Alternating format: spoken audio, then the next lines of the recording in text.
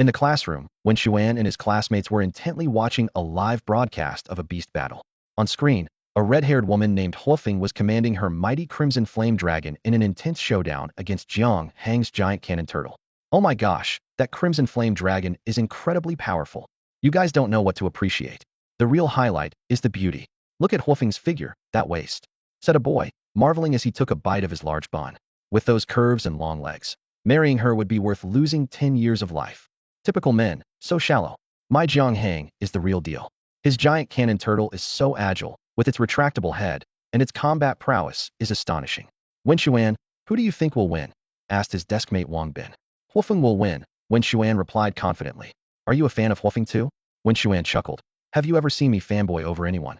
I despise pink, which includes being a fan, Wang Bin said with a mischievous grin, except for one thing. A bespectacled boy in the front row turned around. Wen Xuan, why do you think Huofeng will win?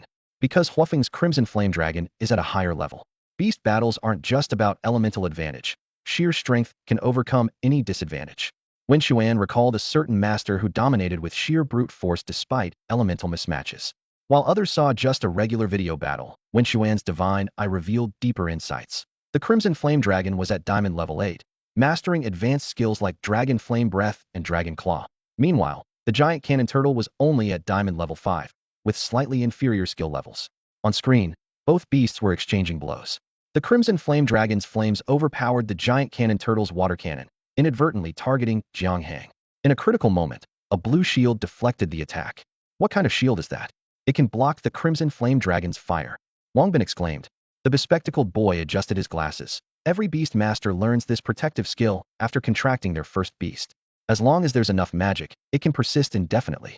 To defeat a beast master, you either destroy their beast or wait for their magic to deplete. The benefits of being a beast master don't stop there. Beasts can also enhance their master's physique. It's said that extraordinary beast masters can live for 1,000 years, even achieving immortality. These words piqued Wen Xuan's interest.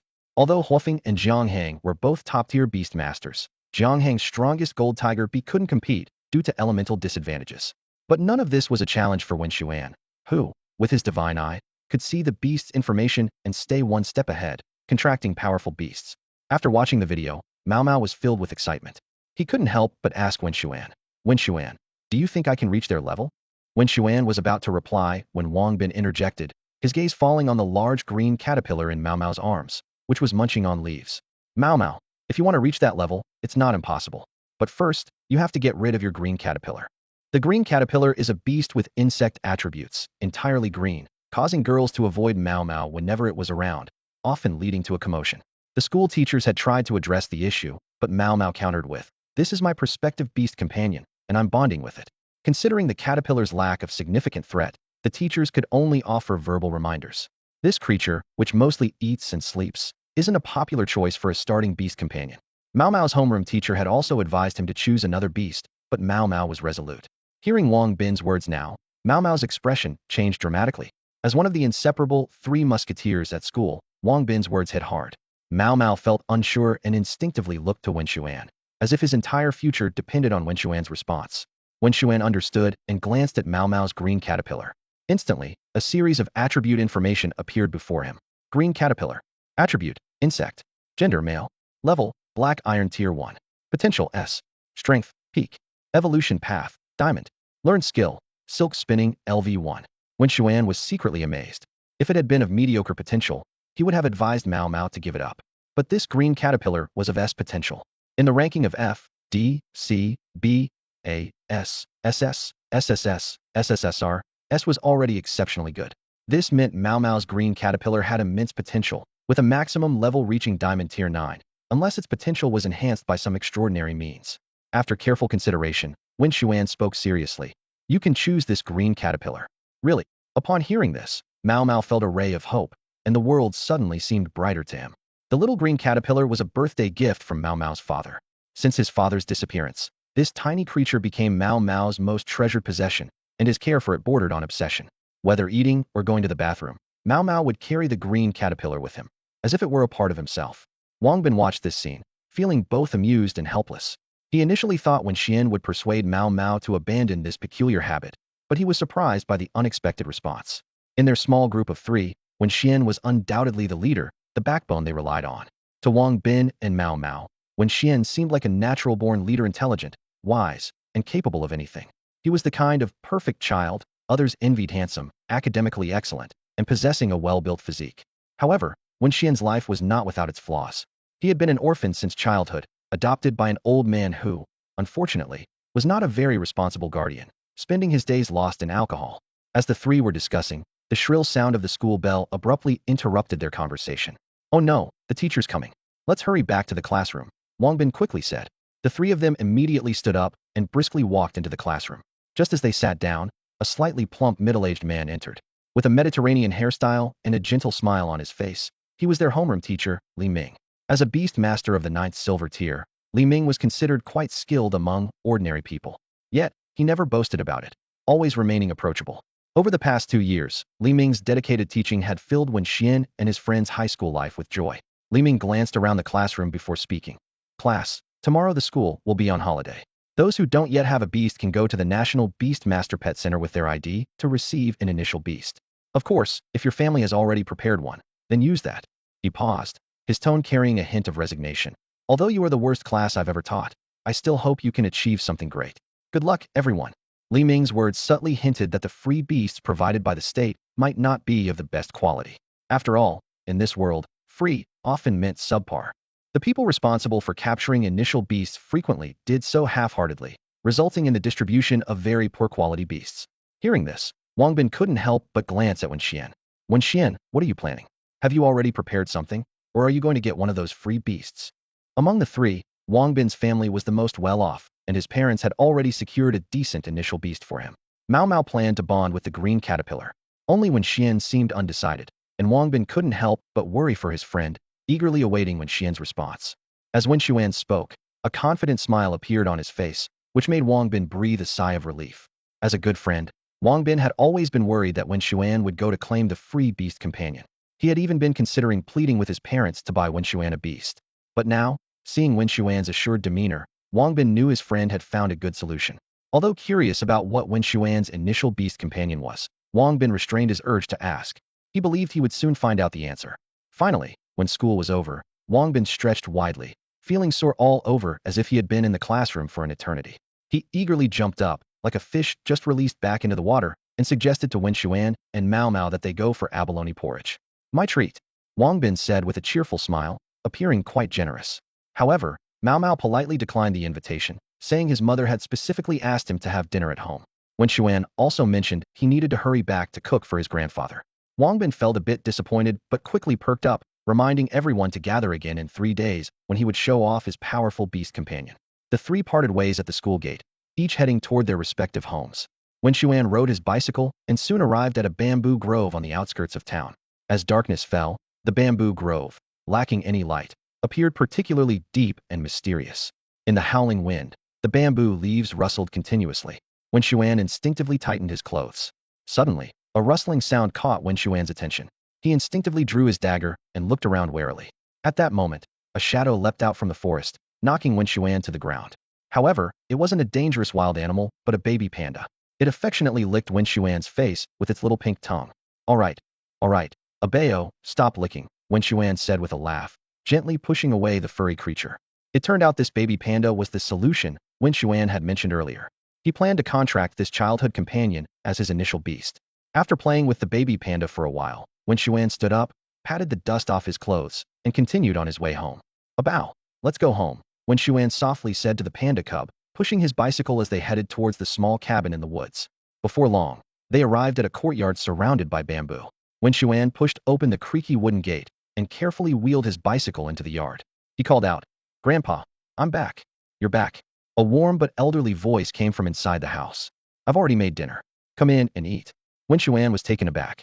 Usually, he was the one who cooked after getting home, but today his grandfather had surprisingly prepared the meal. He parked his bicycle against the wall and quickly entered the house, where he was astonished by what he saw. The dining table was laden with a feast of dishes, from chicken to duck to fish and meat, filling the air with a mouth-watering aroma. It was a stark contrast to their usual simple meals, as if they were celebrating a holiday. "Are you planning to contract a beast?" his grandfather suddenly asked, his eyes sharp and focused on Wen Xuan. "Yes," Wen Xuan nodded, filled with curiosity. "Good, then sit and eat," his grandfather said with a kindly smile. These are prepared for you. After eating, practice the cultivation method I taught you. As for contracting the beast, we'll discuss that tomorrow. Okay, Wen Xuan replied as he sat down to enjoy the rare feast. After the meal, Wen Xuan was about to clear the table when his grandfather stopped him. Let me do it today. You go practice, his grandfather said, already tidying up the table. Wen Xuan stood there, more puzzled than ever. Grandpa, you, he started to say, but the room suddenly felt tense. You rascal, what are you thinking? His grandfather tapped Wen Xuan's head lightly with his smoking pipe. You didn't think I was about to die, and that's why I made such a big meal, did you? I just thought since you're about to contract a beast, you might get tired, so I did this. Now go, seeing as you're so energetic, go wash the dishes.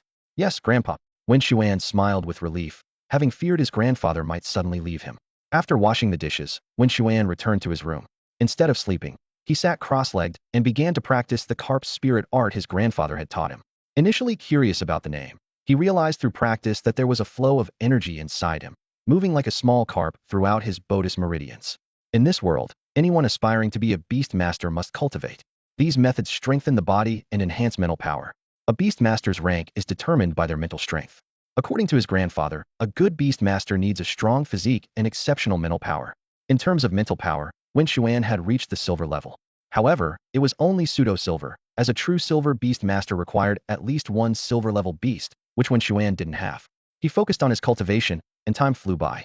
When he opened his eyes, it was already the next morning. A night of practice left him feeling invigorated rather than tired. Finished practicing? His grandfather entered the room and asked. Yes, Wen Xuan replied. Then let's go, it's time to contract a beast, his grandfather said, already turning to leave. Okay, Wen Xuan followed his grandfather out to the courtyard. By this time, the panda cub named A Bao had woken up, and its first task was to find food. A Bao clutched a large bamboo shoot, munching contentedly, its small eyes squinting in pleasure. A Bao, Wen Xuan called softly to the panda cub who was leisurely munching away. The little creature lifted its round head, curiosity sparkling in its large, distinct black and white eyes. It flashed a sweet smile at Wen Xuan before resuming its focus on the bamboo. Patiently, Wen Xuan waited until A Bao contentedly licked its lips, signaling the start of the contract ceremony. He took a deep breath, channeling all his spiritual energy, and swiftly traced his fingers across the ground. Before long, a complex contract formation emerged beneath him, emitting a faint glow. A Bao, come here, Wen Xuan beckoned. The panda cub happily bounded over, its fluffy body looking especially adorable in the sunlight. Nearby, Wen Xuan's grandfather couldn't help but voice a reminder. Are you sure you want to choose it as your first companion beast? Once the contract is sealed, there's no turning back. In the world of beast taming, you can only contract one beast per stage, so choose wisely. Wen Xuan nodded firmly. I'm sure.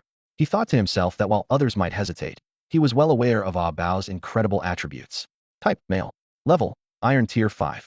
Quality, SSS. Strength, Peak. Evolution Path, King. Skills learned. Wild Bull Fist LV2, Panda Paw Strike LV3, Mount Tai Crush LV2, Roar of Evil LV2. Such attributes were a rare find, and Wen Xuan knew he couldn't let this opportunity slip away. A Bao, be good, we're going to form a contract now. Wen Xuan spoke gently as he activated the formation beneath him. A brilliant light burst forth, enveloping the panda cub. Sensing danger, A Bao instinctively tried to escape, but Wen Xuan quickly caught it in his arms. A Bao, remember when you said you wanted to see the vast wonders of the world with me? If you really do, then don't resist. Understanding Wen Xuan's words, A Bao ceased its struggle. The contract formation turned into a stream of light, shooting directly into A Bao's forehead. When the light faded, Wen Xuan felt the new bond between them, signifying the successful formation of the contract. Great, A Bao.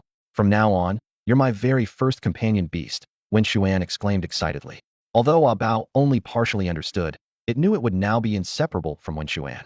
The little cub happily licked Wen Xuan's face, and he affectionately returned the gesture.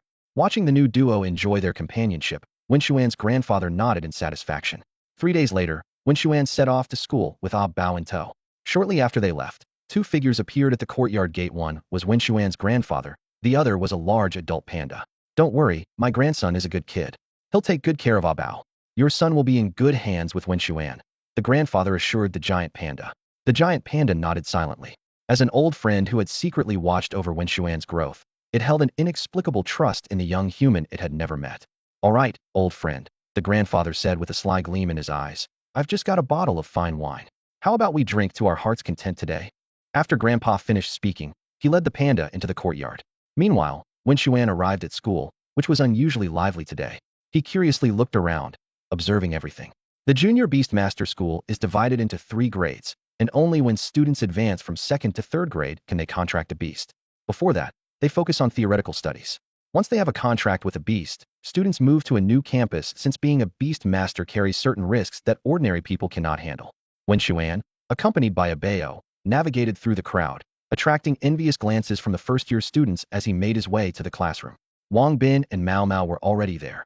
Mao Mao still held on to his green caterpillar, and Wang Bin had a new companion by his side. Wen Xuan, Wen Xuan. Wang Bin excitedly waved his arms and called out. Wen Xuan smiled and walked over, noticing a mischievous monkey sitting next to Wang Bin, its eyes roving over the female classmates, particularly focusing on sensitive areas. Wen Xuan used his divine eye to observe the monkey. Rascal monkey. Attribute, combat. Gender, male. Level, black iron tier 2. Qualification, B. Strength, peak. Evolution path, gold. Skills, monkey steals the peach LV2, monkey fist LV1, jump LV1. No wonder this guy's gaze is so lecherous, Wen Xuan thought. It's a genuine rascal. As Wen Xuan was sizing up the rascal monkey, Wang Bin spoke up. Wen Xuan, is this your beast? He had noticed Wen Xuan's panda baby. Yes, Wen Xuan nodded. That's too cute. Wang Bin, the burly fellow, was completely captivated by the panda baby. Just as he was about to reach out to hold a Bao, a girl beat him to it. Wow, so cute. The girl pressed her face against a Bao. A Bao, being held by a stranger, was about to react, but Wen Xuan gave it a look, and it immediately calmed down. Panda baby, so adorable. Here, have this to eat. The girl offered a small ball to a Bao. It's a spirit energy ball. Wang Bin exclaimed. Seeing the spirit energy ball, a Bao eagerly gobbled it up like a child with candy. Wang Bin's mouth twitched. Is this what being rich looks like? Just handing over a spirit energy ball worth $1,000. This scene caught the attention of the entire class. Wow, it's a panda baby. So cute. Someone actually contracted a panda baby. I wish I had one. Oh my gosh, it's so adorable. I just want to pet it. A group of girls rushed toward a Bao, almost in a frenzy. Don't do that. You'll scare the panda baby, someone shouted. Just then, a red magic circle appeared on the ground, and a massive figure emerged from it. Roar. A deafening roar echoed throughout the classroom, causing everyone to retreat in shock. Wen Xuan focused his gaze and saw a massive crimson flame tiger appear before them. The tigress exuded an intense heat, with fiery red fur that seemed to flicker like flames. Wen Xuan quickly assessed its attributes. Fire type, female, gold tier level 3, with strength reaching the peak of a level, and possessing a platinum evolution path. The skills mastered by the crimson flame tiger were terrifying. Tiger Roar LV4, Fireball LV5, Flame Jet LV5, Tail Whip LV3, and Lethal Bite LV4.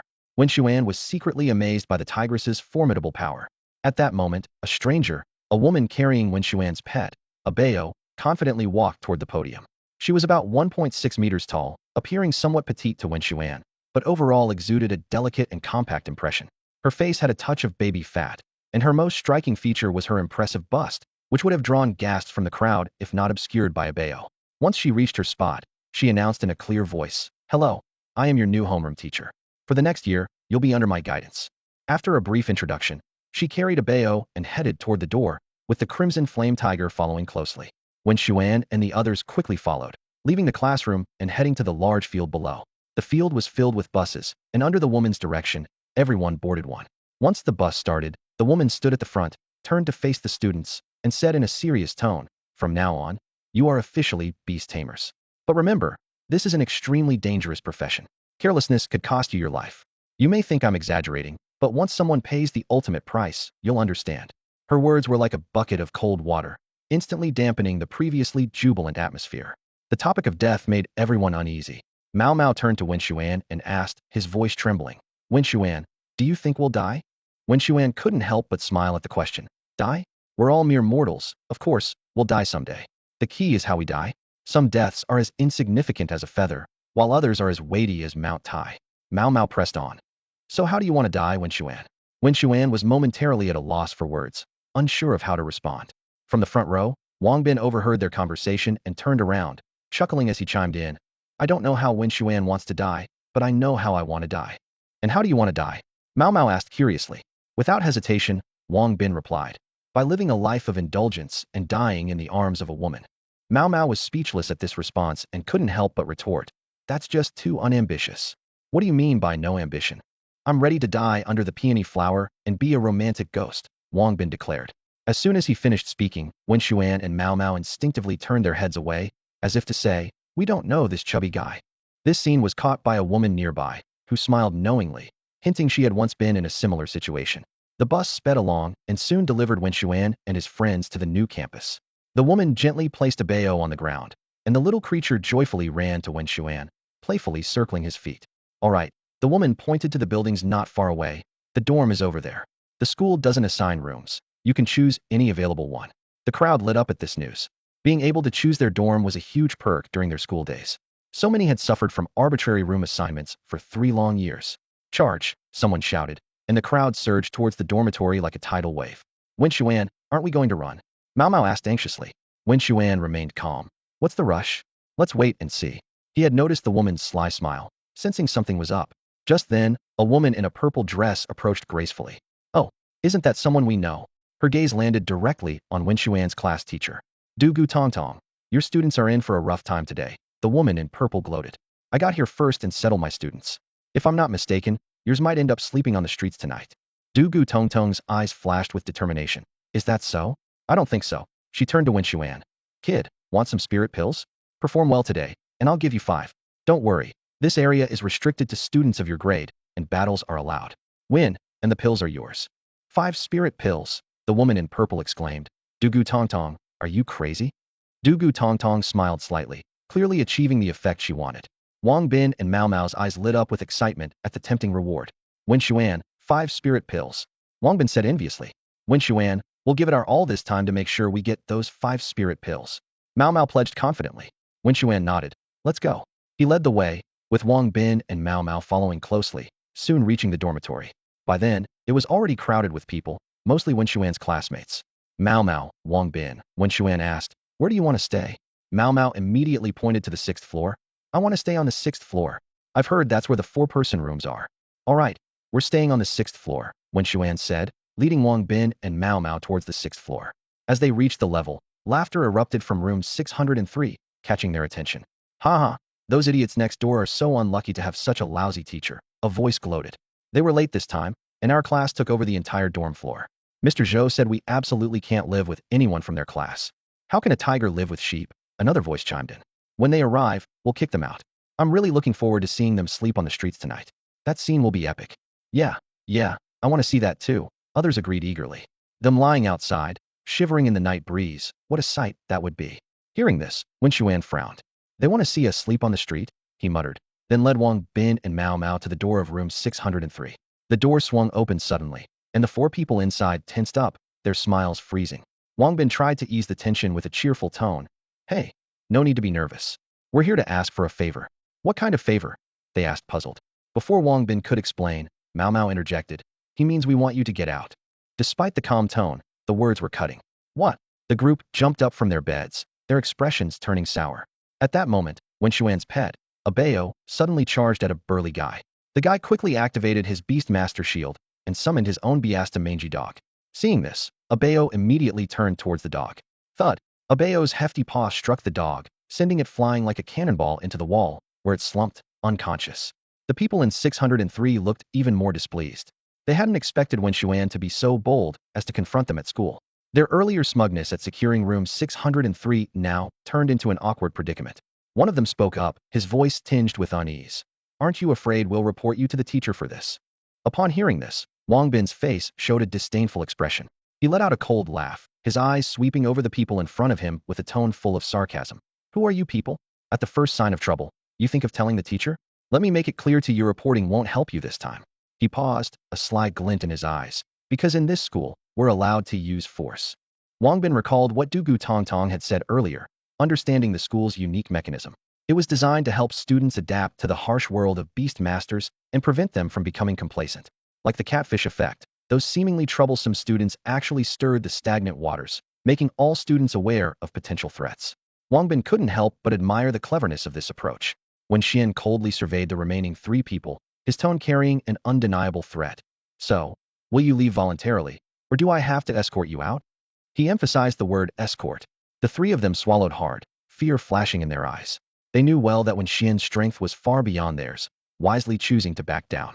The guy when Xian had defeated was already unconscious, lying motionless on the ground. Wen Xuan turned to Wang Bin, pointing at the unconscious person. What should we do with this guy? Wang Bin shrugged. What else? Throw him into the corridor with Mao Mao. And toss their belongings out too. Got it. Wang Bin and Mao Mao quickly got to work, throwing the uninvited guests' belongings out of the dormitory. Meanwhile, Dugu Tong Tong and Zhou Zimei were standing downstairs. Zhou Zimei looked extremely displeased because the 4 students who were driven out were from her class. She muttered curses under her breath. Useless. Absolutely useless. 4 against 3, and they still lost. They should just go home and sell sweet potatoes instead of being beast masters. Hearing this, Dugu Tong Tong feigned sympathy. Oh, Zimei, don't be so upset. It's just that my students chased them away. Actually, you can't blame them. Blame their teacher. As the saying goes, strict teachers produce outstanding students. If the students aren't good, the teacher bears a big responsibility. I wonder which teacher taught them. If I were their teacher, I want to find a hole to crawl into. Zhou Zimei's face turned from bad to worse. She felt her anger boiling over, shocked by how quickly she was humiliated. As the original class teacher of these students, Zhou Zimei felt even more embarrassed than the newly arrived Du Gu Tong Tong. Since Du Gu Tong Tong's arrival, her youth and beauty quickly attracted the attention of the male teachers. Those male teachers looked for opportunities to get close to Du Gu Tong Tong, leaving Zhou Zimei, who was once highly favored, suddenly cold-shouldered. Consequently, Zhou Zimei harbored resentment towards Du Gu Tong Tong, often mocking her, which led to their animosity. Seeing Zhou Zimei's discomfiture, Du Gu Tong Tong's lips curled into a barely noticeable cold smile. She decided to continue provoking her. Oh dear, Zimei, why the long face? Could it be that those students who got beaten were really yours? I'm so sorry, my students are too unruly. Students should help each other, not fight. Don't worry, I'll teach them a lesson later, so they'll be more careful next time. In this context, next time often meant there wouldn't be a next time at all. Zhou Zimei glared at Du Gu Tong Tong and eventually left in defeat. She didn't want to stay any longer, fearing she'd be driven mad by Du Gu Tong Tong. More importantly, she knew she wasn't as capable as Du Gu Tong Tong. Watching Zhou Zimei's embarrassed retreat, Du Gu Tong Tong proudly raised her head, thinking to herself, "Humph, you're no match for me." Wen Xuan and his group's exploits quickly spread throughout the entire grade. Some bold students felt an urge to imitate them, ready to seize a room for themselves as a dormitory. The atmosphere in the school suddenly became tense, as if a storm was about to break. Before long, the entire dormitory building was filled with the sounds of ongoing battles. Wen Xuan, Wang Bin, and Mao Mao settled their luggage and sat on their beds, listening to the commotion outside. Wang Bin asked worriedly, Wen Xuan, do you think they'll end up tearing down the whole building with all this chaos? Before Wen Xuan could reply, Mao Mao adjusted his glasses, a sharp glint flashing across the lenses. Confidently, he explained, no way. I did some research beforehand. This building is made with special bricks that can withstand attacks from gold-level beasts. With our strength, tearing down the building is just a fantasy. The rumbling continued for over half an hour before gradually subsiding. During that time, a few clueless individuals tried to take over Wen Xuan and his friend's dorm room, but were repelled by Wen Xuan. As the 3 of them lay on their beds relaxing, a small, timid figure appeared at the door. They all looked over simultaneously, astonished by what they saw. It was a boy with skin dark as a yam, wearing patched-up burlap clothes and carrying a red snakeskin bag over his right shoulder, looking every bit like a migrant worker. The 3 exchanged glances, wondering how this guy got in. Hi, I'm Zhu Ming, the boy stammered. But you can also call me Zhu Ming or Xiao Ming like the others. Can I stay here? Zhu Ming was covered in bruises, clearly having just been through a tough fight. Mao Mao, unable to bear it, instinctively looked at Wen Xuan. Wen Xuan was the one in charge in the dorm.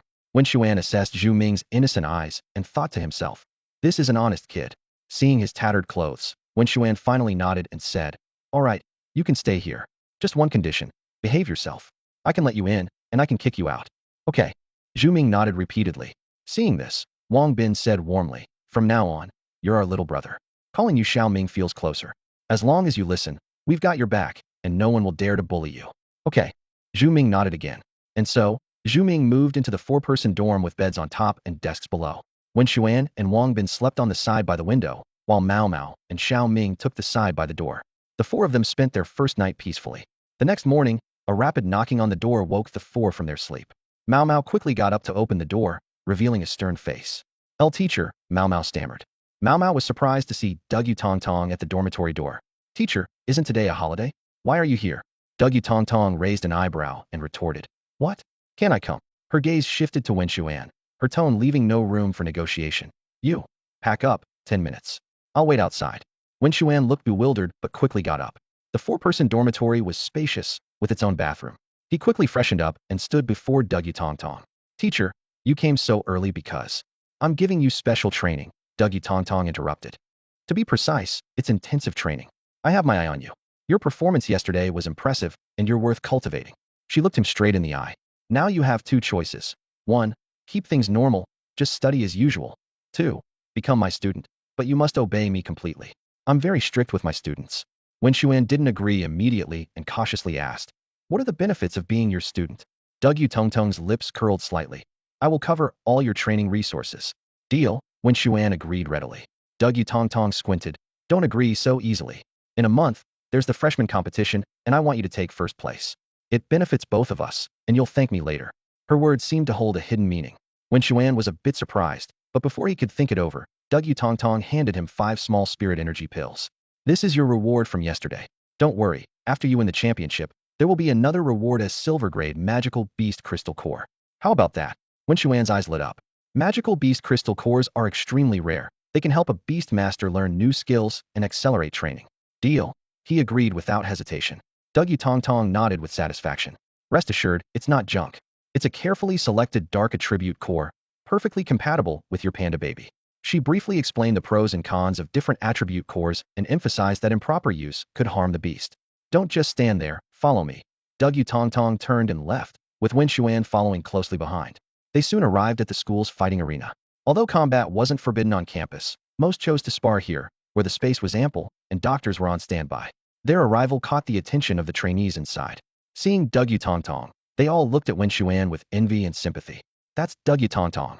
She's picked another newcomer to train. So jealous. Why isn't it me? I'm not bad either. Why doesn't she choose me? Someone sighed. Her students grow rapidly, becoming outstanding graduates. A cocky trainee began daydreaming. If someone trained me, I'd definitely graduate as the top student. Maybe even become this year's college entrance exam champion. The classmates nearby couldn't take it anymore and jokingly discussed waking the daydreamer up with a splash of urine. Guys, that guy's daydreaming again. What should we do? I feel like using urine to wake him up. Don't. You have diabetes. Giving him a taste of sweetness wouldn't be good. Let me do it. My urine's yellow.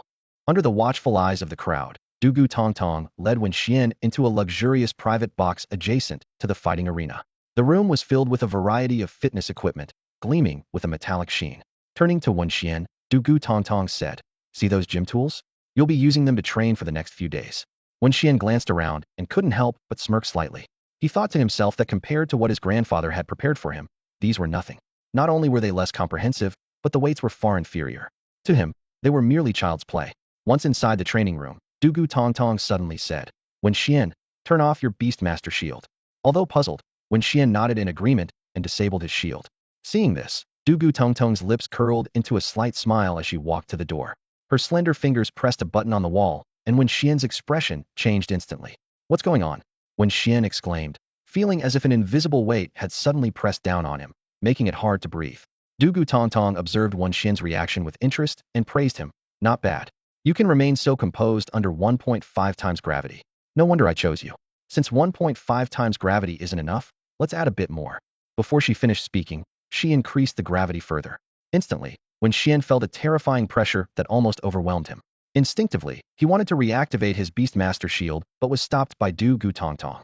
Don't turn on the shield, she said sternly. Resist this pressure with your body and will. Only by enduring hardship can one become the best. You want to get stronger, don't you? Hearing this, determination flashed in Wen Xuan's eyes. He was willing to do whatever it took to become stronger. Clenching his teeth, he abandoned the shield, facing the pressure with his body alone. After a tough struggle, he eventually collapsed to the ground. At that moment, Wen Xuan was drenched in sweat, with large beads of perspiration rolling down his forehead. His breathing became rapid, his chest heaving violently. To counter the pressure, Wen Xuan began to use the Carp Divine skill. As the technique flowed through him, he felt the pressure lessen significantly. He sprang to his feet, then sat cross-legged, entering a meditative state. Watching Wen Xuan meditating on the ground, Dougie Tong Tong showed a hint of surprise. This kid has something unusual, and it seems he already knows a technique, she thought to herself. She had originally planned to teach Wen Xuan a lower-grade lunar technique, but it seemed unnecessary now. In this world of Beastmasters, techniques are divided into 5 grades: Heaven, Earth, Sun, Moon, and Human, each further subdivided into upper, middle, and lower levels. Heaven-grade techniques are the best, while human-grade are the worst. For ordinary families, there are only 2 paths to obtain high-quality techniques. Either attach themselves to a powerful family and become their lackeys or join the national army and earn military merits to exchange for them. However, no matter which path is chosen, there's a common restriction: the learned techniques can only be used by oneself and cannot be passed on to others. After Du Gu Tongtong taught Wen Xuan the cultivation technique, she couldn't help but recall past events. Someone had once faced a catastrophe for privately teaching such techniques, but she quickly shook off the thought. Everyone has their own secrets, and she needn't worry too much. Turning to Wen Xuan, she advised, "Kid, focus on your training here. The restroom is over there if you need it. I'm leaving now, and we'll check on you in an hour. I'll bring you something tasty then." Du Gu Tongtong glanced at her watch, which showed it was 4 p.m. She calculated in her mind and decided to pick Wen Xuan up at 5 p.m. With that, she took Wen Xian's pet bow and left the room. As soon as Du Gu Tongtong left, other trainees swarmed to the door, peeking through the gap to observe inside. Seeing Wen Xuan sitting cross-legged on the floor, they began to chatter. "How long do you think he can last?" "I bet 20 minutes. That's too long. I think 10 minutes would be impressive." "10 minutes? I doubt he'll last 3. 3 minutes? That's too quick. He looks pretty strong." Suddenly, someone noticed the clock on the wall. "Oh my gosh, double gravity!" they exclaimed, with some rubbing their eyes in disbelief. "Wow, is this guy even human? That's insane. Isn't this gravity room meant for beast training? How can he just sit there so calmly? Impossible. Do you think Du Gu Tongtong would fake it? No wonder her students progress so quickly." They shivered at the thought and agreed not to envy Wen Xuan anymore. "We're just regular people. We can't compare to a freak like that." They watched Wen Xuan inside the gravity room, feeling both envious and disheartened. At the same age, the gap was stark. Was this the difference between a genius and an ordinary person? Time ticked by, and soon it was 5 p.m. Du Gu Tongtong used her access card to open the door and saw Wen Xuan still sitting cross-legged. She immediately switched off the gravity device. As the gravity lifted, Wen Xuan relaxed his body, stopped training, and gasped for air. Du Gu Tongtong, pleased, said, "You brat, you didn't disappoint me." Wen Xuan managed to endure for so long because his current Beastmaster level had reached Bronze Rank 1, which encompassed not just his mental strength, but also his physical power. Wen Xuan's physical strength had reached a level comparable to a first-tier bronze magical beast, all thanks to the Carp Divine technique taught by his grandfather. Unlike common beast controlling techniques, this method not only enhanced mental power, but also fortified the body. Watching Wen Xuan's performance, Du Gu Tongtong nodded approvingly. "This is for you, go ahead and eat," Du Gu Tongtong said, handing a takeout bag to Wen Xuan. After an intense gravity chamber training session, Wen Xuan was famished. He eagerly opened the bag and devoured the food without any concern for etiquette. "Slow down, don't eat like you're starving," Du Gu Tongtong cautioned. After a few bites, Wen Xuan's hunger subsided, and he noticed something unusual about the food. Once he finished, he felt a warm sensation throughout his body, as if he had been revitalized. Seeing this, Du Gu Tongtong's lips curled into a slight smile as she thought to herself, "Did you finally notice, you rascal?"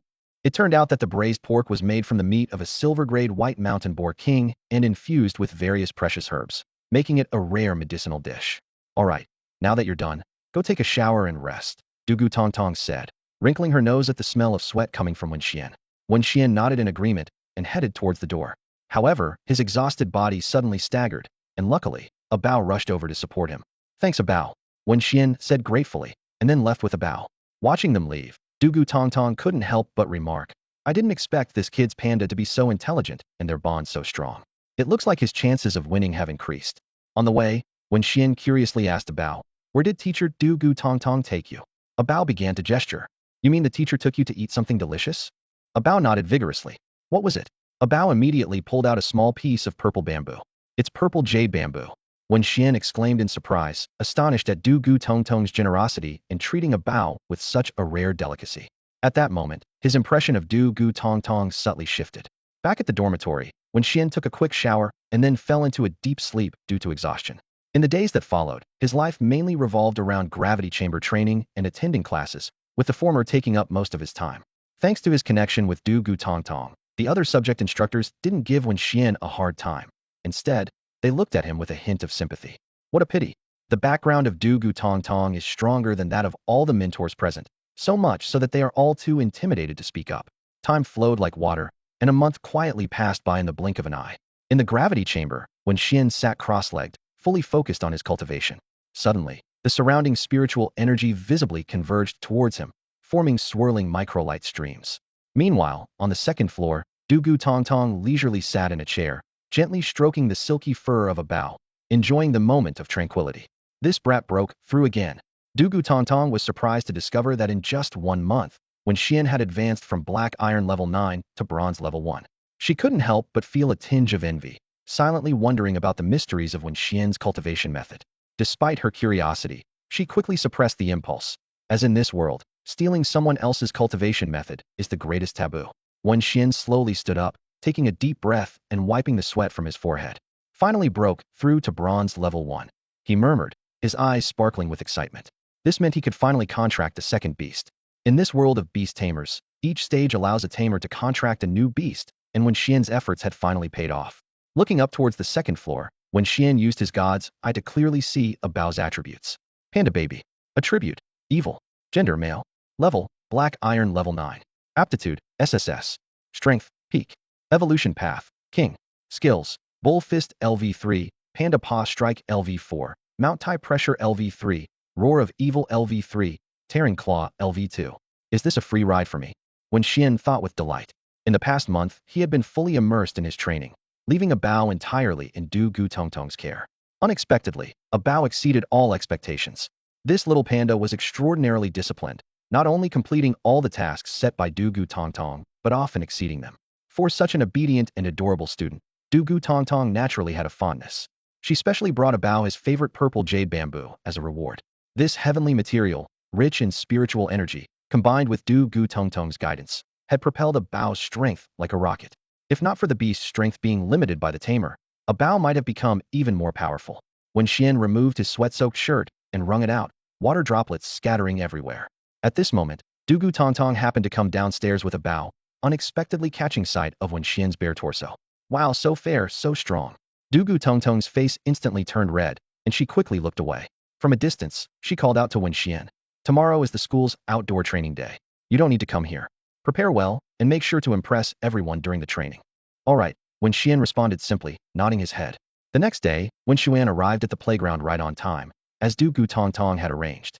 The sight before him was slightly surprising. The playground was packed with people, and the crowd was buzzing with a mix of nervousness and excitement. Wen Xuan carefully searched for his class's spot, and finally located it amidst the noisy throng. Just as he stepped into the area designated for his class, a familiar voice pierced through the commotion. Wen Xuan, over here, over here. Looking up, Wen Xuan saw Wang Bin's excited face. He was enthusiastically waving his right hand, as if he were about to fling his entire arm. Wen Xuan couldn't help but smile and made his way towards Wang Bin. Despite being in the same dorm as Wang Bin and the others, Wen Xuan had hardly returned there these days. He spent most of his time training diligently in the gravity room, which not only had shower facilities, but also regular food deliveries from Du Gu Tongtong.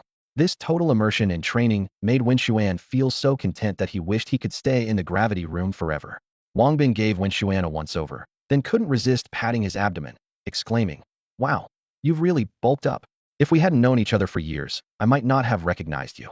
Wen Xuan, wearing his school uniform and standing tall at over 6 feet with a handsome face, was especially noticeable in the crowd. He hadn't been there long before he felt the weight of countless gazes. Following those eyes, Wen Xuan noticed a few girls sneaking glances at him. When their eyes met, the girls blushed and quickly turned away. "Hey, who's that good-looking guy?" one girl whispered. "Him? You don't know? That's Wen Xuan," another girl replied. Wen Xuan. The name was unfamiliar to the classmates, as Wen Xuan had rarely appeared or interacted with them, making him a typical outsider. Who would have thought he'd be so handsome? Yeah, you can't judge a book by its cover. Just as the chatter continued, someone called out, "Quiet, the teacher's here." Du Gu Tongtong strode confidently to the front of Wen Xuan's class. She cleared her throat and began, "I don't have any special demands. I just hope you all come back alive. Remember, this special training has a death quota. From the moment you chose to become beast tamers, you should have been prepared for this. We emphasize this every day. Being a beast tamer is a career entwined with death. This isn't child's play. If you're afraid of dying and want to quit, you can do so now." Her sharp gaze swept across the group as she continued. "If anyone wants to give up, speak up now. There's no shame in it. After all, staying alive is the most important thing." A heavy silence fell over the scene. In a world like this, having the opportunity to become a beast tamer was rare, and not giving it your all would be a waste of one's talents. Satisfied, Du Gu Tongtong nodded solemnly and said, "In this assessment, you can only rely on yourselves. Don't expect anyone to help you. That's enough talk. Class monitor, lead the way." The class monitor was a girl with glasses and a few freckles. Though plain-looking, she exuded a sense of reliability. Under her guidance, the entire class filed onto a bus that had been waiting for them. With the roar of the engine, the bus slowly started, carrying this group of young people, filled with dreams and apprehension, towards the unknown outskirts. Each of them was filled with anticipation and nervousness, unsure of what challenges and opportunities awaited them. The bus left the bustling city behind and, after a journey, finally stopped on a vast grassland. The door opened, and the accompanying teacher's voice came. "All right, we're here. I hope you all do well." Wen Xuan and the others filed out, stepping onto the soft grass. The bus drove away, leaving the group of young people standing alone on the expansive grassland. The surroundings were lush green, and the distant horizon merged with the grassland, a magnificent sight that left the city-bound students momentarily at a loss. Wen Xuan ignored the others' confusion, his sharp eyes quickly scanning the area and soon locking onto a direction. Without a word, he started walking that way. Wang Bin and Mao Mao exchanged a glance and followed closely. Zhu Ming was still standing there, dazed. Wang Bin turned back and couldn't help but shout, "Zhu Ming, what are you standing there for? Hurry up and catch up." Oh, right. Zhu Ming snapped out of it and jogged to catch up with Wen Xuan and the others. Seeing this, the other students hesitated for a moment before deciding to follow Wen Xuan as well. Soon, a large crowd of students formed a long line behind Wen Xuan and his friends. Wang Bin noticed the commotion behind them and couldn't help but ask, "Wen Xuan, shouldn't we do something about them?" Wen Xuan looked back, seeing the entire class following. He calmly said, "No need to worry about them. Let's just focus on what we're doing." Along the way, Wang Bin couldn't help but complain. "This week-long survival training doesn't even allow us to bring food. I tried to sneak some, but the experienced teacher found it, and I had to hand it over." Wen Xuan said nothing, continuing to lead the group. Before long, they arrived at a water source. Wen Xuan stopped and announced, "We'll set up camp here for the night. We can go without food, but not without water. So the first priority in survival is to find a water source." Hearing there was water, the following students became excited. Many were already parched and rushed eagerly towards the stream. They knelt down and began to drink the water greedily. Wang Bin licked his lips and said to Wen Xuan, "Let's go drink some water too." Wen Xuan shook his head. "No rush. If we're going to drink, we should boil the water first." "Boil the water?" Wang Bin looked puzzled. Wen Xuan explained patiently, "Don't you know drinking untreated water can upset your stomach?" As he spoke, cries of pain suddenly came from the stream. "Oh, my stomach hurts." A student clutched their stomach, rolling on the ground. Soon, a few more joined in the agony. Wang Bin, surprised, asked, "Wen Xuan, what's going on? Is there something wrong with the water?" Wen Xuan explained, "The water is fine, it's just full of bacteria. These guys have been pampered all their lives and can't handle untreated water. That's why I said to boil it." Wang Bin frowned. "I know about boiling water, but we're on a grassland. The grass here is so green, trying to light it is like trying to climb to the sky." Listening to Wang Bin, Wen Xuan smiled slightly. "It might be as hard as climbing to the sky, but we have him." "Him?" Wang Bin and Mao Mao looked at Zhu Ming. "What use is Xiao Ming? He can't breathe fire," Wang Bin said, confused. Wen Xuan replied, "Xiao Ming can't breathe fire, but his beast can." Wang Bin suddenly realized, "Oh right, how could I forget about that?" Ignoring Wang Bin, Wen Xuan turned to Zhu Ming. "Xiao Ming, can you summon your beast?" "Sure," Xiao Ming nodded. Xiao Ming performed a hand seal, and a magic circle appeared on the ground. Soon, a beast emerged before Thema fiery red pig with flames burning on its back, the Fire Rock Pig. Wen Xuan briefly introduced it. Fire Rock Pig. Attributes are fire and rock. Male. Rank is Black Iron level 6. Aptitude is B level. Peak strength. Evolution path is Fire Rock Pig King. It knows the skills Charge LV4, Small Fireball LV3, and Furious Bite LV3. "Alright, Xiao Ming, have your Fire Rock Pig lie down," Wen Xuan instructed. "Okay." Xiao Ming nodded, then commanded the Fire Rock Pig to lie down. The pig obediently crouched on the ground, with the flames on its back still burning brightly. Looking at the Fire Rock Pig lying on the ground, Wang Bin was still a bit confused. Seeing this, Wen Xian impatiently kicked Wang Bin's backside and sternly said, "What are you standing there for? Hurry up and boil some water." Wang Bin snapped out of it, quickly responding, "Yes, yes, yes." He swiftly pulled a pot out of his large backpack and ran to the river to fill it with water. Fortunately, Wang Bin was well prepared and had brought plenty of survival essentials. Wen Xian led everyone in setting up the pot. With the help of the Fire Rock Pig, they soon had the water boiling. The students eagerly drank the steaming hot water, as if they had found the source of life. Finally coming back to life," Wang Bin said, gulping down several mouthfuls with a look of relief on his face. Seeing Wen Xian's groups approach, other students began to imitate them. They teamed up with classmates who had fire attribute beasts and used various tools to boil water. Little did they know, their every move was being watched by the teachers. "That young man is performing quite well," one teacher remarked admiringly. "Indeed, he's not only handsome but also quick-witted," another teacher agreed. The vice principal turned to Du Gu Tong Tong and smiled, saying, "Tong Tong, your class has a promising student this time." Dugu Tong Tong sat nearby, legs crossed and arms folded. Hearing the vice principal's praise, she raised her head slightly, showing a proud expression. After finishing the water, the sky gradually darkened.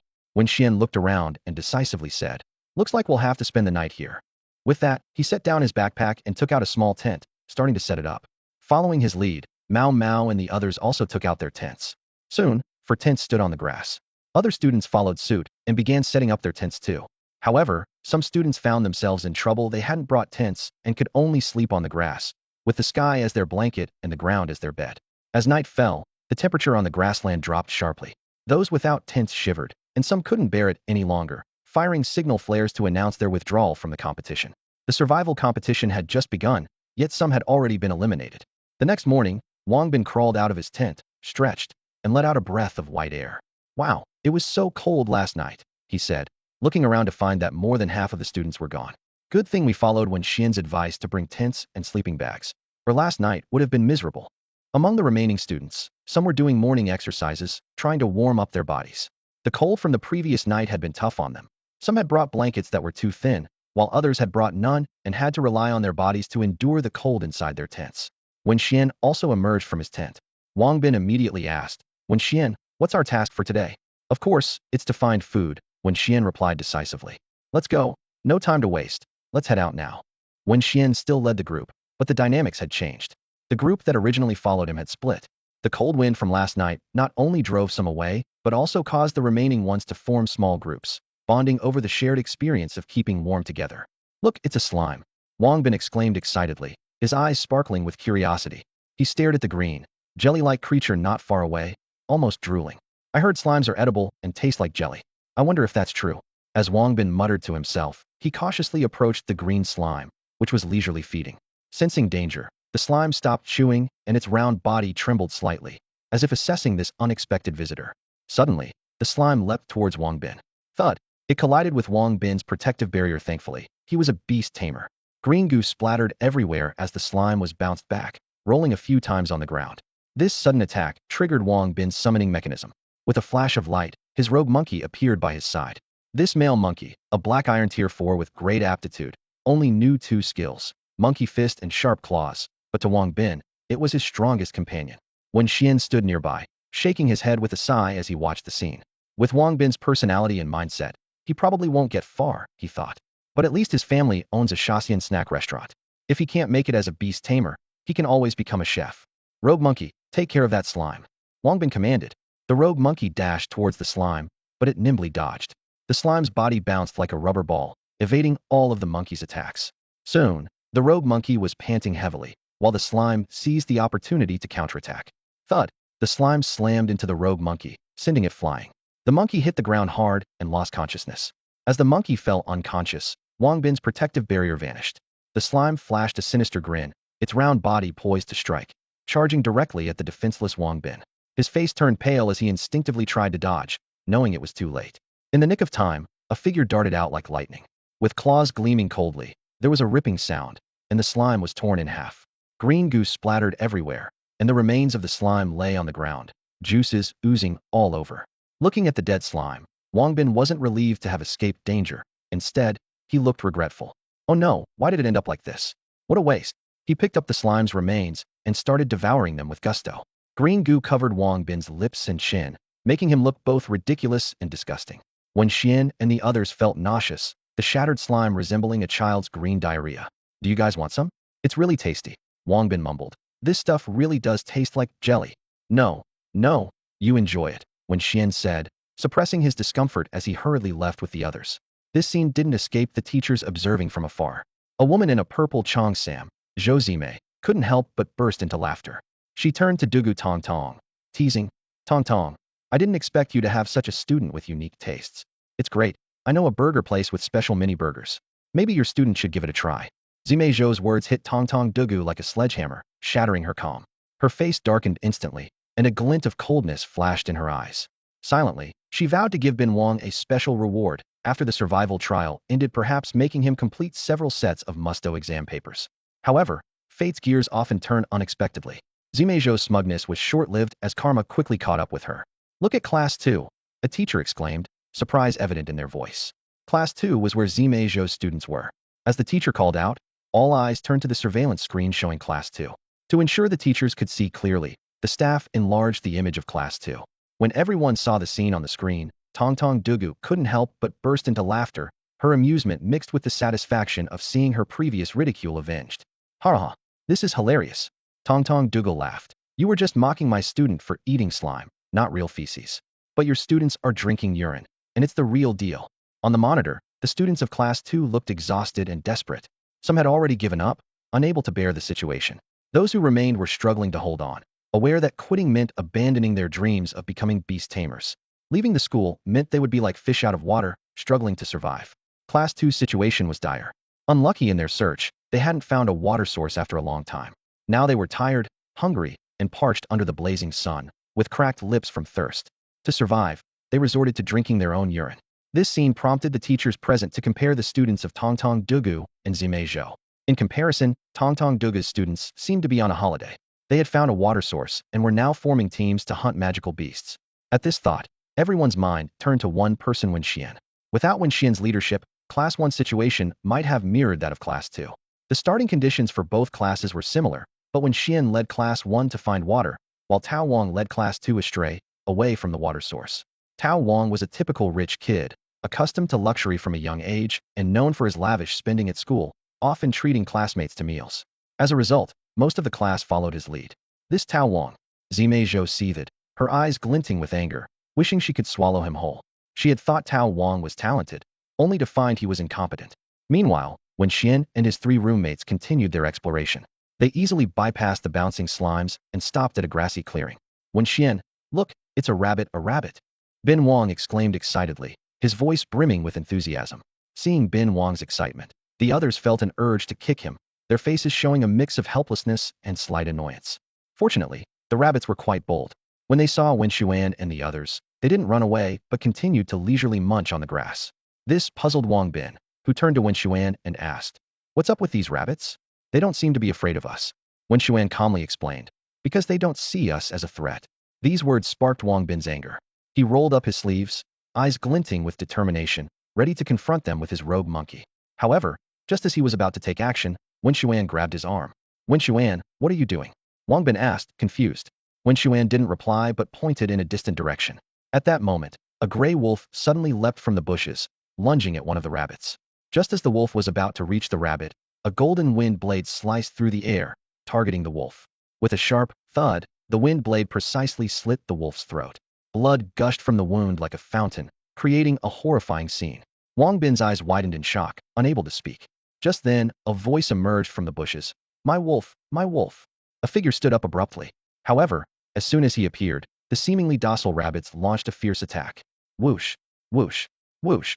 A series of wind blades whizzed past, instantly cutting the person into pieces. The gruesome sight made Wang Bin and Mao Mao's stomachs turn, and they involuntarily vomited. It took them a while to recover. With lingering fear, Wang Bin said to Wen Xuan, "Wen Xuan, thank you. If it weren't for you, it could have been me who died." Wen Xuan, with a serious expression, said gravely, "Being a beast tamer can be deadly. If you're afraid of dying, don't become one.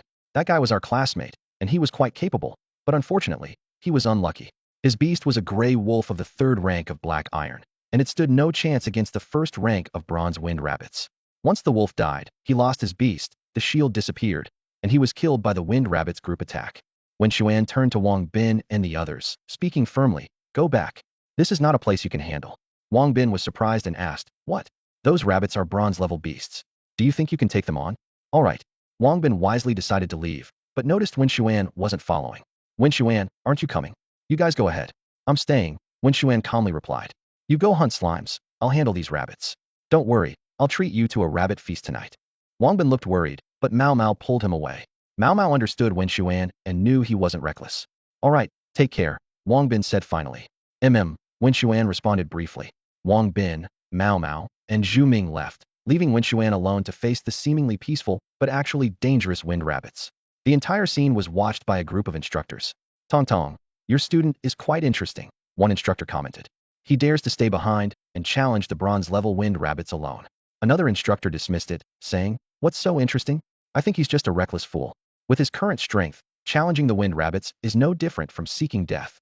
Tong Tong paused for a moment and then asked meaningfully, "Really? What if he succeeds? If he succeeds in the challenge, I'll perform a live stream eating. Well, you know, said Dugu Tong Tong, with a mischievous grin. Zhou Zime immediately frowned and objected. No way. That's just a trick to get attention.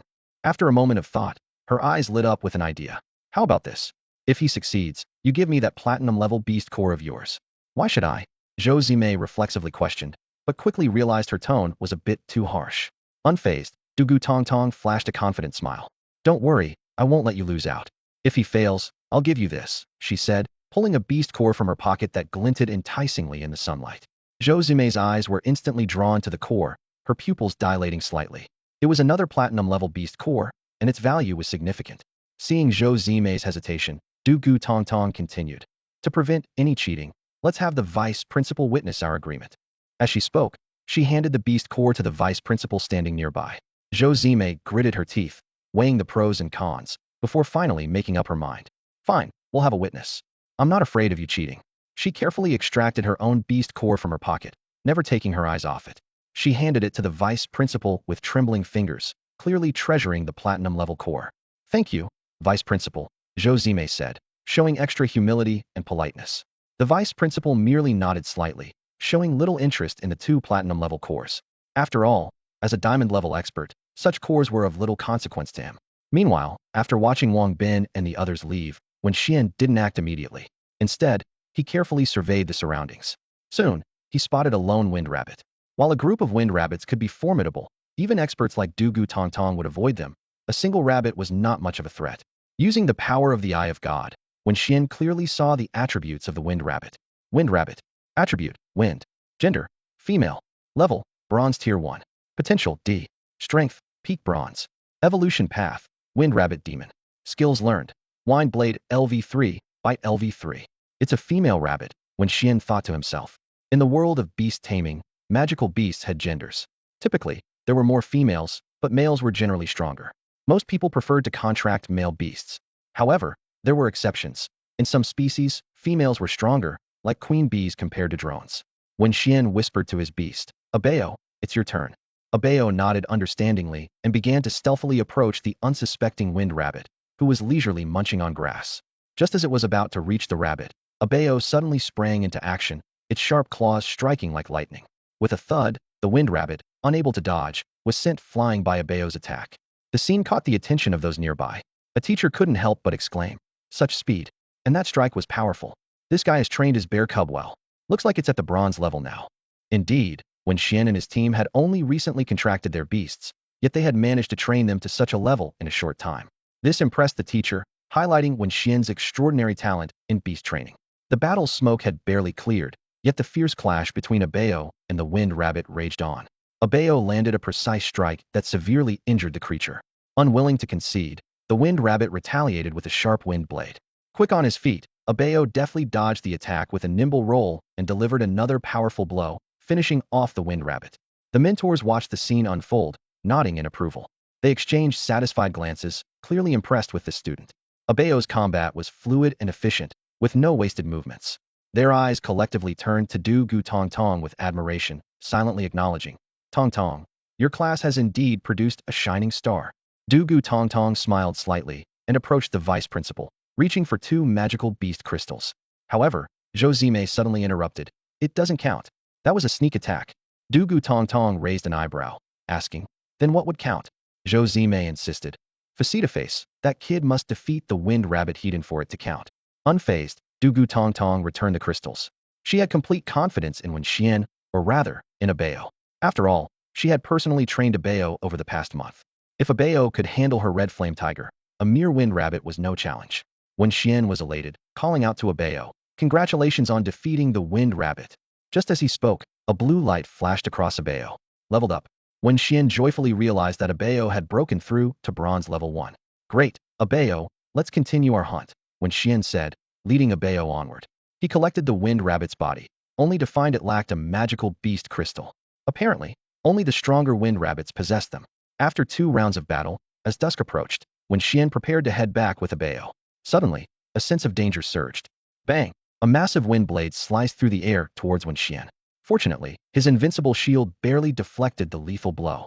Looking in the direction of the attack, Wen Xuan gasped. A massive wind rabbit stood before him. Its attributes immediately surfaced in Wen Xian's mind. Wind Rabbit attributes. Element, wind. Gender, male. Level, bronze level 3. Qualification, D. Strength, peak bronze. Evolution route, Wind Rabbit Demon. Skills learned. Wind Blade LV4, Bite LV4, Jump LV4, Mighty Kick LV3. Run now. Wen Xian's instinct screamed. He turned to flee, but how could he outrun the Wind Rabbit? With a single leap, it blocked his path, its crimson eyes fixated on Wen Xian, sniffing the air intensely. It had clearly detected the scent of its kin lingering on Wen Xian. It looks like there's no other choice but to fight. Wen Xuan, determined to face the relentless Feng Tu, took a deep breath and looked at Abeo with a resolute gaze. He whispered, Abeo, it's up to you. At his words, Abeo's eyes flashed with intensity. It leaped forward, landing steadily in front of Wen Xuan, its limbs slightly bent and ready to strike. Facing an opponent clearly stronger than itself, Abeo was particularly cautious, every hair on its body tense. Outside the arena, all the teachers held their breath, their eyes glued to Abeo, not wanting to miss a single detail. After all, this was Wen Xuan's first time facing an opponent hidden instead of his usual ambush tactics. In the past, Wen Xuan always had Abeo sneak up silently and launch a sudden attack to incapacitate the opponent immediately. But now, the situation was different. This Feng Tu not only provoked them, but was also fully prepared for battle. Abeo began to move, darting across the field in a shaped pattern with agility. Feng Tu, seeing this, immediately launched its wind blade attack. However, Abeo was even quicker, dodging each wind blade with nimble movements. Finally, Abeo found an opportunity to get close. Its seemingly cumbersome bare paw struck towards Feng Tu like lightning. Feng Tu reacted swiftly, leaping away to avoid the deadly blow. With a loud boom, Abeo's attack hit the ground, creating a deep crater. The battle raged on. Feng Tu continued to fire wind blades, while Abeo skillfully dodged each one with astonishing agility. It demonstrated what it meant to be a nimble heavyweight, its graceful movements leaving all spectators in awe. It seems this bear cub has quite the potential, and that kid's training methods are impressive. One teacher couldn't help but commend. He turned to the principal and suggested, Principal, perhaps we should send someone to save that kid? Wen Xuan is talented. It would be a shame if he were to die. The principal waved his hand, remaining calm.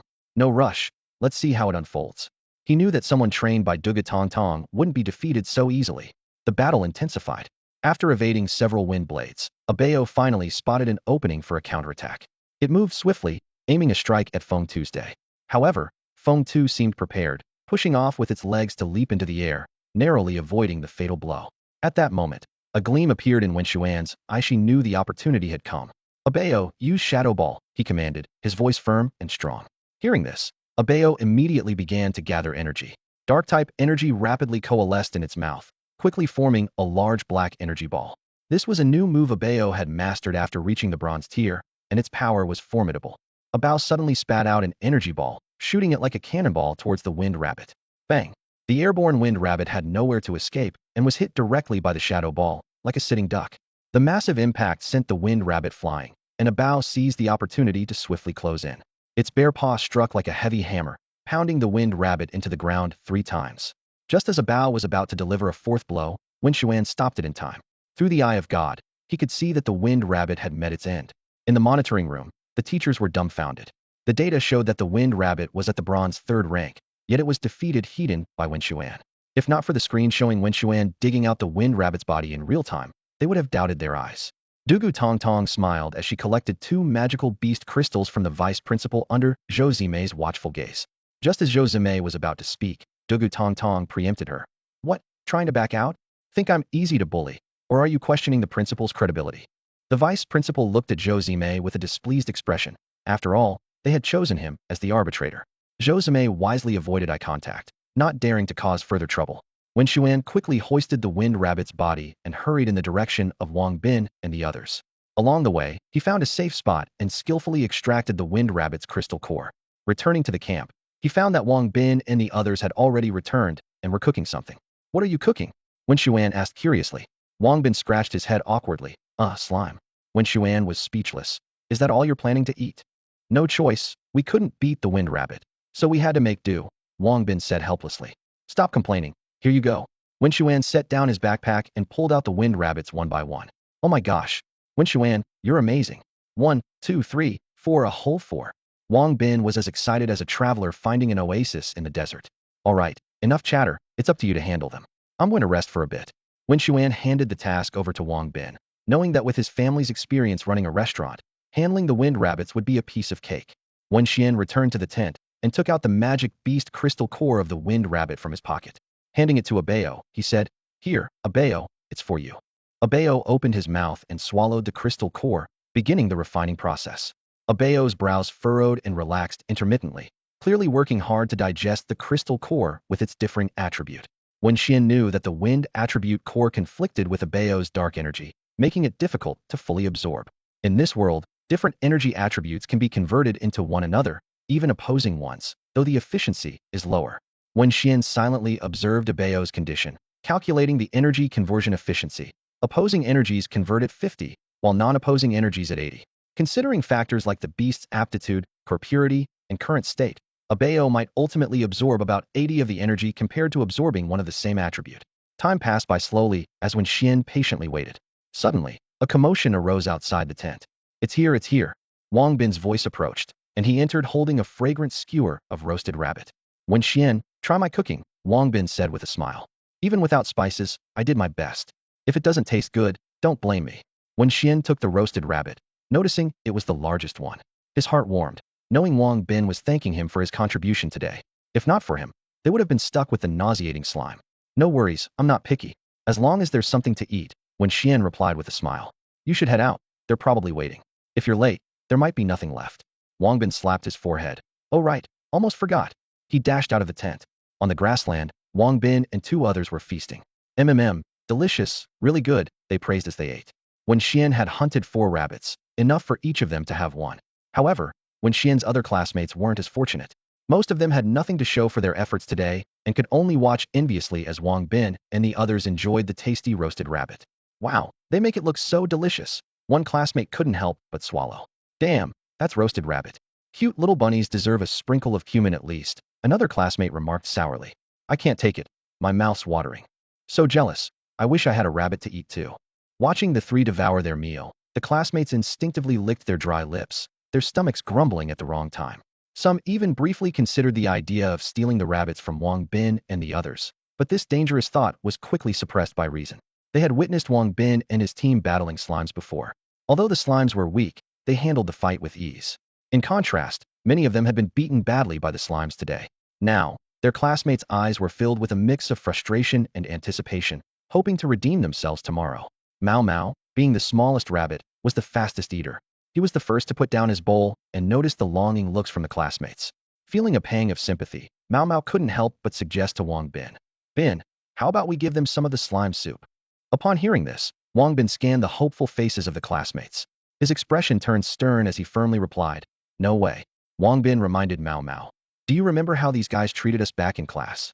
Back in class, Wang Bin and Mao Mao had been the targets of their classmates' bullying and disdain. Now, with a chance to turn the tables, Wang Bin wasn't going to let it slip away easily. Mao Mao nodded silently, abandoning the idea of sharing the slime soup. The classmates, seeing this, could only look away in disappointment as the light of hope faded from their eyes. All right, let's go check on Wen Xuan, Wang Bin said, taking Mao Mao and Zhu Ming with him as they headed toward Wen Xuan's tent. Before leaving, he made sure to take the remaining slime soup with him, giving the classmates no chance. As soon as Wang Bin and his group left, the hungry classmates seemed to lose their minds, rushing to where they had been, scrambling for leftover food scraps in a chaotic scene. Mine, it's mine, don't grab it.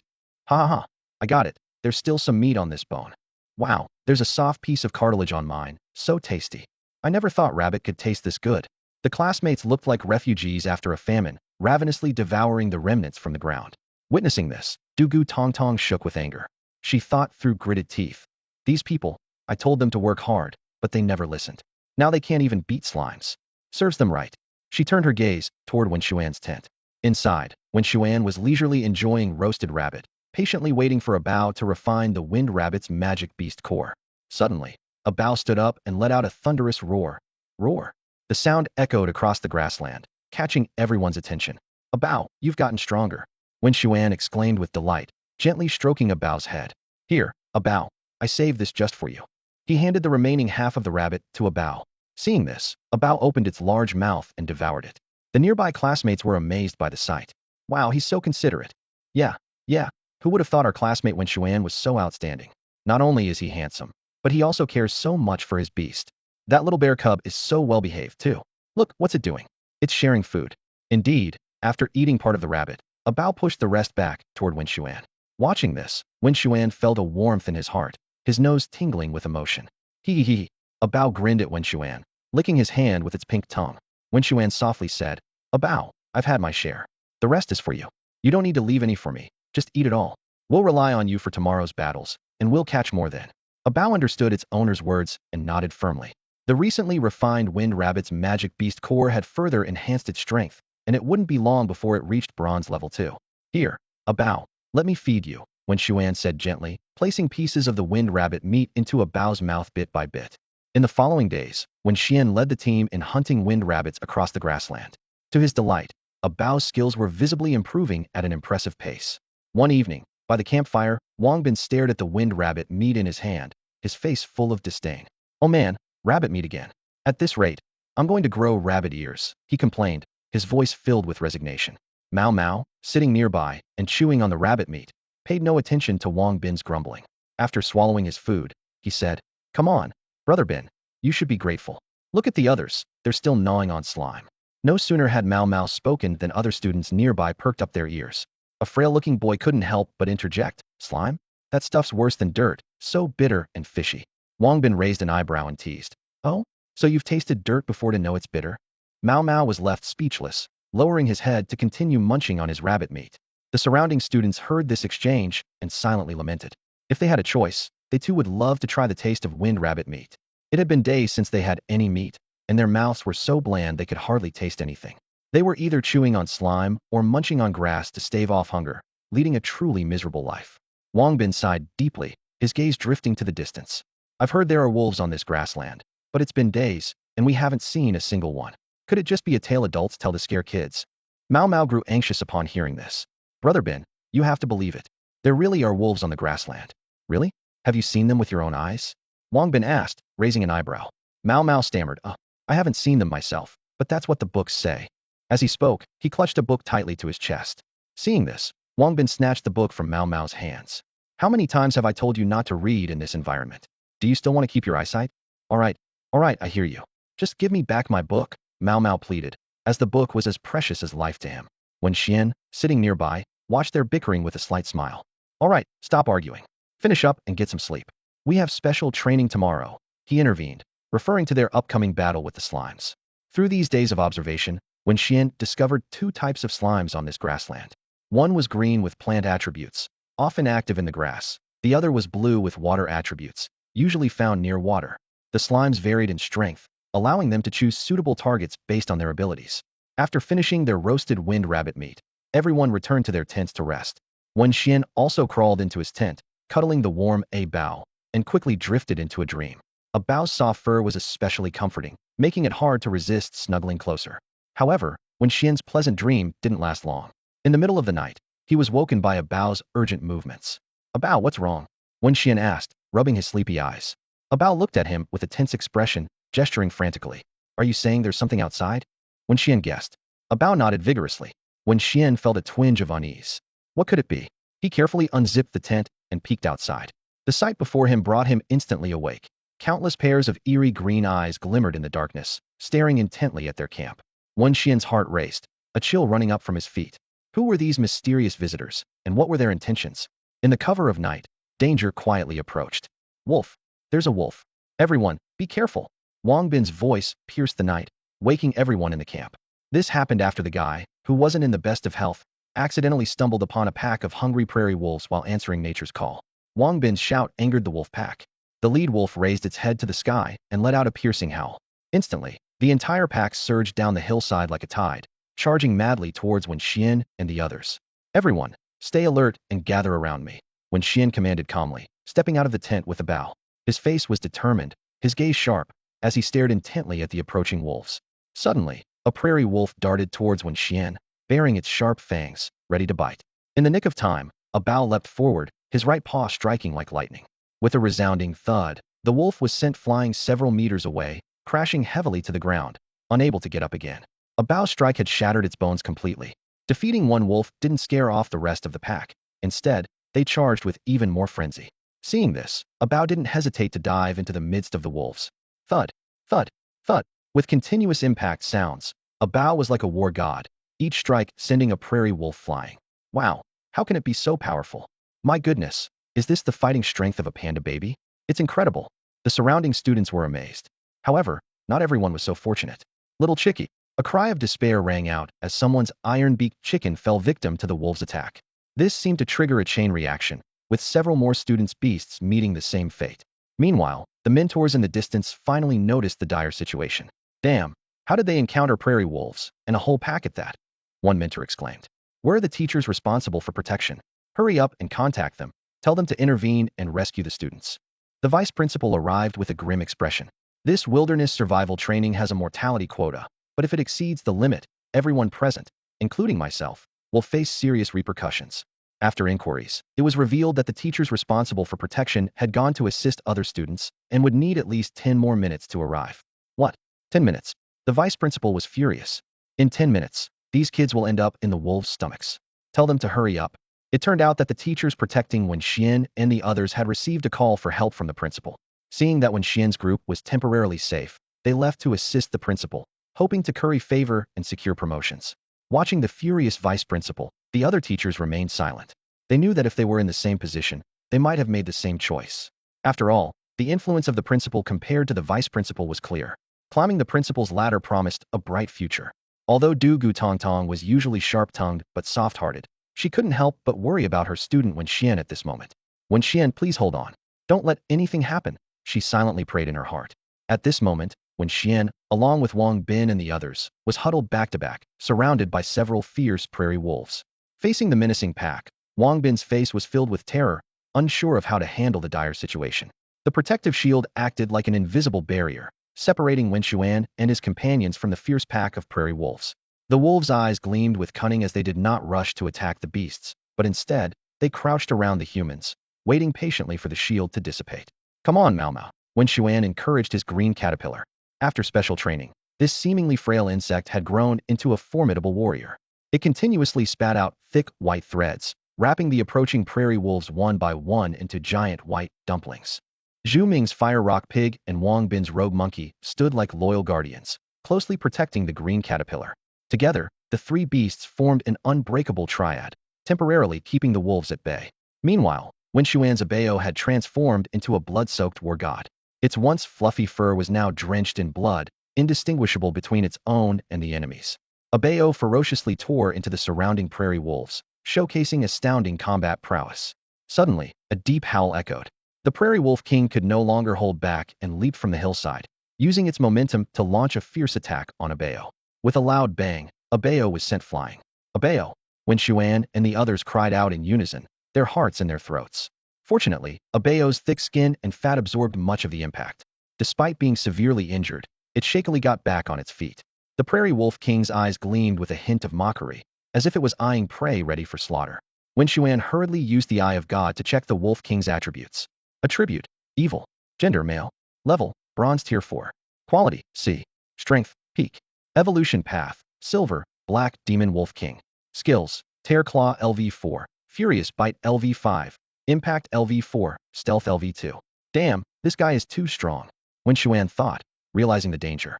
He could barely protect himself, but the others might be in grave peril. The only hope lay in stalling for time until rescue arrived.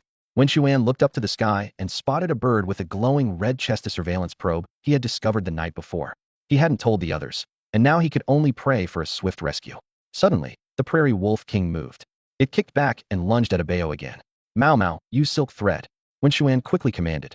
The green caterpillar immediately spewed out a large amount of white silk, but the wolf king easily dodged it. Block it, use fireball. Zhu Ming, usually quiet, suddenly spoke up.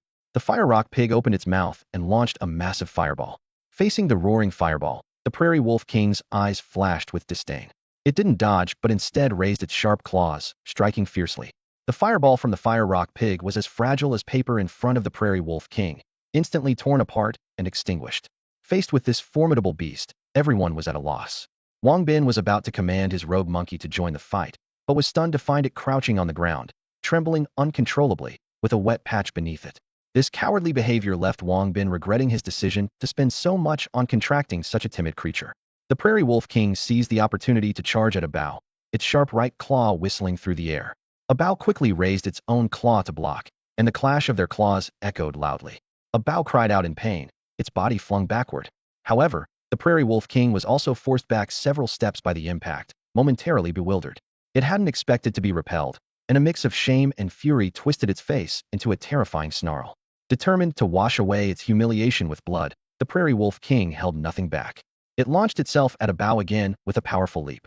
Just as it seemed a bow was in peril, a red figure suddenly appeared, crashing heavily into the Wolf King and sending it flying. The Prairie Wolf King was defeated in a single blow.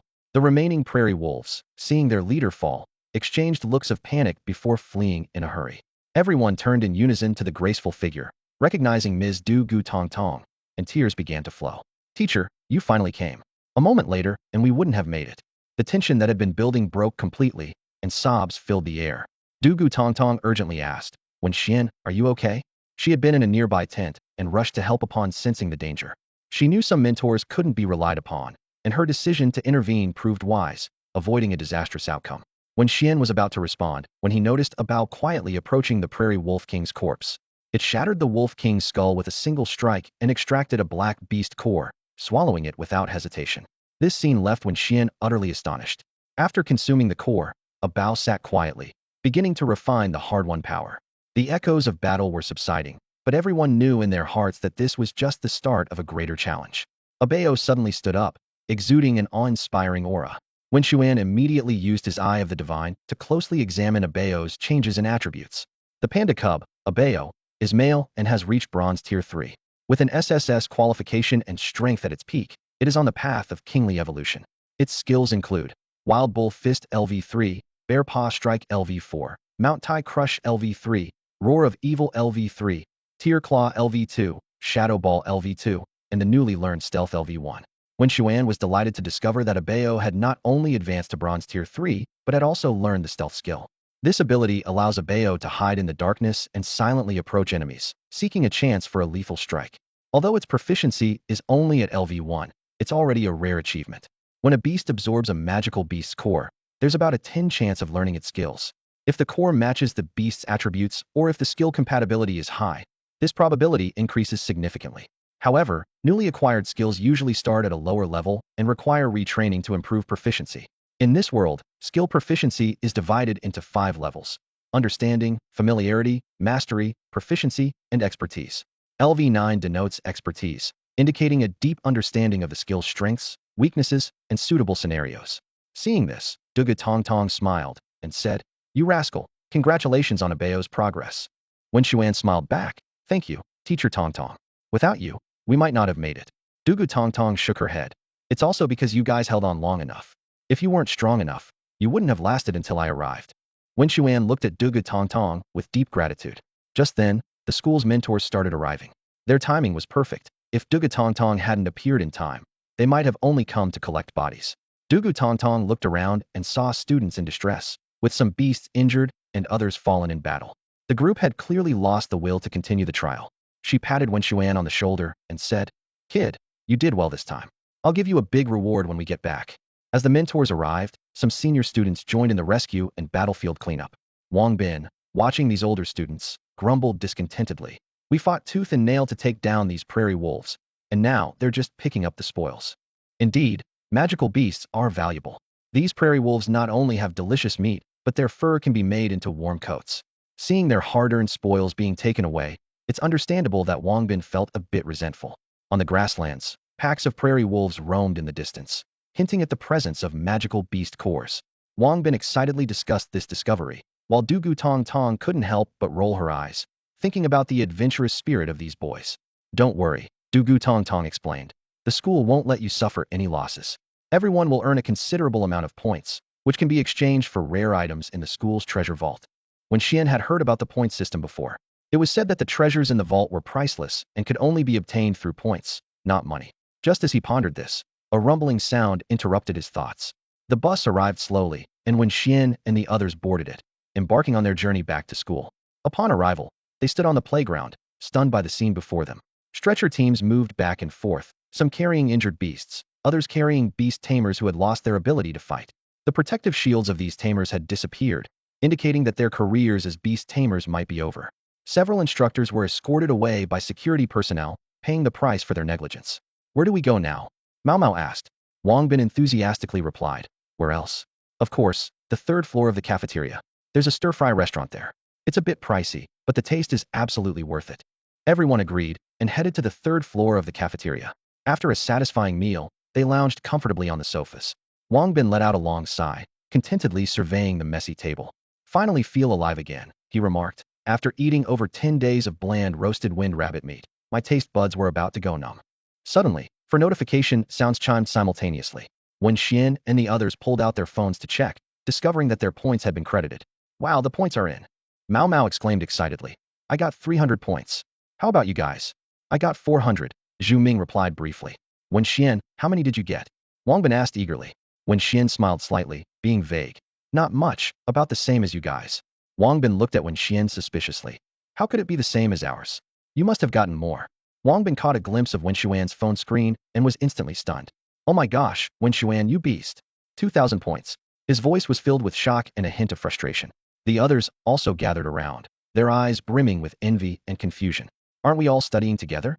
How did you advance so quickly? Wang Bin said with a wry smile, while Mao Mao and the others also showed helpless expressions. They had been equally diligent in their beast training, yet somehow, Wen Xuan had left them far behind. After all, they had all formed contracts with their beasts at the same time. Seeing his friends' reactions, Wen Xuan sighed lightly.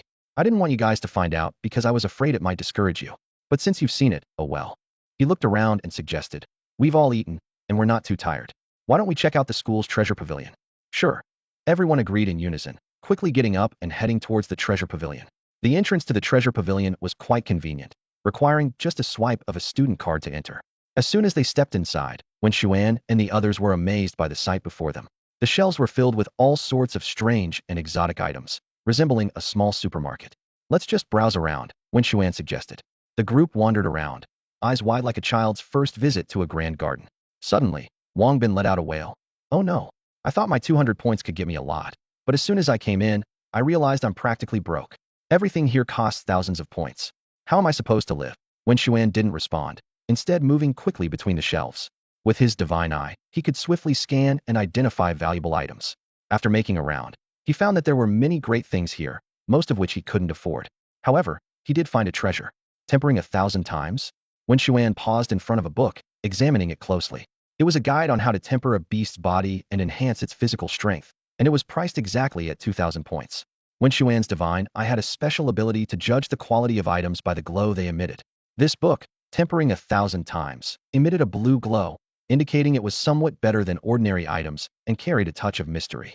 He silently recalled the color grading of item quality: gray for low grade, inconspicuous; white for plain, elegant, clean; green for ordinary, eco-friendly, often referred to as eco-gear by players; blue for slightly better than ordinary, with a hint of mystery; purple symbolizing growth, health, ambition, often associated with mystery and illusion, sometimes representing nobility and wealth; and orange, leaning towards yellow, always a color of nobility and desire, often used in the dining industry to evoke higher aspirations. In the treasure vault, a subtle yet luxurious golden glow flickered in the background. Wen Xuan stood before the shelves filled with dazzling items of 7 different colors. He sighed inwardly, acknowledging that he wasn't one of those incredibly lucky individuals who could easily obtain the rare golden items. However, the blue quality items were more than enough to meet his needs. Looking around, Wen Xuan noticed that the entire vault contained only one item emitting a purple glow, with higher quality treasures nowhere to be seen. He shook his head slightly and focused on the 1,000 hammers and 100 refinements in his hand. With the blue quality book in tow, Wen Xuan approached the exchange counter. A polite and pretty young lady awaited him with a smile. He handed over the 1,000 hammers and 100 refinements and his student ID, and she swiftly completed the card transaction. As Wen Xuan was about to leave, he noticed Wang Bin and the others still engrossed in the vault's exotic treasures, their eyes filled with longing. These dazzling items were like temptations for the poor. They could only admire them, but couldn't take anything home. Let's go, Wen Xuan reminded them, pulling his entranced companions back to reality. They reluctantly left, stealing glances back at the treasures. Wen Xuan could feel their yearning. They had clearly found items they desired but lacked the credits to exchange for them. Back in the dormitory, Wen Xuan immediately immersed himself in studying 1,000 hammers and 100 refinements. This book, a reproduction, could only be borrowed for a week, and he needed to memorize it thoroughly within this short period for future use in training a bow. He was well aware of the strict borrowing regulations and the severe consequences of unauthorized lending. After Wang Bin and the others finished their showers and fell asleep, their thunderous snores filled the dorm. Wen Xuan shook his head with a wry smile and focused on the book in front of him. He stayed up all night, finally closing the book at dawn, amazed at his newfound ability to remember everything at first glance. If I had this ability in my previous life, Tsinghua and Peking University wouldn't have been just a dream, Wen Xuan thought sarcastically, yawning and stretching. With the sky still dim, he decided to take a short nap and climbed into bed for some much-needed sleep. The sun was already high in the sky when Wen Xuan awoke from a deep sleep. A night of studying had allowed him to outline a training plan for Abeo in his mind. As he got up and looked around, he noticed that Wang Bin and the others had already left, presumably for class. As a privileged student, Wen Xuan was not bound by classroom schedules. He quickly tidied himself up, donned his uniform, and left the school, heading straight to a private training ground outside. At the entrance, a cheerful attendant greeted him with a bright smile, asking, "Are you here for training today?" Wen Xuan shook his head with determination. "I'm not here to train. I'm here to apply for a coach position." Applying for a coach position? The attendant looked him over in surprise. Although she was puzzled, she quickly adjusted her demeanor and called out to the manager at the bar. "Manager, manager." A moment later, a burly man with a square face and a suit strode over. The attendant briefly explained the situation, and the manager couldn't help but take a closer look at Wen Xuan. "Young man, since you're here to apply for a coach position, do you have a Beastmaster certificate?" The manager asked straightforwardly. Wen Xuan was taken aback, realizing he had yet to obtain one. Seeing this, the manager kindly said, "You need a Beastmaster certificate. Go get one and come back. If you meet our criteria, we'll hire you on the spot." Wen Xuan nodded in agreement and left, heading straight to the Beastmaster Alliance. In this world, the Beastmaster Alliance is a vital organization that manages Beastmasters, providing benefits while enforcing rules. All Beastmasters must adhere to the Alliance's regulations, with severe penalties for violations. Arriving at the Beastmaster Alliance building by taxi, Wen Xuan entered the spacious lobby. He chose a relatively quiet window for registration, and then, guided by staff, proceeded to the testing room. After the testing concluded, the staff member wore a delighted smile. Another young prodigy. She checked the records and found that Wen Xuan, at just 18 years old, was already a bronze level 3 Beastmaster. This level is determined by the strongest beast a Beastmaster possesses, and Wen Xuan currently had only a bronze level 3 Panda cub. "Here is your Beastmaster certificate. Please take it," the staff member said, handing him the document with a warm and friendly demeanor throughout. Feeling pleased, Wen Xuan left the Beastmaster Alliance. The service attitude here made him feel comfortable, in stark contrast to the indifference of some organizations in his past life. He couldn't help but recall those perpetually stern-faced staff members who acted as if they were second only to the heavens, and he felt grateful for the excellent service spirit in this world. After leaving the Beastmaster Alliance, Wen Xuan hailed a car at the entrance and headed back to the private training facility. The sun was shining brightly, and as the scenery outside the car window whizzed by, his mood was even sunnier than the weather. Clutching his Beastmaster certification tightly, it symbolized his hard work and a beacon of hope for the future.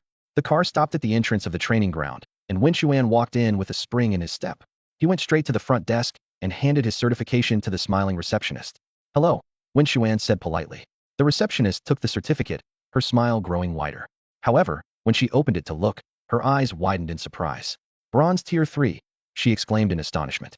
Seeing Wen Xuan's youthful face, the receptionist was secretly amazed.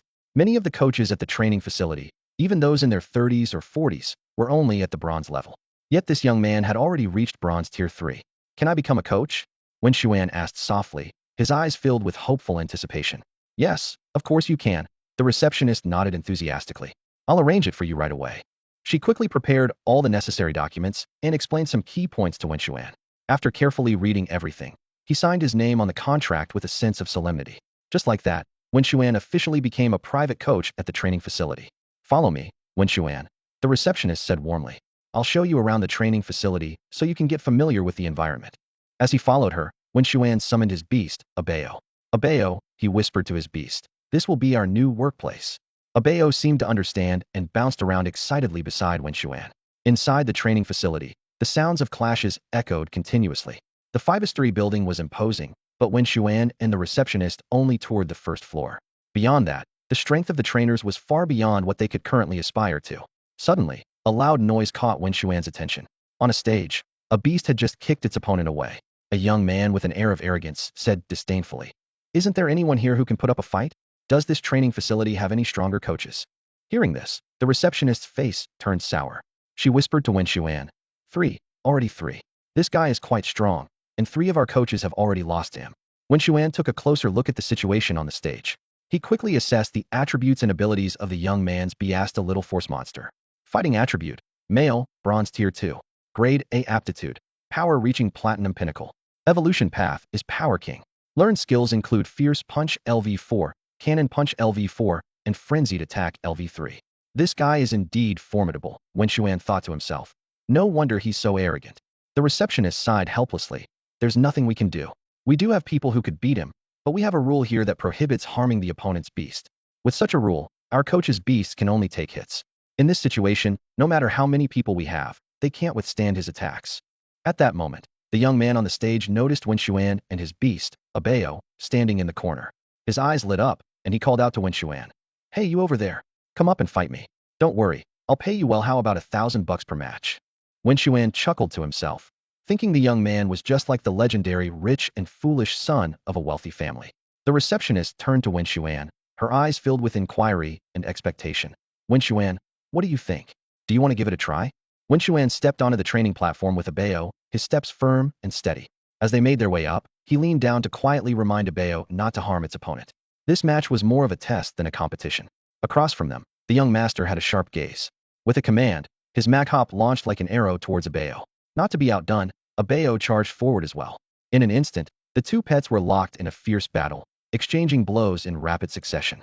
Bang, bang, bang. In just a few minutes, they had clashed hundreds of times, the scene intense and fiery. This wasn't a game of dodging, it was a true test of strength. Although Abeo was slightly stronger, it was at a disadvantage due to matchup's type advantage, and with Wen Xuan's instruction to hold back, Abeo found itself on the defensive. Soon, Abeo was covered in wounds, but continued to persevere. Wen Xuan sighed inwardly, realizing that this grueling training was almost tailor-made for a masochist. He considered giving up several times, but ultimately gritted his teeth and persisted. The consequences of his past laziness were painfully clear now, and he understood the hard truth that without effort, one would suffer in battle. Memories of the Prairie Wolf King flashed in Wen Xuan's mind, and he loathed the helplessness of being manipulated by fate. Power! I crave power, he shouted in his heart.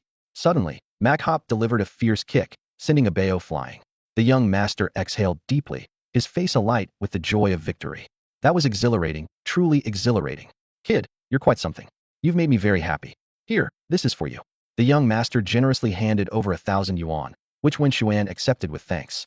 Let's get to know each other. I'm Lin Jia, the young master said, extending his hand. Wen Xuan, he replied, shaking hands warmly. Lin Jia suggested, nice to meet you. Let's exchange facial contacts. I'll come find you in a few days. Sure, Wen Xuan agreed. After Lin Jia left, Wen Xuan hurried to Abeo's side, feeling deeply guilty as he saw its battered condition. Abeo, I'm sorry. Abeo, however, smiled, its eyes forming crescents, and gently patted Wen Xuan's cheek with its paw, as if to say, Master, I'm fine. Let's go, Abeo. I'll take you for something delicious, Wen Xuan said, leading Abeo to a buffet where they both indulged in a hearty meal. After dining, Wen Xuan took Abeo to a herbal shop in the city. It was quiet in the store as evening approached. Wen Xuan handed a list to the elderly shopkeeper behind the counter. Hello, could you please get these herbs for me? Sure, just a moment, the elderly man replied, starting to gather the items.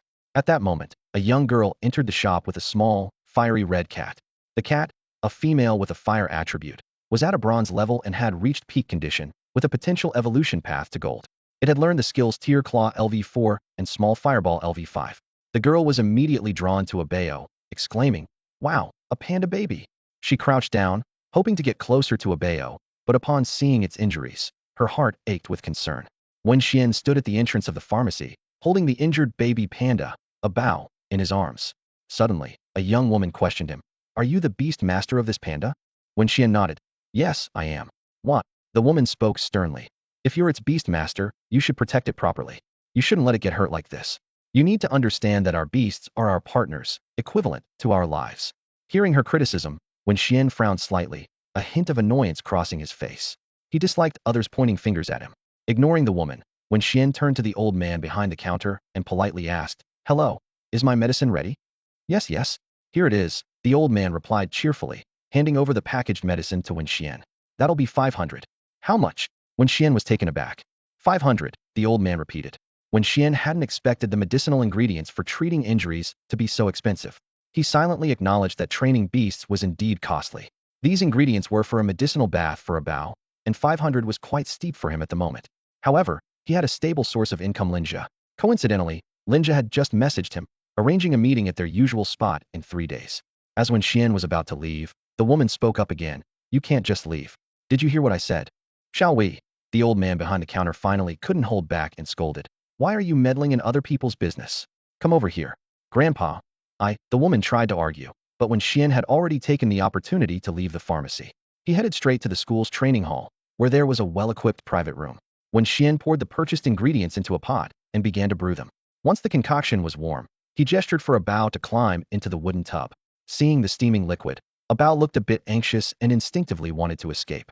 However, trusting Wen Xuan completely, knowing he wouldn't harm him, a bao abandoned the thought of running away. 10 minutes later, the medicinal bath's color faded, indicating a bao had absorbed its effects. He climbed out of the tub, appearing refreshed and revitalized, as if reborn. How do you feel, a bao? Wen Xuan asked with concern. A bao responded excitedly. Great, it feels amazing. It's like having a full body massage, and all my meridians feel opened. As long as you feel good. Let's head back to the dorm, Wen Xuan said, leading a bao out of the training hall. When they returned to the dormitory, it was already past 11 at night. As Wen Xuan opened the door, he noticed the lights were still on, suggesting that Wang Bin and the others hadn't gone to bed yet. He gently pushed the door open and walked into the dorm. Ouch, ouch. Wen Xuan had just pushed open the door when he heard Wang Bin's cries of pain. The scene inside the room left him momentarily stunned. Wang Bin was lying on the bed, his face bruised and swollen, groaning in agony. Wang Bin, what happened to you? Wen Xuan asked in surprise, quickly walking over to the bedside. Mao Mao stood nearby, a hint of helplessness in his eyes. He sighed and explained, you can't really blame anyone else. It was mainly Wang Bin's own doing. Wen Xuan raised an eyebrow at Mao Mao, waiting for him to continue. Here's what happened. Mao Mao began to recount. After school, Wang Bin suggested we go out for some barbecue. On our way back, he saw a pretty girl. Maybe he'd had too much to drink because he actually whistled at her. Hearing this, Wen Xuan couldn't help but frown. Mao Mao continued. The girl got angry right away and summoned her beast to fight Wang Bin. Wang Bin's hooligan monkey was no match for her little fire cat and got seriously injured. Since Wang Bin's monkey was hurt, his protective shield disappeared, and the girl gave him a good beating. After listening to Mao Mao's account, Wen Xuan remained silent. He knew deep down that Wang Bin was at fault. If he hadn't behaved like a hooligan and provoked her, he wouldn't have gotten beaten up for no reason. On the bed, Wang Bin seemed to have heard their conversation and spoke with difficulty. Ouch. Ouch. I'm really miserable. How was I supposed to know she was so fierce? It's like she was on a warpath today, full of fire. Someone must have upset her, and I became her punching bag. Hearing this, an image flashed in Wen Xuan's mind. Could it be that guy? He thought to himself, feeling a bit repulsed at the thought of that sanctimonious person. All right, stop wailing, Wen Xuan said to Wang Bin. If you're really a man, work hard and earn back your dignity through your own skills. Show her why the flowers are so red.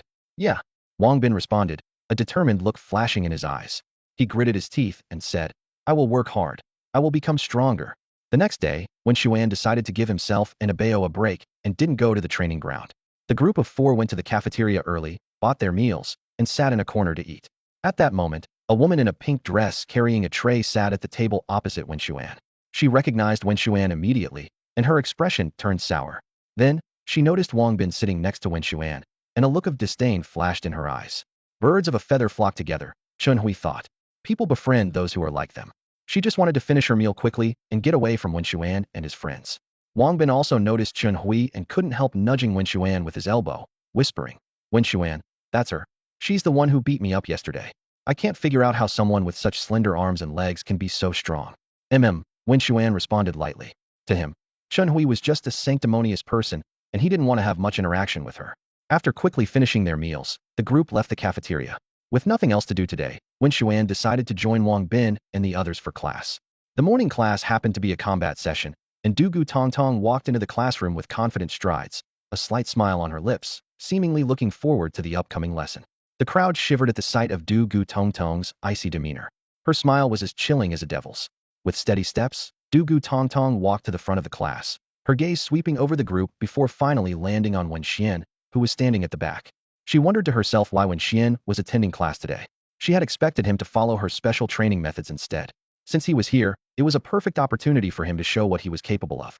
Just then, the sound of synchronized footsteps echoed through the room. A group of people, moving like a well-trained unit, entered the training area. Wen Xuan looked towards the group and noticed a bespectacled man leading them, who appeared quite scholarly. Yet, for some reason, Wen Xuan felt a strange discomfort about him, instinctively labeling him as a wolf in sheep's clothing in his mind. Mr. Zhao Su. Dugu Tong Tong addressed him, her tone flat. Tong Tong. Zhao Su responded with a deliberately affectionate tone. His greeting immediately caught the attention of Wang Bin and others, who sensed a hint of gossip. A trace of displeasure crossed Dugu Tong Tong's face as she coldly corrected him.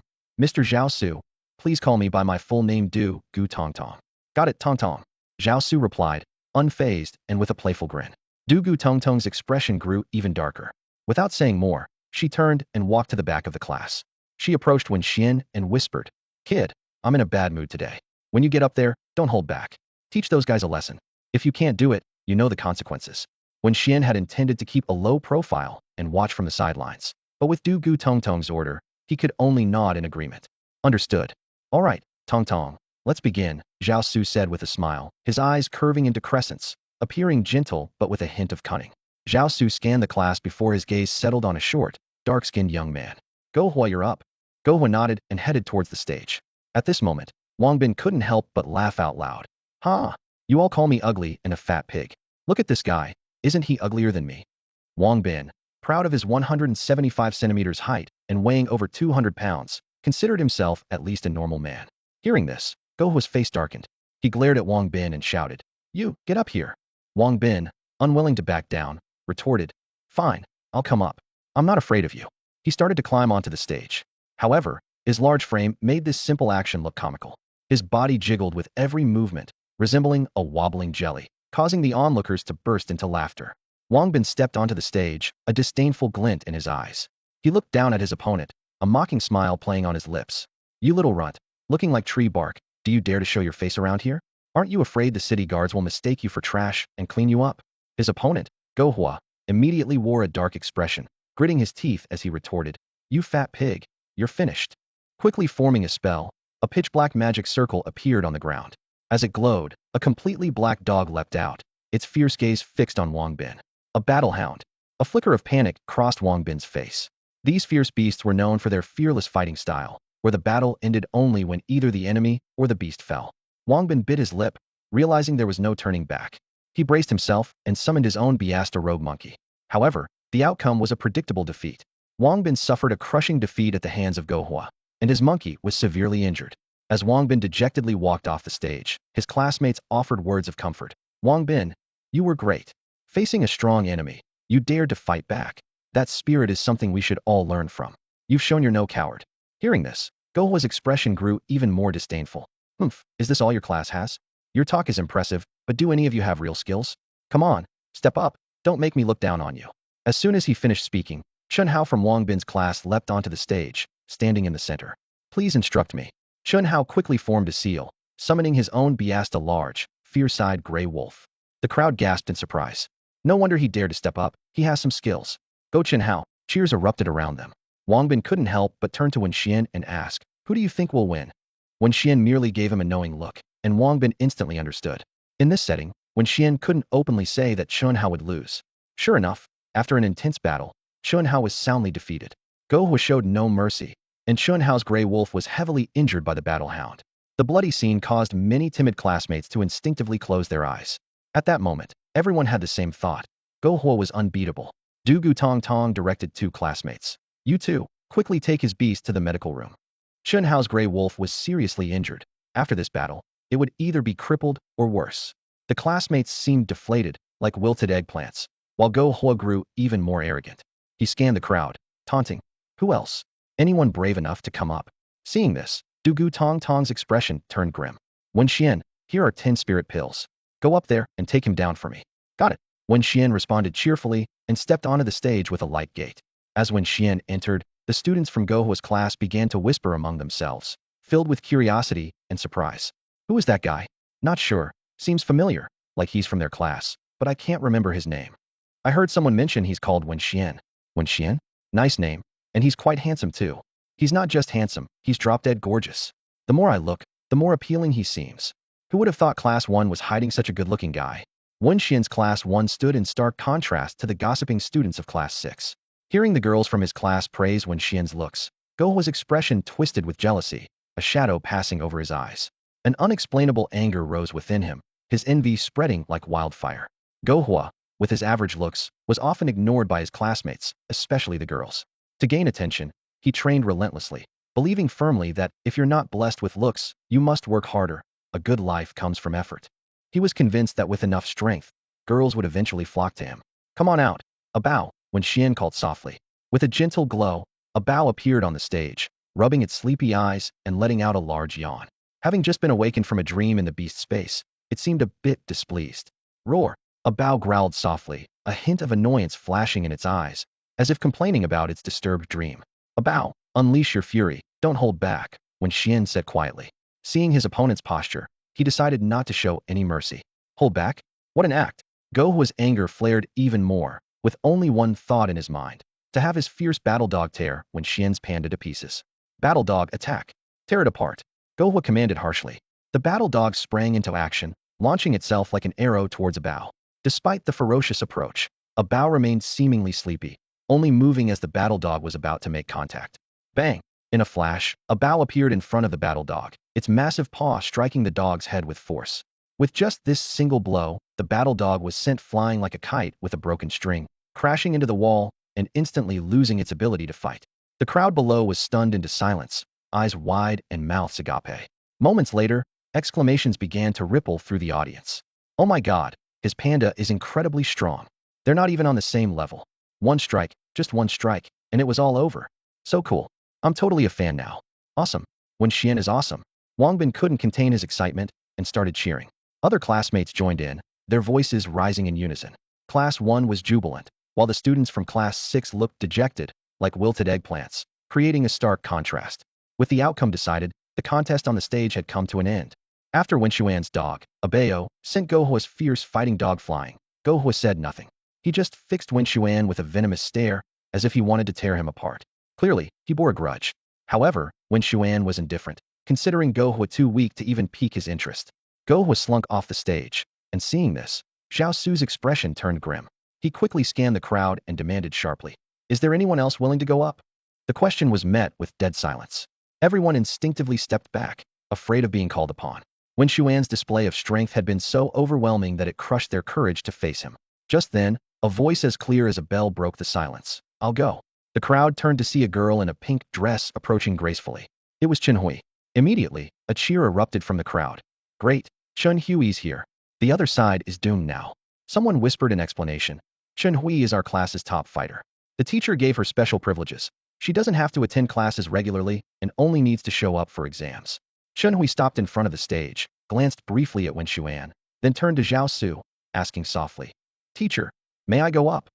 Zhao Su's eyes lit up with excitement, seeing a chance to turn the tide. He quickly replied, "Yes, of course you can." Granted permission, Chen Hui leapt nimbly onto the stage.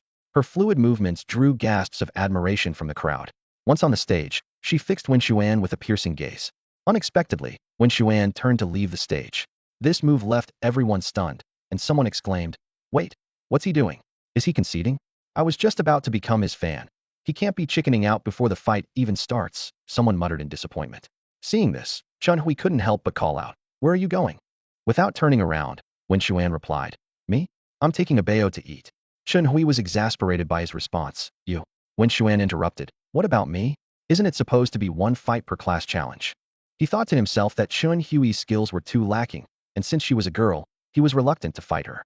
After all, fighting a girl put a guy at a disadvantage. If he won, he'd be accused of bullying, and if he lost, he'd lose face. With that thought, Wen Xuan shook his head and prepared to leave. "Stop," Chen Hui commanded sharply, then asked, "What will it take for you to fight me?" Wen Xuan replied nonchalantly, "That depends on what you're offering." Hearing this, Chen Hui thought for a moment before searching through her belongings. She quickly pulled out a gold card from her small purse and said to Wen Xuan, "This is a gold card. You can use it at our family's pharmacy to get a 50% discount on medicinal herbs." As she spoke, Chen Hui bit her lip. Offering a 50% discount was already a losing deal. Any lower, and it would be a loss.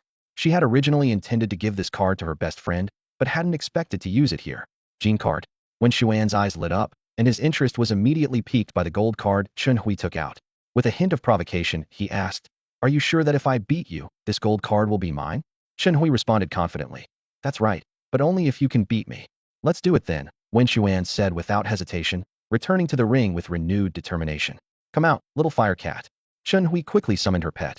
Without giving Wen Xuan a chance to react, she commanded, Little fire cat, use fireball. The little fire cat opened its mouth, and a blazing fireball shot out. Abeo, seeing this, swiftly dodged the attack and closed the distance between itself and its opponent in the blink of an eye. Abeo's enormous paw came crashing down towards the little fire cat. Paralyzed with fear, the little fire cat stood frozen, its mind issuing commands to dodge, but its body refused to comply. Abeo's speed was simply too fast for the little fire cat to handle. With a dull thud, Abeo's paw struck the little fire cat, sending it flying. In just one move, Abeo had completely defeated the little fire cat. Chun Hui stood there, dumbfounded, hardly able to believe what she had just witnessed. She had been so confident, ready to showcase her skills, yet found herself utterly defeated in the blink of an eye, leaving her in a state of bewilderment. Before she could fully process what had happened, Wen Xuan appeared in front of her, swiftly snatching the gold card from her hand. Thanks, Wen Xuan said with a smile, leaving the ring triumphantly. Shortly after Wen Xuan's departure, the once quiet training ground erupted with excitement. The surrounding students were in awe. That was amazing. Absolutely incredible. Defeated the opponent with just one slap. His strength is unbelievable. How can there be such a gap between classmates? It's just not fair. I think I've learned something. I'm going to train my slime to master that slap technique. Wait, does your slime even have hands? Ignoring the commotion behind him, Wen Xuan left the training ground. Dugwian did not stop him. Instead, she looked smugly at Zhao Su across from her. Zhao Su's face was as sour as a bitter melon. He never expected such a skilled individual to be hidden within Dugwian's class. Previously, during the outdoor survival training, the school had divided the classes. Classes 1, 2, and 3 were led by the vice principal, while classes 4, 5, and 6 were led by the principal. The principal had relatives in class 4, so he chose classes 4, 5, and 6. As the homeroom teacher of class 6, Zhao Su was unaware of Wen Xuan's outstanding performance during the outdoor training. He had only heard rumors of a particularly capable student, not knowing it was Wen Xuan. After leaving the training ground, Wen Xuan and Abeo headed to the school cafeteria. They ordered a table full of dishes. Ever since Abeo advanced to the bronze level, its appetite had grown significantly, earning the title of Big Eater. Once they were satisfied, Wen Xuan decided to take Abeo for a walk on the school's back mountain to aid digestion and prevent any weight gain. They arrived at the foot of the mountain and began climbing the stairs. It was just past 11 in the morning, still class time, so the stairs were deserted. Wen Xuan took Abeo to climb the small hill behind the school. As soon as they reached the top, Abeo was already out of breath. The comfortable lifestyle lately had kept Abeo's explosive power intact, but his endurance was clearly lacking. Wen Xuan silently decided it was time to add endurance training for Abeo. The next morning, two figures appeared running on the school track. Wen Xuan and Abeo began their endurance training. To motivate Abeo, Wen Xuan led by example, setting the pace. Although Abeo was panting heavily, his fur soaked with sweat, he kept up with Wen Xuan's pace, showing remarkable determination. In the days that followed, Wen Xuan's life settled into a routine, leading Abeo in endurance training on the track during the day and acting as a personal coach at a private training ground in the evening. Everything proceeded in an orderly fashion. One day, after finishing work at the private training ground, Wen Xuan went to Chen's pharmacy. The old man behind the counter frowned upon seeing Wen Xuan. Here comes this kid again, he thought. Because Wen Xuan held a gold card, each visit meant no profit for the old man, and sometimes even a loss. Despite his frustration, professional courtesy compelled him to remain polite. The usual, the old man asked habitually, his tone tinged with resignation. Wen Xuan nodded, yes. The old man retrieved a pre-prepared package of herbs from beneath the counter and handed it to Wen Xuan. So quick. Wen Xuan was a bit surprised. The old man explained, you've been coming here so long, I could grab the herbs with my eyes closed. Plus, you come every 3 days, so I'm used to preparing them in advance. Thank you, Wen Xuan smiled in gratitude. Seeing Wen Xuan's polite smile, the old man suddenly found the young man less annoying. As Wen Xuan stepped out of the pharmacy, he bumped into Chun Hui at the door. Their eyes met briefly, but they silently passed each other. Once inside, the old man immediately complained, shall we? Look at what you've done. Our family is losing money again. At this rate, we'll have to sell our underwear. Chun Hui couldn't help but roll her eyes. She knew that even at half price, selling to Wen Xuan still brought a small profit. This revealed the exorbitant profits in the herbal medicine industry. Grandpa, are we really losing money? Chun Hui questioned. The old man gave an awkward smile, admitting, well, not exactly losing money. Then he changed the subject. By the way, who was that guy? Is he your sweetheart? You actually gave him a gold card. Chun Hui coldly replied, he's just a jerk. Meanwhile, Wen Xuan suddenly sneezed. He wondered aloud, what's going on? Could I, with my abilities, actually catch a cold? As a bronze-level beastmaster, catching a cold should be extremely unlikely given his current condition. Time always seems to fly by during training sessions. On this particular day, Wen Xuan and Abeo had just finished an intense workout on the field and were catching their breath as they sat on the steps. Suddenly, a refreshing breeze wafted over, prompting them to look up simultaneously. There, walking gracefully towards them, was Du Gu Tong Tong, whose appearance took them slightly by surprise. Wen Xuan quickly asked, "Teacher Tong Tong, what brings you here?" Du Gu Tong Tong raised an eyebrow with a smile. "Why can't I come here?" Wen Xuan hurriedly explained. "Teacher, you know I didn't mean it that way." "I know," Du Gu Tong Tong replied softly, then shifted the topic. "By the way, do you remember the promise you made to me before?" Wen Xuan was momentarily stunned. "Promise? What promise?" Du Gu Tong Tong rolled her eyes. "Tomorrow is the freshman competition. So, do you have confidence in winning first place?" "First place?" Wen Xuan instinctively glanced at a Bao beside him. This panda baby had extraordinary attributes. Evil type, male, bronze level 5, with SS grade potential, following the path of King evolution. Its skills included Wild Bull Fist LV5, Bear Paw Strike LV6, Mount Tai Crush LV4, Roar of Evil LV4, Tear Claw LV5, Stealth LV4, Iron Skin LV6, and Shadow Ball LV4. After days of rigorous training, Abeo's strength had significantly improved, making Wen Xuan a standout among his peers. Wen Xuan confidently told Du Gu Tong Tong, "With my skills, I should be fine." However, Du Gu Tong Tong reminded him, "You still need to be cautious. There's always someone better out there, and I worry about unexpected challenges." "Don't worry, Teacher Tong Tong. I'm confident in my abilities," Wen Xuan replied firmly. The next day, Wen Xuan arrived at the school gymnasium as planned. Since Du Gu Tong Tong had already submitted his application, he didn't need to handle any paperwork. Upon entering the gym, he was amazed by the bustling scene. The place was filled with chatter, as the participants excitedly discussed amongst themselves. "Wen Xuan, Wen Xuan." As soon as he reached his class's area, he heard someone calling his name. Looking up, he saw it was Wang Bin, and he quickly walked over. Wang Bin warmly encouraged him. "Wen Xuan, go for it. I believe in you. Show them our class's strength." Wen Xuan smiled slightly, about to respond when Mao Mao handed him a small notebook. "What's this?" Wen Xuan asked, puzzled. "It's the information on the participants for this competition," Mao Mao explained. Wen Xuan took the notebook and sat down to read it carefully. Mao Mao's ability to gather information was impressive. The details were thorough and comprehensive. Wen Xuan quickly finished reading all the content. "How do you feel? Confident?" Wang Bin asked eagerly. "Yes." Wen Xuan nodded confidently. Although the participants were strong, the strongest was only at bronze level 3, a level Wen Xuan had surpassed months ago. Suddenly, the entire gymnasium fell silent. Wen Xuan looked around curiously and saw a stern-looking old man appear on the stage. It was the school principal. With his arrival, the noise instantly ceased, and everyone held their breath, waiting for the competition to begin. The principal truly lived up to his title, resembling principals from all over the world, as if they were cut from the same mold. As soon as he appeared, he launched into a lengthy opening speech that lasted a full hour, leaving Wen Xuan and his peers struggling to stay awake. Nevertheless, they had to muster the energy and patience to listen until the end. Finally, after this long monologue, the principal concluded his speech, and the freshman competition officially commenced. 6 classes participated in this competition, each sending 3 students. Du Gu Tong Tong had signed up Wen Xuan and selected 2 other classmates. Wen Xuan's participation was unquestioned by his classmates, who saw it as a given. After several intense rounds, it was finally Wen Xuan's turn to take the stage. His opponent was a student from Class 5, dressed in a soccer uniform with a hairstyle reminiscent of Neymar. "Are you Wen Xuan from Class 1? The soccer enthusiast asked. His name was Mayu. Wen Xuan nodded in response. Mayu continued, "I've heard from the girls in my class that you're quite handsome and very strong, a favorite to win this competition. Is that true?" Wen Xuan responded with a calm smile. "Why don't you find out for yourself?" "All right." Mayu swiftly formed a hand seal, and a magic array appeared instantly. In a flash, a beast emerged from the array. Wen Xuan focused his gaze and couldn't help but twitch his lips slightly. It was an iron sea cucumber with water and metal attributes. Male, at the 8th rank of black iron, at the peak of level strength, following a silver evolution path.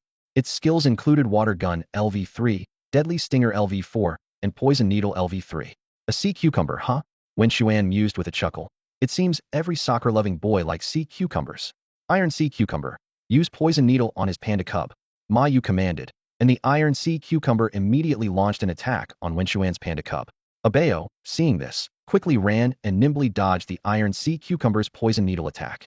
With a clang, the Poison Needle struck the platform floor, sparking brightly. After evading the attack, Abeo swiftly approached the Iron Sea Cucumber, its massive paw swooping down. Panda Paw Strike. Ma Yu wasn't flustered. Instead, a smirk appeared on his face. Iron Sea Cucumber. Used deadly stinger. The Iron Sea Cucumber's tentacles instantly stiffened, transforming into sharp iron spikes. Ma Yu's face was filled with satisfaction, as if he could already see Abeo's right paw being pierced. However, things didn't go as he had imagined. Bang! Abeo's paw struck the Iron Sea Cucumber with force, sending it flying. Boom! The Iron Sea Cucumber crashed into the nearby spectator seats, embedding itself deeply into the chairs. The surrounding students were terrified but relieved they had dodged in time. Seeing the sharp spikes on the Iron Sea Cucumber, everyone shuddered at the thought of becoming a human pincushion if they had been hit. Ma Yu was dumbfounded, muttering in disbelief. How? How is this possible? The scene he had envisioned did not occur. Instead, Wen Xuan's Abeo had sent his Iron Sea Cucumber flying with a single strike. At the judges' table, the teachers witnessed the spectacular scene of Wen Xuan defeating Ma Yu. The director of academic affairs, a platinum-level expert, immediately recognized Wen Xuan's strength with his keen insight. He couldn't help but exclaim, "This young man is quite impressive, reaching bronze level 5 at such a young age." Bronze level 5. This news hit Zhou Zimei like a sledgehammer. Her face turned grim. She had hoped that her classmate could defeat Wen Xuan in this competition and win the championship for her. However, Wen Xuan's strength far exceeded her expectations, completely shattering her plans. Zhou Zimei instinctively glanced at Dugu Tong Tong and met her gaze. Dugu Tong Tong, like a victorious rooster, proudly raised her head. Zhou Zimei coldly thought, "What are you so smug about? Just wait and see." Her eyes unconsciously drifted towards a direction where a blue-haired boy in a gray casual suit was sitting. Wen Xuan returned triumphantly to his class. His classmates cheered enthusiastically. "Wen Xuan, you're amazing. Wen Xuan, keep it up and win the championship. Wen Xuan, you're so cool."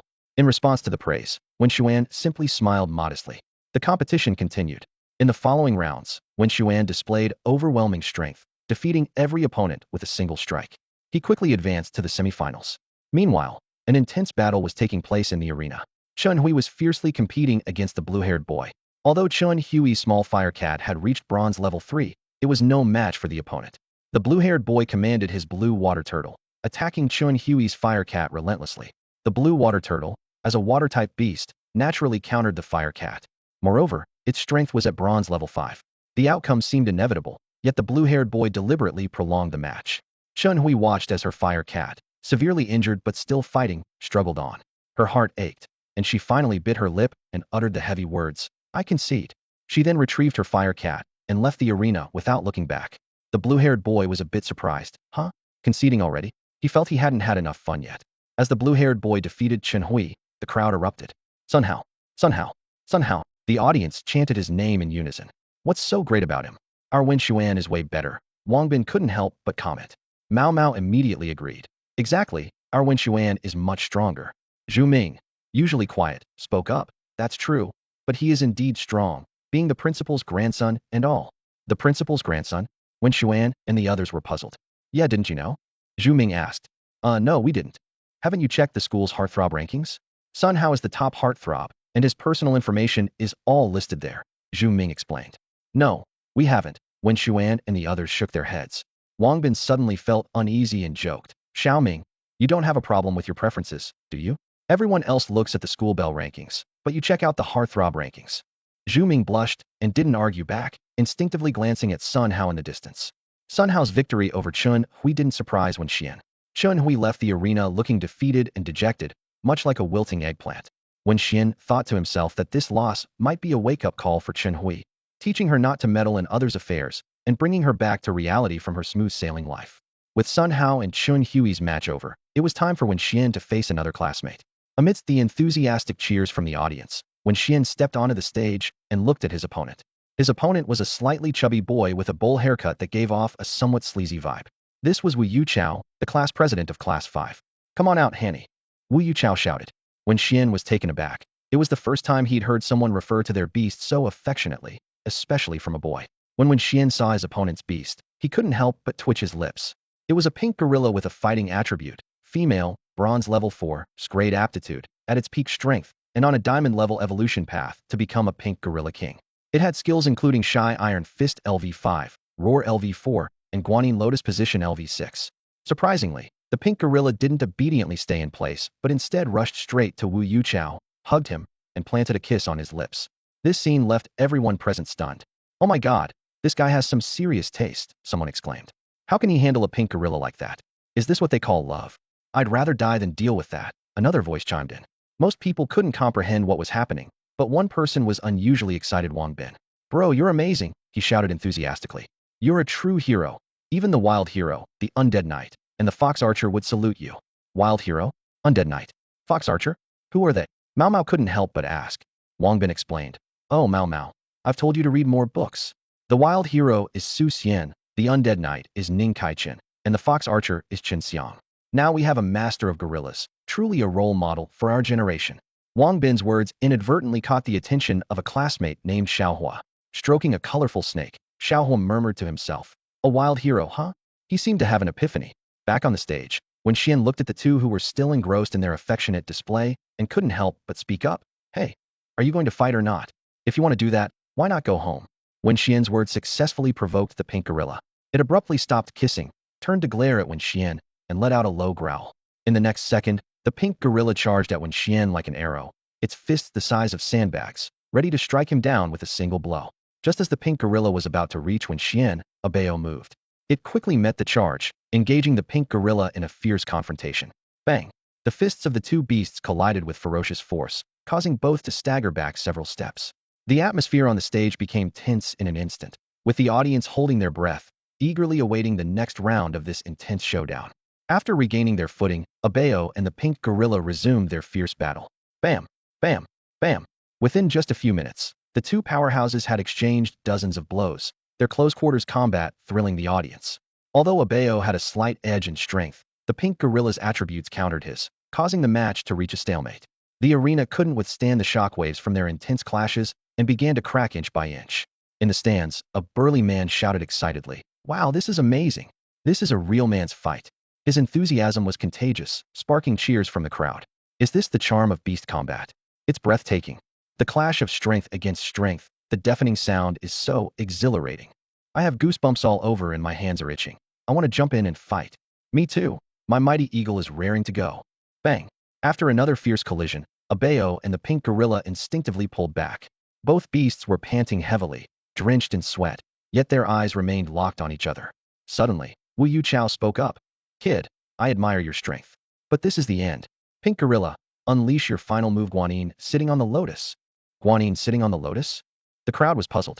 The pink gorilla suddenly accelerated, using its momentum to leap into the air. It wrapped its arms around its thighs, aiming its pink rear at a bao. With its massive size and the force of gravity, this move was incredibly powerful. If it hit, a bao would suffer severe damage. Seeing this, Wen Xuan's mind raced, quickly devising a counter-strategy. A bao, use stealth. Stealth.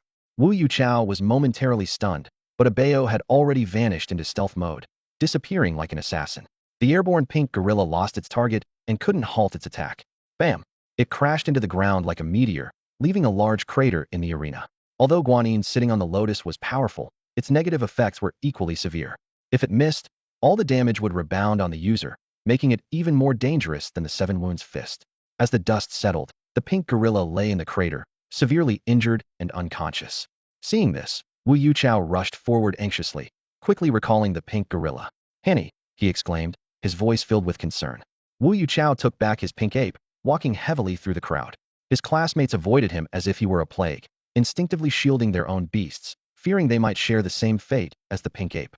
The principal announced a 1-hour break in the competition to allow contestants to recover, showcasing the true charm of their beasts. Wen Xuan returned to his seat, and Du Gu Tong Tong quietly approached. She pulled out 2 crystal-clear spirit pills from her pocket and handed them to Wen Xuan. Here, give these to a bao, she said. Wen Xuan nodded in thanks and fed the pills to the panting bao.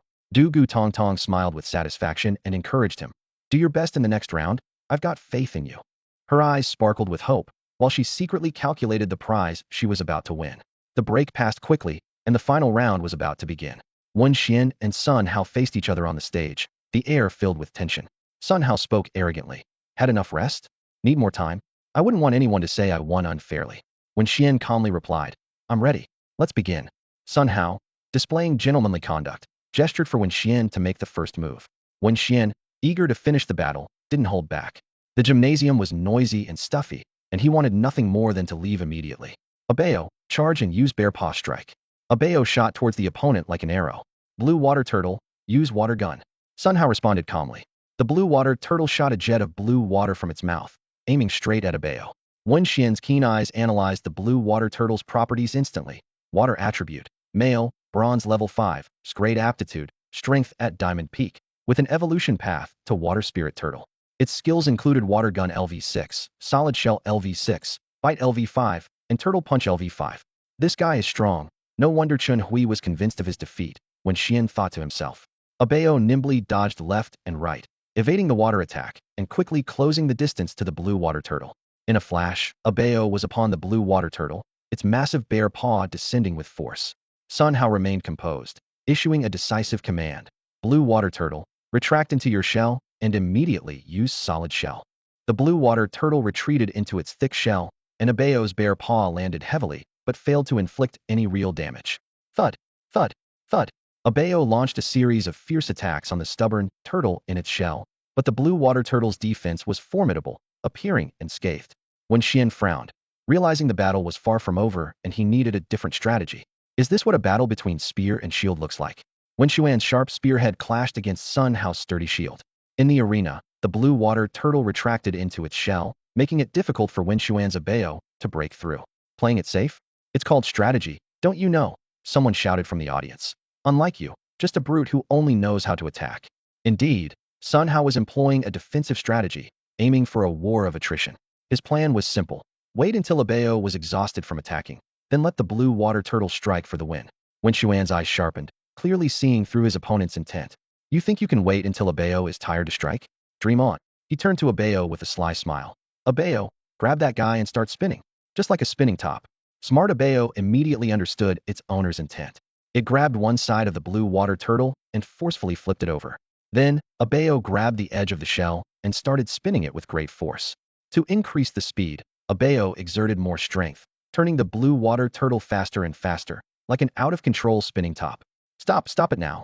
Sun Hao panicked, his face turning pale. The audience saw Sun Hao's reaction and started buzzing with chatter. Wow, Wen Xuan is amazing. This move is brilliant. The blue water turtle must be dizzy by now, right? I hate getting dizzy. I almost passed out from motion sickness in a car. That's nothing. I get seasick really bad, throwing up everywhere. Huh, that's child's play. I get milk sick. When I was a kid, I threw up everywhere, and my mom spanked me till my butt was sore. The last comment left everyone speechless, but the battle on the stage continued. Wen Xuan ignored everything, showing no intention of stopping. He was determined not to let Abeo stop unless Sun Hao surrendered. Sun Hao's face grew more and more distressed. He gritted his teeth and thought, Wen Xuan is shameless. But he was truly at a loss. The blue water turtle was trapped in its shell, dizzy and unable to fight back. Through their bond, Sun Hao could feel the blue water turtle's suffering. If this continued, he feared for his beloved pet's well-being. As a beast master, he could only bond with 9 beasts in his lifetime. If something happened to the blue water turtle, his journey as a beast master would be over. After all, having one less beast at the same level meant a significant power disadvantage. After weighing his options, Sun Hao finally gritted his teeth and said, I concede. Upon hearing this, Wen Xuan immediately shouted, Abeo, let it stop. Abeo grabbed the spinning blue water turtle. Once it stopped, its head and limbs emerged from the shell. Suddenly, with a blee sound, it vomited, spewing yellow, foul-smelling liquid all over the place. Witnessing this disgusting scene, the audience covered their noses and mouths, their faces filled with disgust. Wen Xuan defeated Sun Hao with an overwhelming advantage, bringing the intense competition to a close. Sun Hao's face was somber, but he maintained his composure. He looked at Wen Xuan coldly, with a hint of unwillingness in his voice. I lost this time, but next time, I will definitely win it back. With that, he turned and left, his retreating figure filled with unyielding determination. With Sun Hao's departure, the competition officially concluded. Wen Xuan took the crown, and the teachers on the judging panel nodded approvingly, their eyes full of praise. Even Sun Hao's grandfather, Sun Yudao, who was known for his magnanimity, admired Wen Xuan's fair and square victory. He thought to himself that this defeat might serve as a valuable lesson for his somewhat arrogant grandson. Wen Xuan's victory not only earned him honor, but also a considerable prize of 100,000 yuan. For him, this was undoubtedly a significant amount. After receiving the trophy, he hurried back to the area where his class was gathered. Wang Bin ran over excitedly, his face beaming with joy. Congratulations, Wen Xuan. Winning the championship, you're amazing. Mao Mao followed closely, admiration shining in his eyes. Wen Xuan, you're truly my idol. I admire you more and more. Even the usually reserved Zhu Ming spoke up. Congratulations. Hearing this, Wen Xuan's lips curled into a subtle smile. Wang Bin suddenly had an idea. Wen Xuan, since you won the championship, how about we celebrate? Sure, but where should we go? Wen Xuan asked. Let's go to my house. Wang Bin said enthusiastically. This meal is on me. I'll treat you all to Sha County Grand Hotel. With that, Wang Bin pulled Wen Xuan along, with Mao Mao and Zhu Ming following behind. The group left the campus, hailed a taxi, and soon arrived at Wang Bin's home. When they stood in front of Wang Bin's family store, everyone was stunned. Before them was a spacious shop over 100 square meters, far exceeding their expectations. What are you standing there for? Come on in, Wang Bin urged. It was only then that Wen Xuan snapped back to reality. He had heard Wang Bin mention his family's Sha County Grand Hotel many times, but he hadn't expected it to be so large. In his mind, Sha County Grand Hotels were typically small husband and wife operations, with shopfronts just a few dozen square meters. Despite their small size, they were a culinary haven for countless workers, offering affordable and hygienic meals. Led by Wang Bin, the group entered the Sha County Grand Hotel. It was not yet the dining rush, so the restaurant was quiet. As they walked in, they met Wang Bin's parents. Wen Xuan immediately recognized them because Wang Bin bore a strong resemblance to his parents. However, a cloud of worry seemed to hang over Wang Bin's parents' faces, as if something was troubling them. But upon learning that their son had brought friends over, they quickly put on smiles and greeted everyone warmly. Wen Xuan keenly sensed the oddity behind their forced smiles. After settling the group, Wang Bin's parents hurried into the kitchen. Before long, they brought out a table full of delicious dishes. Just as everyone was enjoying the meal, Wang Bin suddenly asked, Mom, why aren't there any of my favorite radish and lean meat steamed dumplings? The question seemed to hit a nerve with Wang Bin's mother. She appeared flustered and stammered. They're sold out. Sold out. Wang Bin frowned, clearly dissatisfied with the answer. A subtle tension filled the air. At this time of day, there should still be some of that signature dish left, since it's close to noon, not late at night. Wang Bin looked at his parents in confusion, feeling that something was being kept from him. His mother couldn't help but sigh. It's all because of that darn rabbit. Rabbit? Wang Bin was puzzled. What's a rabbit got to do with it? Wang Bin, his mother explained. You don't know, your dad's carrots in the field were all ruined by that rabbit. Upon hearing this, Wang Bin was furious. Their carrots weren't just any ordinary carrots. They were the legendary golden carrots, fragrant and crunchy, comparable to fruit. And they had been ruined by a rabbit. Don't worry, Mom and Dad, Wang Bin said through gritted teeth. I'll finish eating and then take my classmates to get rid of that darn rabbit. Hearing this, Wang Bin's mother nodded with relief and smiled with satisfaction. She thought to herself that her child had finally grown up, becoming sensible and taking responsibility for the family. After the meal, Wang Bin led Wen Xuan and others to the vegetable garden on the outskirts. As soon as they entered, they were shocked by the devastation before them. It looked like a thief had been through. The vegetables were all trashed, most of them eaten, with only a few chewed up leaves scattered around. Rabbit! Rabbit! Wang Bin was furious, quickly scanning the area, trying to find the culprit. At that moment, a strange humming sound came from nearby. They looked in the direction of the sound and saw a rabbit standing on its hind legs, walking with a carefree gait, humming a little tune as it strolled over. Little second boy, with a backpack. It's the mimic rabbit. Mao Mao immediately recognized the creature. Seeing this, Wang Bin was incensed. Monkey bro, he shouted, summoning his rogue monkey. Get it? The rogue monkey sprang into action, charging toward the mimic rabbit. Oh my gosh, it's a dog. The mimic rabbit shrieked and turned to flee, disappearing in the blink of an eye. The rogue monkey, having lost its target, returned dejectedly. That darn rabbit can actually talk. Wang Bin finally snapped out of his anger-induced daze, realizing what had just happened. Mao Mao explained, that's the mimic rabbit. Its greatest skill is mimicking human speech. Not only that, but it can also mimic other animals. For the knowledgeable Mao Mao, this information was a piece of cake. Wang Bin felt a little disappointed for not catching the mimic rabbit. He glanced around at everyone, finally fixing his gaze on Wen Xuan. Wen Xuan, let's head back. However, Wen Xuan shook his head. No, I want to stay. What? You want to stay? Wang Bin asked in surprise. Stay for what? To capture that mimic rabbit? Of course, Wen Xuan replied firmly. Hearing this, everyone present was a bit bewildered. Hey, Wen Xuan, don't be foolish. Wang Bin couldn't help but advise. Yeah, brother Wen Xuan, Mao Mao chimed in. That mimic rabbit may be able to mimic human speech, but it doesn't have much combat power. What's the point of capturing it? In Mao Mao and Wang Bin's minds, capturing a beast should involve choosing the powerful ones, like wolves, tigers, or leopards. Wen Xuan shook his head resolutely and said, I want to capture that rabbit. Upon hearing this, Wang Bin and the others sighed. Since Wen Xuan was determined, they had no choice but to start discussing strategies. From setting traps to ambushes, everyone chimed in with various ideas, eventually even considering the idea of using a drug. At that moment, Zhu Ming pulled out a packet of powder from his pocket. instantly drawing everyone's attention. They exchanged glances and fell silent. Zhu Ming, why do you carry laxatives around? Someone couldn't help but ask. Zhu Ming scratched his head awkwardly and explained, my pig sometimes gets constipated, so I have to give it this. Hearing this, everyone was surprised. The medicine, called instant relief, was known for its strong effect. Using such a drug on his fire rock pig made everyone feel sorry for the creature. Wen Xuan's eyes lit up, and he suddenly turned to Wang Bin, reaching out his hand. Give me your golden carrot. Wang Bin was taken aback, then realized, how did you know? I saw you sneak the only golden carrot from your mom's shop before we left, Wen Xuan replied with a smile. With a sigh of resignation, Wang Bin took out the precious carrot from his pocket. Wen Xuan took the carrot and carefully applied Zhu Ming's instant relief to it. He asked worriedly, will the smell give it away? Zhu Ming confidently replied, don't worry, the drug has no medicinal smell, just an earthy scent. Once done, Wen Xuan placed the special golden carrot in Wang Bin's garden. Then, they all hid in a concealed spot. Time passed slowly, and Wang Bin even dozed off. Finally, the troublesome mimicking rabbit arrived. It cautiously entered the garden, looking for food. Suddenly, the rabbit's eyes lit up as it spotted the shiny golden carrot. Excitedly, it picked up the carrot and habitually sniffed it. Those hiding tensed up, fearing their plan might fail.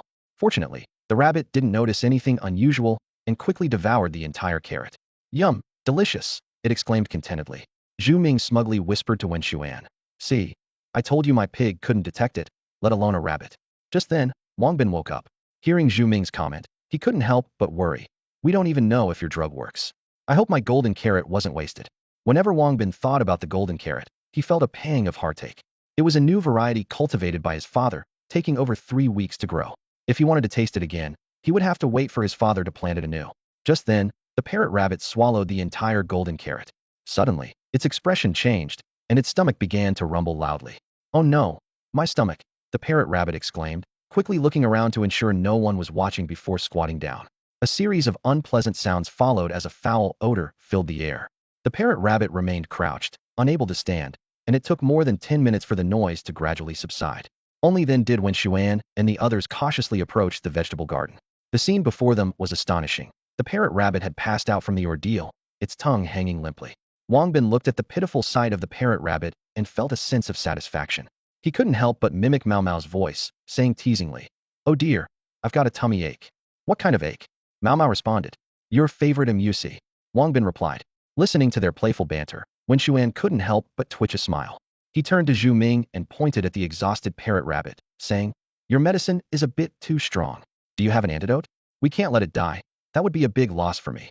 Zhu Ming rummaged through his belongings and pulled out a pill that resembled a mouse dropping. I have an antidote. Give it to the rabbit, and it'll be fine. Wen Xuan nodded, but the priority was to tame the parrot rabbit. He quickly performed a spell, and a contract array appeared on the ground. Although the parrot rabbit instinctively wanted to resist, it was too weak to do anything but succumb to Wen Xuan's will. Soon, the contract was successfully established. Wen Xuan smiled with satisfaction and placed the antidote Zhu Ming had given him into the parrot rabbit's mouth. Half an hour later, the parrot rabbit shakily stood up, emanating an unpleasant smell. Go wash up in the ditch, Wen Xuan instructed. The parrot rabbit obeyed, stumbling towards the small stream. Wen Xuan even asked Zhu Ming for a bar of soap to give to it. Watching Zhu Ming, who seemed to have everything like a magical pouch, Wen Xuan couldn't help but be impressed.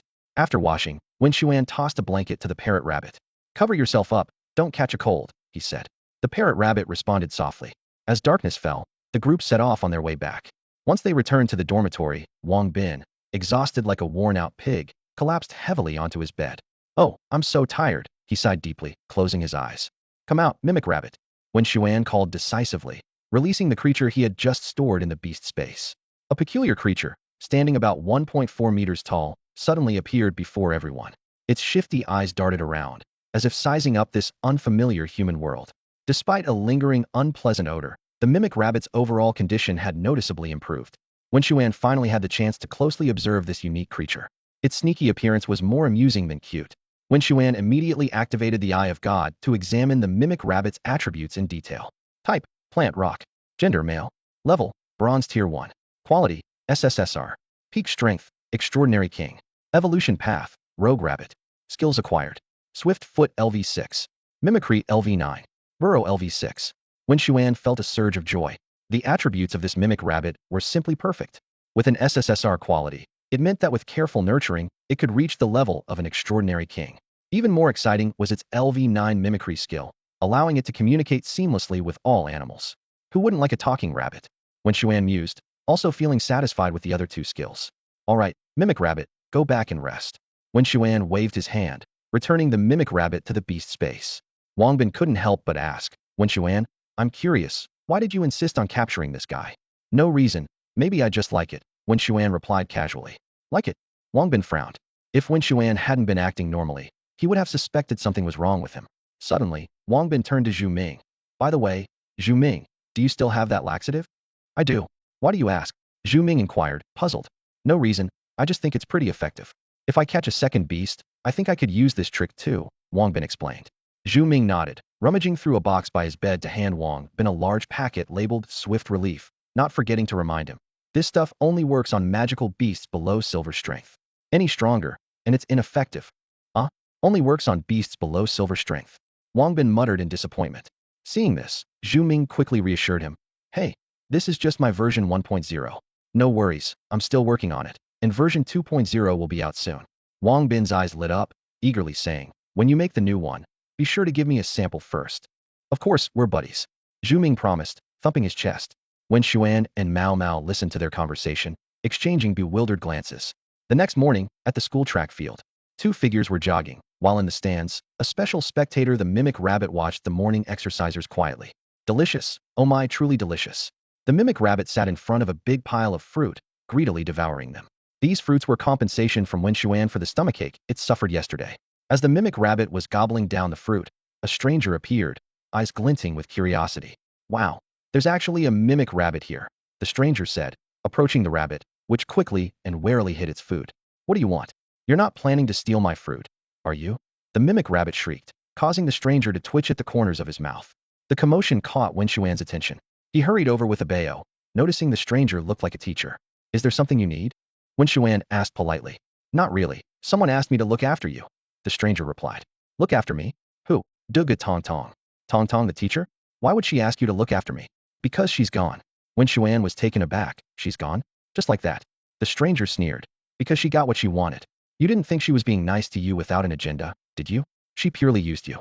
You won first place in the freshman competition, and she got a lot of points and exchanged them for what she wanted, then left. He paused, then added, Kid, I'm warning you, don't get involved with her again. Wen Xuan listened, surprisingly calm, which caught the stranger off guard. You really are as mature as she said. I'm curious, aren't you angry hearing this? After all, it seems she did use you. Wen Xuan replied calmly. Why should I be angry? She's gone, that's all. As for using me, it depends on how you see it. At least from my perspective, she did help me a lot. The stranger nodded. All right then, I won't interrupt your training. I'm leaving. By the way, now that Duga Tong Tong is gone, I'm your new teacher. Feel free to come to me if you need anything. With that, he turned and left.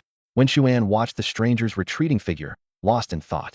Duga Tong Tong's departure brought a slightly roguish new mentor. Was this a blessing or a curse for them? Shaking off his distracting thoughts, Wen Xuan stretched and reached for the fruit. To his surprise, the Mimic Rabbit instinctively tried to protect its food, surprising Wen Xuan. It seemed that surviving in the wild wasn't easy, and this little creature was particularly possessive of its food. Noticing Wen Xuan's change in expression, the Mimic Rabbit quickly handed him an apple and offered a bao a banana. This little creature's ability to read the room was indeed impressive.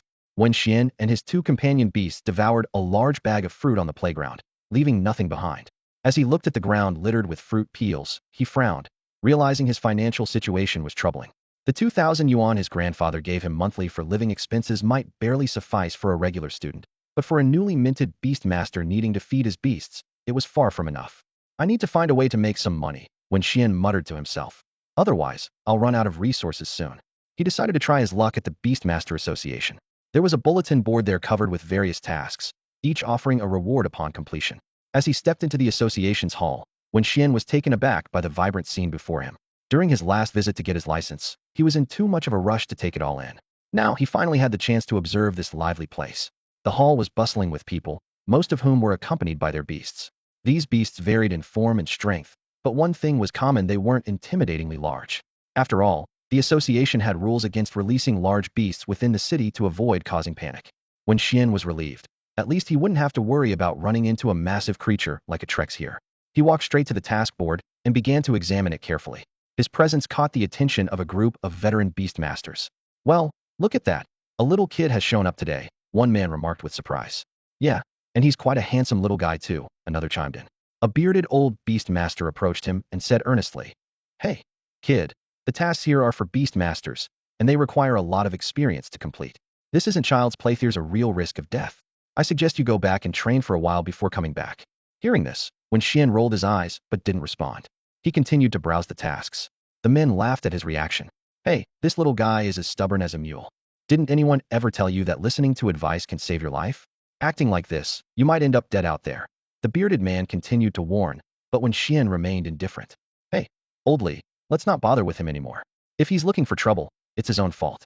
We've got a task to take on, so let's get ready, another man suggested. Old Li opened his mouth to say something, but ultimately just sighed and left with his companions. Wen Xuan glanced at their retreating figures and returned his focus to the task board. Suddenly, a task caught his eye, finding iron ore. Upon closer inspection, Wen Xuan discovered this task required venturing into a small secret realm. Bringing back the iron ore would earn a reward of 10,000 yuan. 10,000, huh? Wen Xuan thought, intrigued. But, to be cautious, he pulled out his phone to search for information on this iron or secret realm. The beasts inside are only up to bronze level 1. Wen Xuan pondered. In this world of beast masters, there were information platforms like Beastmaster forums. He decided to gather more knowledge to prepare thoroughly for the upcoming adventure. The information on this forum is updated in real time, so there are usually no errors. Wen Xuan thought to himself, then set off with a bao and two bao towards the iron or secret realm. At the entrance of the Beastmaster Association, the three of them got into a taxi that had been waiting for some time. The car wheels rolled over the city streets, and they soon arrived at the entrance of the secret realm. Wen Xuan stood at the entrance, his eyes scanning the surroundings. In this world, secret realms are not only habitats for wild beasts, but also independent small worlds. Two guards in green uniforms stood ready. Their duty was to ensure that the beasts within the secret realm did not escape and wreak havoc on the outside world. To cover the expenses of these guards, Beastmasters entering the secret realm must pay a one-time toll. Hello, please show your Beastmaster ID. One of the guards stopped Wen Xuan. Wen Xuan took out his Beastmaster ID from his pocket and handed it to the guard. After confirming it was correct, the guard respectfully bowed. Hello, your information has been verified. Please pay an entrance fee of 500 yuan. Without hesitation, Wen Xuan handed over 500 yuan to the guard. After being allowed to pass, he crossed the portal with his two beasts into the secret realm. As soon as Wen Xuan left, the two guards started chatting. Hey, look, another kid off to explore. How long do you think it'll take before he comes running back? Not sure, but probably at least 10 minutes. This kid seems strong. He's at the 5th stage of bronze. 5th stage of bronze. That's stronger than me. The speaker was at the 4th stage of bronze. Beastmasters can sense each other's strength through aura, but this ability is usually limited to high-level Beastmasters assessing lower-level ones. Wen Xuan was an exception, possessing a unique God's Eye. The moment Wen Xuan stepped into the secret realm, he quickly surveyed his surroundings. It was a volcanic area, with a distant active volcano erupting, sending lava soaring into the sky. A deafening boom echoed as the volcano erupted again, shooting lava thousands of meters high. Thick smoke billowed, and the sky was instantly shrouded in gray volcanic ash. Seeing this, Wen Xuan quickly pulled out a mask from his backpack and put it on. Let's go. Wen Xuan took out a map he had prepared in advance and led his two beasts toward the mine. Soon, they arrived at the mine entrance. However, Wen Xuan did not enter immediately. It wasn't because he didn't want to, but because the entrance was guarded by two unexpected creatures. Cave goblins. Wen Xuan was surprised to find that cave goblins were present here. It seemed they had claimed the mine as their territory. The mimic rabbit leaped forward nimbly, tasked with the job of luring out the cave-dwelling goblins.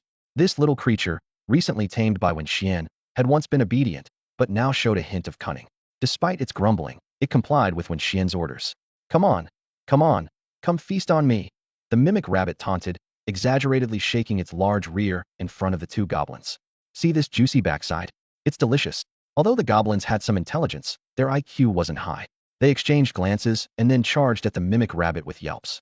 The clever rabbit immediately took off running but deliberately slowed its pace, making the pursuers feel they were about to catch it. This Catan mouse act successfully drew the two goblins out of their lair. Wen Xuan and a bao, who had been lying in wait, held their breath. Just as the goblins passed by, a bao sprang from behind a boulder, striking the first goblin with a crushing blow. The sound of bones breaking echoed. Swiftly, it pounced on the other goblin, dispatching it with a similar fatal strike. Seeing this, Wen Xuan pulled a sharp dagger from his coat and handed it to the panting mimic rabbit. Go check, he ordered. See if these two have any magic beast cores. If they do, dig them out for me. The mimic rabbit looked reluctant. Huh? What do you mean, huh? Wen Xuan raised an eyebrow. Do you want to skip dinner tonight? At the mention of dinner, the mimic rabbit perked up and scurried off to work. Before long, two glistening magic beast cores were in Wen Xuan's hands. Wen Xuan examined the loot, then glanced at the mimic rabbit beside him, thinking to himself, could this cheeky rabbit have put all its attribute points into luck? Killing just two goblins and getting two magic beast cores was quite the feat. Rabbit, Wen Xuan called out. What? The mimic rabbit eyed him warily. Here, take this. Wen Xuan handed over a core. Eat it. For me. The mimic rabbit seemed surprised.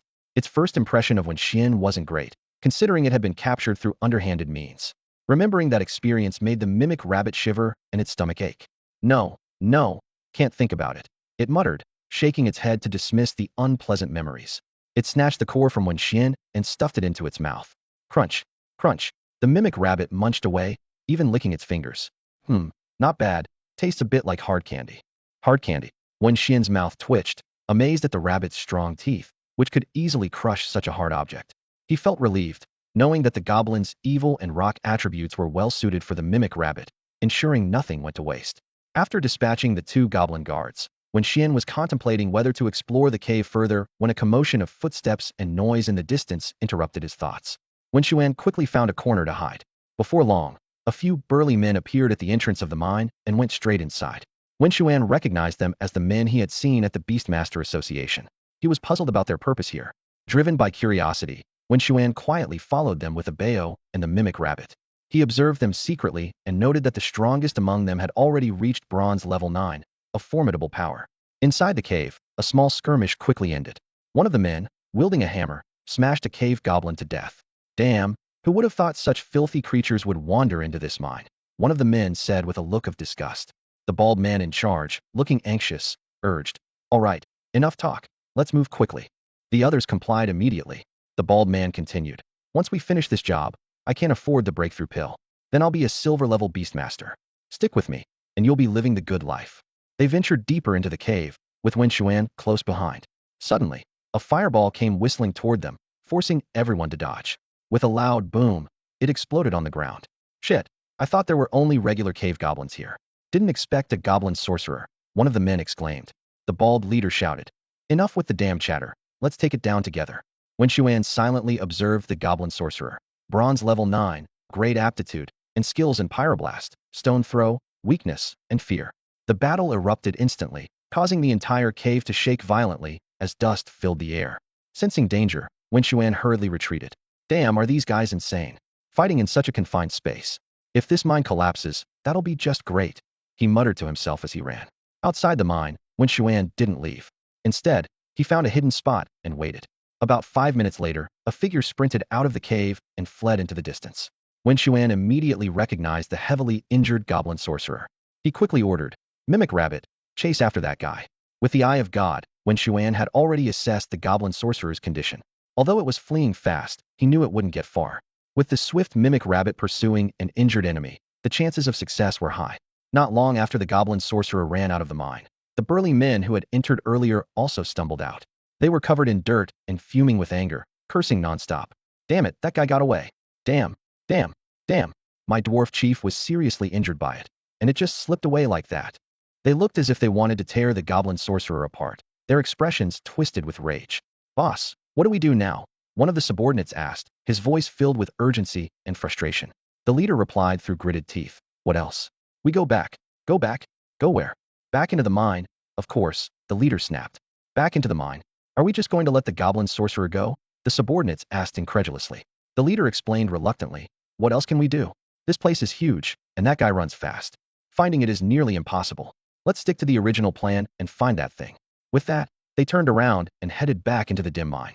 Wen Xuan witnessed the entire scene. He glanced at the mine and quietly left. His priority now was to find the Mimic Rabbit and deal with the goblin sorcerer. Thanks to his telepathic connection with the Mimic Rabbit, Wen Xuan quickly located it. Where's that guy? Wen Xuan asked. The Mimic Rabbit pointed to a spot not far away. Following its direction, Wen Xuan saw a surprising sight. The goblin sorcerer was lying on the ground, coughing incessantly, with a large amount of blood pouring from its mouth, staining the ground a vivid red. It was clearly severely injured. Seeing this, a cold glint flashed in Wen Xuan's eyes. Let's finish it off. At his command, Abeo and the Mimic Rabbit launched their attack. Abeo stood at a distance, opened its mouth, and a black energy ball quickly formed. In the next moment, the shadow ball whistled through the air towards the goblin sorcerer. Whoosh! The energy ball sliced through the air. Boom! The shadow ball hit the goblin sorcerer with precision. Already severely injured, the goblin sorcerer was completely overwhelmed by the attack, its body crashing to the ground like a rag doll. Yet, it didn't give up its will to survive and struggled to stand.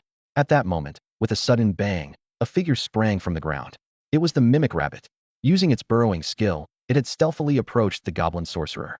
Seizing the opportunity, the mimic rabbit delivered a powerful right whip kick to the unsuspecting goblin sorcerer, sending it flying. Thud! The goblin sorcerer crashed into a withered tree behind it with a dull sound. Its body slid down like a broken kite, its head tilting to the side, lifeless. Is it dead? The mimic rabbit was somewhat shocked, not expecting its kick to be fatal. Wen Xuan nodded. Yes. As someone with the eye of God, he could clearly sense the presence of life. The goblin sorcerer was indeed dead and not pretending.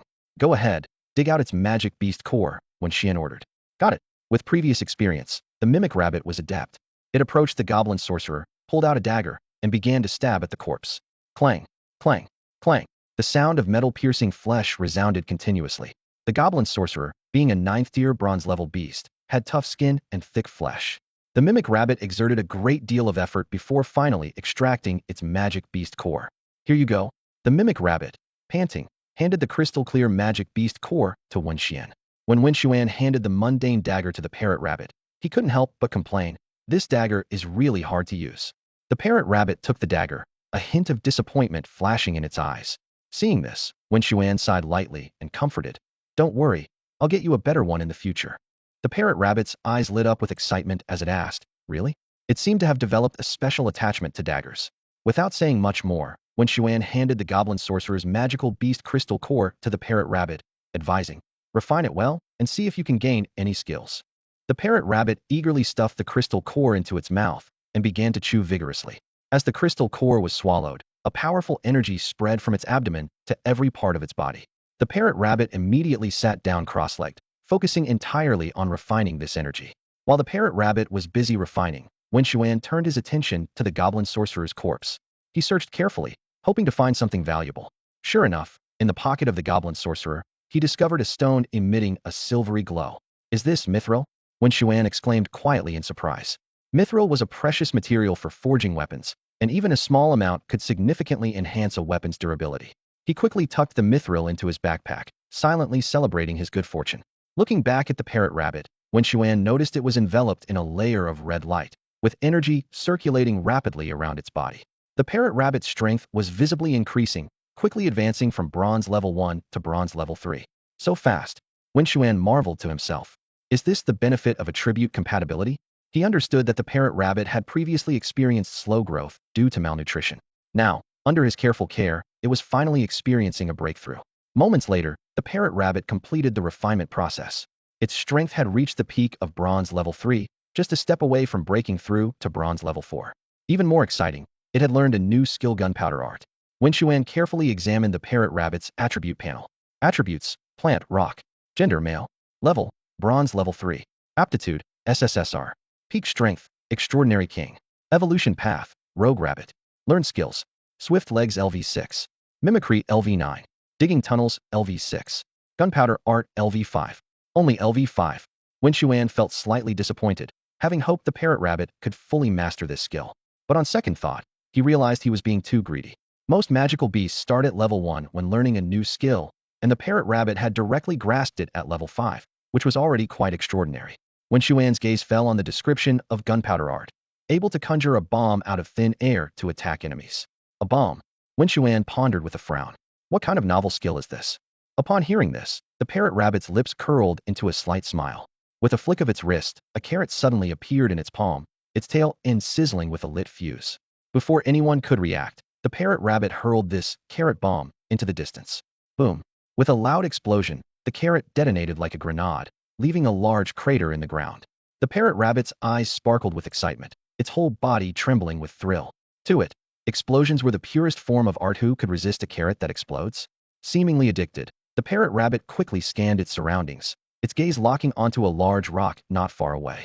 A mischievous grin appeared on its face as it sprinted towards it. Boom, boom, boom. The continuous sounds of explosions echoed through the open space. Wen Xuan watched the parrot rabbit, noticing it had used several carrot bombs and was now panting heavily, clearly having expended a lot of energy. All right, you've had enough fun. Take a break, Wen Xuan thought to himself, surveying the chaotic scene before him. The area was littered with craters from the explosions, and the large rock had been reduced to dust.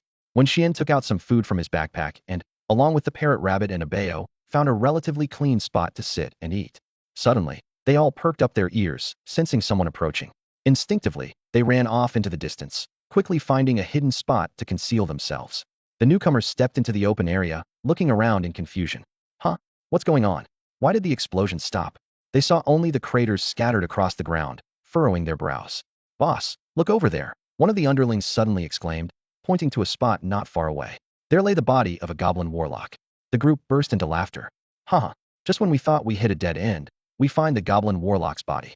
We couldn't find mithril in the mines, but this makes up for it. They rushed towards the body, but as they got closer, their expressions turned sour. The spoils they had been searching for had already been claimed by someone else. Who? Who did this? They shouted into the emptiness, but received no response.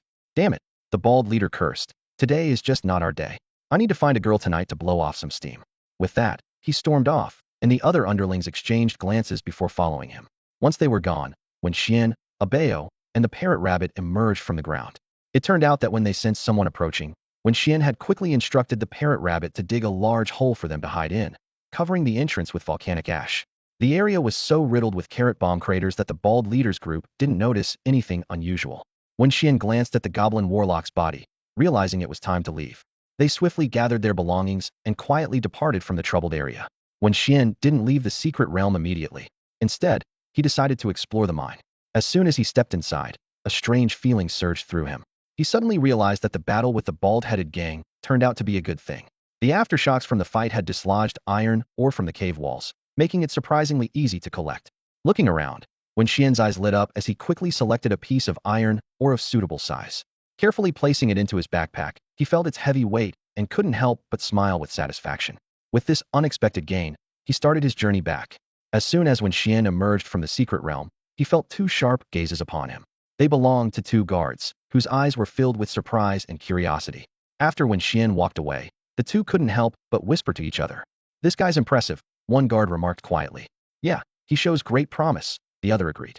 Venturing into the secret realm alone and managing to extract iron ore, it's incredible. Compared to him, what are those other guys who entered the secret realm? No kidding, while they're crying for their mothers, he's out here excelling.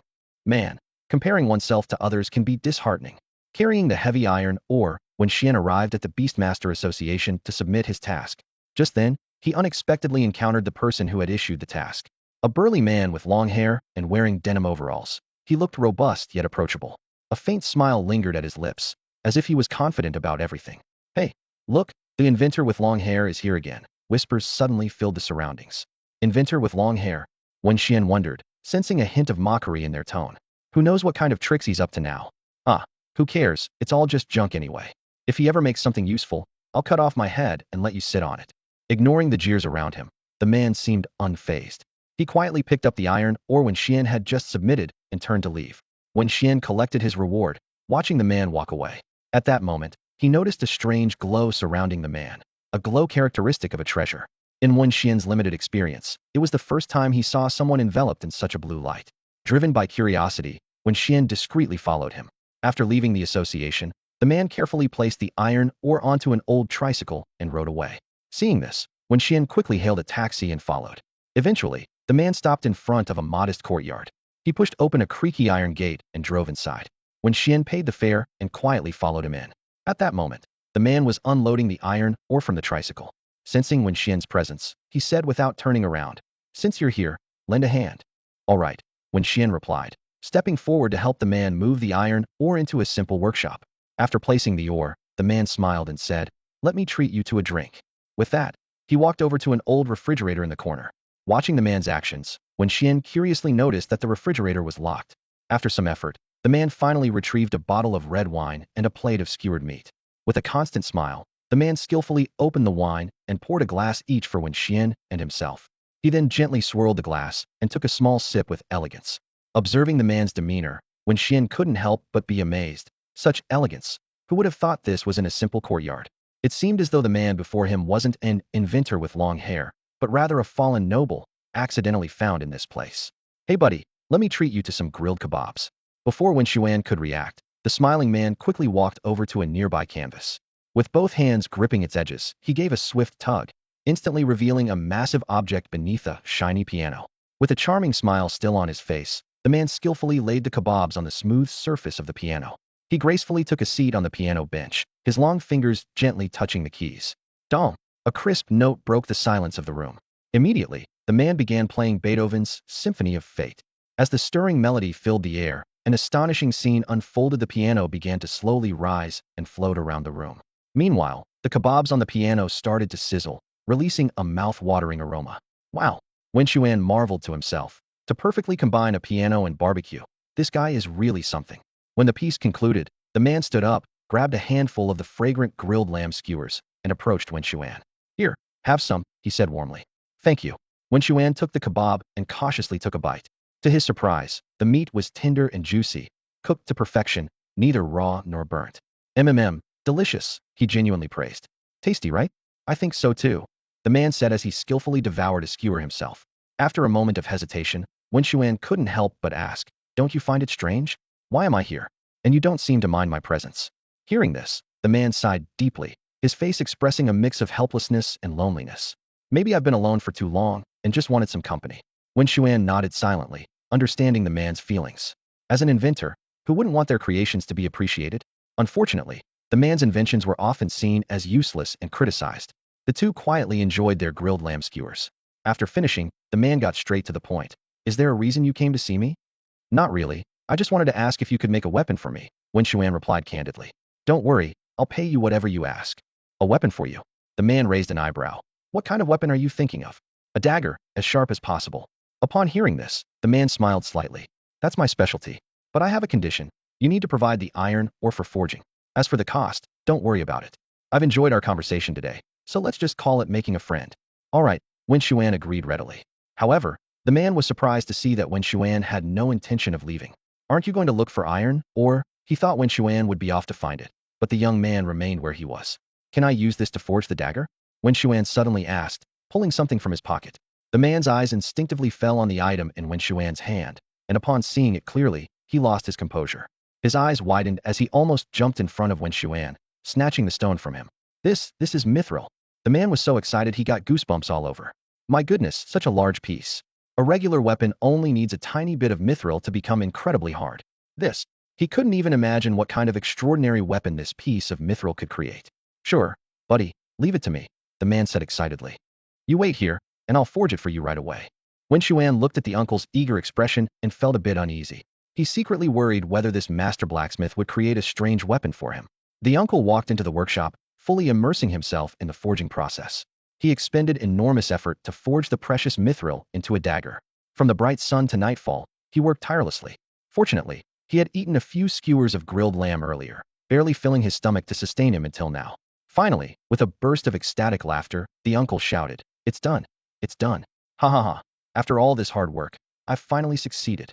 At that moment, Wen Xuan was sitting outside, bored and drowsy. Suddenly, he was awakened by the uncle's excited voice.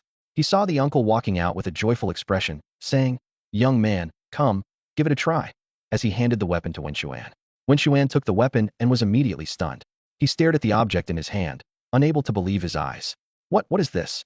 He had wanted a sharp dagger, but the uncle had forged him a small saw. A dagger, the uncle said proudly. Dagger? Wen Xuan repeated, puzzled. Yeah, just press the switch on top if you don't believe me, the uncle encouraged. Wen Xuan, half skeptical, instinctively pressed the switch on the weapon. Instantly, the entire dagger began to vibrate, emitting a piercing, buzzing sound, like a miniature electric saw. Wow, Wen Xuan exclaimed. He had expected an ordinary dagger, but what he got was an electric weapon.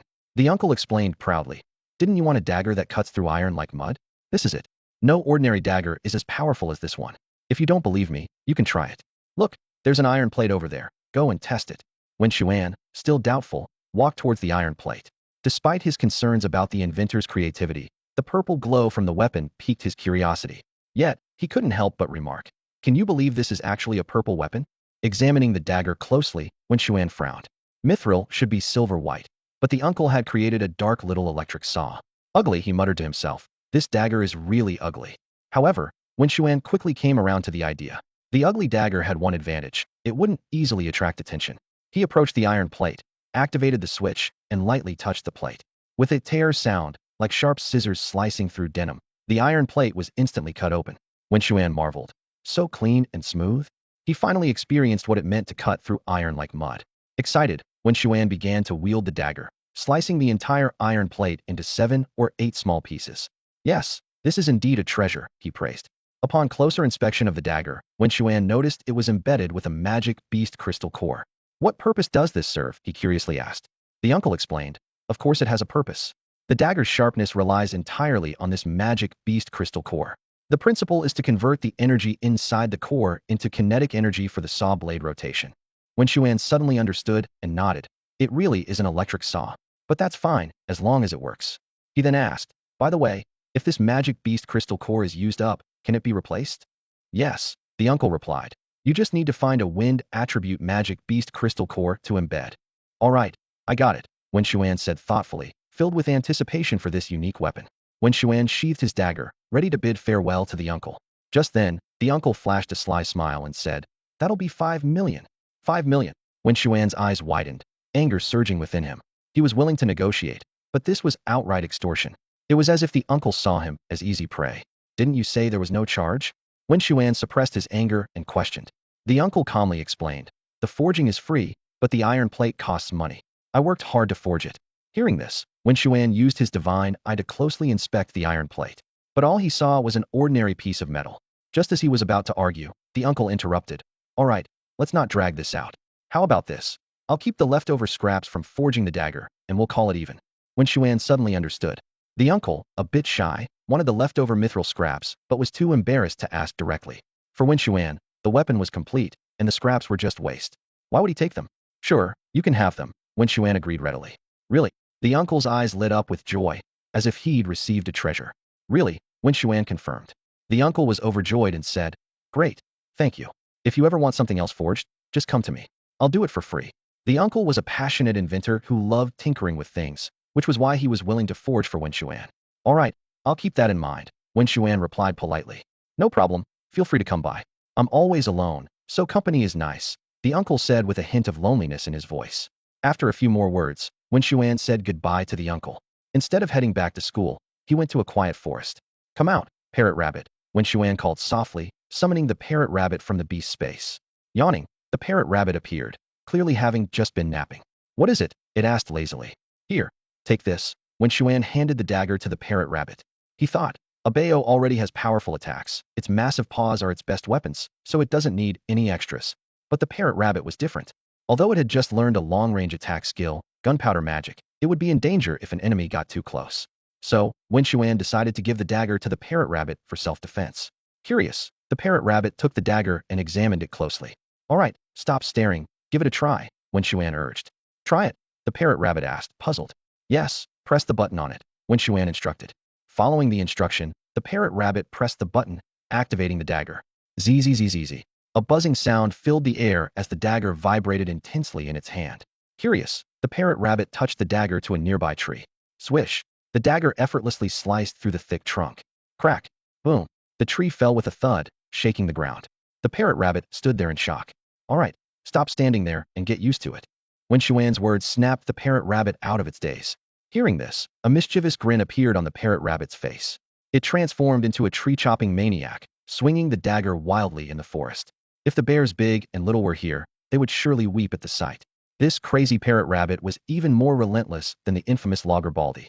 After playing for a while, Shueshu rabbit hopped back to Wen Xuan's side.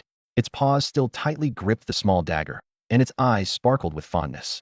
Wen Xuan chuckled at its demeanor and said, all right, from now on, collecting magic beast crystal cores is your task. Shueshu rabbit paused, tilting its head in confusion. Huh? What do you mean, huh? Wen Xuan raised an eyebrow. You don't want to? Then hand the dagger over to me, and I'll give it to a Bayo. Upon hearing this, Shueshu rabbit immediately clutched the dagger tightly to its chest, as if afraid it would be taken away. Seeing this, Wen Xuan shook his head with a smile and said, let's go, time to head home. With Shueshu rabbit, Wen Xuan set off back to school. Along the way, he attempted to return Shueshu rabbit to the beast's space, but it firmly refused. This little creature clearly didn't enjoy staying there. Reluctantly, Wen Xuan agreed to its request. Fortunately, Shueshu rabbit was small, Otherwise, it would have had to stay in the beast space, as the city regulations prohibited the release of large beasts except in special situations to prevent panic. As soon as they entered the dormitory, Wen Xuan saw Wang Bin and the others gathered with serious expressions, especially Zhu Ming, who was bruised and clearly had a rough encounter. What happened to you? Wen Xuan asked with concern. Zhu Ming sighed and recounted the incident at the cafeteria. While they were queuing, someone suddenly cut in front of them. Zhu Ming confronted him, which escalated into a scuffle. Unfortunately, Zhu Ming was no match for the opponent, and his fire rock pig was defeated by the opponent's water rat. Zhu Ming himself got beaten up too. After hearing the story, Wen Xuan frowned. Mao Mao, feeling indignant, added, "We were just unlucky. The opponent's strength was about the same as Zhu Ming's, but his beast was a water rat, and water attacks have an advantage over Zhu Ming's fire rock pig." A water rat, huh?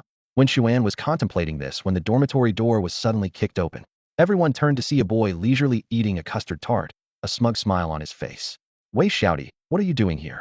Wang Bin asked coldly. Wei Xiaodi, chewing his tart, nonchalantly replied, "Nothing much, just came to see if someone was crying." Hearing this, Zhu Ming's eyes turned red with anger, wishing he could tear the guy apart. Wen Xuan, seeing this, was also infuriated. This guy not only cut in line but now came to provoke them. It was outrageous. "Oh, what's the matter?" Wei Xiaodi taunted, feeling defiant. "If you are, let's have another match. Whoever backs out is a coward." "A match?" Wen Xuan sneered. "All right, how about you, and I have a duel?" Wei Xiaodi's expression changed upon hearing this.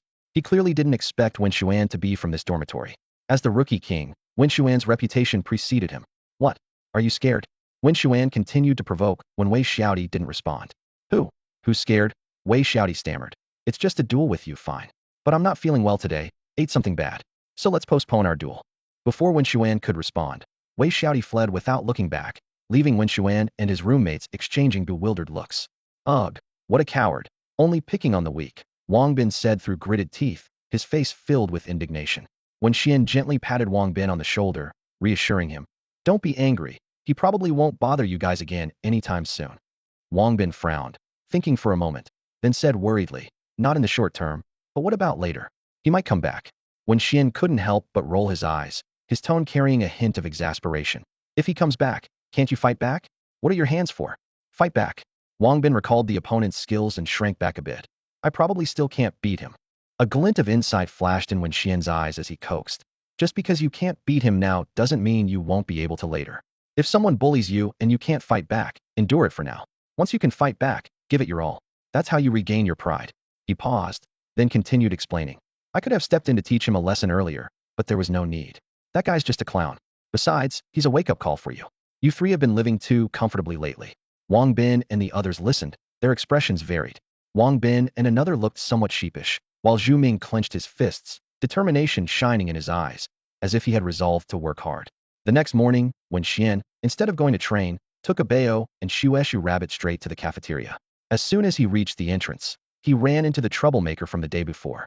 Wei Xiaodi, upon seeing Wen Xian, excitedly pulled over someone taller than him, pointing at Wen Xian and shouting, "Brother, that's the guy who bullied me yesterday." Hearing this, Wen Xian couldn't help but smile wryly. It reminded him of his middle school days in a past life, when he was the class bully, and those he picked on would always call their brothers.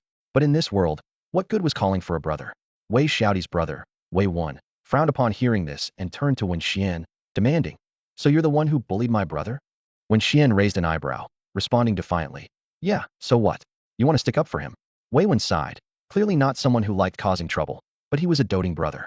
He said in a low voice, "Since you bullied my brother, I want an explanation." "What kind of explanation do you want?" Wen Xian asked directly. "How about we settle this with a match?" Wei Xuan, provoked by Wen Xian's bluntness, gritted his teeth. "Kid, I didn't expect you to be so arrogant. Fine, let's have a proper match." Over at the arena, Wen Xian was unhurried, proposing a condition. "I'm fine with a match, but you need to put up a stake. Why should I fight you otherwise?" Hearing this, Wei Xuan instinctively searched his pockets and pulled out a magic beast core. Wen Xian took a closer look and saw it was the core of a silver-tier whitewater snake. "Is this acceptable?" Wei Xuan asked. "Yes," Wen Xian nodded. "If that's settled, let's get started." Wei Xuan, thinking this was a case of bullying the young, didn't ask Wen Xian for a stake. He was confident, believing victory was assured. The two walked briskly to the arena, while the surrounding students stopped to watch, the air thick with tension ready to explode. "Don't say I'm bullying you. I won't even use my strongest beast. I'll just send out the one I recently captured." As soon as he finished speaking, a flash of blue light appeared, revealing a blue cat-like creature on the arena. standing on two legs. It wore gloves resembling wolf claws, and its eyes were sharp as knives. Come out, Hydracat.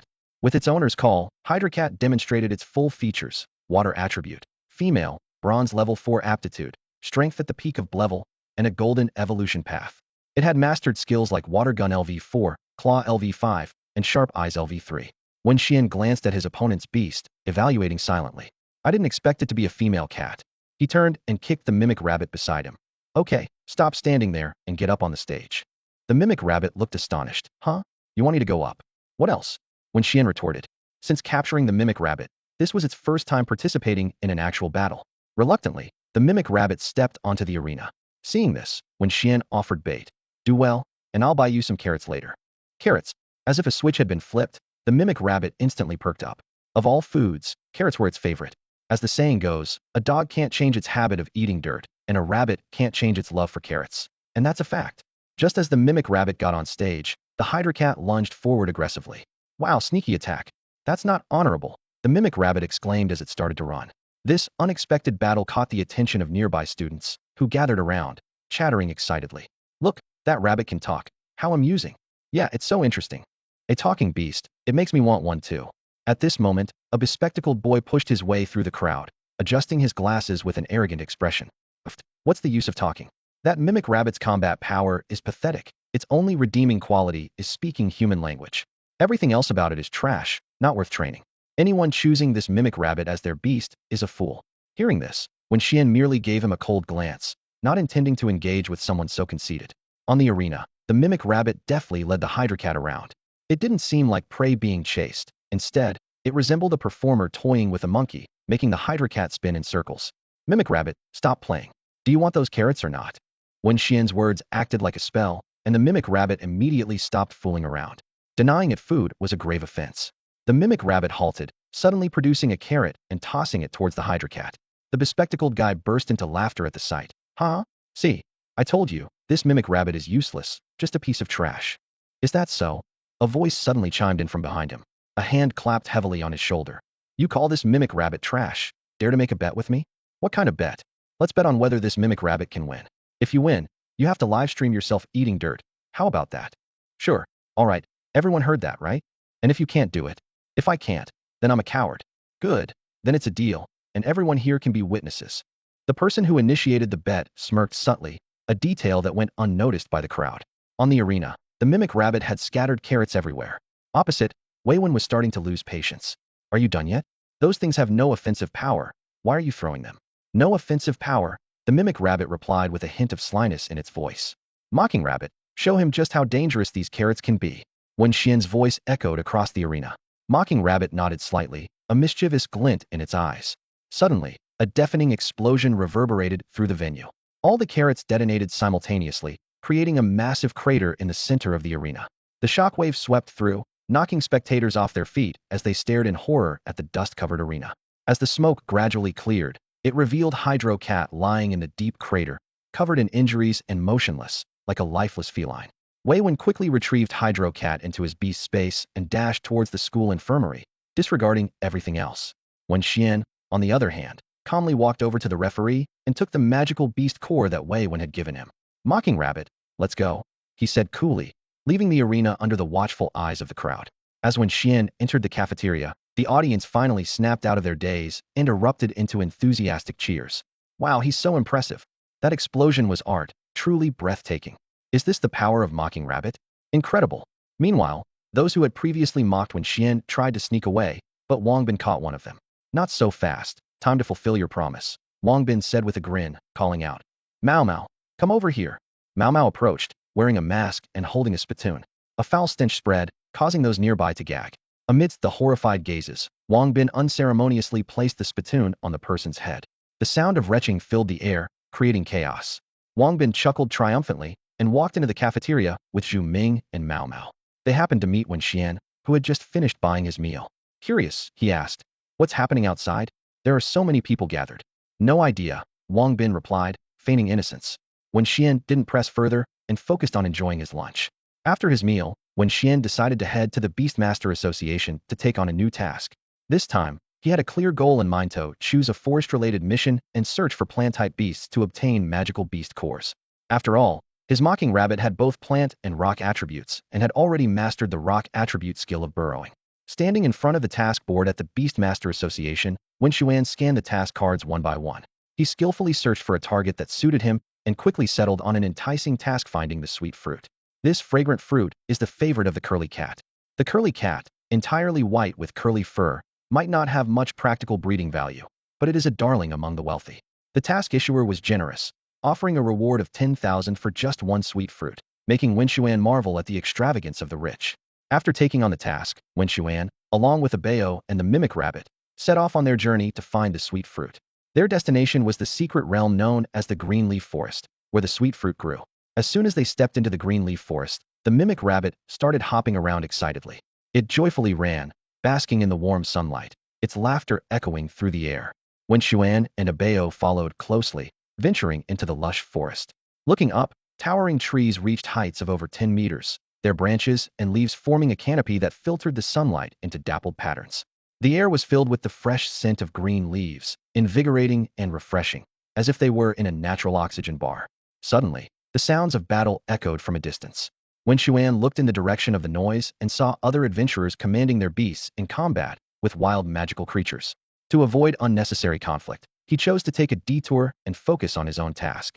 As they ventured deeper into the forest, something green suddenly dangled from the treetop.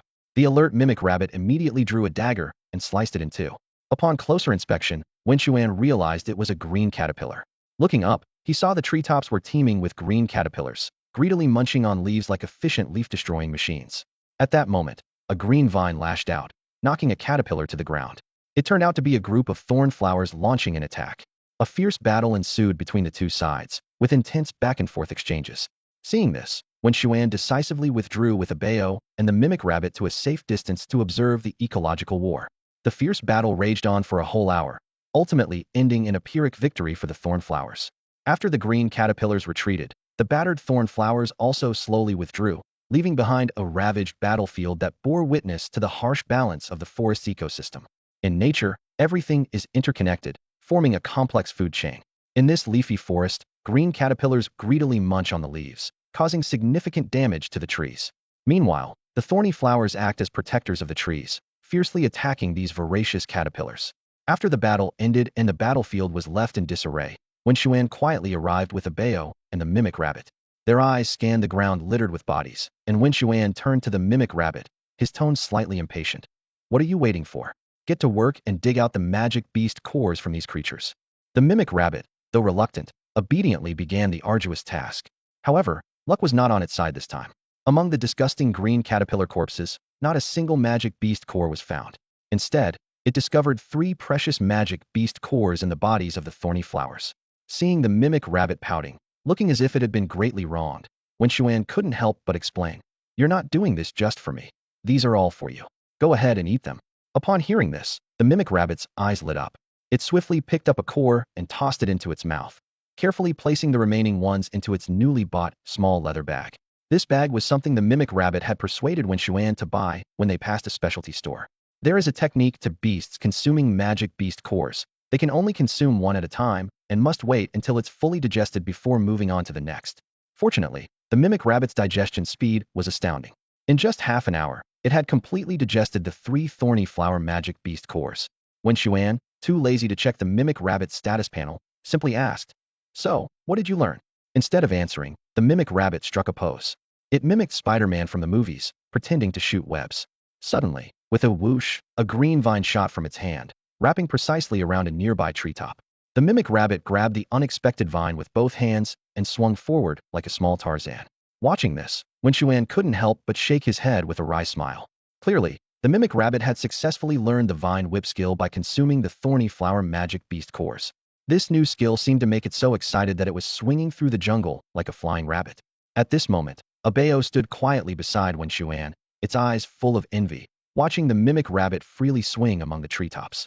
Seeing this, Wen Xuan was moved and gently stroked Abeo's head. He suddenly realized that he had been neglecting Abeo lately, focusing most of his efforts on enhancing the mimic rabbit's abilities.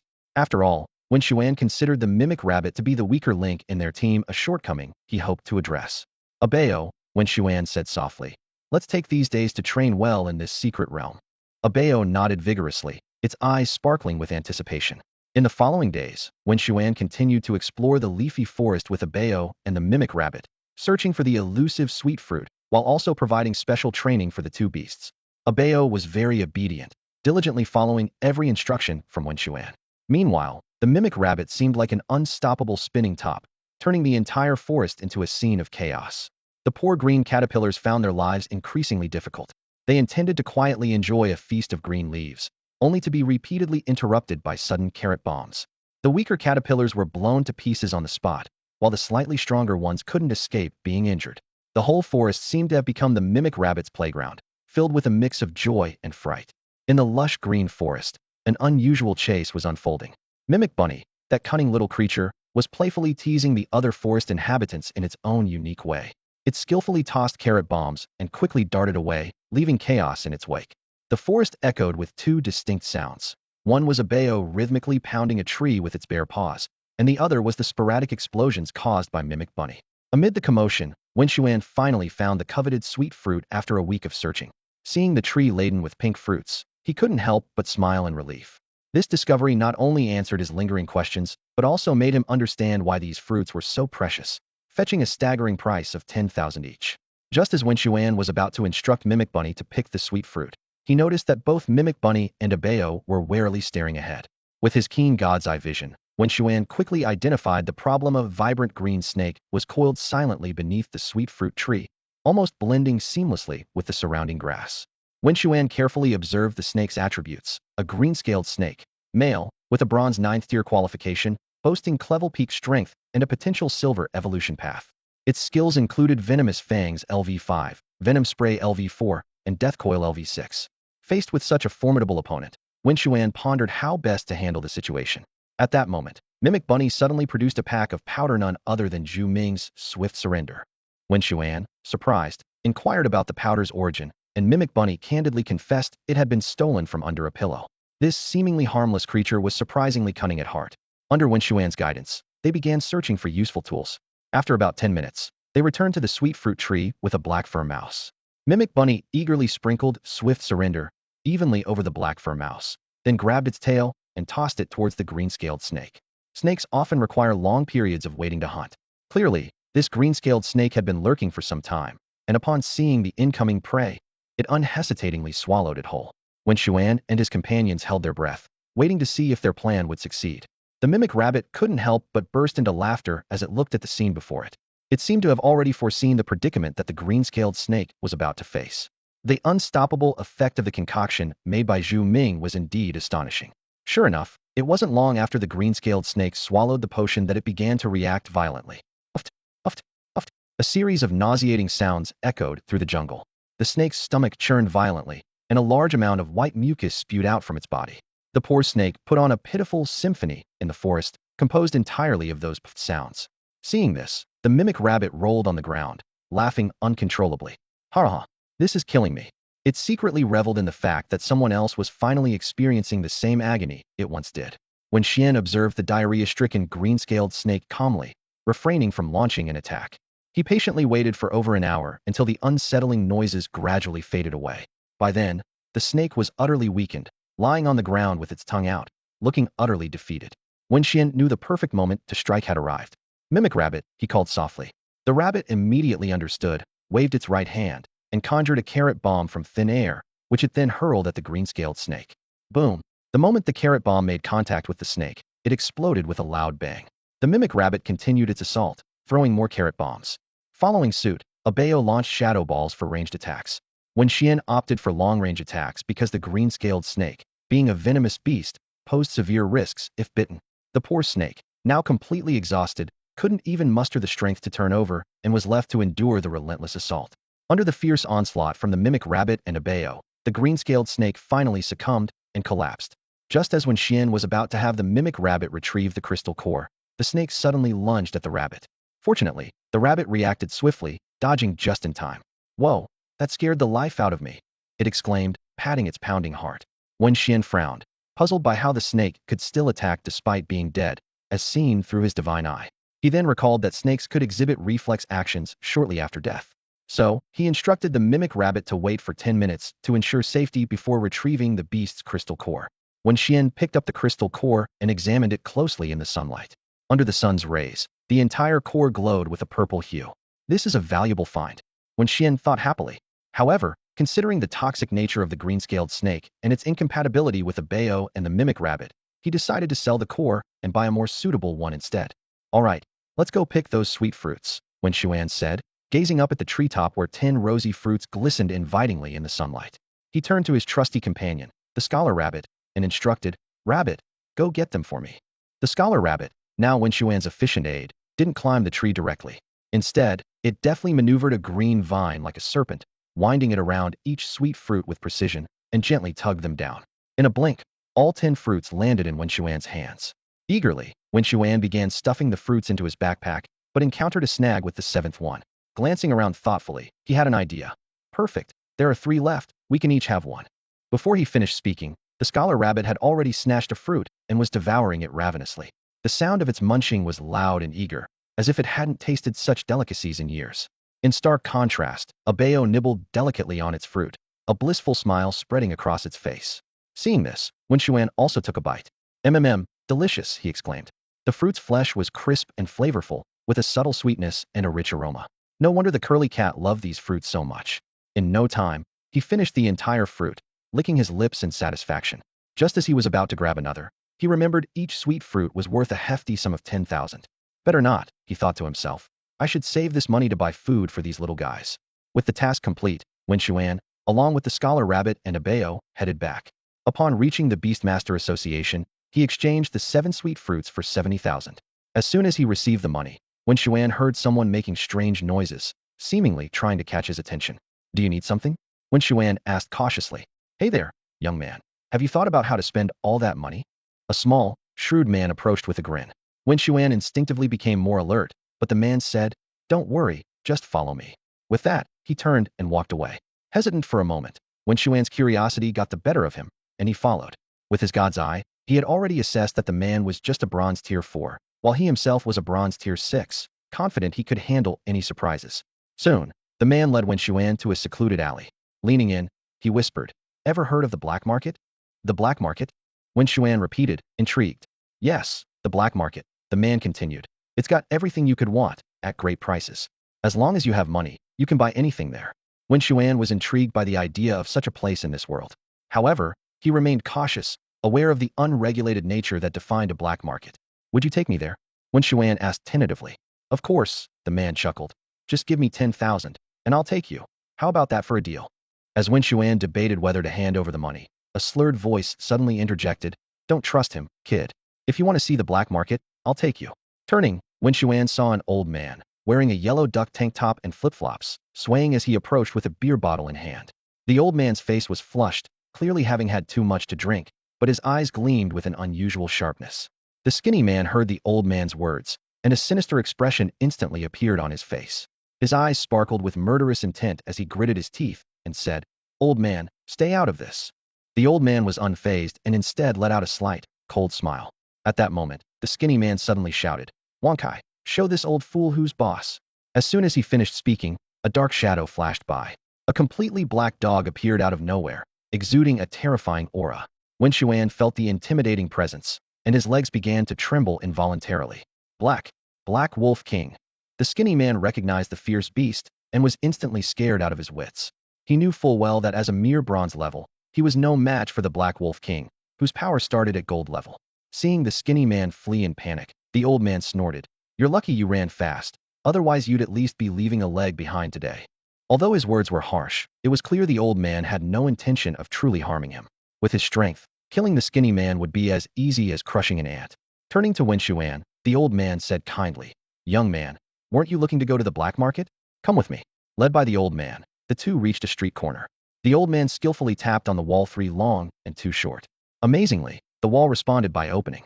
The old man pulled out 6 coins from his pocket. 2 1 yuan, 2 50-cent, and 2 10-cent coins. He explained, There are rules to enter the black market.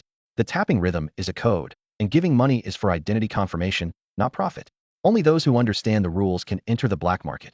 Stopping, the old man turned to face Wen Xuan, still wearing a kind smile. You're probably full of questions now, right? Wondering why I'm helping you, a stranger?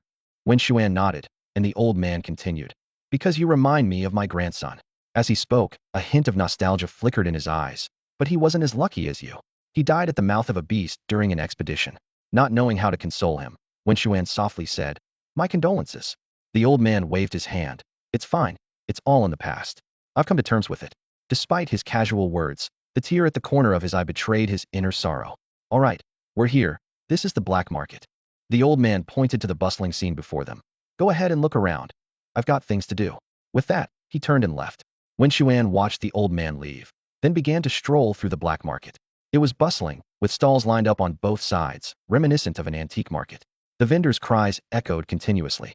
Using his divine eye ability, Wen Xuan quickly scanned the items at the stalls. However, after making a round, he couldn't help but feel disappointed. The truly valuable items were exorbitantly priced, and what he could afford was nothing but worthless junk. Wen Xuan couldn't help but sigh. Indeed, there are no fools in this world, and hoping to cheaply acquire rare items is nothing but a pipe dream. When Xian stood at the entrance of the black market, his disappointment clearly visible. Just as he was about to turn and leave, a loud shout caught his attention. "Come and see, fresh monster crystal cores," a young man called out enthusiastically as he skillfully arranged his stall. Intrigued, when Xian was about to step forward when a bony hand stopped him.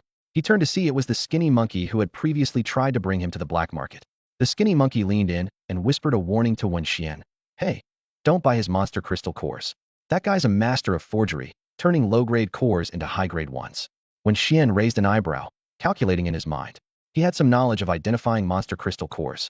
Green indicated plant attributes, yellow was wind, brown was earth, and red was fire. The stars and moons within the cores signified their level. A single moon with 3 stars meant bronze level 3, while 9 moons with 4 stars indicated transcendent king level 4. Although such high-level cores were beyond his current reach. Despite the skinny monkey's warning, Wen Xian decided to investigate further. After all, with his god's eye, nothing could escape his scrutiny. "What a thing," the skinny monkey muttered, watching Wen Xian walk away. He had intended to scam some money but had a rare moment of goodwill, which was taken for granted. Caught in a moral dilemma, he was unsure whether to continue being a good person or return to his old ways. Wen Xian approached the vendor's stall, where the prices of the monster crystal cores ranged from 10,000 to hundreds of thousands, truly staggering. "Hey there, what are you looking for? Feel free to browse and choose. Let me know which one you like, and I'll wrap it up for you." The vendor greeted warmly. Wen Xian quickly scanned the selection and came to a conclusion. The skinny monkey's warning was accurate. These cores had indeed been artificially enhanced in grade. He scrutinized the vendor's face, realizing that this seemingly honest fellow was, in fact, an outright swindler. "What do you think, young man? Are you satisfied with anything here?" the vendor asked with a sly twinkle in his eyes. Wen Xuan glanced around and shook his head coldly. "No, everything you're selling is fake," he said, staring directly at the vendor with a hint of threat in his voice. "Aren't you afraid I'll report you?" The vendor's face changed, but he tried to remain calm. "Why would you say that? Making such accusations can have consequences." Wen Xuan was unfazed and pressed on. "You say I'm making it up? Dare to have an expert examine them." Hearing the word expert, the vendor's face grew even more troubled. He knew his low-quality goods could only deceive newcomers to the black market, those naive and inexperienced easy targets. He hadn't expected to encounter someone so difficult today. The vendor gritted his teeth and forced a smile. "So, what do you want?" "Not much," Wen Xuan replied calmly, his gaze sharp. "I just want to know if you have any other magic beast cores. I'm not interested in these. If you have others, show me. If I'm satisfied, we can discuss the price. If it's reasonable, I'll buy it." "All right." The vendor conceded, not wanting to escalate the situation. Although many present knew he sold fakes, the black market's rule was that once goods were sold, they were non-returnable. If you bought a fake, it was your own bad luck. He remembered the guy who tried to make trouble because he was a master-level beast tamer. Now, he was a specimen hanging on the wall not far away. With that precedent, everyone was more cautious. The vendor pulled out a pitch-black magic beast core from his pocket. "It's of the dark attribute."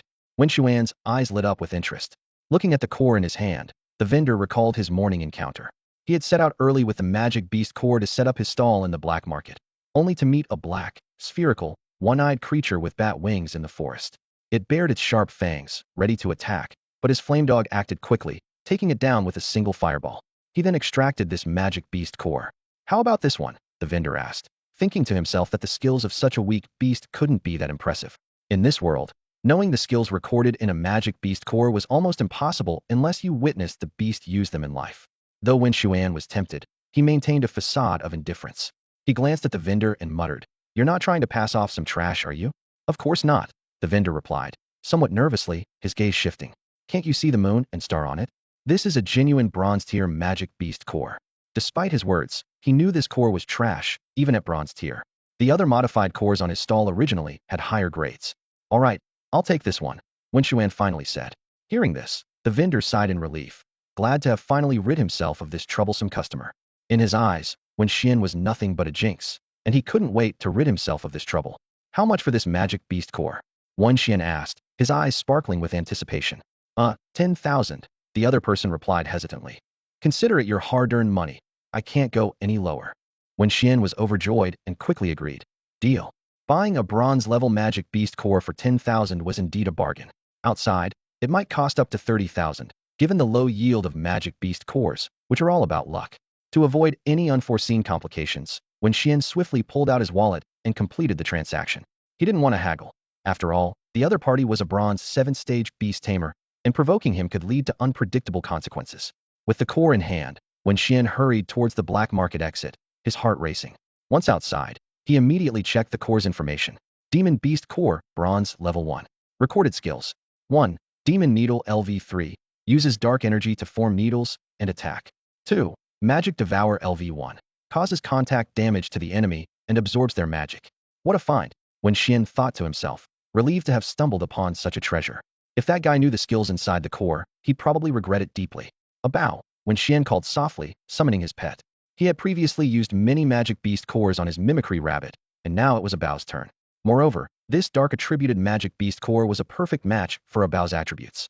A bow opened its mouth wide and swallowed the core whole. Since it was a bronze-level core, a bow quickly completed the absorption. Soon, a blue glow flashed across a bow's body, and Wen Xuan was thrilled to see it had leveled up again. Panda baby attributes. Attribute, dark. Gender, male. Level, bronze level 7. Qualification, SSS. Power, peak. Evolution path, king. Learn skills. Bull punch LV5. Bear palm strike LV7. Mount Thai crush LV4. Roar of evil LV4.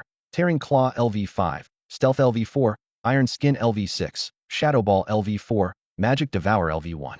Wen Xuan was ecstatic. A bow had indeed learned the magic devour skill. The demon beast core contained 2 skills, and while demon needle was good, a bow already had a similar skill, shadow ball. Magic devour, on the other hand, was like an otherworldly version of the star absorption technique, allowing it to absorb the enemy's magic for counterattacks. The only drawback was that it required contact and attack to be effective, but for a close combat fighter like a bow, it was perfect.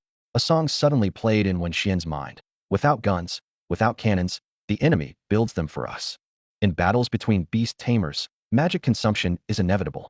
With this skill, as long as a bow deals damage in close combat, it can absorb some magic. Although it's only at LV1 now, absorbing just 1% of the opponent's magic, the skill can be upgraded. As its level increases, so too will the amount of magic absorbed. This was truly a lucky find. Wen Xuan thought contentedly as he walked towards the school, already envisioning a new goal, taking a bow out to battle and quickly improving the magic devour skill's proficiency. His steps became lighter, as if he could see a brighter future ahead. Wen Xuan strolled into the campus with a bao and the mimic rabbit by his side, exuding a sense of leisure. The ice cream in his hand glistened enticingly in the sunlight. The mimic rabbit cheerfully munched on a fresh carrot, while a bao contentedly gnawed on tender bamboo shoots. This carefree scene of one person and 2 animals starkly contrasted with the tense atmosphere among the other students. An uneasy vibe lingered in the air. Students gathered in small groups, frowning and whispering amongst themselves. That guy from First High is just too arrogant, one boy exclaimed indignantly. Yeah, he doesn't show us any respect, a girl concurred. Someone sighed regretfully. If only I were stronger, I could stand up for our school. Another student wondered aloud. Why aren't the teachers sending senior students to compete? Hearing these discussions, Wen Xuan quickly grasped the situation. As a sophomore at Guang City Second High, he was well aware of the rivalry between First and Second High. Both schools were evenly matched and often engaged in overt and covert battles for limited resources. Clearly, today, students from First High had come to challenge them and seemed to be gaining the upper hand. Just then, Wen Xuan noticed Wang Bin and 2 other classmates storming towards him. Wang Bin, Wen Xuan called out calmly. Hearing the familiar voice, Wang Bin, as if seeing a savior, exclaimed excitedly. Wen Xuan, you need to get to the gym. First High is challenging us, and our guys didn't last more than a few rounds before being knocked out. The teachers wanted to send senior students to teach that guy a lesson, but the vice principal stopped them, fearing it would be embarrassing. Before Wen Xuan could respond, Mr. Feng Xiang hurried over. Wen Xuan, go to the gym and teach that guy a lesson. If you win, I'll give you 500 points. Mr. Feng's expression was grim, clearly angered by the first high student's arrogance. Soon after, Zhou Zimei joined in the persuasion. Despite her previous grudge with Duga Tongtong, personal grievances seemed trivial compared to school honor. I'll give you 500 points too, she declared firmly. Wen Xuan glanced around, noticing that the homeroom teachers of 6 classes had gathered, each promising him 500 points. The lure of 3,000 points was indeed significant, as it could be exchanged for many valuable items in the school's treasury. Seeing the hopeful looks on the teachers' faces, Wen Xuan nodded slightly. All right, he agreed, not only to defend the school's honor, but also for the points. With that, he headed towards the gym, ready to face this unexpected challenge. He turned around and headed towards the nearby gymnasium, his steps firm and hurried. As soon as he stepped inside, Wen Xuan witnessed a shocking showdown. A student was brutally defeated, lying on the ground, groaning in pain. Ha ha ha, trash. The victor's mocking voice echoed throughout the gym. All of you from second high are trash. What a lousy school, daring to compare with us from first high. Do you even qualify? On the stage, the victorious student surveyed the crowd with a disdainful gaze, like a king looking down on his subjects. His arrogant demeanor infuriated Wen Xuan, prompting him to mutter under his breath, "Does he have to act so cocky?" Suddenly, a rush of footsteps approached, and a few classmates excitedly gathered around Wen Xuan, saying, "Wen Xuan, that's the guy. Go and teach him a lesson. Show him why the flowers are so red. He's so arrogant, it's unbelievable." Another classmate added, "Wen Xuan, go on, hit him so hard his own mother won't recognize him." Wen Xuan took a deep breath and nodded. All right. Under the watchful eyes of everyone present, Wen Xuan slowly ascended the stage. Instantly, the atmosphere in the gymnasium shifted, with all eyes focused on this young man. It's Wen Xuan. Wen Xuan is here. Ah, yes, Wen Xuan is up there. We have hope now. Wen Xuan is our rising star. Handsome and strong. This is great. This time we can definitely win. Wen Xuan, come on, help us avenge. The spectators, who had been holding back their frustration, now shouted their hopes aloud as Wen Xuan took the stage, their voices rising and falling like waves. On the stage, the opponent Lin Tianba looped Wen Xuan up and down with disdain. Wen Xuan? So you're the famous Wen Xuan, huh? What a so-called rising star, he sneered. I bet you're just a pretty face, all show and no substance.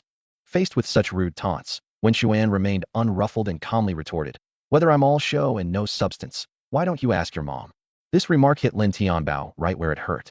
Lin Tianbao's expression changed instantly, and he shouted angrily, Humph, you have a sharp tongue, but I doubt your skills match your words. Barbarian monkey, use monkey fist on his panda baby.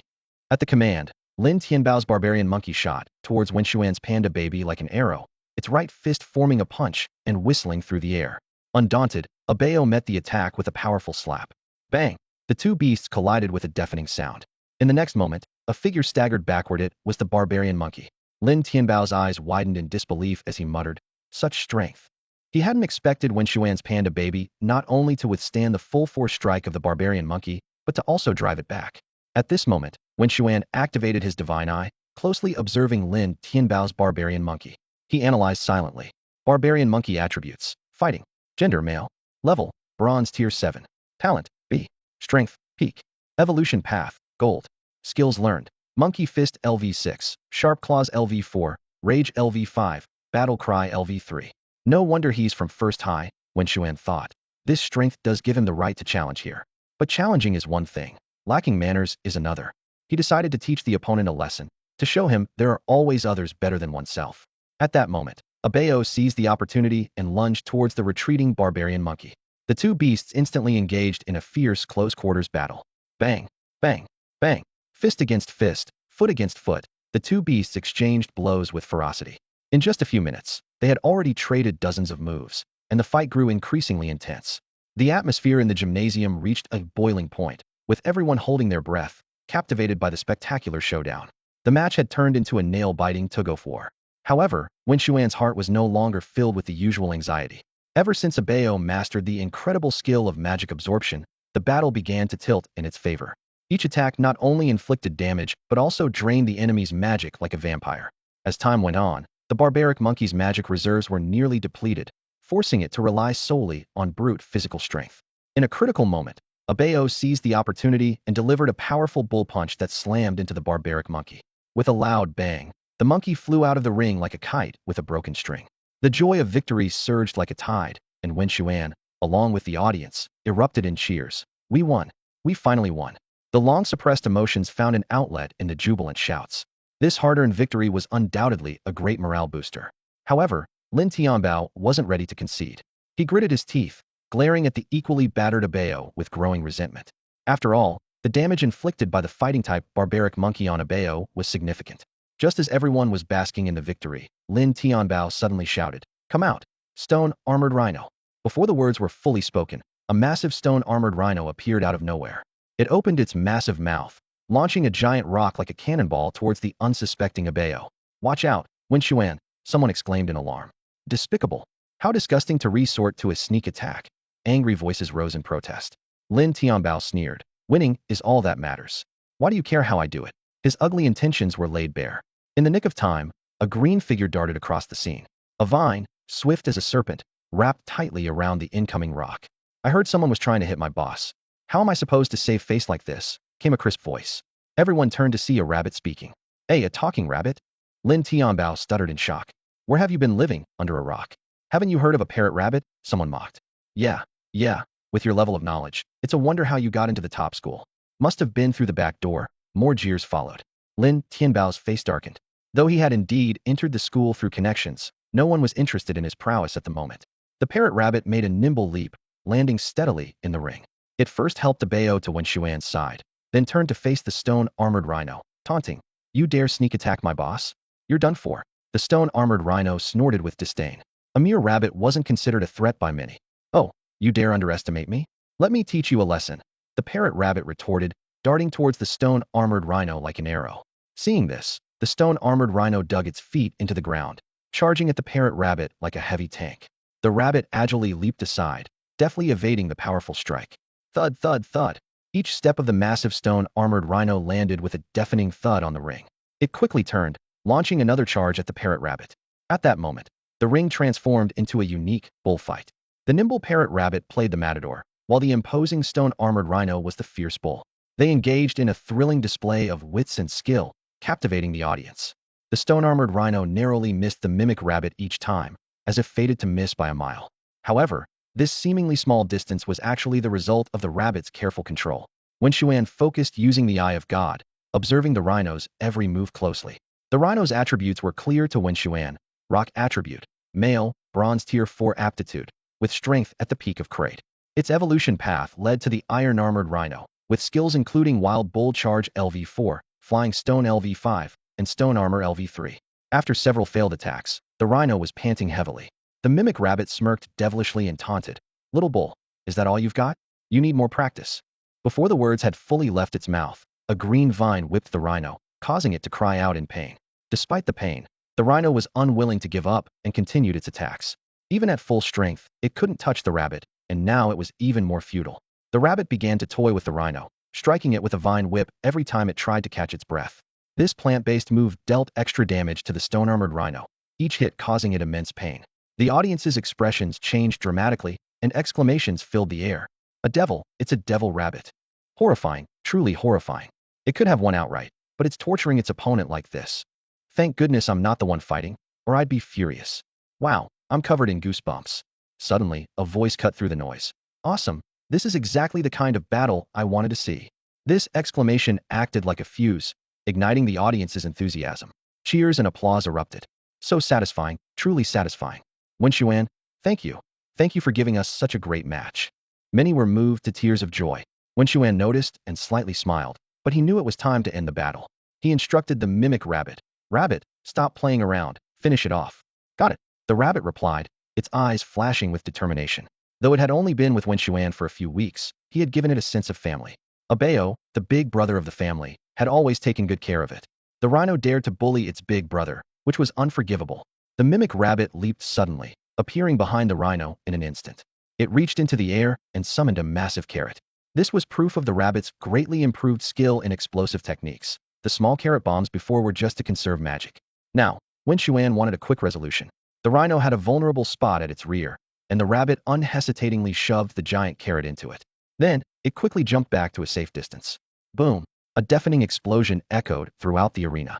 The stone-armored rhino fell to the ground, its rear blown apart by the carrot bomb. The audience near the ring got caught in the mess, splattered with debris and blood. The battlefield was filled with a heavy smell of smoke. The mimic rabbit darted back to Wen Xuan like a flash of lightning. By then, Wen Xuan was already heading towards the exit with Abeo, leaving Lin Tianbao sitting on the ground in shock. Where is he? The audience realized Wen Xuan was nowhere to be seen. There he is. Someone pointed out Wen Xuan walking towards the exit. Wow, that's amazing. Watching Wen Xuan's imposing figure slowly disappear, the audience's eyes shone with admiration. Is this what a master looks like? He leaves the scene quietly, hiding his name and deed sits just like the saying goes. As Wen Xuan stepped out of the gymnasium, several teachers eagerly gathered around him, their faces beaming with excitement. Wen Xuan, they called out warmly, their eyes shining with admiration. They had witnessed his outstanding performance on the field just moments ago. Amazing, truly amazing. You represented our school with pride. The teachers praised in unison. In response to their enthusiasm, Wen Xuan smiled slightly and spoke directly. Teachers, I've already finished the match and won it. Are you going to? He trailed off, rubbing his fingers meaningfully. The teachers immediately understood and pulled out their phones to award him points. In this school, points were a universal reward system that both students and teachers could earn. In fact, many teachers chose to work here not so much for the salary, but for these valuable points. Only points could be exchanged in the treasure vault for rare items. If it were just about money, with their abilities, becoming millionaires wouldn't be difficult. Seeing the points credited to his account, Wen Xuan didn't linger and headed straight for the treasure room. On the way, his two beasts, the parrot rabbit and Abeo, seemed somewhat exhausted. Abeo was in decent shape, but the parrot rabbit exaggeratedly hunched over, looking near collapse. If Wen Xuan didn't have the god's eye to see through the parrot rabbit's true condition, he might have been fooled by its performance. All right, stop pretending. It's not that bad, Wen Xuan said helplessly. It was. I almost died out there, the parrot rabbit complained. And to unleash that giant carrot bomb, I nearly exhausted myself. Seeing the parrot rabbit's lingering fear, Wen Xuan couldn't help but chuckle. Okay, I'll give you credit for this one. I'll head to the treasure room now to get you something good. Really? What kind of good stuff? The parrot rabbit perked up immediately. You'll find out when we get there, Wen Xuan teased. Arriving at the school's treasure room, Wen Xuan began searching carefully. Suddenly, he noticed something amiss. What's going on? Where did it go? A purple treasure that was supposed to be there had disappeared. Someone must have exchanged it, Wen Xuan speculated. He continued searching in the magical beast crystal core section, intending to find a skill to restore magic for the parrot rabbit. The little creature's explosive technique consumed too much magic. Although there was previously a magic-devouring crystal core, it had been given to Abeo. Wen Xuan had considered giving it to the parrot rabbit, but decided against it. Firstly, the crystal core was of an evil attribute, incompatible with the parrot rabbit, and even if it absorbed it, the skill might not be learned. Secondly, Wen Xuan had promised Abeo a good skill. Since he had already given it to Abeo, he left it at that. After all, Abeo was Wen Xuan's first beast, and their bond was naturally deeper than with the parrot rabbit. After searching around the magical beast crystal core section, Wen Xuan was disappointed to find that although there were many crystal cores, none were what he wanted. Just then, an old but authoritative voice suddenly spoke up. Boy, what are you looking for? Wen Xuan looked up to see an elderly man with white hair, staring at him seriously. The old man exuded an intimidating aura. A strong one. Wen Xuan's heart skipped a beat. This is a strong one. He instinctively used his god's eye to observe closely. Wen Xuan stood in the treasure room, facing an elderly man who exuded the powerful aura of a 7th-tier diamond rank, the strongest person he had ever encountered in real life. He got straight to the point and asked, I'm looking for a magical beast core with mana regeneration abilities. The old man frowned upon hearing this, and, after a moment of contemplation, replied, Magical beasts with mana regeneration are extremely rare.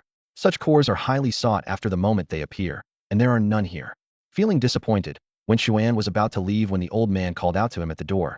Young man, if you're really looking for mana regeneration abilities, you might want to try Golden Bay. There was a magical beast core from a mana waterman there before, and these beasts possess mana regeneration abilities. A mana waterman? Okay, thank you. Wen Xuan thanked him and left directly. As Wen Xuan's figure disappeared, the old man muttered to himself. Young people, let's see if you have the fortune to find the mana waterman's core. Though this is a world of beast taming, it relies on fortune, much like the cultivation world. Instead of returning to his dorm, Wen Xuan took a cab straight to Golden Bay. An hour later, he finally understood why the place was named so. The golden sandy beach gleamed under the sunlight, with endless blue seas beneath a sky of blue and white clouds. In the distance, the tourist area was bustling with people enjoying themselves. Taking a deep breath, Wen Xuan caught a whiff of a fishy smell. He silently mocked the TV shows that claimed the sea air was refreshing, but fortunately, he didn't mind the scent. Walking on the soft sand, Wen Xuan summoned Abeo and the parrot rabbit. Abeo excitedly surveyed the surroundings, like a country bumpkin amazed by the world, constantly feeling the texture of the sand with its feet. The parrot rabbit, on the other hand, dashed off to a blue bikini-clad woman sunbathing nearby. "Hello, miss, do you need any help?" The parrot rabbit dropped its usual mischievous act and put on an innocent, cute bunny face. The woman turned to look, surprised to find it was a talking rabbit.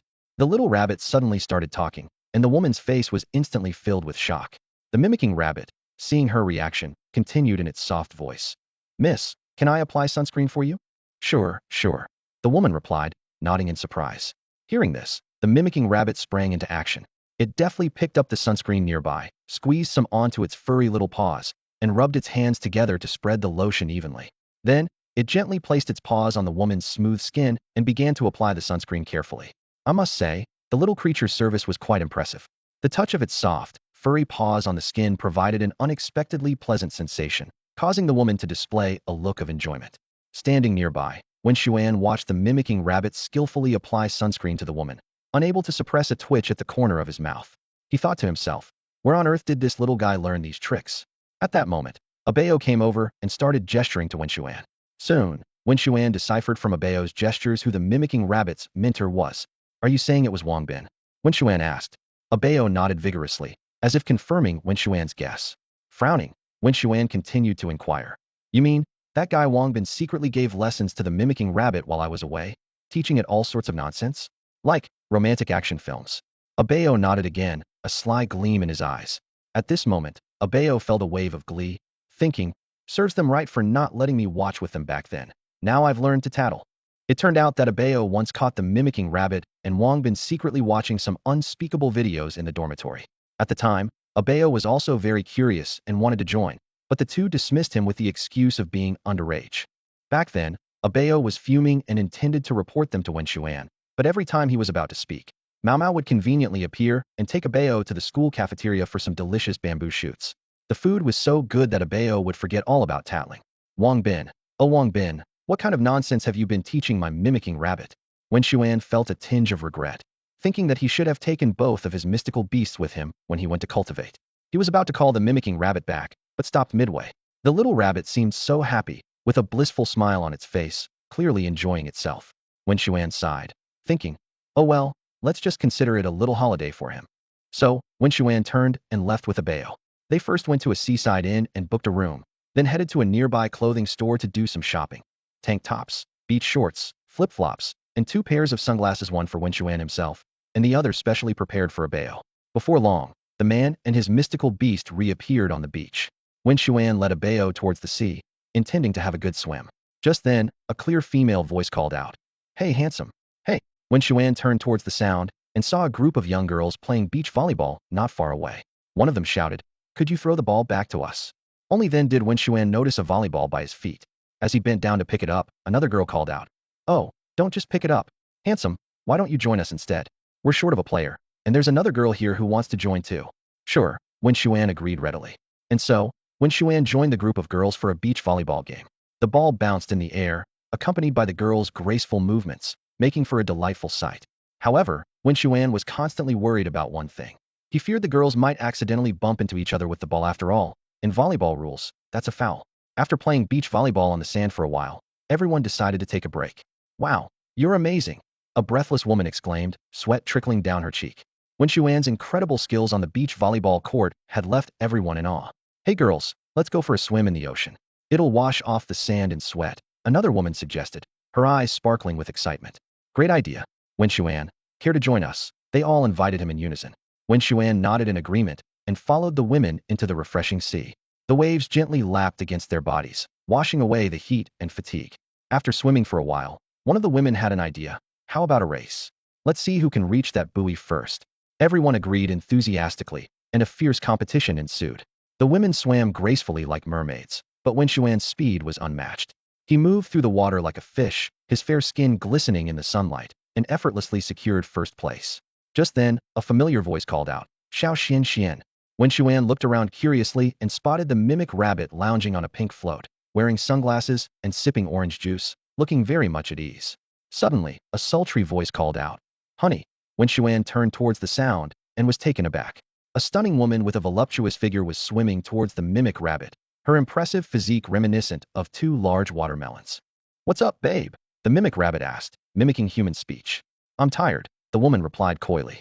"All right, Let's head back, the mimic rabbit said, and started swimming towards the shore with the woman, leaving Wen Xuan gritting his teeth in frustration. The other women swam over to Wen Xuan, showering him with praise. You're such a fast swimmer. However, to Wen Xuan, their compliments felt like a subtle insult. Suddenly, a scream pierced the tranquility of the sea. One of the women had gone under, clearly suffering from a cramp. Without hesitation, Wen Xuan dove into the deep water, swiftly swimming towards her. He grabbed her and struggled to bring her back to the surface. But the danger wasn't over yet. A massive creature was swimming towards them. Shark, Wen Xuan shouted, stunned that such a dangerous predator had appeared in these waters. He quickly surfaced and called out to the mimic rabbit. You lazy rabbit, get over here and help, or you'll be the one on the menu. Despite its playful nature, the mimic rabbit knew when to be serious. It immediately changed its demeanor, leaping into the water and swimming rapidly towards Wen Xuan. At that critical moment, a gigantic saber-toothed shark emerged from the sea, its massive dorsal fin cutting through the water like the banner of death. On shore, people witnessed the terrifying scene and were filled with fear, unable to stop themselves from screaming. Shark! There's a shark! The word shark was like a death knell, instantly sparking panic on the beach. People turned pale at the sound and scrambled towards the shore, leaving a chaotic trail of footprints. Amidst the chaos, a massive sawtooth shark locked its gaze on Wen Xuan. It launched itself like a torpedo, breaking the surface and charging straight at him. The shark opened its gaping maw, revealing rows of razor-sharp teeth, ready to swallow Wen Xuan whole. At the critical moment, a green blur zipped by. It was Xuesha Rabbit. Skillfully manipulating vines, it wrapped them tightly around the shark's mouth. Gan Li Nyang. Xuesha Rabbit shouted in its unique voice. Wanna eat my master? Not without asking the little white rabbit from Lang Lang Mountain first. The sawtooth shark, enraged by this unexpected obstacle, thrashed violently, trying to free itself from the vines.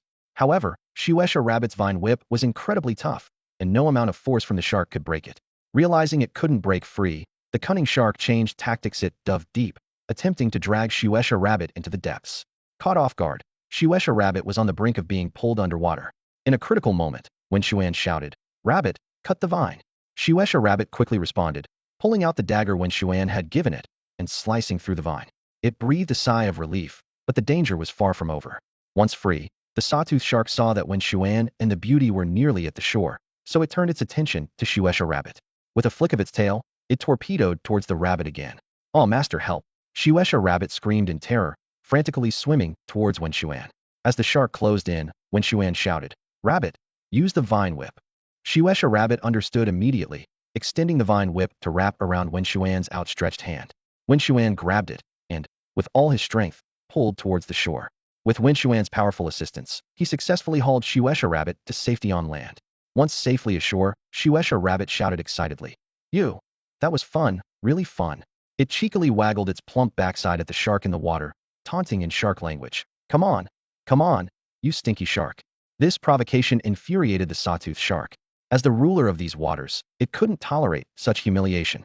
It dove deep, then used its buoyancy to burst out of the sea with a bang, aiming for Xuesha Rabbit on the shore. Xuesha Rabbit was petrified by the sudden attack, realizing it was too late to escape. In despair, it cried, Goodbye, my master. It recalled the days spent with Wen Xuan, which had been the happiest times of its life. Wen Xuan treated it like a brother, never favoring one over the other. If a Bao had something, so did it. Although Wen Xuan could be strict at times, it was always for the best. Just as the saber-toothed shark was about to bite the mimic rabbit, a dark figure suddenly appeared in the nick of time. A Bao charged towards the shark like an arrow released from a bow, delivering a powerful blow with its bare paw that sent the shark flying. Witnessing this, the mimic rabbit's eyes welled up with tears of gratitude for its leader. However, before it could express its thanks, Wen Xuan's voice rang out again. You silly rabbit, fight back already. With determination in its eyes, the mimic rabbit gritted its teeth. It swiftly turned around, summoning a massive carrot bomb out of thin air with its right hand. The saber-toothed shark adjusted its course and lunged again. The mimic rabbit pushed off the ground with its feet, leaping into the air and cleverly stuffing the carrot bomb into the shark's gaping mouth before skillfully dodging away. Boom! With a loud explosion, it was unclear whether the noise came from the carrot bomb detonating or the shark crashing heavily onto the beach, or perhaps both. As the smoke cleared, the shark's mouth was left mangled and bloody, with black smoke billowing from it. Yet, the fierce sea beast remained standing. Seeing this, a Bao leaped into the air and came down hard. With a sharp crack, its bare paw precisely shattered the shark's skull, bringing the battle to a decisive end. The crowd on the shore erupted into applause and cheers. Onlookers praised Wen Xuan's heroic deeds, exclaiming, This young man is incredible. Is this what a beastmaster is? So powerful. Why is he so outstanding at such a young age? At that moment, a beautiful woman in a green bra suddenly rushed toward Wen Xuan, wrapped her arms around his neck, and gave him a gentle kiss on the cheek before darting away like a startled rabbit. Wen Xuan shrugged helplessly as he watched her disappear into the distance, the girl he had saved earlier, though she left without giving her name. The mimic rabbit quickly got to work, using a dagger to extract the magical beast core from the shark's head. Master, this is a bronze 8th tier core. Selling it should fetch a good price. Wen Xuan took the core and pondered for a moment. The shark had no special skills, and keeping the core was of no use. It couldn't be fully absorbed by the mimic rabbit or a bao, so it might be better to sell it or exchange it for an attribute core they needed. After putting the core away, Wen Xuan, feeling exhausted, decided to head back to the inn to rest. On the way, he noticed the mimic rabbit had disappeared again. Turning around, he saw it had gone off to flirt again. Wen Xuan shook his head, too tired to intervene, and let it have its fun. Late that night, a knock on the door woke Wen Xuan. He opened it to find the mimic rabbit standing there, looking weary. "Oh, I'm exhausted," it said. Wen Xuan's brow gradually furrowed as he noticed a strong scent of perfume emanating from the parrot rabbit. "What have you been up to?" Wen Xuan questioned, his eyes filled with confusion. The parrot rabbit shrugged, looking helpless as it replied. "What else could I be doing? I was being a rabbit, of course. Those guys went too far. It's one thing to make me a rabbit, but they wanted me to be a bunny too. I barely escaped with my dignity intact. Luckily, I was clever enough to get away in time." Wen Xuan scrutinized the parrot rabbit closely and suddenly noticed its paws were adorned with rings. "Where did you steal these rings from?" he asked sternly. "Steal? I'm not that kind of rabbit," the parrot rabbit retorted righteously. "I took them, yes, but I took them while those guys were asleep." Wen Xuan was at a loss for words and could only sigh. He decided not to pursue the origin of the rings any further and instead chose to remind the parrot rabbit of something. "You can't keep wearing those jeweled rings," he said seriously. "As for returning them, since you've already taken them, returning them would only confirm the theft." Surprisingly, the parrot rabbit didn't hesitate to remove all the rings and place them in Wen Xuan's hand. "Here, you can have them," it said generously. As Wen Xuan was contemplating what to do with the rings, he suddenly froze. He stared at one particular ring in disbelief and asked, "Is this a space ring?" "Oh, you mean this one?" the parrot rabbit replied nonchalantly. "That was given to me by Shiguo Mei. It's a family heirloom, but she thinks it's useless. To her, it's just an old ring without even a gemstone." Wen Xuan nodded thoughtfully, realizing that Shiguo Mei was unaware of the ring's true value. In this world, space rings that could store items were extremely rare, to the point where people had almost forgotten their existence. Wen Xuan carefully examined the space ring in his hand, recalling the records about such artifacts. He took a small knife from his pocket and, without hesitation, cut his hand, letting the blood drip onto the ring. "What the heck are you doing?" the parrot rabbit exclaimed. "Even if I'm a bit shady, you didn't have to go all self-destructive." Okay, I get it. I won't do it again." Wen Xuan ignored the parrot rabbit's chatter. As the space ring absorbed his blood, it suddenly emitted a dazzling white light. Wen Xuan felt himself being transported to an unfamiliar place. "Is this the space inside the ring?" Wen Xuan murmured to himself. Using his divine sight, he saw the detailed information of the space ring. It turned out that the ring was ownerless and required a blood bond to recognize its master. After successfully bonding with the space ring, its color began to change. Wen Xuan gazed at this precious artifact in his hand, filled with anticipation and excitement for the future. The transformation of the spatial ring left Wen Xuan astonished. The once dark ring had turned into a translucent red, seemingly imbued with mysterious power. He carefully withdrew his thoughts from the ring, marveling at its extraordinary nature. The space inside was an impressive 120 square meters, seemingly without any height restrictions. Wen Xuan couldn't help but imagine a small 3-bedroom apartment inside it. He chuckled to himself. The ring was practically a portable mansion. Suddenly, Wen Xuan noticed the change in the ring's color and felt a surge of happiness. "Perfect, it looks different now. I can wear it without anyone suspecting a thing," he thought with relief. To test the ring's storage function, Wen Xuan waved his hand lightly, and the gemstone rings on the table vanished, absorbed into the spatial ring. He was delighted to find that the rings indeed appeared inside the ring's space. With a thought, an emerald ring appeared in his hand. What a treasure! Wen Xuan's face lit up with a joyful smile. He turned to thank the mimic rabbit, but found the little creature already asleep. The mimic rabbit was curled up in its bed, mumbling, "Master, I was wrong. I won't dare to do it again. I won't take things that aren't mine. Please don't make me leave." A warmth filled Wen Xuan's heart as he watched the sleeping rabbit. He gently approached and patted its head, whispering, "Thank you, rabbit. You did well this time." Wen Xuan wasn't a rigid person. He thought to himself, if you don't look out for yourself, no one else will. Not taking advantage of a good deal would be foolish. Since the items were now in his possession, they belonged to him. Besides, The mimic rabbit had taken them, so it wasn't really his concern. It was like Lu Sun criticizing people in his writings. What did it have to do with Zhou Shuren? With this reasoning, Wen Xian contentedly stowed the treasures away. The next morning, Wen Xian was awakened by a weight pressing on him. To his surprise, it was the mimic rabbit lying on top of him. Annoyed, he pushed the rabbit aside. "What are you doing?" the mimic rabbit asked groggily, waking up. "What do you think you're doing?" Wen Xian retorted irritably. It was the first time he'd been pinned down by a rabbit, and a male rabbit at that. He wasn't Tang Sung and had no interest in any inappropriate relations with a rabbit. Climbing out of bed, Wen Xian told the mimic rabbit, "Hurry up and freshen up, then let's have breakfast. We need to get going and take care of business." "Okay," the mimic rabbit replied, dashing into the bathroom and locking the door behind it.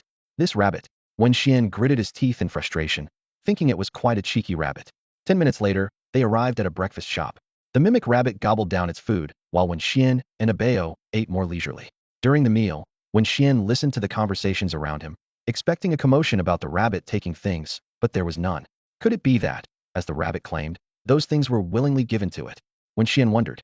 However, he quickly dismissed the thought, realizing he couldn't comprehend the whims of the wealthy. Just like those rich folks who were so bored they fried people's waste and called it a golden grain meal.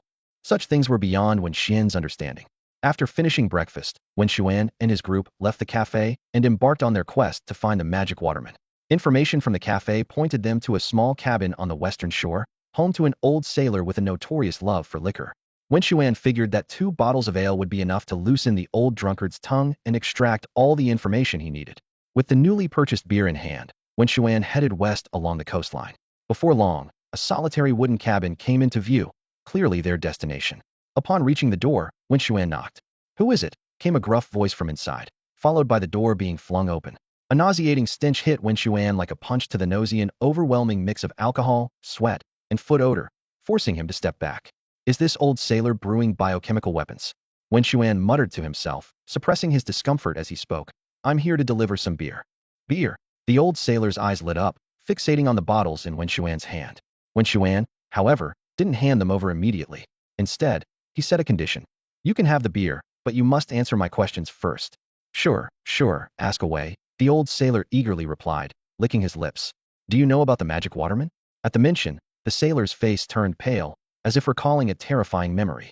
With a trembling voice, he said, "Young man, heed my advice. Don't go to that place. It's too dangerous, full of hidden reefs and man-eating fish beneath the waters. If you go, there's little chance you'll return."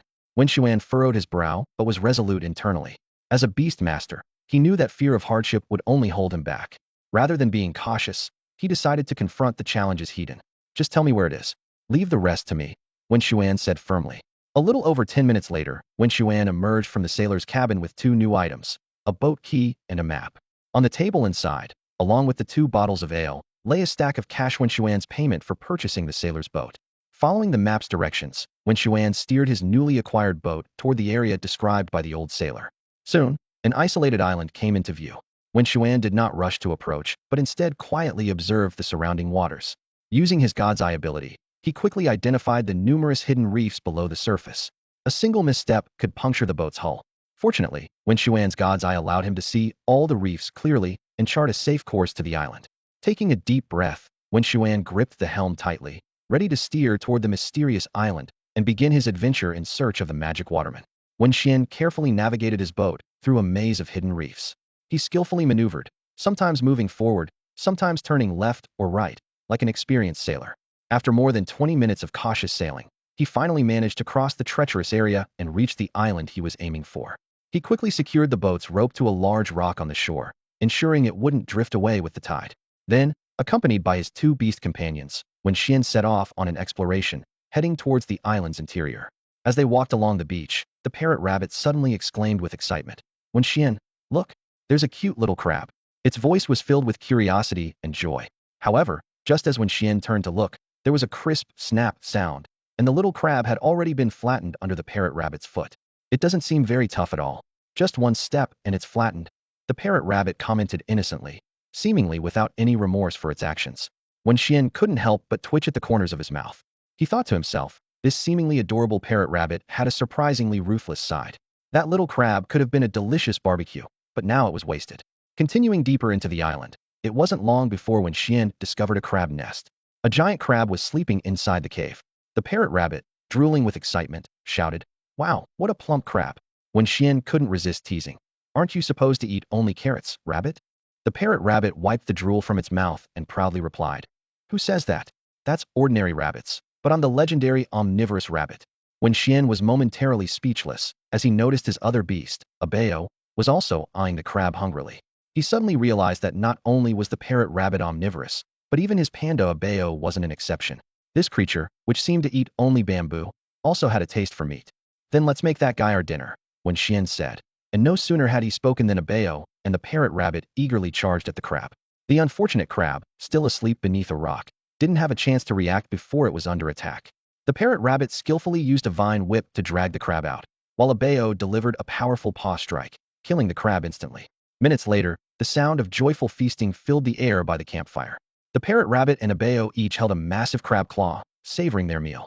Wen Xuan elegantly tasted the succulent crab meat, contentedly remarking, delicious, this guy is full of crab roe." Looking at the crab bodies, each the size of a watermelon, Wen Xuan couldn't help but recall his past life experiences of eating hairy crabs. Although hairy crabs were highly regarded, Wen Xuan thought the wild giant crab before him had even more delectable and flavorful meat. After a satisfying meal, they rested briefly before continuing their journey into the island's heart. However, as time passed, a sense of unease began to grow within Wen Xuan. What's going on? Could it be that there really aren't any magic waterfolk here? He murmured to himself. Magic waterfolk, in this world of beast companions, had become an endangered species. They were highly sought after for their rare, magic fountain skill. Once mastered, this skill allowed a beast to continuously replenish its magic during battles. Because of this, people relentlessly hunted magic waterfolk, leading to their near extinction. The high demand combined with the uncertainty of acquiring the skill had almost wiped out the magic waterfolk. Wen Xuan walked around the island, his hope gradually turning into disappointment. "No way, not even one," he said with frustration in his voice, yet still determined not to give up on his search. Wen Xuan stood on what was supposed to be the island of the water people, looking around with disappointment clearly written across his face. "There are no water people here at all. It shouldn't be called the island of the water people," he sighed, ready to leave this fruitless place. Just then, Mimic Rabbit suddenly exclaimed excitedly, "Wen Xuan, look! There's a big turtle over there." It shouted as it dashed towards the distant turtle. Wen Xuan watched curiously as Mimic Rabbit approached the turtle, imitating its slow and clumsy movements. "What are you doing?" he couldn't help but ask. "It's a tortoise and hare race, can't you see?" Mimic Rabbit replied matter-of-factly. Wen Xuan couldn't help but twitch his lips at that. He was at a loss for words to describe his peculiar companion. "All right, stop playing around.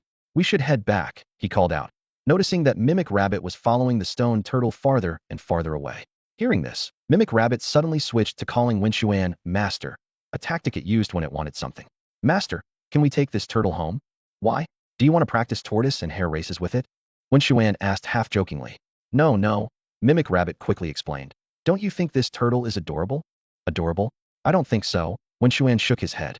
"Oh, Master, you just don't appreciate it." Mimic Rabbit began to lavish praise. "Look at this heavy shell, look at these strong limbs, and look at this beautiful sapphire." "Sapphire?" Wen Xuan's interest was piqued. "Where's the sapphire?" "Here." Mimic Rabbit jumped onto the stone turtle's back and pointed to the center of the shell. Wen Xuan leaned in for a closer look and was taken aback. "Is this the magical beast core of the water spirit?" he murmured in disbelief. With the help of the Eye of God, Wen Xuan could clearly see the details of the magical beast core. Water Spirit's magical beast core golden tier 7. Abilities. 1. Wave Impact LV6. Summon a wave to crash against enemies. 2. Water Jet LV5. Shoot a water jet, causing water attribute damage. 3. Magic Source LV4. Passive skill, increases magic recovery speed by 40. 4. Water Bubble LV5. Summon bubbles to trap enemies. "This is amazing," Wen Xuan exclaimed excitedly. "Mimic Rabbit, quickly dig it out." Mimic Rabbit immediately took out a dagger and carefully extracted the core from the stone turtle's back with nimble movements, causing minimal harm to the turtle. It handed the core to Wen Xuan, who accepted the gem-like core with a satisfied smile. Wen Xuan was secretly thrilled, feeling that the effort had finally paid off. He was particularly interested in the magic source skill, thinking, at level 1, it restores 10 of magic, at level 2, 20. If it reaches the max level of 9, that's 90. A bit more, and it could reach 100, which is simply unimaginable. He continued to ponder the potential of this skill. Once Mimic Rabbit's strength increases, its magic recovery rate will significantly accelerate. Perhaps by then, it might restore more magic than it consumes, like having infinite firepower in another world. Wen Xuan clutched the core tightly, overjoyed by this unexpected find. Although they hadn't discovered the water people, stumbling upon such a valuable treasure made him look forward to future adventures with great anticipation. Parrot Rabbit, come on, eat this. When Xian handed over the magical beast's core, his tone filled with anticipation. The parrot rabbit tilted its head, took a look, and without hesitation, accepted it. Having tasted the magical beast cores before, it showed no resistance. It opened its small mouth, and with a few crunches, swallowed the core of the magic water beast. Instantly, a surge of powerful energy flowed through the parrot rabbit's entire body. It trembled slightly, then sat cross-legged, closing its eyes to meditate. Time ticked by, and after about half an hour, it slowly opened its eyes and stood up. Its aura was noticeably different now. When Xian observed closely and discovered that the parrot rabbit's attributes remained plant and rock, its gender male, but its level had risen to bronze rank 7. Its SSS-tier aptitude, after absorbing the core's energy, had reached the peak of extraordinary might. The evolution path was still the rogue rabbit, but its learned skills had significantly improved. Quick Legs LV7, Mimicry LV9, Burrow LV6, Pyrotechnics LV6, Vine Whip LV7, and it had even gained a new skill magic source LV1.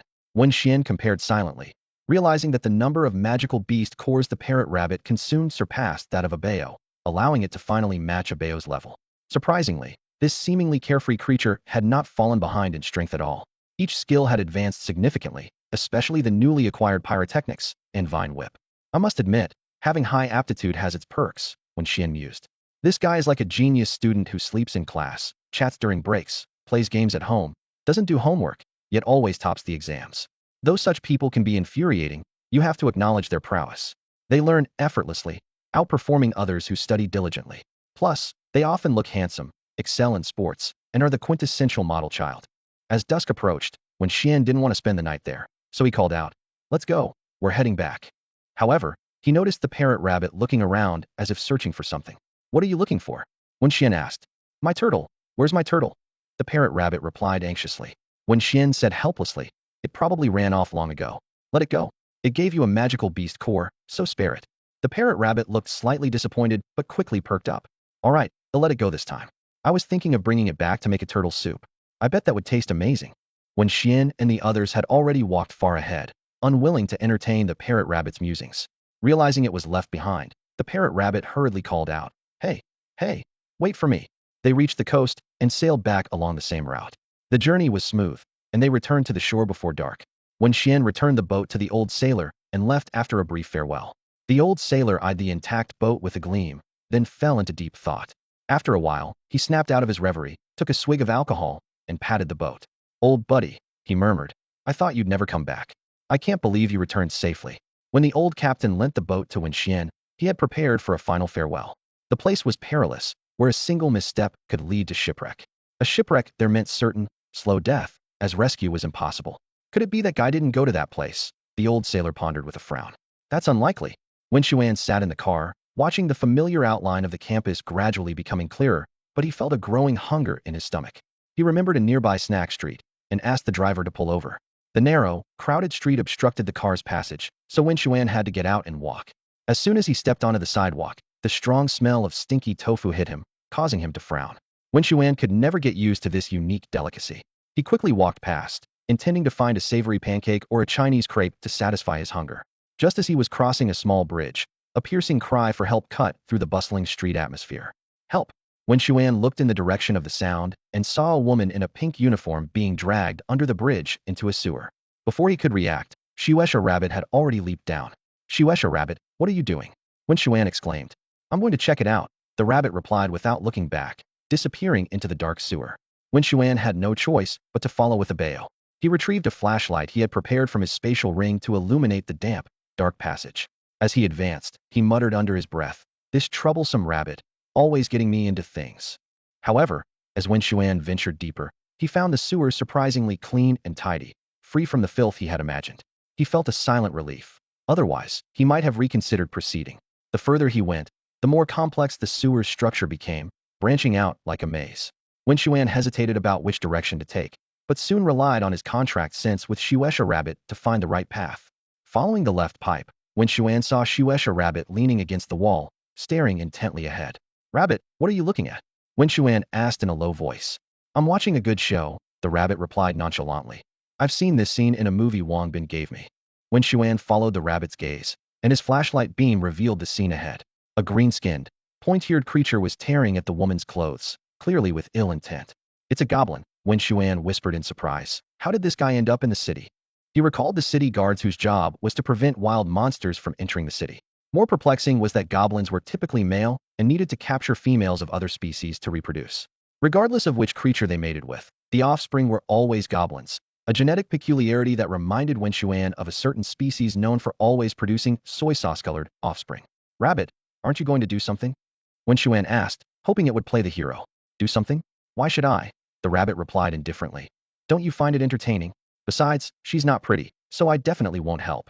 Wen Xuan looked speechlessly at the appearance-obsessed rabbit, and what he had anticipated as a heroic rescue turned into an absurd spectacle. He couldn't help but ponder how to handle this unexpected crisis. Wen Xuan stood at the cave entrance, his eyes warily scanning the surroundings. Suddenly, a piercing scream shattered the silence, and he immediately realized someone was in danger. Though he wasn't keen on meddling in others' affairs, since he was there, he decided to lend a hand. Abeo, take care of that trouble, Wen Xuan ordered quietly. His beast companion, Abeo, understood and swiftly charged at the goblin. With a strike as quick as lightning, the goblin, lost in its cruel delight, didn't have time to react before Abeo's thunderous blow ended its life on the spot. Wen Xuan approached to check and discovered a woman who had fainted. He sighed, turning to his mimic rabbit, and said, "Pick her up and follow me."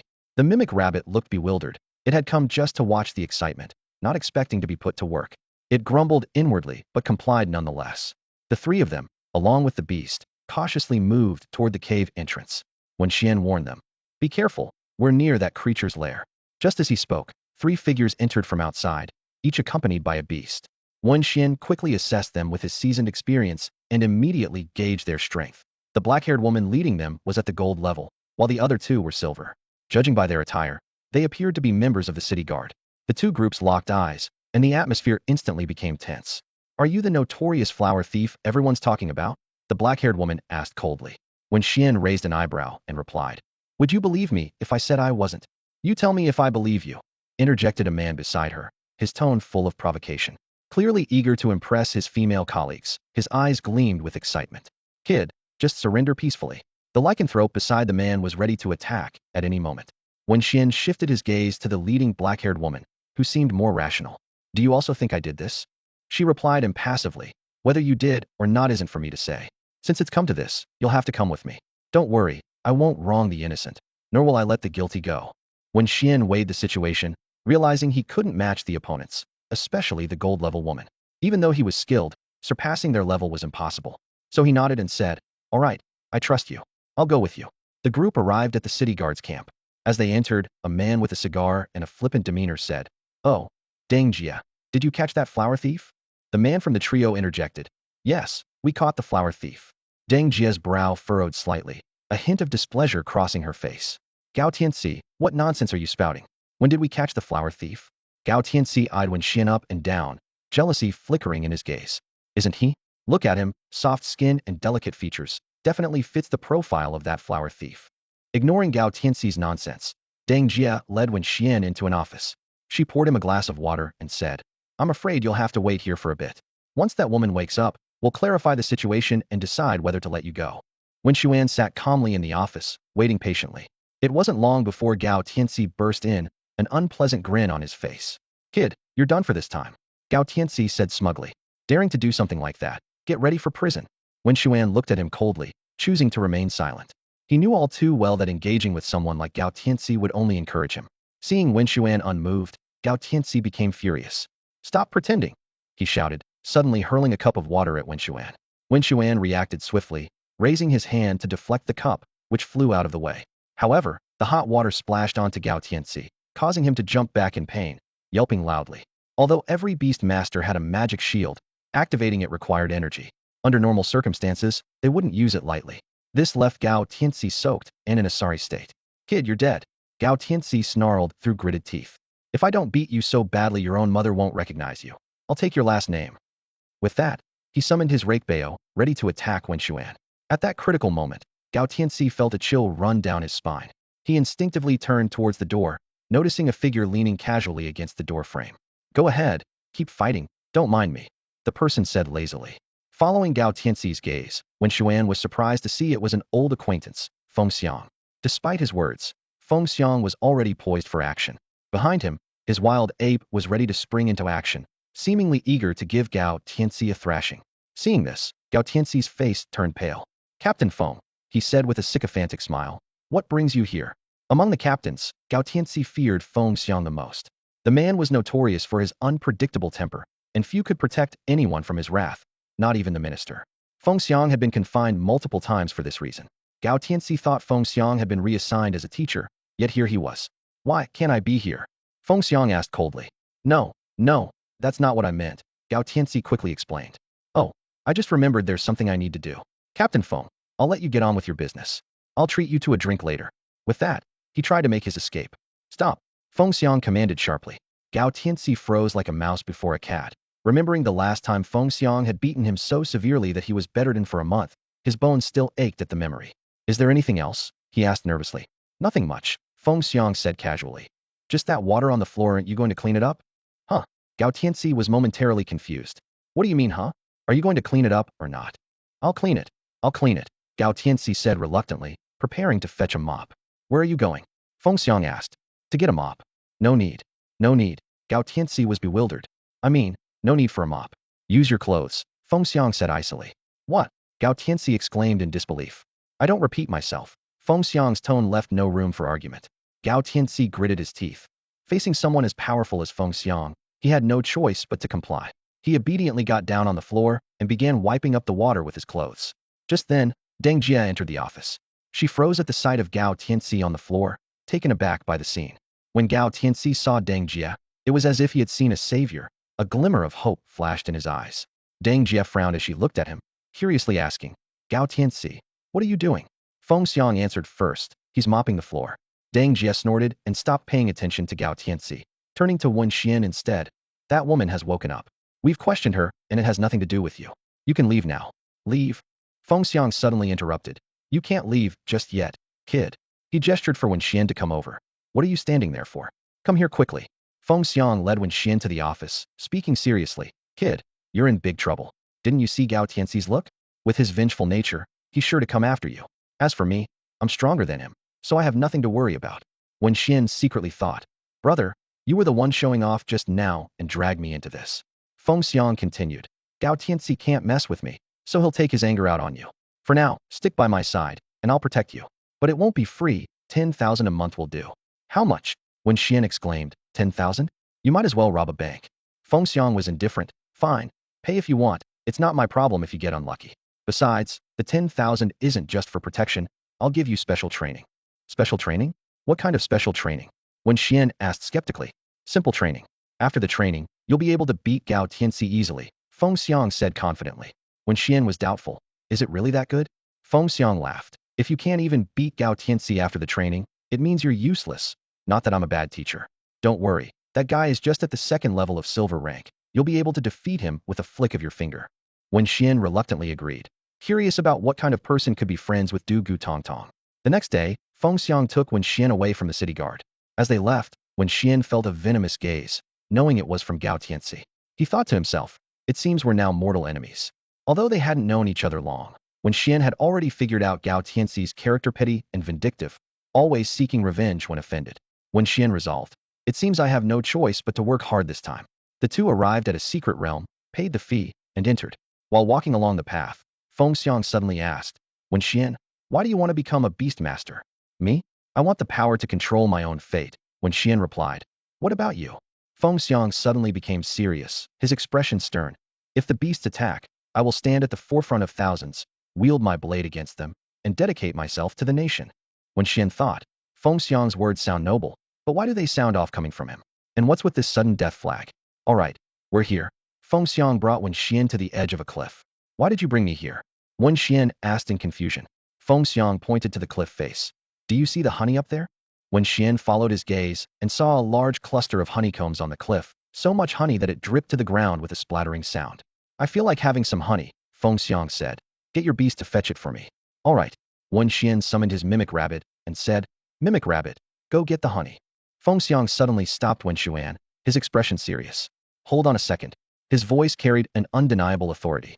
Wen Xuan looked at Feng Xiang, puzzled. What's up? Feng Xiang frowned slightly and explained. It's fine to let your mimic rabbit collect honey, but I need to set a rule for it. A rule? Wen Xuan was even more confused. What kind of rule? It must not harm the bees here, Feng Xiang said firmly. Wen Xuan exclaimed in surprise. What? Feng Xiang impatiently interrupted him. Stop with the what already. Just tell me if you agree or not. If you don't, I'll make you collect the honey. Wen Xuan quickly surrendered, raising his hands. I agree, of course I agree. He thought to himself that it was better to agree quickly, following the principle of self-preservation. Then Wen Xuan turned to the mimic rabbit to confirm.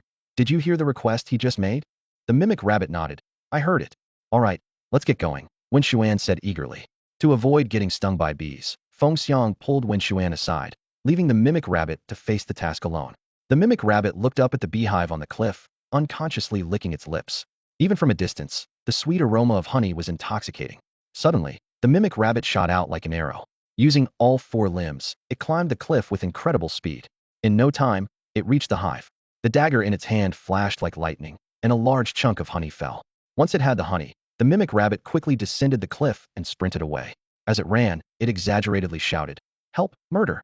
No, wait, it's rabbit murder. Buzzing angrily, a swarm of bees was stirred up and chased after it like a dark cloud.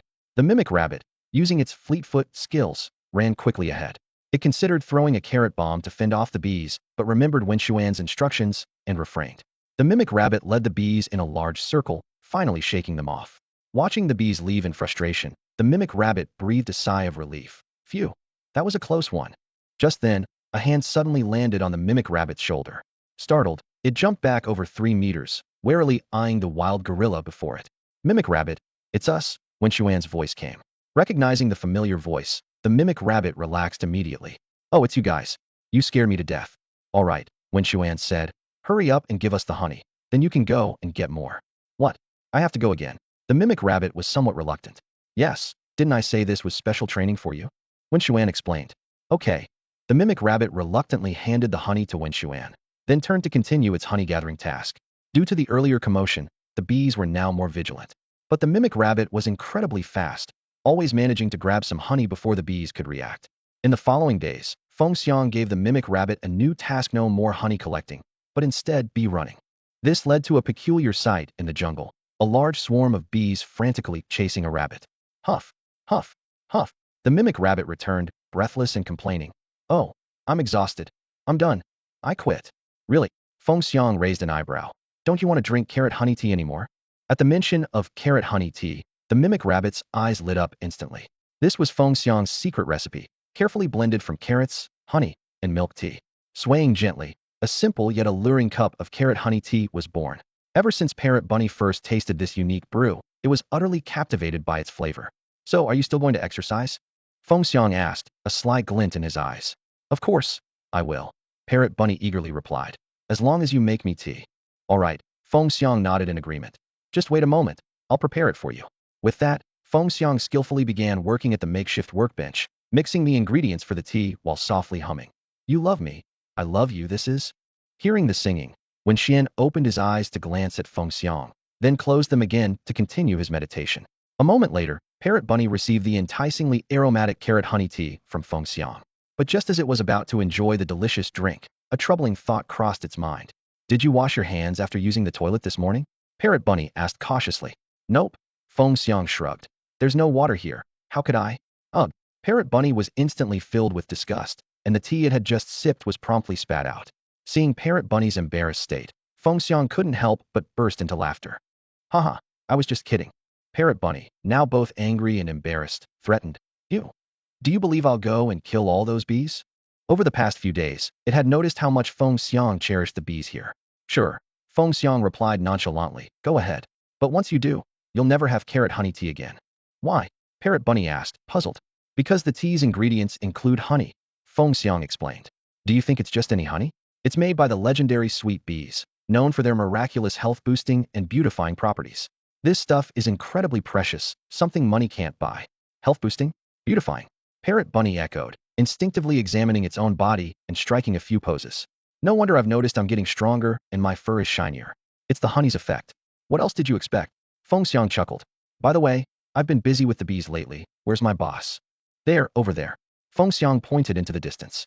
Following Feng Xiang's gesture, Parrot Bunny was surprised to see Abeo struggling to push a massive rock, inch by inch, up a hill. Each step seemed extraordinarily laborious, as if the rock could crush him at any moment. Finally, Abeo managed to push the rock onto the hilltop, then with a mighty effort, sent it rolling down the slope. After completing this daunting task, Abeo collapsed to the ground, panting heavily. Seeing Abeo's exhaustion, Parrot Bunny couldn't help but turn to Feng Xiang, pleading, "Coach, can you make another cup of carrot honey tea?" "Why?" Feng Xiang asked, puzzled. "You already have a cup. Drink too much of it, and you'll wet the bed. Better drink less." "It's not for me," Parrot Bunny explained. "It's for my boss." "Your boss?" Feng Xiang repeated, instinctively looking towards the weary Abeo in the distance. "For him. I've already made his. It's different from yours, but also specially made." Saying this, Feng Xiang pulled out a cup of milk tea from his pocket.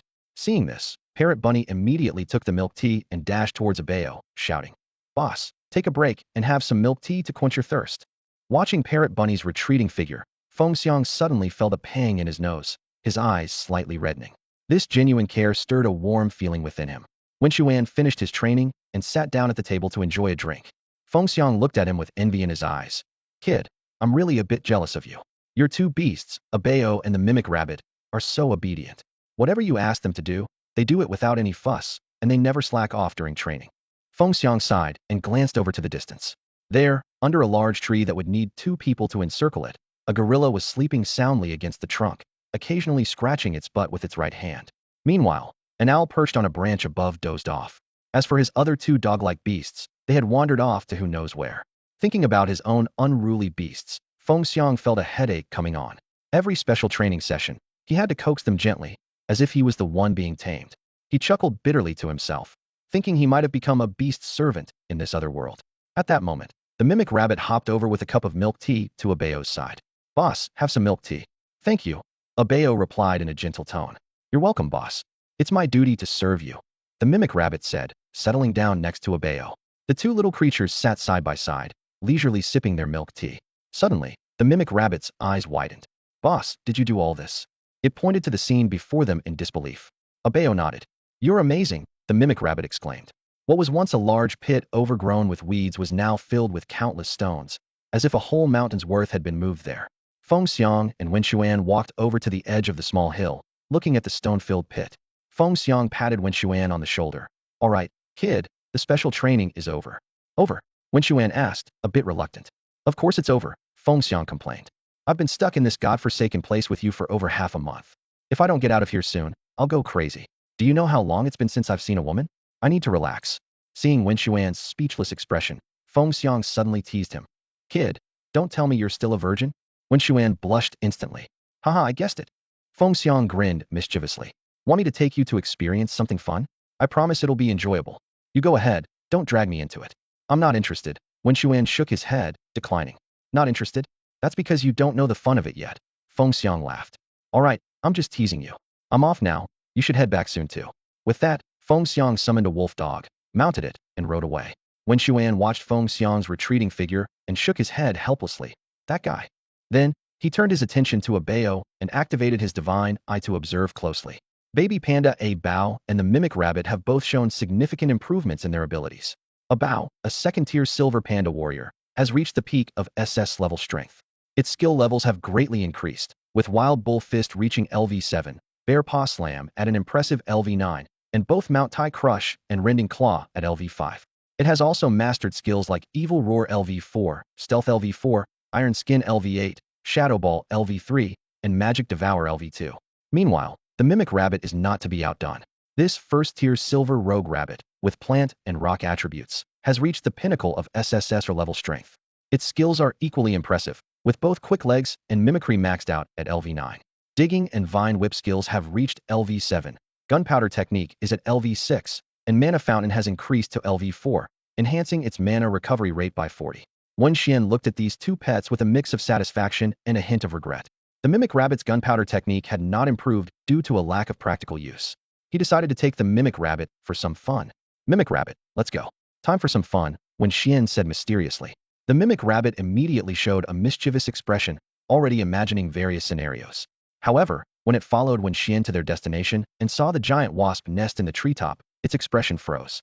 "Wen Xuan, I'm a rabbit, not a pervert," the mimic rabbit said speechlessly, recalling a news story it had seen days earlier. Wen Xuan couldn't help but laugh. Who said anything about assaulting the wasp nest? I want you to take on the hornets inside. Haven't you been clamoring for a fight? The mimic rabbit studied the wasp nest carefully. It was astonishingly large, resembling a massive pile of dog poop hanging from the treetop. It marveled at the tree's resilience, able to support such a load without bending. When Xian had already moved to a safe distance, activating a protective shield and recalling a bow into the beast's space, he commanded, "Go, mimic rabbit." Without hesitation, the mimic rabbit produced 2 carrot bombs and hurled them at the giant wasp nest. With a loud explosion, the sky turned dark as a swarm of hornets poured out of the nest, furiously chasing after the mimic rabbit. Wen Xuan, help! The mimic rabbit screamed in terror, but it showed no mercy to the pursuing hornet swarm.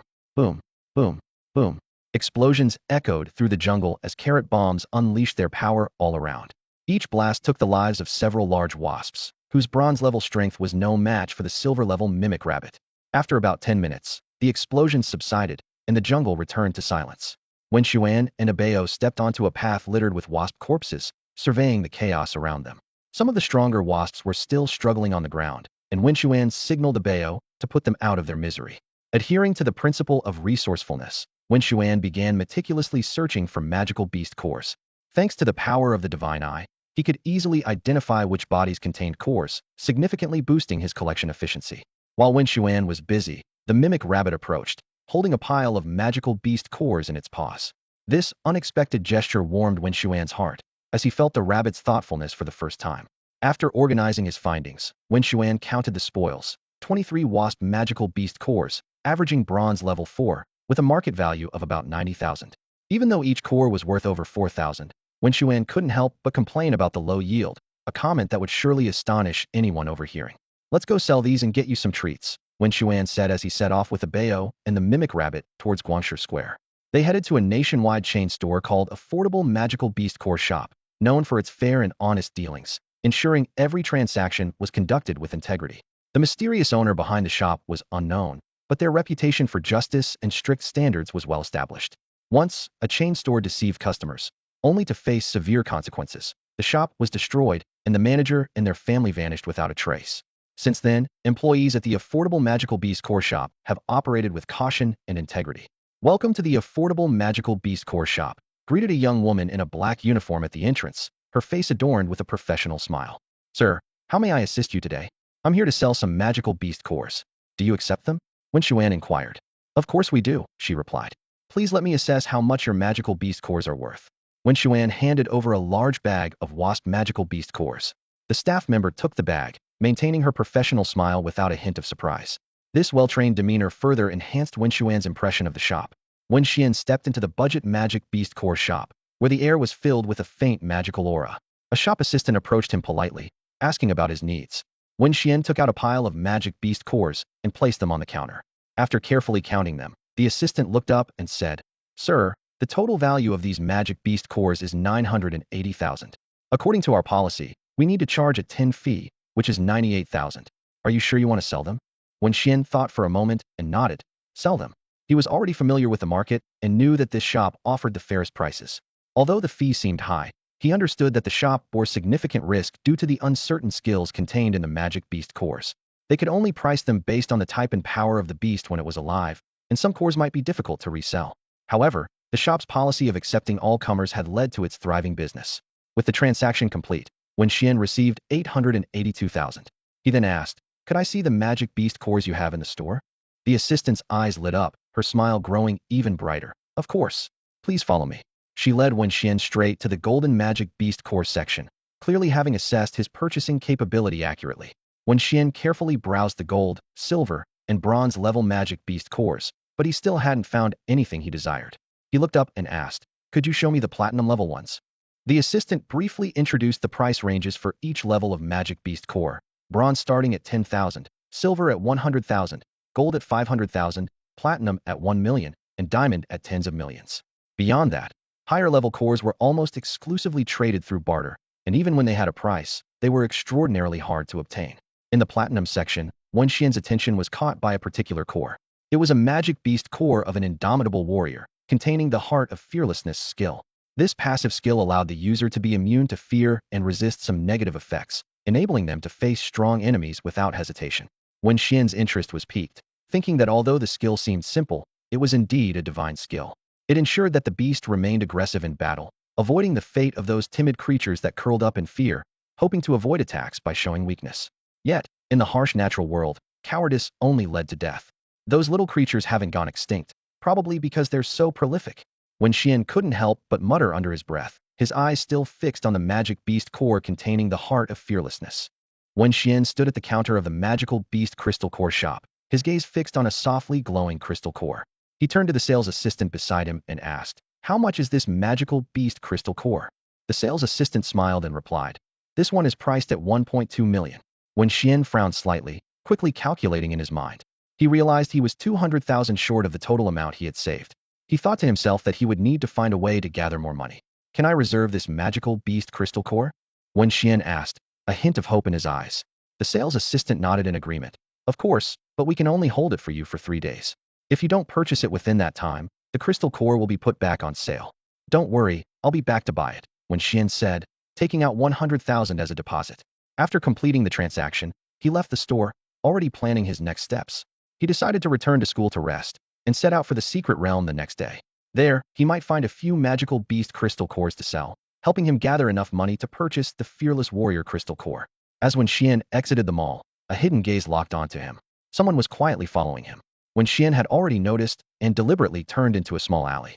"It's you." Wen Xian suddenly turned around to face the stalker. Seeing no place to hide, the person removed his hat, revealing his face. "That's right, it's me," Gao Tianxi said with a cruel smile. "Kid, you're really unlucky.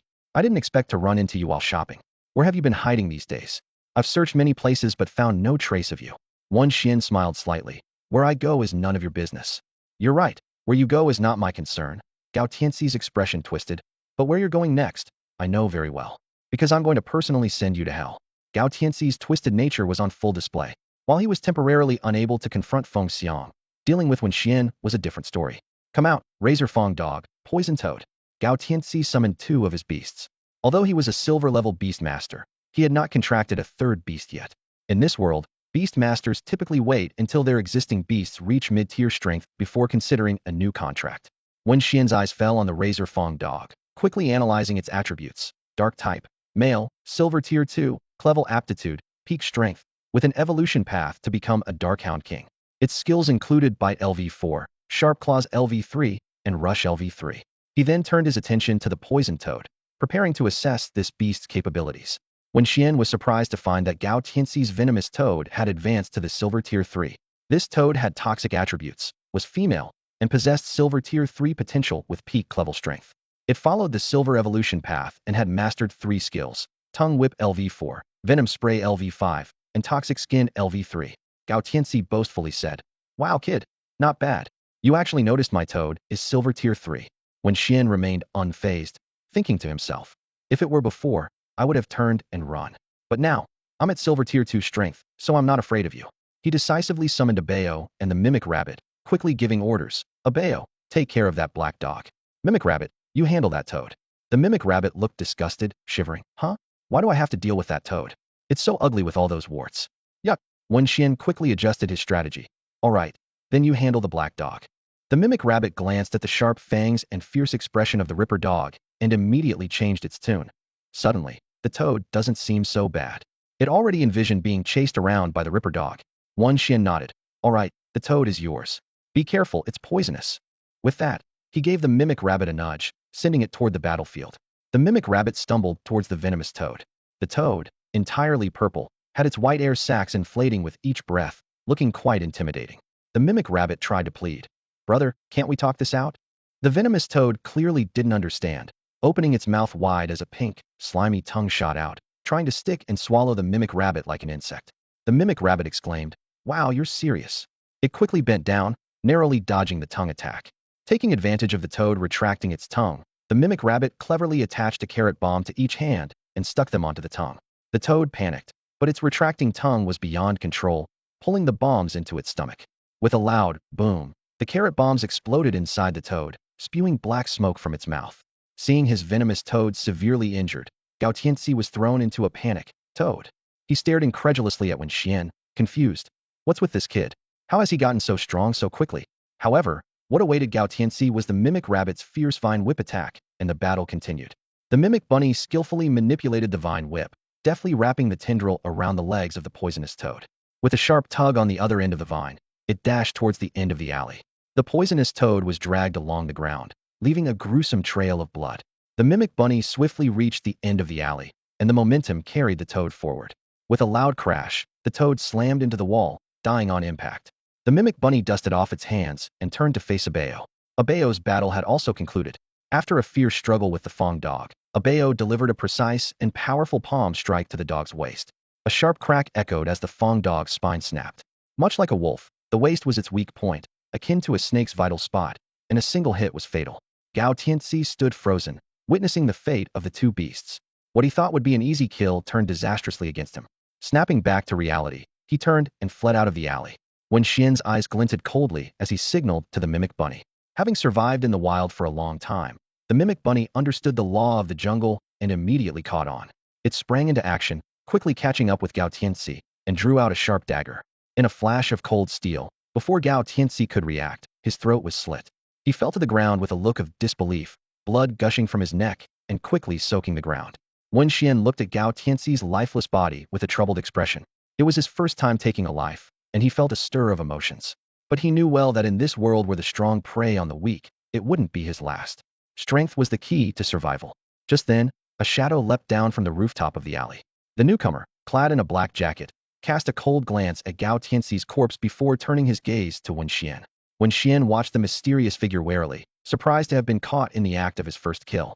As he tensed up, the figure slowly removed his mask. "Mr. Feng? Is it really you?" Wen Xuan exclaimed, recognizing the newcomer with delight. Not bad, kid. You took care of this guy all by yourself. Looks like you're ready." Feng Xiang chuckled. "Teacher, aren't you mad at me?" Wen Xuan asked, somewhat apprehensively. "Mad at you for what?" "With my skills, killing him would be like squashing an ant. I deliberately held back to let him be your whetstone," Feng Xiang replied, moving to Gao Tianxi's body and searching it with gloved hands. Soon, he pulled out a package resembling flour. "See this? It's enough to have him killed several times over. He might be forgiven for other things, but selling this stuff is unforgivable," Feng Xiang said sternly.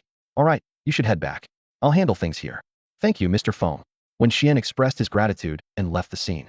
Feng Xiang watched Wen Xuan's retreating figure, then glanced at Gao Tianxi's body on the ground, deep in thought. Feng Xiang watched Wen Xuan's departing figure and couldn't help but sigh. This young man, so calm after his first kill, truly had hidden depths. Feng Xiang recalled his own first time, when he had vomited several times and was plagued by nightmares for days. During meals, just the sight of meat made him nauseous and he would throw up. It was only with time that these feelings began to fade.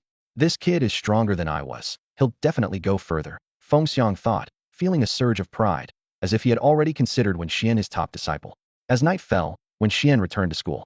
The dormitory lights were out, but a faint glow and a low voice could be heard.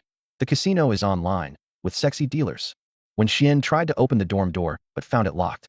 He knocked gently, and the sounds inside ceased instantly. "Who is it?" Wang Bin called out warily. "It's me, Wen Xuan." Wang Bin got up to open the door, looking relieved yet anxious. "Wen Xuan, why are you back so late? You scared me, thought it was a teacher." Wen Xuan looked at Wang Bin's expression and shook his head helplessly. "Staying up late. What are you up to?" "Wang Bin, let me tell you, there's no such thing as small bets being harmless and big bets being harmful. Gambling is gambling, and nothing good comes from it." Wang Bin quickly defended himself. "Wen Xuan, you know me. I'm a good person, and I swore from a young age to never touch gambling or drugs." "All right." Wen Xuan nodded, moving to his bed to gather his clothes, preparing to leave. "Where are you going?" Wang Bin asked curiously. "The practice room." "What?" Wang Bin exclaimed in surprise. "Why are you so diligent? You're making the rest of us look bad." Wen Xuan patted Wang Bin on the shoulder and said earnestly, "Brother, work hard and avoid trouble. It can lead to serious consequences." With that, he left. "Consequences? What consequences?" Wang Bin muttered to himself in confusion. Wen Xuan had intended to spend the night in the dorm, but once inside, he regretted it. Zhu Ming's snoring was thunderous, Mao Mao ground his teeth loudly, and Wang Bin, the night owl, was still watching movies. The dorm was filled with the smell of stinky feet, sweat, and a faint fishy odor. He decided to spend the night in the practice room's lounge. There was a bed there, originally intended for Du Gutongtong's rest, but now occupied by Wen Xuan. All he needed was a blanket to make it through the night. Upon reaching the lounge, Wen Xuan took a shower and then lay down to sleep. The next day, he planned to take Shuetu and Bao to the secret realm to gather a few more magical beast crystals to make up the remaining money. However, as he stepped out of the lounge, he found Feng Xiang standing at the door. Hey, kid, I knew I'd find you here. Feng Xiang's voice suddenly echoed behind Wen Xuan, startling him. Feng Xiang explained, I just stopped by your dorm, didn't find you there, so I figured you'd be here. His tone carried a hint of satisfaction. Wen Xuan turned to face Mr. Feng, curiously asking, is there something you need from me? With a smile, Feng Xiang replied, well, I've taken care of yesterday's issue for you. I reported to the higher-ups about your defeat of Gao Tianxi and also informed them of his misdeeds. He paused. Not only did they not punish you, but they also awarded you a bonus. With that, Feng Xiang pulled a bank card from his pocket and handed it to Wen Xuan. Here, that's a 200,000 bonus. The password is the last 6 digits of the card number. You can go to the bank and transfer it directly. Wen Xuan accepted the card gratefully, saying, thank you so much, Mr. Feng. I owe you one. Feng Xiang waved it off with a smile. Oh, don't mention it. You're my student. It's my duty to help you. After their brief exchange, Wen Xuan headed straight to the bank. He quickly completed the transfer and then hurried to the mall to purchase the magical beast core. In the mall, the sales assistant, Xiaoxia, watched Wen Xuan leave with a look of surprise and envy. Her colleague noticed her reaction and asked, Xiaoxia, what are you looking at? Xiaoxia snapped out of it and whispered, oh, nothing. She thought to herself, amazed at how Wen Xuan managed to gather 200,000 overnight. Is this the allure of a beast master? She felt a pang of regret, knowing she had no such talent. In this world, the government tests children's beast master potential at the age of 5. Those with talent are sent to specialized schools for training, while those like Xiaoxia, without the gift, attend regular schools. Wen Xuan spent 1.2 million on the Fearless Warrior's magical beast core. He was eager to find a safe spot to let Bao consume the core. After leaving the mall, he caught a cab back to school and headed straight to the training room. Once inside, Wen Xuan carefully locked the door, then summoned Bao. Here, Bao, eat this, he said, handing the core to Bao. Bao took the core and swallowed it in one gulp. It then sat cross-legged and began to refine the core. Wen Xuan watched the process anxiously, filled with both anticipation and nervousness. He knew this platinum-tier core held immense energy and could potentially unlock new skills. 2 hours later, Bao finished the refinement.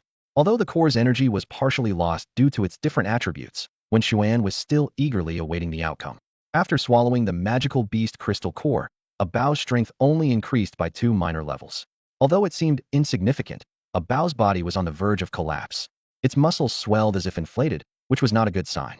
Wen Xuan was secretly alarmed, realizing he must be extremely cautious when using higher-level magical beast crystal cores for Bao in the future. This time had been too dangerous. Bao's body was almost overwhelmed by the energy. Fortunately, the platinum-level crystal core had lost a significant amount of energy after being extracted. Wen Xuan activated the Eye of God to carefully observe Bao's condition. The panda cub Bao, male, currently at silver level 4, possessed SS level potential. It was at its peak strength, progressing on the path to becoming a panda warrior. Bao had mastered several skills: Wild Ox Punch LV7, Panda Palm Strike LV9, Mount Tai Press LV5, Roar of Fury LV4, Rending Claw LV5, Stealth LV4, Iron Skin LV8, Shadow Ball LV3, Magic Devour LV2, and the most surprising divine skill Fearless Heart. Fearless Heart, a skill that renders the user immune to fear, allowing them to face any opponent courageously. Wen Xuan couldn't help but marvel at his extraordinary luck, wondering if it was to make up for the misfortune of his previous life.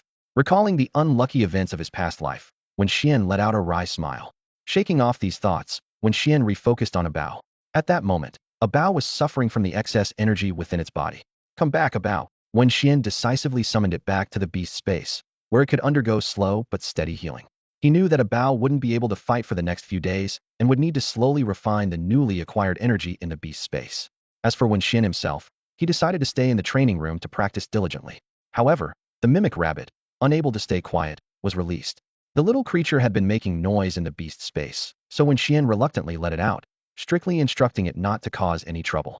After getting the mimic rabbit's assurance, he allowed it to leave. Once out of the training room, the mimic rabbit roamed around the campus. Suddenly, it was drawn by a tantalizing aroma. What is that smell? It's so fragrant. Following the scent, the mimic rabbit arrived at the back hill of the school.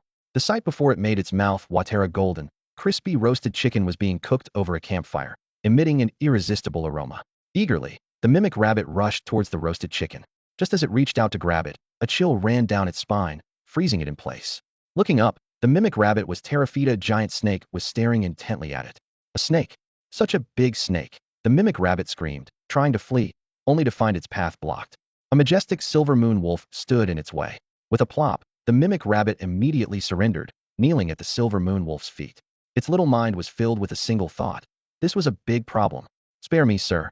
The parrot rabbit pleaded on its knees, its voice filled with fear and desperation. The old man observed the lively, mischievous rabbit with interest, a hint of curiosity in his eyes. He slowly asked, "Whose rabbit are you?" The parrot rabbit quickly replied, "Huh? You mean me? My owner is Wen Xuan." Wen Xuan. The old man furrowed his brow as the name stirred a memory. Suddenly, a familiar figure flashed through his mind. "Oh, it's him," he realized. "I didn't expect that kid to form a contract with something like you." The old man's gaze lingered on the parrot rabbit, pondering what made this creature special enough for Wen Xuan to choose it. Was it merely its cheeky antics? At that moment, the old man noticed the rabbit's eyes fixed on the roasted chicken over the campfire, its greedy expression unmistakable. "Do you want to eat?" the old man asked, a slight smile playing on his lips. "Yes," the parrot rabbit blurted out without hesitation, its honesty almost comical. A sly glint appeared in the old man's eyes as he said, "All right, if you want to eat, you must do something for me." "Do something?" the parrot rabbit asked cautiously. "What is it?" "Follow me, and you'll find out." The old man picked up the roasted chicken and turned to leave. The parrot rabbit hesitated for a moment, but eventually followed him. They arrived at a clearing halfway up the mountain, revealing a pavilion and a large basketball court. On the court, a short-haired woman was fiercely competing with a robust rooster. The rooster's movements were impressively smooth, dodging the woman's defense with a feint and scoring with a graceful layup. "Yang Bingyun," the old man called to the girl on the court. "Grandpa." Yang Bingyun turned, surprised to see the old man. "What brings you here?" "I came to see you and brought you a new basketball buddy," the old man said with a smile. "A basketball buddy?" Yang Bingyun looked quizzically behind the old man and spotted the parrot rabbit. "Grandpa, you must be joking. Is this rabbit supposed to be my basketball buddy?" "Why not?" The old man, named Yang Wei, turned to the parrot rabbit and said, "Go on, give it your best shot. If you beat it, the roasted chicken is yours." The parrot rabbit followed Yang Wei's gesture and was immediately terrified. The rooster was not only strong but also had a fierce look in its eyes. "No way, no way." The parrot rabbit shook its head vigorously. "I've worked hard to put on some weight over the years. What if I lose it all in a fight with that thing?" Saying this, the parrot rabbit turned to flee, but it quickly spun back around. Yang Wei had somehow summoned a silver moon wolf, which was now glaring at the rabbit with a scarred face and menacing eyes. The parrot rabbit instantly caved, plastering a fawning smile on its face. "Don't mind me, I was just joking earlier. Please don't take it to heart." It seethed inwardly. "Kid, remember this. I'll get my revenge. 30 years on the east bank, 30 years on the west, just wait and see." Reluctantly, the parrot rabbit trudged towards the basketball court, each step feeling like walking on the edge of a knife, filled with dread and anxiety about the impending gruesome match. Yang Bingyun stood at the edge of the basketball court, her brow furrowed, face full of confusion. She turned to her grandfather, Yang Wei, with a hint of uncertainty in her voice. "Grandpa, can it really do it?" Yang Wei smiled and patted his granddaughter's shoulder, his tone brimming with confidence. "Of course it can. If your strong rooster can play basketball, why not it? Don't worry, it'll be fine." Despite her grandfather's reassurance, Yang Bingyun's face was still filled with concern. She couldn't help but explain, "Grandpa, my strong rooster has been training with me for 30 months. This guy, it looks like it's never even touched a basketball before, right?" Yang Wei patiently explained to his granddaughter. "Every beast master has a different way of training their beasts. Some take them into battles, some climb mountains with them, and others read books with them." He pointed to the strong rooster on the court. "Your way of training it is through basketball. Over these 30 months, your skin has tanned, but your body has become stronger. Basketball is a great sport. It not only strengthens the body, but also improves coordination." On the court, the strong rooster held a black basketball. When it saw the mimic rabbit enter, a hint of disdain flashed in its eyes. It looked up and down at this small opponent, thinking a gust of wind could knock it over. "Here you go." The strong rooster tossed the basketball to the mimic rabbit. The rabbit scrambled clumsily to catch it, making Yang Bingyun involuntarily hold her head.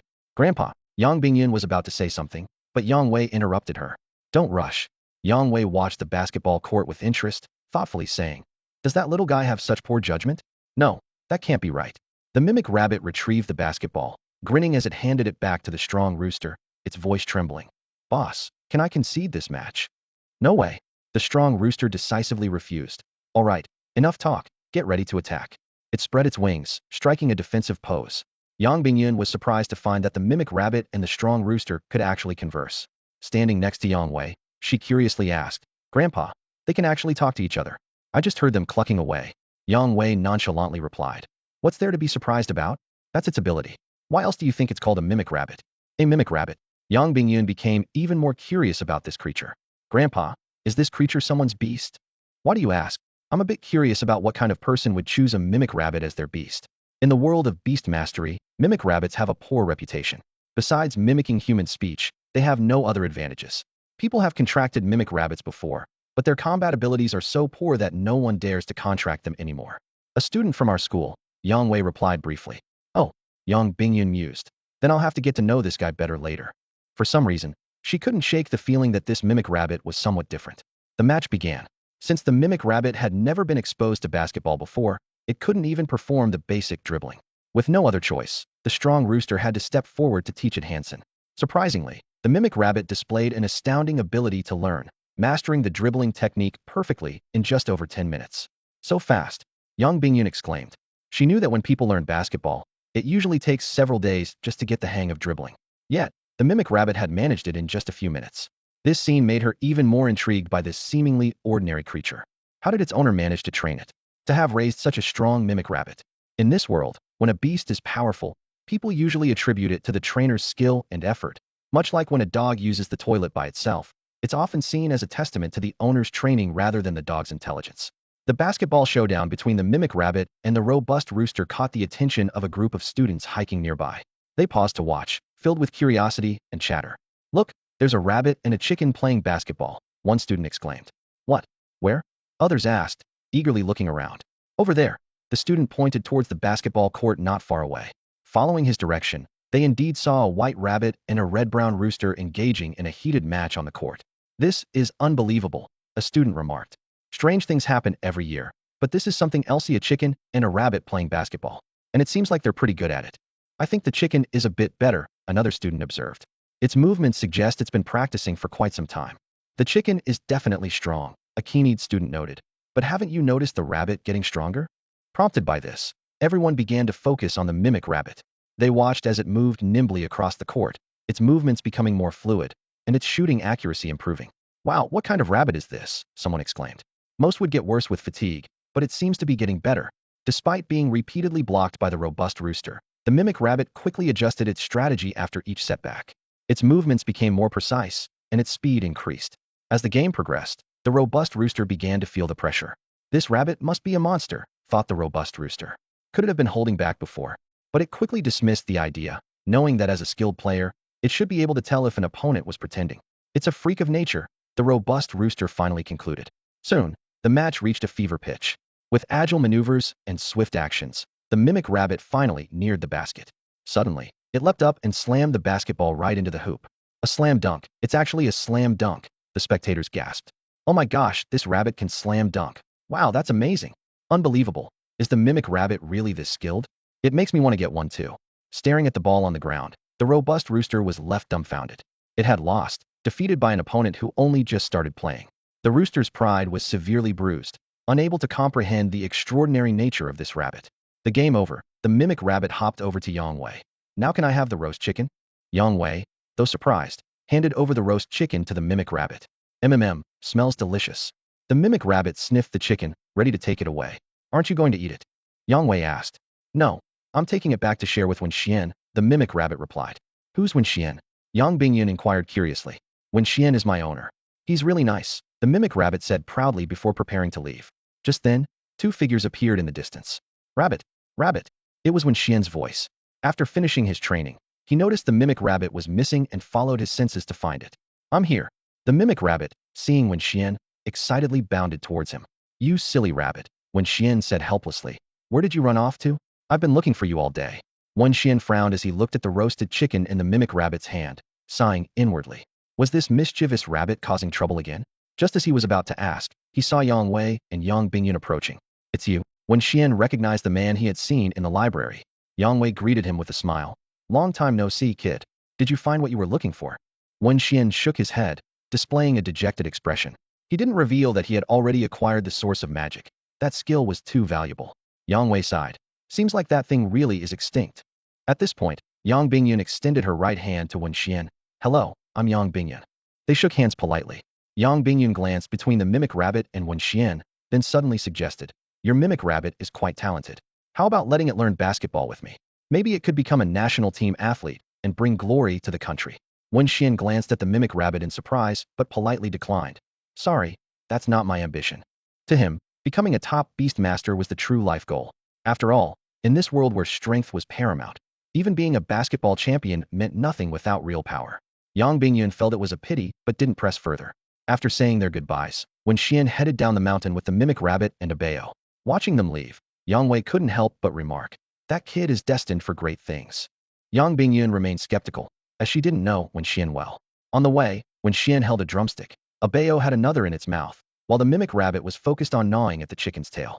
Yum, delicious, really delicious, the mimic rabbit exclaimed as it chewed. The tail is indeed the tastiest part. Wen Xuan couldn't help but twitch at the corners of his mouth. This rabbit had quite a unique taste. He had never met anyone who preferred the chicken tail before. In the following days, although Wen Xuan didn't skip class, his behavior was rather amusing. He would arrive on time for each lesson, but before long, his head would droop, his eyelids would grow heavy, and he would eventually fall asleep.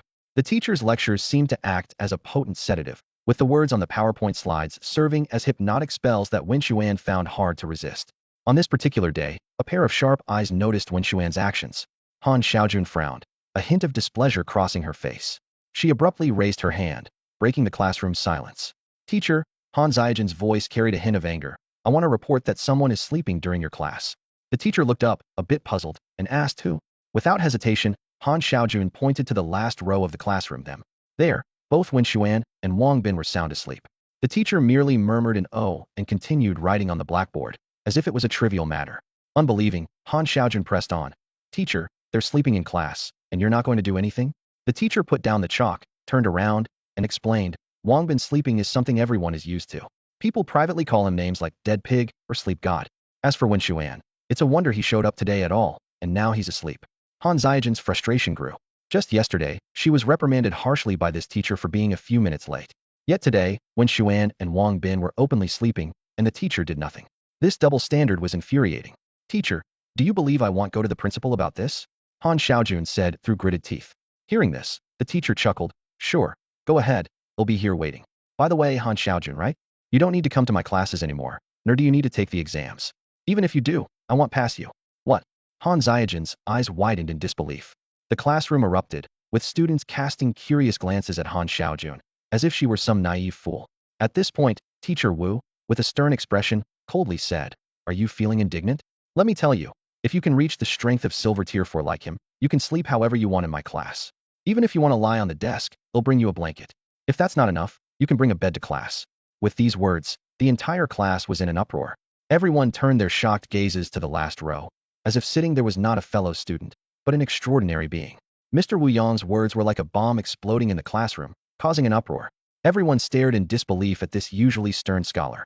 Is Wen Xuan really at silver level 4 now? Someone repeated in a hushed voice, filled with shock. Wu Yong nodded solemnly. Yes, that's no joke. You know I never joke around. The classroom erupted into chaos. Students whispered to each other, their faces a mix of disbelief, envy, and admiration.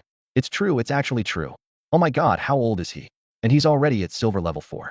Wow, how can there be such a huge gap between people? I just barely broke through to bronze level 5 yesterday and thought I was something. Now, compared to him, I'm nothing. Sigh, what's the point of us working so hard? He's a genius and puts in so much effort. His strength is way beyond ours, leaving us no chance. Sitting in the front row, Mao Mao and Zhu Ming were no exception, their shock evident. Mao Mao's eyes sparkled with admiration as he murmured, Is Wen Xuan really that strong? No wonder he's my leader. Although Zhu Ming was a bit envious, he didn't show it. At the center of this storm, Wen Xuan remained asleep. It wasn't until school ended in the afternoon that Mao Mao woke him up. Stretching lazily, Wen Xuan sighed contentedly. That was refreshing. He finally experienced the long-desired feeling of waking up naturally in a classroom, as if life was truly his own. As he walked out of the classroom, the setting sun cast a fiery glow on everyone's faces, painting a rosy picture. Wen Xuan couldn't help but stop to admire the beautiful evening. In the following days, Wen Xuan attended classes as usual while closely monitoring the absorption of excess energy in a bao. He noticed that after sufficient rest, a bao and the mimicking rabbit were brimming with energy. Great, let's go find something good, Wen Xuan smiled. During this time, he hadn't been idle. He bought a comprehensive guide to magical beasts and studied it carefully, searching for suitable skills for a bao and the mimicking rabbit. He discovered an excellent choice, the voracious skill of the gluttonous pig. This skill is a foodie's dream. No matter how much is consumed, one never feels full, and it accelerates energy digestion. After a brief preparation, Wen Xuan set off with a Bao and the mimicking rabbit on their journey to the secret realm. Soon, they arrived at Wild Boar Forest, cautiously making their way through it. Suddenly, a small wild boar charged towards them. This little creature seemed unafraid, merely glancing at them before continuing to munch on fallen fruit under a tree. The fruits were in poor condition, some even rotten, with white maggots wriggling on them. Ew! The mimicking rabbit made a face of disgust at the sight. Wen Xuan, however, observed with interest. This guy sure has an appetite. It dares to eat that stuff without worrying about an upset stomach. A thought struck him. Luckily, we're kind-hearted. To prevent it from suffering a stomachache, let's roast it today. I've always heard roast suckling pig is delicious and never had the chance to try it. Now that I've got the opportunity, I should indulge my taste buds. The mimic rabbit acted decisively, its green vine whip coiling like a serpent, instantly binding the little boar tightly. The restrained boar let out an ear-splitting wail, its shrill cries comparable to a pig being slaughtered. A glint of cruel delight flickered in the mimic rabbit's eyes, and a wicked smile played on its lips. Scream, scream. The more you scream, the more excited I get, it taunted, gripping a sharp dagger while slowly advancing on its trapped prey, already envisioning the boar roasting over a fire. At that critical moment, the ground began to tremble violently. A deafening roar echoed from afar, with trees toppling in succession as if a colossal creature was approaching.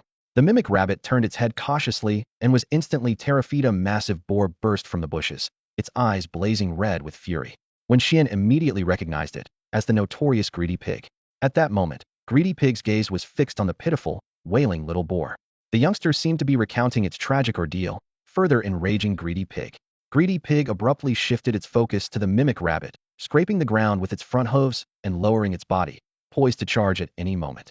The mimic rabbit, panic-stricken, stammered, Misunderstanding. It's all a misunderstanding, can you believe me? But the only response was Greedy Pig's thunderous charge. The mimic rabbit was scared out of its wits and took off running, shouting for help. Help! Murder! Using its quick feet, skill, the mimic rabbit sped away like lightning. It deliberately headed for areas dense with shrubs and small trees, hoping to hinder Greedy Pig's pursuit. Yet it underestimated Greedy Pig's strength. The massive beast was like a heavy tank, unstoppable. It didn't bother to swerve. It simply crashed through obstacles, demolishing everything in its path. A thrilling chase unfolded in the forest. The nimble mimic rabbit sprinted ahead, while Greedy Pig followed closely, relentless in pursuit. However, the large Greedy Pig couldn't match the mimic rabbit's endurance and soon stopped, panting heavily. Seeing this, the mimic rabbit leaned smugly against a large tree, wearing a cheeky expression, and taunted. What? Not chasing anymore. Infuriated by this display, Greedy Pig gritted its teeth and charged again. The mimic rabbit feigned terror, shouting, Ah, murder! No, it's rabbit murder. Then it dashed off once more. In a sudden twist, Greedy Pig stumbled over a protruding rock, crashing heavily to the ground. It was a hard fall, leaving Greedy Pig unable to get up, utterly exhausted. Seeing this, a hint of malice flashed in the mimic rabbit's eyes. With a sinister smile, it slowly approached Greedy Pig, dagger poised at its throat, ready to deliver a fatal blow. With a swift strike, the mimic rabbit sent a gush of blood flowing. It had successfully dealt with the gluttonous pig, its fur now stained a bright red. From a distance, Wen Xuan and a Bao approached slowly, just in time to witness the gruesome scene. The mimic rabbit turned around cautiously, and upon recognizing them, it relaxed immediately. Oh, it's you guys, it exclaimed excitedly. Wen Xuan, come quickly. I want roasted pig brain and pig kidneys. As it spoke, it expertly carved out the pig's brain and kidneys with a dagger. Suddenly, the mimic rabbit looked around in confusion. Hey, where's the pig whip? Wen Xuan explained helplessly. It's a sow, there's no pig whip. My chance to grow bigger, the mimic rabbit grumbled in frustration. Ignoring its complaints, Wen Xuan swiftly stored the gluttonous pig's carcass into a space ring and set up a campfire to start roasting. Before long, the aroma filled the air. Delicious, really delicious. The mimic rabbit devoured the food eagerly. The pig kidneys and brain are a bit gamey, but just right. The only regret is the absence of a pig whip, otherwise I could have grown a bit more. Watching the mimic rabbit enjoy the meal, Wen Xuan couldn't help but wonder if it was truly a rabbit. As he savored the roasted pork skewers, he toyed with the magic beast core he had extracted from the gluttonous pig. This dark red core represented combat attributes, containing skills like charge, gluttony, sharp teeth, and rough skin. Wen Xuan contemplated the silver tier 5 core thoughtfully. Mimic rabbit, here, eat this, Wen Xuan said, handing it the core. The mimic rabbit took it without hesitation, crunching it down. Not bad, it commented while continuing to munch on the roasted pig kidneys. Wen Xuan observed the mimic rabbit's transformation closely. Its attributes showed plant and rock dual elements. Male, silver tier 3, with SSS-tier potential. It had mastered various skills, including the newly acquired gluttony. With the acquisition of the gluttony skill, the mimic rabbit seemed to transform into a voracious eater, stuffing roasted meat skewers into its mouth by the handful. In no time, all the food Wen Xuan had prepared was devoured. Burp. The mimic rabbit let out a loud belch, and its round belly deflated instantly. Wen Xuan watched in astonishment, worried that the mimic rabbit might turn into an eternally hungry, starving ghost. Rabbit, are you okay? Wen Xuan asked with concern. I'm fine, nothing's wrong with me. The mimic rabbit replied nonchalantly. Wen Xuan breathed a sigh of relief, secretly thankful that the gluttony skill seemed to have no side effects.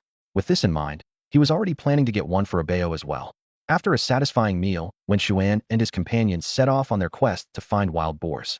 They entered the forest known as Wild Boar Woods with high hopes, but luck was not on their side this time. After searching for most of the day, they didn't even catch a glimpse of a single gluttonous pig. Strange, Wen Xuan said with a frown. Isn't this place supposed to be called Wild Boar Woods? There should be plenty of them around. Time passed quietly as the sun set and the sky darkened. Shueisha rabbit was still struggling along with a small wild boar it had caught earlier slung over its shoulder. Unable to stand it anymore, Wen Xuan suggested. Why carry it all the time? We might as well kill it now so I can store it in my space ring. Shueisha rabbit shook its head in refusal. No, I want freshly roasted suckling pig. I can't kill it too early. Suddenly, Shueisha rabbit stopped in its tracks and rubbed its growling stomach. I'm hungry. Let's eat here. Wen Xuan realized he was also starving and nodded in agreement. All right, put the little boar down, and I'll handle it. You go gather some firewood. With a thud, Shueisha rabbit dropped the small boar to the ground. Wen Xuan pulled out a dagger and skillfully began to prepare the pork. Thanks to the space ring, he had access to all kinds of seasonings. Soon, a campfire was crackling, and the prepared boar was roasting over the flames. The fire's heat licked the meat, creating a sizzling sound and releasing a mouth-watering aroma. Shueisha rabbit watched with watering mouth, eager to taste it. The roasting process was long, but the wait was worthwhile. When Wen Xuan finally took the golden, crispy suckling pig off the fire and placed it on the picnic mat, the air was filled with a tantalizing scent. Carefully, Wen Xuan used the dagger to cut off a hind leg of the pig, skewered it with a stick, and handed it to Shueisha rabbit. The meat was scorching hot, too hot to touch with bare hands. Shueisha rabbit eagerly reached for it, only to yelp in pain from the heat. Wen Xuan couldn't help but laugh and said, Don't be so hasty. Wait a bit longer. Here, have some carrot juice to tide you over. He poured a big glass of carrot juice for both Shueisha rabbit and Abeo. A moment later, the three of them began enjoying the delicious suckling pig. It's so good. Shueisha rabbit exclaimed. The skin is crispy with a hint of sweetness, and the meat inside is tender and juicy. Wen Xuan, how did you do it? Wen Xuan smiled slightly and explained. I brushed honey on the skin of the suckling pig. Honey? The kind we collected earlier? Wen Xuan nodded in confirmation. He recalled how Feng Xiang had taken most of it as tuition, leaving him only a small portion as compensation. He hadn't expected that little bit of honey to come in so handy. Just as the three were savoring their meal, they heard a rustling sound from the nearby bushes. They stopped, alert and tense, watching the direction of the noise. Finally found my way out, a voice said. A portly figure with a bowl haircut and wearing overalls emerged from the bushes. More astonishingly, a penguin followed behind him. This unexpected visitor left Wen Xuan and his companions stunned and at a loss for words. Great, there's someone here. A tempting aroma wafted through the air, drawing the person irresistibly towards Wen Xuan and his friends. A golden, crispy roasted piglet lay before them, emitting an irresistible fragrance. The person's eyes lit up as he approached Wen Xuan with his penguin companion. He grinned and said, Hey, brother, can I have a piece of that roast piglet? Before he could finish his sentence, the parrot rabbit darted like lightning to the roast piglet, guarding it with its tiny paws and loudly declaring, No way. The person was surprised to see a talking rabbit, but quickly regained his smile. He pulled out a shiny golden card from his pocket and said, They say at home you rely on your parents, outside you rely on friends. Brother, let's be friends. Wen Xuan looked at the gold card but didn't reach out to take it. The person seemed puzzled and continued. What's wrong? Is it not enough? This is a gold card with 300,000 on it, and it's unregistered. Hearing the figure, 300,000, Wen Xuan was secretly shocked, not expecting this seemingly ordinary chubby guy to be a little tycoon. He decided to accept this generous offer, as he always liked making wealthy friends. Wen Xuan took the gold card, sliced the roast piglet with a dagger, and handed a large piece of meat from near the tail to the chubby guy. The chubby guy hesitated and asked, Could I get the front pig's trotter instead? I love pig's trotters. Wen Xuan's eyes twinkled. Sure, but the pig's trotter isn't at this price. How much do you want? The chubby guy asked. 1 million, Wen Xuan said calmly. The chubby guy's eyes widened in shock. What? $1 million? Are you robbing me? Although he considered himself wealthy, he wasn't foolish enough to spend $1 million on a pig's trotter. Wen Xuan shrugged, turning to the parrot rabbit. Since you don't want to buy it, never mind. Here, parrot rabbit, I'll cut you a pig's trotter.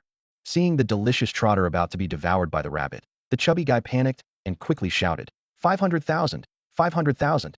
If you agree, they'll pay immediately. Wen Xuan nodded. All right, but you have to transfer the money right away. The chubby guy looked surprised. What? Wen Xuan sneered. Don't think I don't know. Your card doesn't have any money, does it? The chubby guy awkwardly chuckled. How did you know? Don't take others for fools, Wen Xuan replied. Only then did the chubby guy realize he had met his match. He had used this trick to fool many people before, but today he fell into Wen Xuan's hands. Hungry, he had no choice but to obediently transfer the money to Wen Xuan. After the transfer was complete, Wen Xuan signaled the parrot rabbit to toss the front trotter to the chubby guy. The chubby guy eagerly grabbed the trotter, devouring it ravenously, as if he hadn't eaten in ages. In no time, he finished the trotter, leaving nothing but the bones. The chubby guy licked his lips with satisfaction, and Wen Xuan asked, How was it? Want another one? Yes, of course, the chubby guy instinctively replied. All right, 50,000, Wen Xuan said with a smile. Upon hearing the price, the chubby guy immediately restrained his cravings. Although he loved to eat, he wasn't willing to be overcharged. Wen Xuan glanced at the penguin and asked, If you're not eating, it should at least eat something, right? It? No need, it eats this, the chubby guy said, pulling out a shiny gold coin. With a flick of his hand, the coin soared into the air. The penguin, quick as a flash, opened its mouth and swallowed the coin whole, as if this was its favorite delicacy. Wen Xian's gaze fell on the peculiar penguin, and its attributes left him puzzled. Swallow gold penguin, metal attribute, male, silver tier 5 aptitude, SS peak strength, master evolution route, no learned skills, recharge level 7. This string of descriptions made Wen Xian furrow his brow, thinking to himself, what on earth is this thing? His attention was drawn to the unusual skill recharge level 7. Suddenly, a voice echoed in his mind. Young man, want to become stronger? Then recharge. Recharge to become stronger. This phrase instantly triggered Wen Xian's memory, and he blurted out, Pay to win. No money, no game. Hey, your last name isn't Ma, is it? Yeah. How did you know? A chubby boy responded excitedly. My name is Ma Dubiao. Like 1 horse, 2 horses, 3 horses. Hearing the tongue-twisting name, Wen Xian was at a loss for words. He decided to give the chubby boy a simple nickname. I'll just call you Maichun. Maichun. Sure, that name works. Easy to remember, much better than my actual name. The boy happily accepted the new name, all the while staring intently at the roast suckling pig.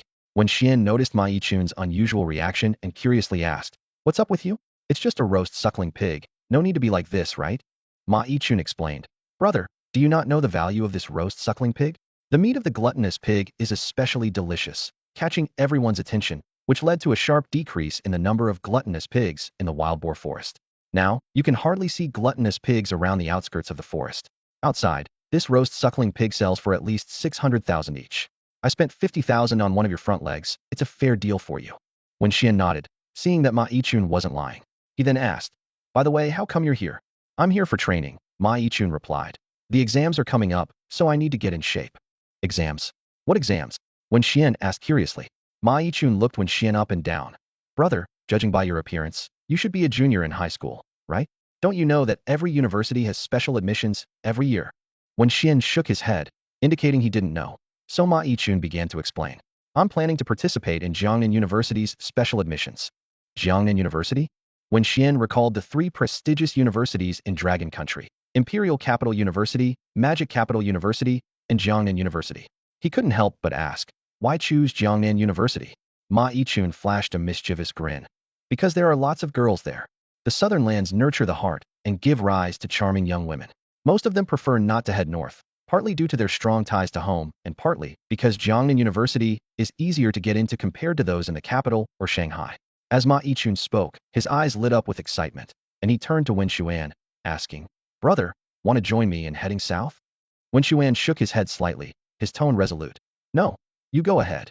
He had already set his sights on Capital University, driven by the dream of attending the top institution. Ma Yichun's face showed a hint of disappointment, but he quickly put on a cheerful smile. It's all right. Even if we can't be classmates, we can still be friends. As night deepened, the campfire crackled. Wen Xuan had already crawled into his tent to rest, while Ma Yichun lay directly by the fire, wrapped in a sleeping bag. Late at night, Wen Xuan was awakened by Abao's urgent movements. Abao, what's up? Abayo gestured anxiously, and Wen Xuan immediately understood. You mean there's an enemy outside? Abayo nodded vigorously. Yes, yes, yes. Nearby, the mimic rabbit smacked its lips in its sleep, savoring the taste of roast suckling pig. Wen Xuan nudged it. Wake up, the parents are here to settle scores. The mimic rabbit rubbed its sleepy eyes and followed Wen Xuan out of the tent. Outside, Ma Yichun was facing off with a gluttonous pig king. The pig king was massive, with sharp tusks and eyes blazing with fury. It was a 7th-tier silver beast at the peak of the gold evolution path, wielding skills like charge, gluttony, sharp tusks, and furious bite. Ma Yichun's 3 beasts, the gold-swallowing penguin, the red leaf monkey, and the black ink dog, were engaged in a standoff with the pig king. The gold-swallowing penguin was the strongest, while the red leaf monkey and black ink dog were showing signs of fatigue, being only at the 3rd and 2nd silver tiers, respectively. Seeing Wen Xuan emerge, Ma Yichun urgently said, Brother, you're only coming out now?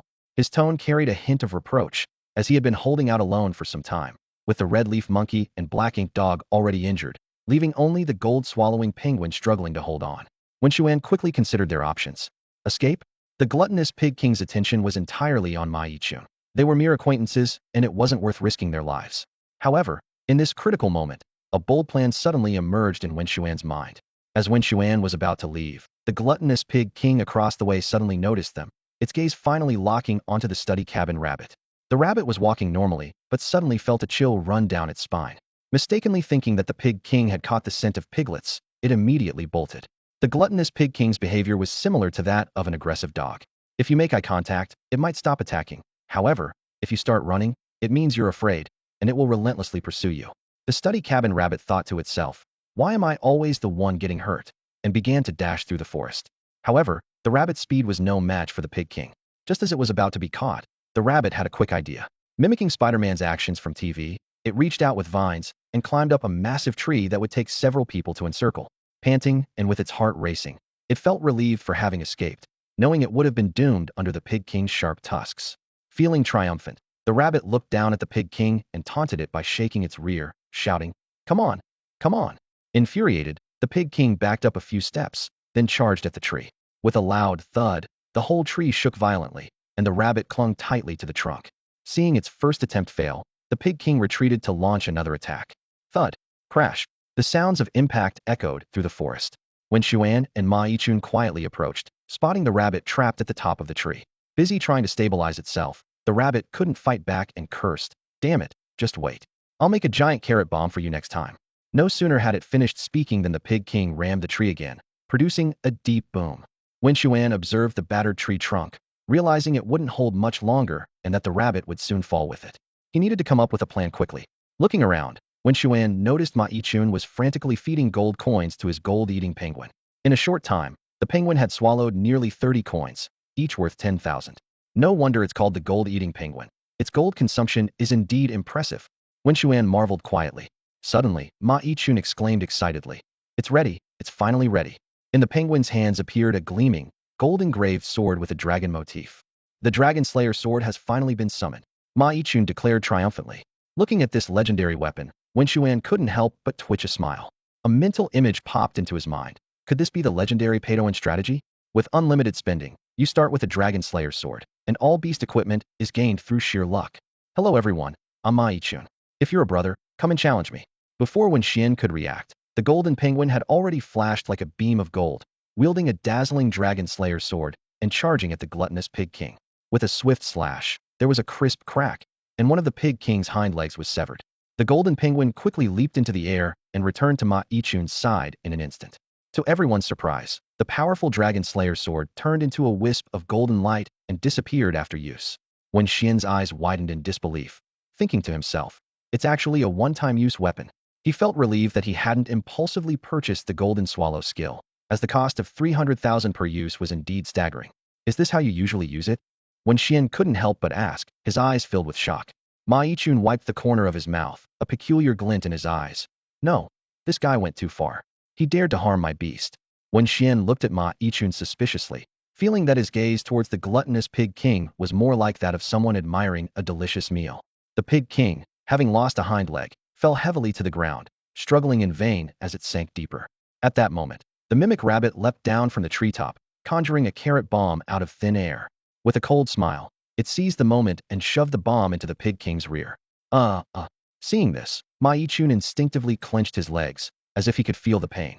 Before anyone could react, there was a loud boom, as the carrot bomb exploded inside the Pig King.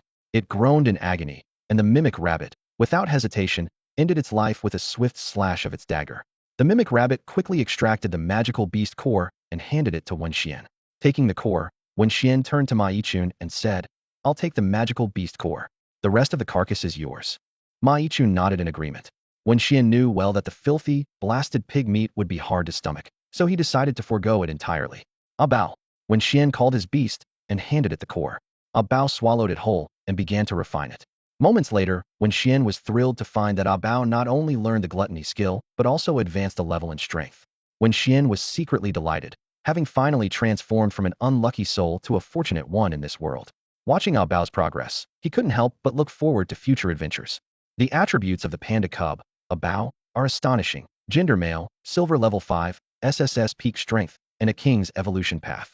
Its skills are even more impressive. Wild Bull Fist LV7, Bear Paw Strike LV9, Mount Tie's Pressure LV5, Roar of Evil LV4, Ripping Claw LV5, Stealth LV4, Iron Skin LV8, Shadow Ball LV3, Magic Devour LV2, Fearless Heart, Gluttony LV5. A Bao's strength has reached silver level 5, signaling it's time to return. Wen Xuan turned to look at Ma Yichun, who had already set up a campfire and was preparing to enjoy a sumptuous barbecue feast. Having gone hungry the previous day, Ma Yichun's eyes sparkled with anticipation. "Ma Yichun, take your time eating, I have to leave," Wen Xuan said. "All right," Ma Yichun replied without looking up, casually waving his hand, fully absorbed in the sizzling skewers before him. Wen Xuan took one last look at Ma Yichun and quietly left with a bow and the mimic rabbit. Soon after, Ma Yichun's skewers were finally ready. He eagerly grabbed one and took a big bite. Ugh! An indescribable stench filled his mouth instantly, and Ma Yichun was horrified to discover the meat still retained its original foul taste. "It's not my fault. I swear I cleaned it properly. Why does it still taste like poop?" Realizing he might have accidentally eaten something unpleasant, Ma Yichun turned pale and began to vomit uncontrollably. Meanwhile, Wen Xuan had already left the secret realm and returned to school. By now, it was broad daylight, and after the intense battle earlier, both the mimic rabbit and A Bao's stomachs were growling. Just as Wen Xuan was about to take them for a meal, he saw Wang Bin and 2 others rushing out of the school. "Oh no, we overslept. If we're late, it'll be a disaster," Wang Bin shouted as he ran. "Where are you all headed?" Wen Xuan asked curiously. "It's Wen Xuan. No time to explain, just come with us," Wang Bin said, grabbing Wen Xuan and heading towards the school gate. Curious, Wen Xuan followed the 3 of them out of the school. A taxi was already waiting at the gate, pre-booked by Wang Bin and his friends through a mobile app. Once in the car, Wen Xuan couldn't help but ask, "Where are we going?" "There's a food festival happening at May Day Square," Wang Bin explained. "There's a big eater competition today, and we're planning to participate. If we win, we can get a year's supply of beast food." Beast food. The mention of these words instantly lit up Wen Xuan's eyes. Beast food is not ordinary food, but specially crafted by professional beast breeders. It not only aids in better development, but also strengthens the body. It's like feeding a golden retriever with specialized dog food, reducing shedding and making the fur more vibrant. "Looks like I need to get my hands on this food," Wen Xuan resolved inwardly. Soon, the taxi arrived at the entrance of May Day Square. The group quickly got out and headed toward the food festival, the air filled with the enticing aromas of various foods, as if beckoning them to showcase their skills. Even though it's only 7 in the morning, May Day Square is already packed with people. Among the crowd are elderly men practicing their exercises, but the majority are young people like Wen Xuan and his friends, who have come to attend the food festival. The air is filled with excitement as the bustling crowd moves about. Led by Wang Bin, Wen Xuan and his group squeezed through the throngs to reach the registration area for the eating competition. The entry fee was 1,000 yuan, and only Wen Xuan and Wang Bin signed up. After completing the registration, the group began to wander around May Day Square. Wang Bin seemed particularly pleased with himself, strutting along with such confidence that he drew the attention of passers-by. His friends couldn't help but tease him. "Wang Bin, what's gotten into you now?" "Yeah, Bin, you look like a fool strutting around like that." Wang Bin was unfazed and even more proudly declared, "I'm definitely going to win this time. I've got a secret weapon for this competition." "A secret weapon? What kind?" Mao Mao asked curiously, leaning in closer to Wang Bin. Wang Bin whispered something in Mao Mao's ear, and Mao Mao's eyes widened in disbelief. "What? Bin, are you crazy? You've contracted a little stomach king? That's like a bottomless pit. Even if your family is wealthy, you can't possibly keep it fed." Mao Mao looked Wang Bin up and down skeptically. "Bin, be honest, did your family strike it rich? Or did you find yourself a sugar mama? Otherwise, How could you dare to contract a little stomach king? Hearing this, Wang Bin paused, realizing just how risky his actions were. Feeling a bit wronged, he explained, I just want to beat Wen Xuan for once. Wen Xuan has always been number one since we were kids. Wang Bin had always seen Wen Xuan as his benchmark and longed to surpass him, to prove that he wasn't useless and had his own strengths. Mao Mao shook his head and said seriously, surpass Wen Xuan? Bin, I think you must have a fever and fried your brain. With your abilities, it's impossible to surpass Wen Xuan. Unconvinced, Wang Bin retorted, why not? This time, I'm sure I can beat him. He even made a bold promise. If I can't beat Wen Xuan this time, I'll run naked around the school track when we get back. Zhu Ming, who was listening nearby, couldn't help but interject, Fatty, take my advice and don't go overboard. Why not? I want to do it, Wang Bin stubbornly insisted. Zhu Ming shook his head helplessly, thinking, some people are determined to make mistakes, and when others try to stop them, they think they're being hindered. What's that saying? Like a dog biting Lu Dongbin at recognizing a good person's intentions. After resting in Mayday Square for a while, the eating competition officially began. Besides Wen Xuan and Wang Bin, there were over 20 other participants, making a total of 30. The competition was straightforward. Contestants had to use a beast to eat noodles. Wen Xuan observed closely and noticed the noodles resembled spaghetti. The competition lasted 30 minutes, and the winner would be the one who ate the most noodles in that time. Wen Xuan took his place at the competition area, where the noodles were already set. After a brief moment of consideration, he made his decision. Come out, Mimic Rabbit. At his call, an adorable Mimic Rabbit appeared, instantly capturing everyone's attention. Look over there, someone just summoned a rabbit. The crowd erupted into laughter, and someone mocked. Haha, that's hilarious. Which family does this fool come from? Using a Mimic Rabbit in an eating contest. Yeah, right, another voice chimed in. Once the rabbit eats too much and bursts, he'll probably cry. Ah, the youth, always so interesting, they'll try anything. The crowd buzzed with chatter. At that moment, a burly man with a broad back and muscular build approached Wen Xuan. He was clearly a fitness enthusiast, and his beast companion was a large, muscular bear, a favorite to win the contest. The man kindly suggested to Wen Xuan, little brother, maybe you should drop out. Wen Xuan simply smiled and calmly replied, no worries, I know my limits and will act accordingly. Seeing Wen Xuan's determination, the man said no more. Other contestants began summoning their beasts, each one large and appearing to be a professional big eater. However, when Wang Bin's little big eater appeared, the crowd went wild again. Oh my gosh, this guy actually contracted a little big eater, someone exclaimed. Wow, whose rich kid is this? His family must own a mine, another voice shouted. This little big eater is notorious for its insatiable appetite. It's either eating or on the hunt for food. Nothing seems to fill its stomach. Terrifying, absolutely terrifying. Looks like the championship is his for the taking.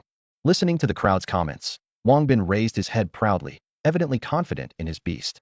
The contest began quickly, with contestants commanding their beasts to devour noodles voraciously. As time went on, one competitor after another dropped out. In the blink of an eye, the contest entered the final 10 minutes, leaving only Wang Bin, Wen Xuan, and the kind-hearted man. Suddenly, a loud crash stunned the audience. The man's bear collapsed, unconscious. It not only regurgitated the noodles it had eaten, but also had noodles coming out of its nostrils. Clearly, it had reached its limit and passed out from overeating. With the man's regretful exit, only Wen Xuan and Wang Bin remained. Look at that rabbit, it's quite something. It's lasted so long. Someone in the audience remarked in surprise. Yeah, it's unbelievable, and it looks like it still has energy left. My goodness, what is that rabbit's stomach made of? The mimic rabbit continued to pour plate after plate of noodles into its mouth, chewing briefly before swallowing. Meanwhile, the little big eater was also devouring fiercely, but the differences between them began to show. The little big eater's belly was swelling like a balloon, seemingly ready to burst at any moment. The mimic rabbit's belly would swell slightly, but with a light pat and a loud burp, it would deflate and continue feasting.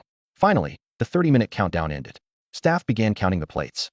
To everyone's astonishment, the mimic rabbit won by a large margin, leading by 10 plates. Although the little big eater had an incredible appetite, it struggled to maintain its pace, slowing down noticeably in the latter half of the contest. I lost, Wang Bin murmured in disbelief, his eyes filled with shock and reluctance. At that moment, Mao Mao and Zhu Ming excitedly ran up to Wen Xuan. Mao Mao's eyes sparkled with admiration as she exclaimed, Wen Xuan, you're amazing. Zhu Ming curiously observed the mimic rabbit and couldn't resist reaching out to touch its belly. The rabbit swiftly dodged and teased in a human-like tone. Hey, what are you doing? Don't you know you shouldn't randomly touch a rabbit's belly? Besides, haven't you learned that men shouldn't be too intimate with each other unless you're planning to act out Brokeback Mountain? This unexpected remark left Zhu Ming's hand hanging awkwardly in midair, unsure of what to do. Wang Bin turned to Wen Xian with a puzzled look. Wen Xian, What's the deal with your rabbit? How can it eat so much? He found it hard to accept that the so-called Little Stomach King lost so thoroughly in the Big Stomach King contest.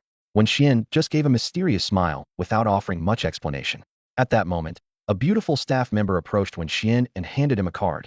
Congratulations, Wen Xuan, on your victory. This is your reward, a one-year supply of Beast Food Redemption card. You can use it to claim food at our stores or choose to take it away directly. Wen Xuan glanced at the mountain of beast food piled up on the 10 trucks in the distance and decisively chose the card.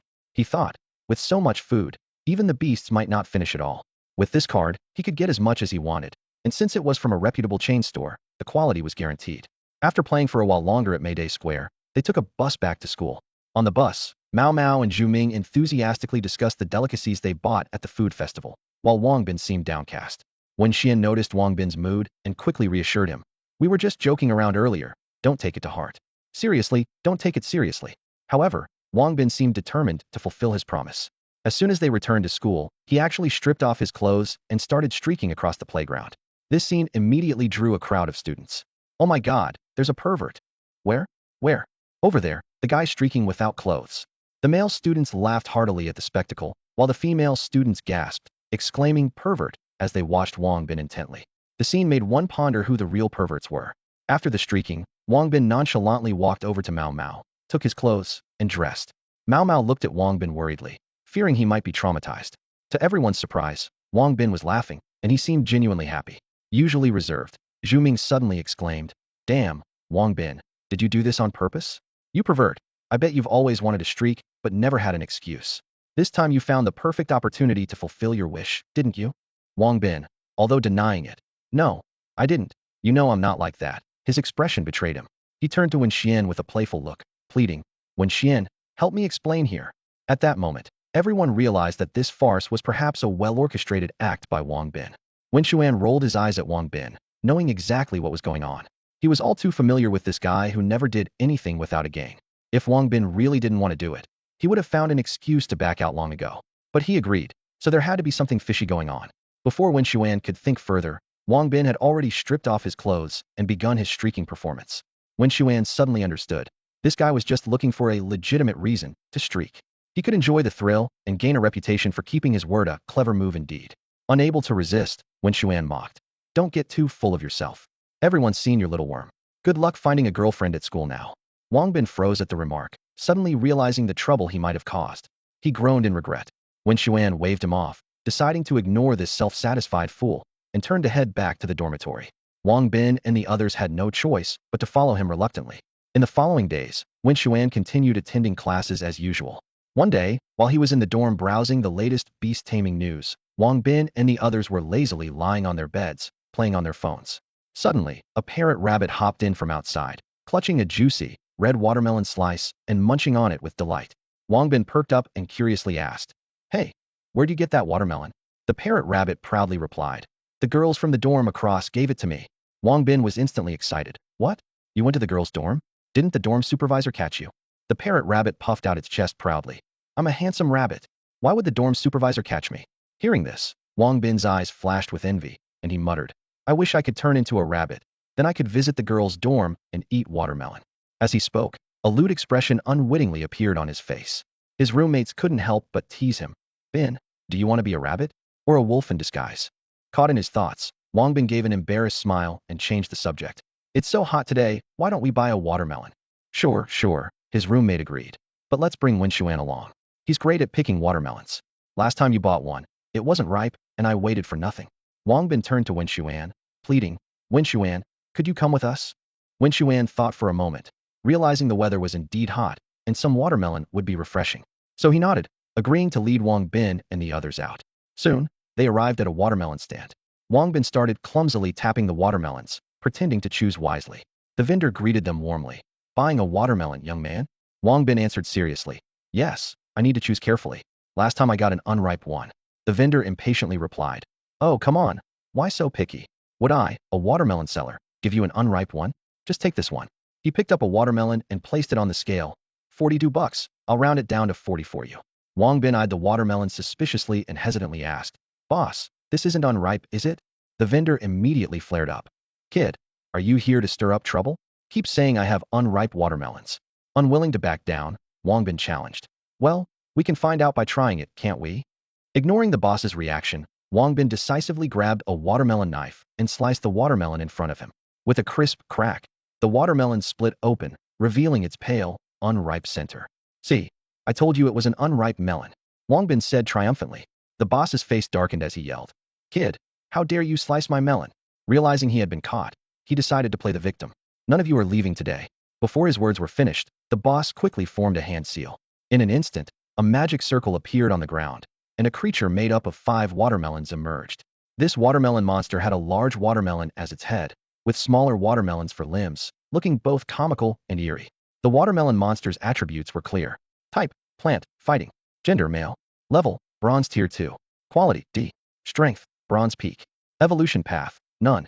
Skills learned, watermelon punch LV4, seed Gatling gun LV4. As soon as the monster appeared, it lunged at Wang Bin, its right fist whistling through the air. Terrified, Wang Bin dashed towards Wen Xuan and the others. At the critical moment, a dark figure darted out like lightning.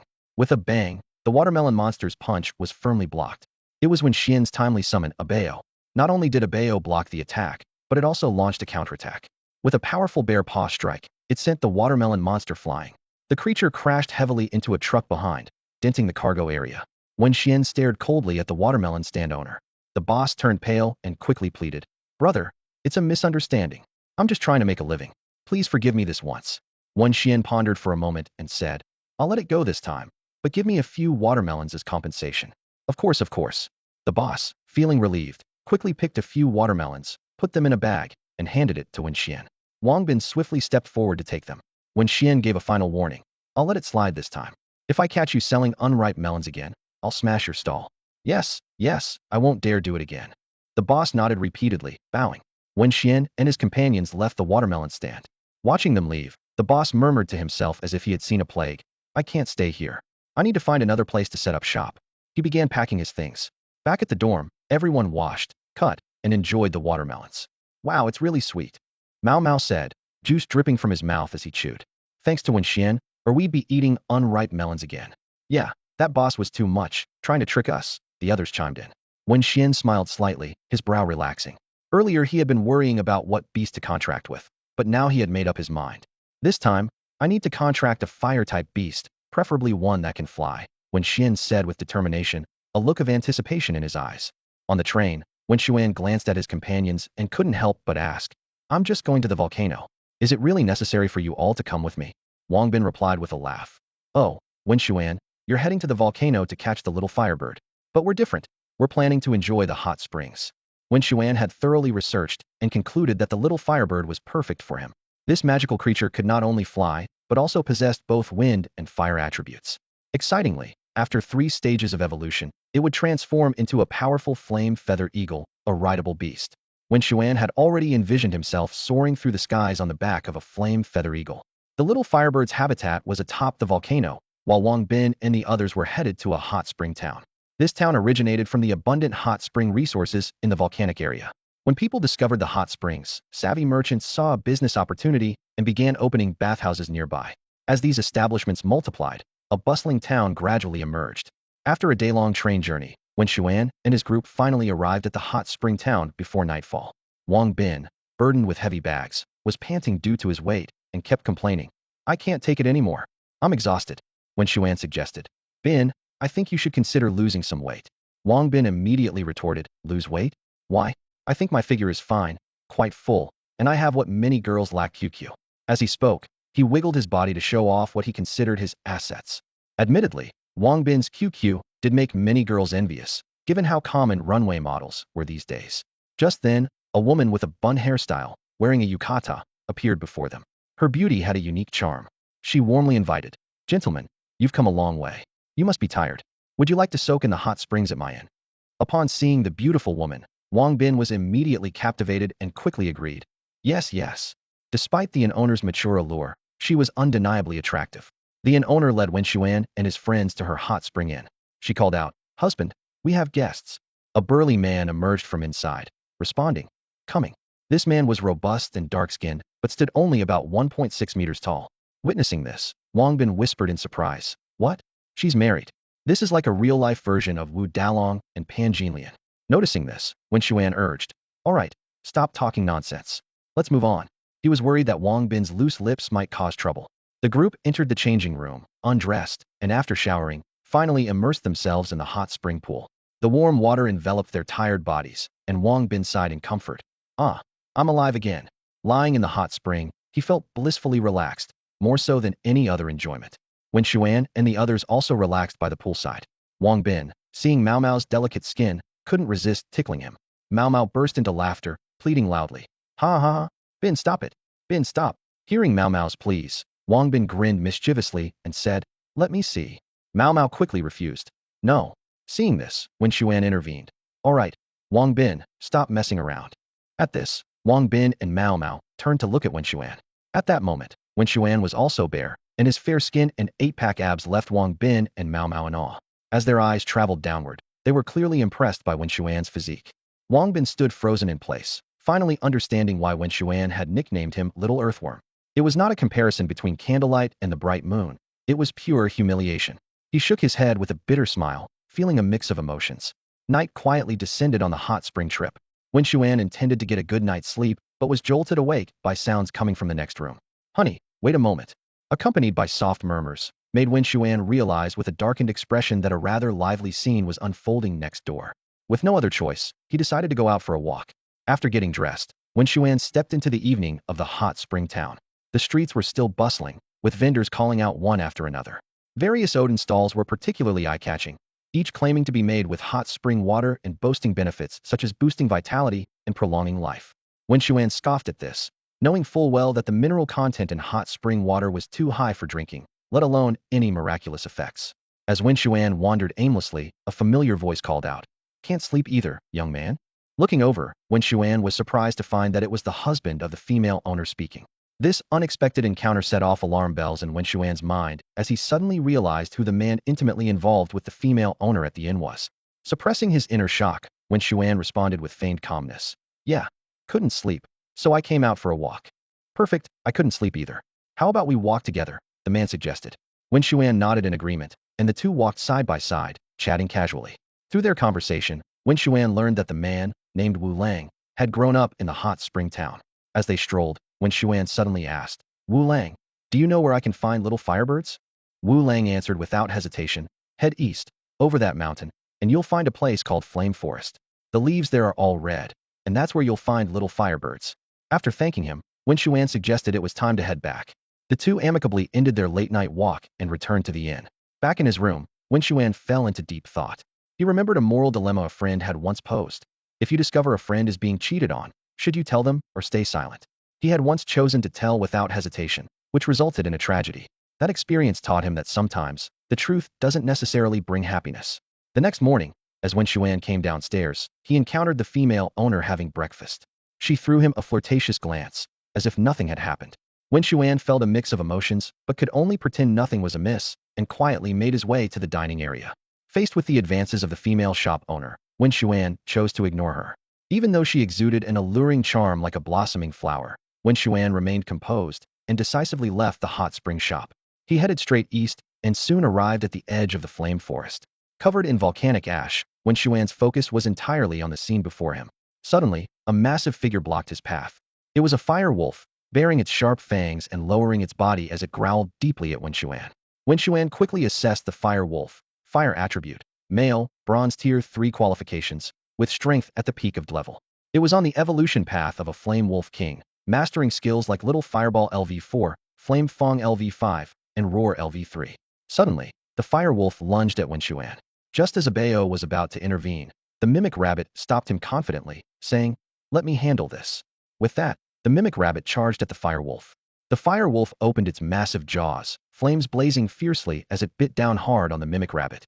However, the mimic rabbit smirked slightly, producing a large rock from nowhere and jamming it directly into the wolf's mouth. The rock lodged in the wolf's throat, causing it immense pain. The fire wolf thrashed wildly on the ground, desperately trying to expel the rock, but to no avail. In the end, the poor fire wolf suffocated to death. Wen Xuan stared at the mimic rabbit in astonishment and asked, "Rabbit, what kind of move was that?" "Just something new I learned," the mimic rabbit replied nonchalantly. Wen Xuan carefully observed the mimic rabbit, recalling its attributes, plant and rock attributes. Male, Silver Tier 4, SSSR qualifications, with peak strength, following an extraordinary king evolution path. Its skills included Swift Feet LV9, Mimicry LV9, Burrow LV7, Pyrotechnics LV8, Vine Whip LV8, Mana Fountain LV5, Gluttony LV6, and the recently used Flying Stone LV4. Over these days, the Mimic Rabbit's abilities had advanced rapidly, its SSSR qualifications finally shining through. It demonstrated through actions what a true learning genius was, making all efforts seem insignificant in its presence. You used the Flying Stone skill to defeat the Fire Wolf, right?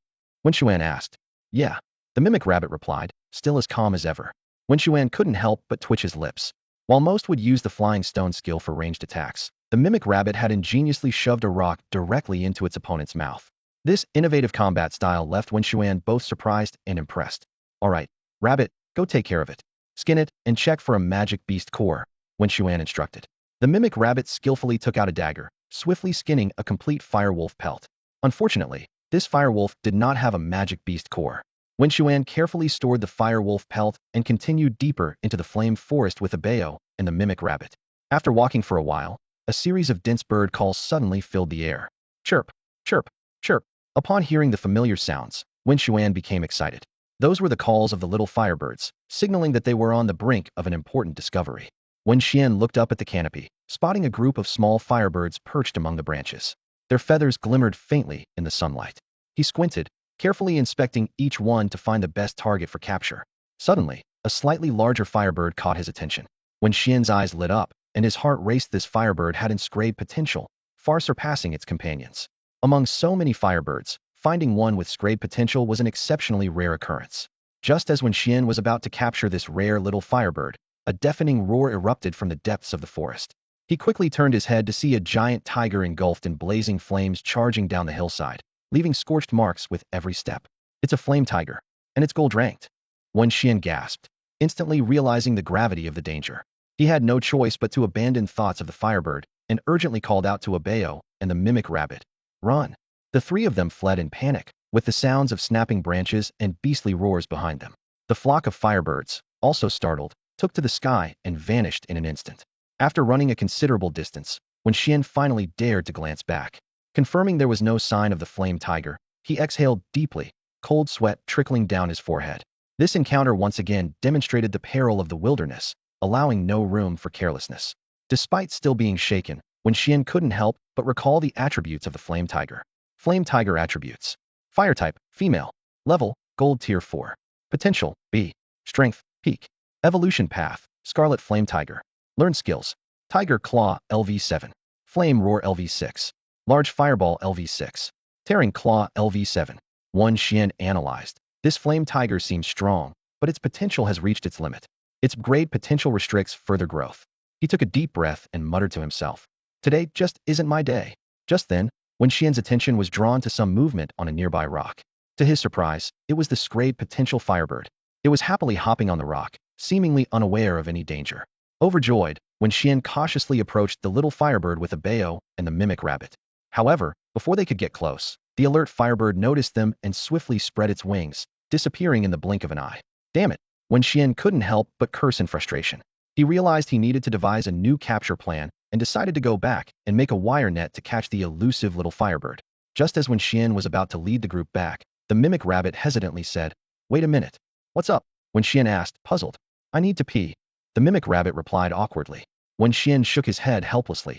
Lazy folks always have to go to the bathroom. Be quick and stay safe. The Mimic Rabbit acknowledged and quickly ran toward a large rock. As it hid behind the rock to relieve itself, it noticed a small flame flickering in a crevice. Hee hee. That's interesting. The Mimic Rabbit mischievously thought and tried to extinguish the flame with its urine. However, no matter how hard it tried, the flame persisted. While the Mimic Rabbit was puzzled, the flame suddenly darted toward it. Startled, the Mimic Rabbit quickly dodged, barely avoiding the flame's attack. Phew, I nearly lost my future generations, the Mimic Rabbit thought, relieved that it had managed to dodge in time. If the flame had hit a vital spot, it would have been a barbecued worm situation. Mimic Rabbit, what's taking you so long just to pee? Wen Xuan called out impatiently. Wen Xuan, do you think I want this? It's because of this little guy, the Mimic Rabbit replied, feeling wronged. This little guy? Wen Xuan asked in confusion, having no idea what trouble the Mimic Rabbit had encountered. Wen Xuan followed the direction indicated by the Mimic Rabbit and saw a small flame glaring at it with a look of resentment. With the power of the god's eye, Wen Xuan instantly understood the attributes of the small flame. Fire element, female, black iron level 8 aptitude, peak SSSR strength, and a path of evolution towards extraordinary king. Its skills included small fireball LV3, flame charge LV3, and, surprisingly, devour flame LV9. An SSS raptitude small flame? This is like a windfall from the heavens. Wen Xuan thought excitedly. Although the next evolution of the small flame is a large fireball, its third form, the flame doll, is incredibly powerful, capable of contending with dragons. Even more astonishing is that this small flame has mastered the LV9 Devour Flame skill, making it immune to all fire-based attacks. Wen Xuan decided immediately, I must capture it. With the small flame, who needs a small firebird? He turned to the mimic rabbit and instructed, it's up to you, but only injure it, don't kill it. And don't use fire-based skills, or it will become stronger. However, before Wen Xuan finished speaking, the mimic rabbit had already thrown a carrot bomb. With a loud bang, smoke and dust filled the air. When the smoke cleared, the small flame was not only unharmed but had absorbed the energy from the bomb, becoming even more vigorous and charging towards the mimic rabbit. Help! The mimic rabbit cried as it fled in panic. Seeing this, the small flame became even more determined to avenge the earlier humiliation of being doused. As the small flame closed in, the mimic rabbit's lips curled into a sly smile. It suddenly turned around, and seemingly out of nowhere, a stone appeared in its hand, which it hurled accurately at the small flame. With a thud, the small flame couldn't dodge in time and was directly hit by the rock skill, severely injuring it. In just one move, the mimic rabbit had gravely wounded the small flame while holding back. Wen Xuan quickly approached the small flame with a bow and began casting a spell. A contract magic circle appeared at the small flame's feet, initiating the contract ritual. The small flame tried to struggle but was too injured to resist. Soon, the contract was successfully established. Looking at the weakened small flame, Wen Xuan carefully took out a valuable healing potion worth 10,000 from his spatial ring and applied it gently. The potion worked immediately, and the small flame's injuries began to heal visibly. After the contract, the small flame became much more docile. However, when the mimic rabbit approached, the small flame seemed to recognize an enemy and bounced, ready to attack once more. Little flame, stop! Wen Xuan's voice echoed across the volcano. Despite its reluctance, Little Flame obeyed its master's command and halted its steps. Wen Xuan surveyed the surroundings. The dangerous aura of the volcano was palpable. Let's go, he said to his 3 spirit beasts. Our goal is achieved. It's time to leave this perilous place. However, fate had other plans. As they descended the mountain, the sudden sound of a fierce battle shattered the volcano's silence. Wen Xuan's curiosity was piqued, and he led his 3 spirit beasts to quietly approach the source of the noise. The scene before them was astonishing. A woman was fiercely battling a flame tiger. Wen Xuan recognized this flame tiger as one he had encountered before. The woman, a gold-ranked beast master, was in dire straits. 2 of her 4 spirit beasts had already fallen, leaving only the fighting frog and the ivory earth pig struggling to hold their ground.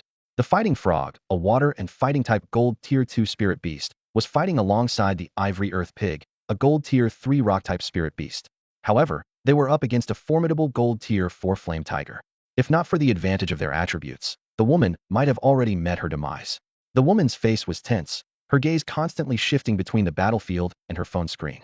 On the screen, 2 red dots were flashing, one of them rapidly approaching her location. Hurry up!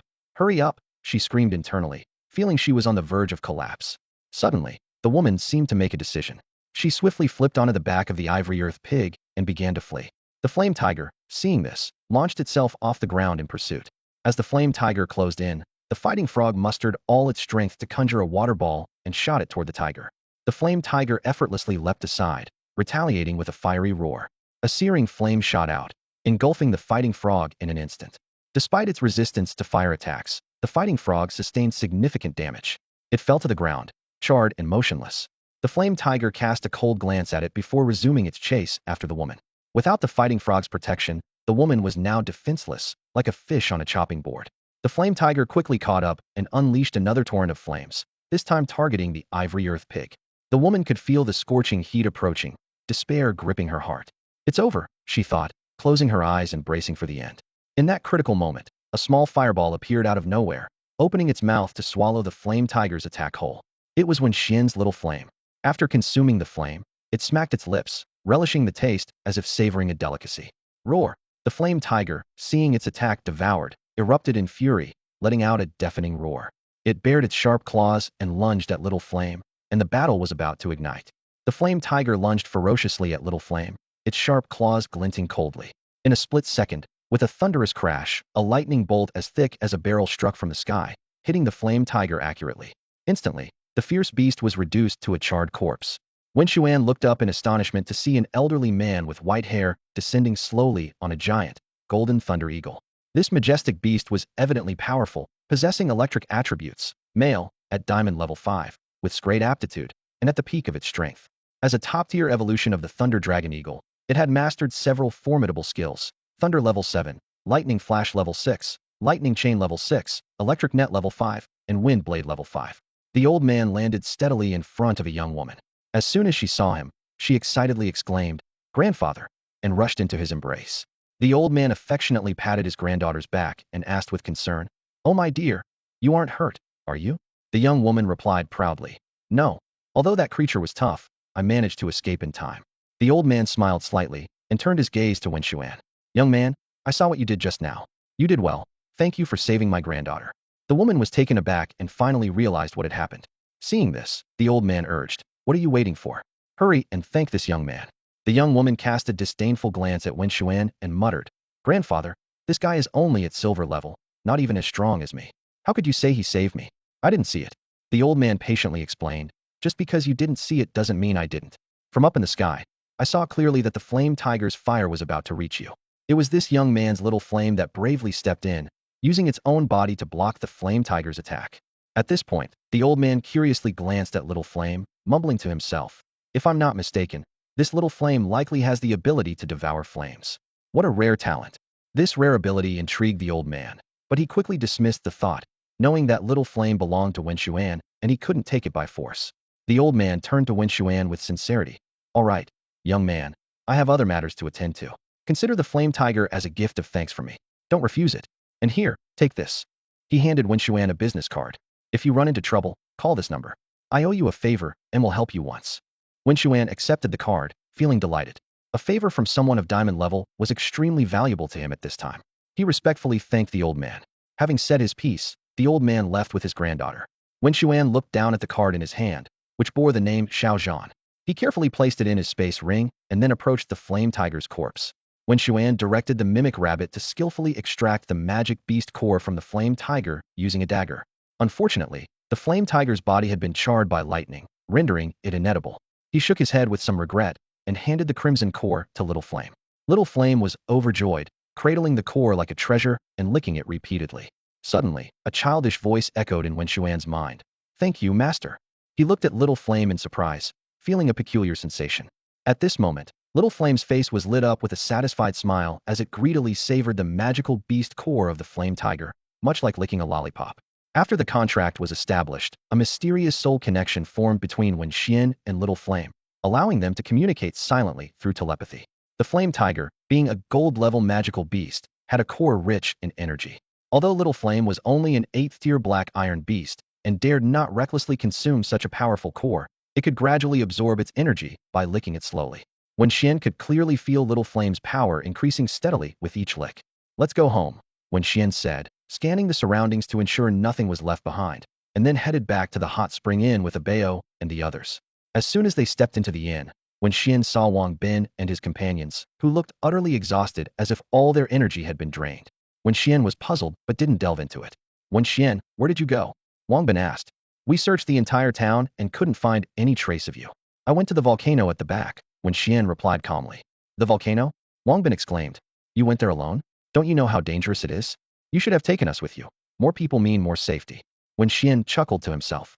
In his view, taking Wang Bin along would probably be more of a burden than a help. Just then, Mao Mao noticed something unusual behind Wen Xuan. "Brother Wen Xuan, what's that?" he asked, pointing at a red, flame-like object. Everyone followed Mao Mao's gaze and noticed Little Flame. "Wow, it's so cute," Mao Mao exclaimed, his eyes almost melting with admiration. He instinctively moved closer, but Little Flame got scared and hid behind Wen Xuan's leg, clutching his pants tightly. Although Little Flame was emitting flames, they currently had no offensive power, leaving Wen Xuan's pants unscathed. The flames would only become scorching if it was provoked or chose to attack. "Don't be scared, little one," Wen Xuan said, bending down to pick up Little Flame, surprised at how timid it was. "All right, Mao Mao, it's a bit shy, so don't touch it," Wen Xuan cautioned, worried that Mao Mao might inadvertently provoke it. It was noon, and the innkeeper's wife happened to return for lunch. Congratulations, little brother, she said with a smile. Wen Xuan instinctively glanced at Wu Lang, thinking that if there were a color-detecting device placed over Wu Lang's head, it would surely signal green. After lunch, Wen Xuan bid farewell to Wu Lang and the innkeeper's wife and set off on the return journey. On the train, Wang Bin appeared listless, clearly feeling the after-effects of spending too much time in the hot springs, as if his bones had turned to jelly. Wen Xuan and his companions returned to school, and as soon as they reached the gate, they encountered Yang Bingyun. Her eyes lit up as she briskly walked towards Wen Xuan, with a hint of reproach in her voice. Hey, where have you been these days? I've been looking everywhere for you. Wen Xuan was a bit surprised and asked, looking for me? Is there something you need? Yang Bingyun explained excitedly. The Guang City Inter-School Basketball Tournament is about to start, and I wanted to see if you're interested in joining. As she spoke, she pulled out a brightly colored poster from her bag and handed it to Wen Xuan. 18 schools are participating this time, and it's a knockout competition. The best part is, if we win, each member will receive a golden-level magical beast core. Yang Bingyun's voice was full of anticipation. Wen Xuan's eyes lit up. A golden-level magical beast core. Yang Bingyun added proudly. That's right, there's a wealthy sponsor this time, so the prizes are quite generous. After hearing this, Wen Xuan was quite tempted. He instinctively glanced at the mimic rabbit beside him, which still looked nonchalant. Noticing Wen Xuan's gaze, Yang Bingyun quickly said, Don't worry, this little guy can do it. It has good potential, and with a bit of training, it'll get the hang of it quickly. After thinking for a moment, Wen Xuan made a decision. Alright, I'll join. After all, a golden-level magical beast core is quite valuable, starting at least $500,000. If someone is offering such a prize, why not take it? In the days that followed, Wen Xuan brought the mimic rabbit to the basketball court halfway up the school's back mountain for training. Besides Yang Bingyun herself, she also invited 3 other people to join the team. Wen Xuan sized up his 3 new teammates, 2 boys and 1 girl, all seniors. Since Wen Xuan rarely wandered around the school, they were all unfamiliar to him. One of the boys sported a flamboyant mohawk, and his beast companion was a burly gorilla. The other boy wore gold-rimmed glasses and looked scholarly. His beast companion was an agile leopard man. The girl had a majestic tiger man as her beast companion. In comparison, whether it was Yang Bingyun's robust rooster or the other beast companions, they were all quite large. The small mimic rabbit looked particularly insignificant among them, drawing disdainful looks from the other beasts. Feeling the contemptuous gazes from the gorilla and other beasts, the mimic rabbit suddenly got riled up. It puffed out its chest and loudly challenged. Oh, you guys look down on me? Come on, let's have a match. With that, it grabbed a basketball and strode towards the court. Although basketball is a sport with physical contact, it also has its rules. No matter how strong, one can't deliberately crash into opponents. However, the gorilla and the other 3 beasts clearly weren't ones to play by the rules.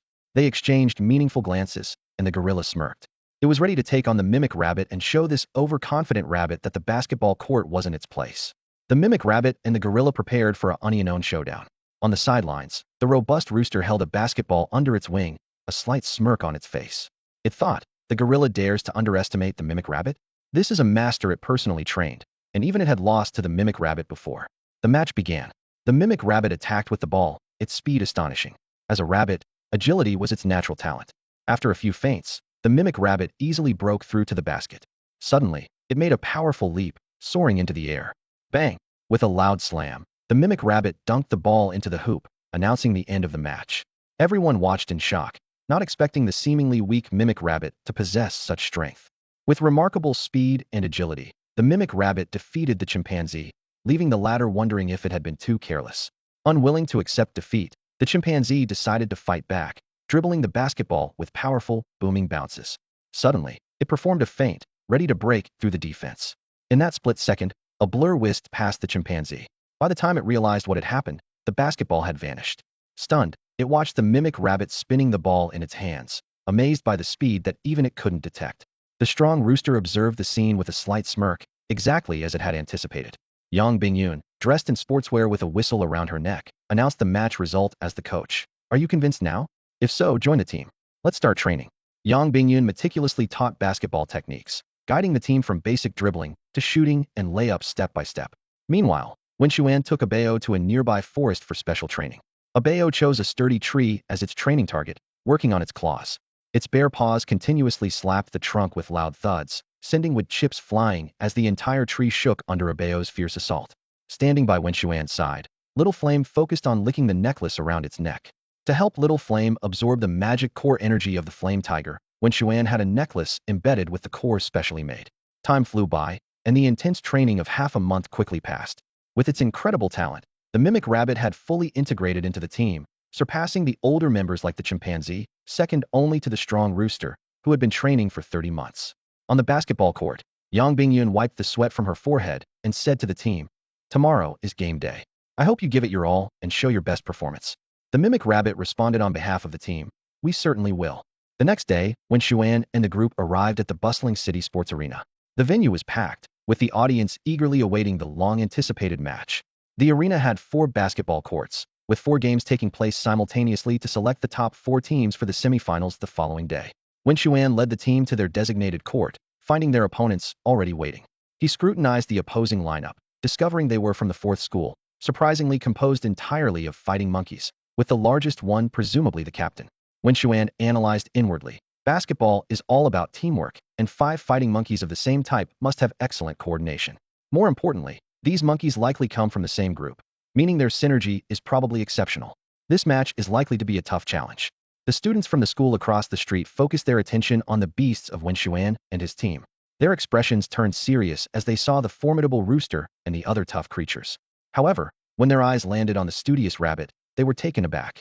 One of the boys rubbed his eyes in disbelief, making sure he wasn't seeing things. "It's true. It really is true." He burst into laughter. "Look, there's actually a rabbit on the other team."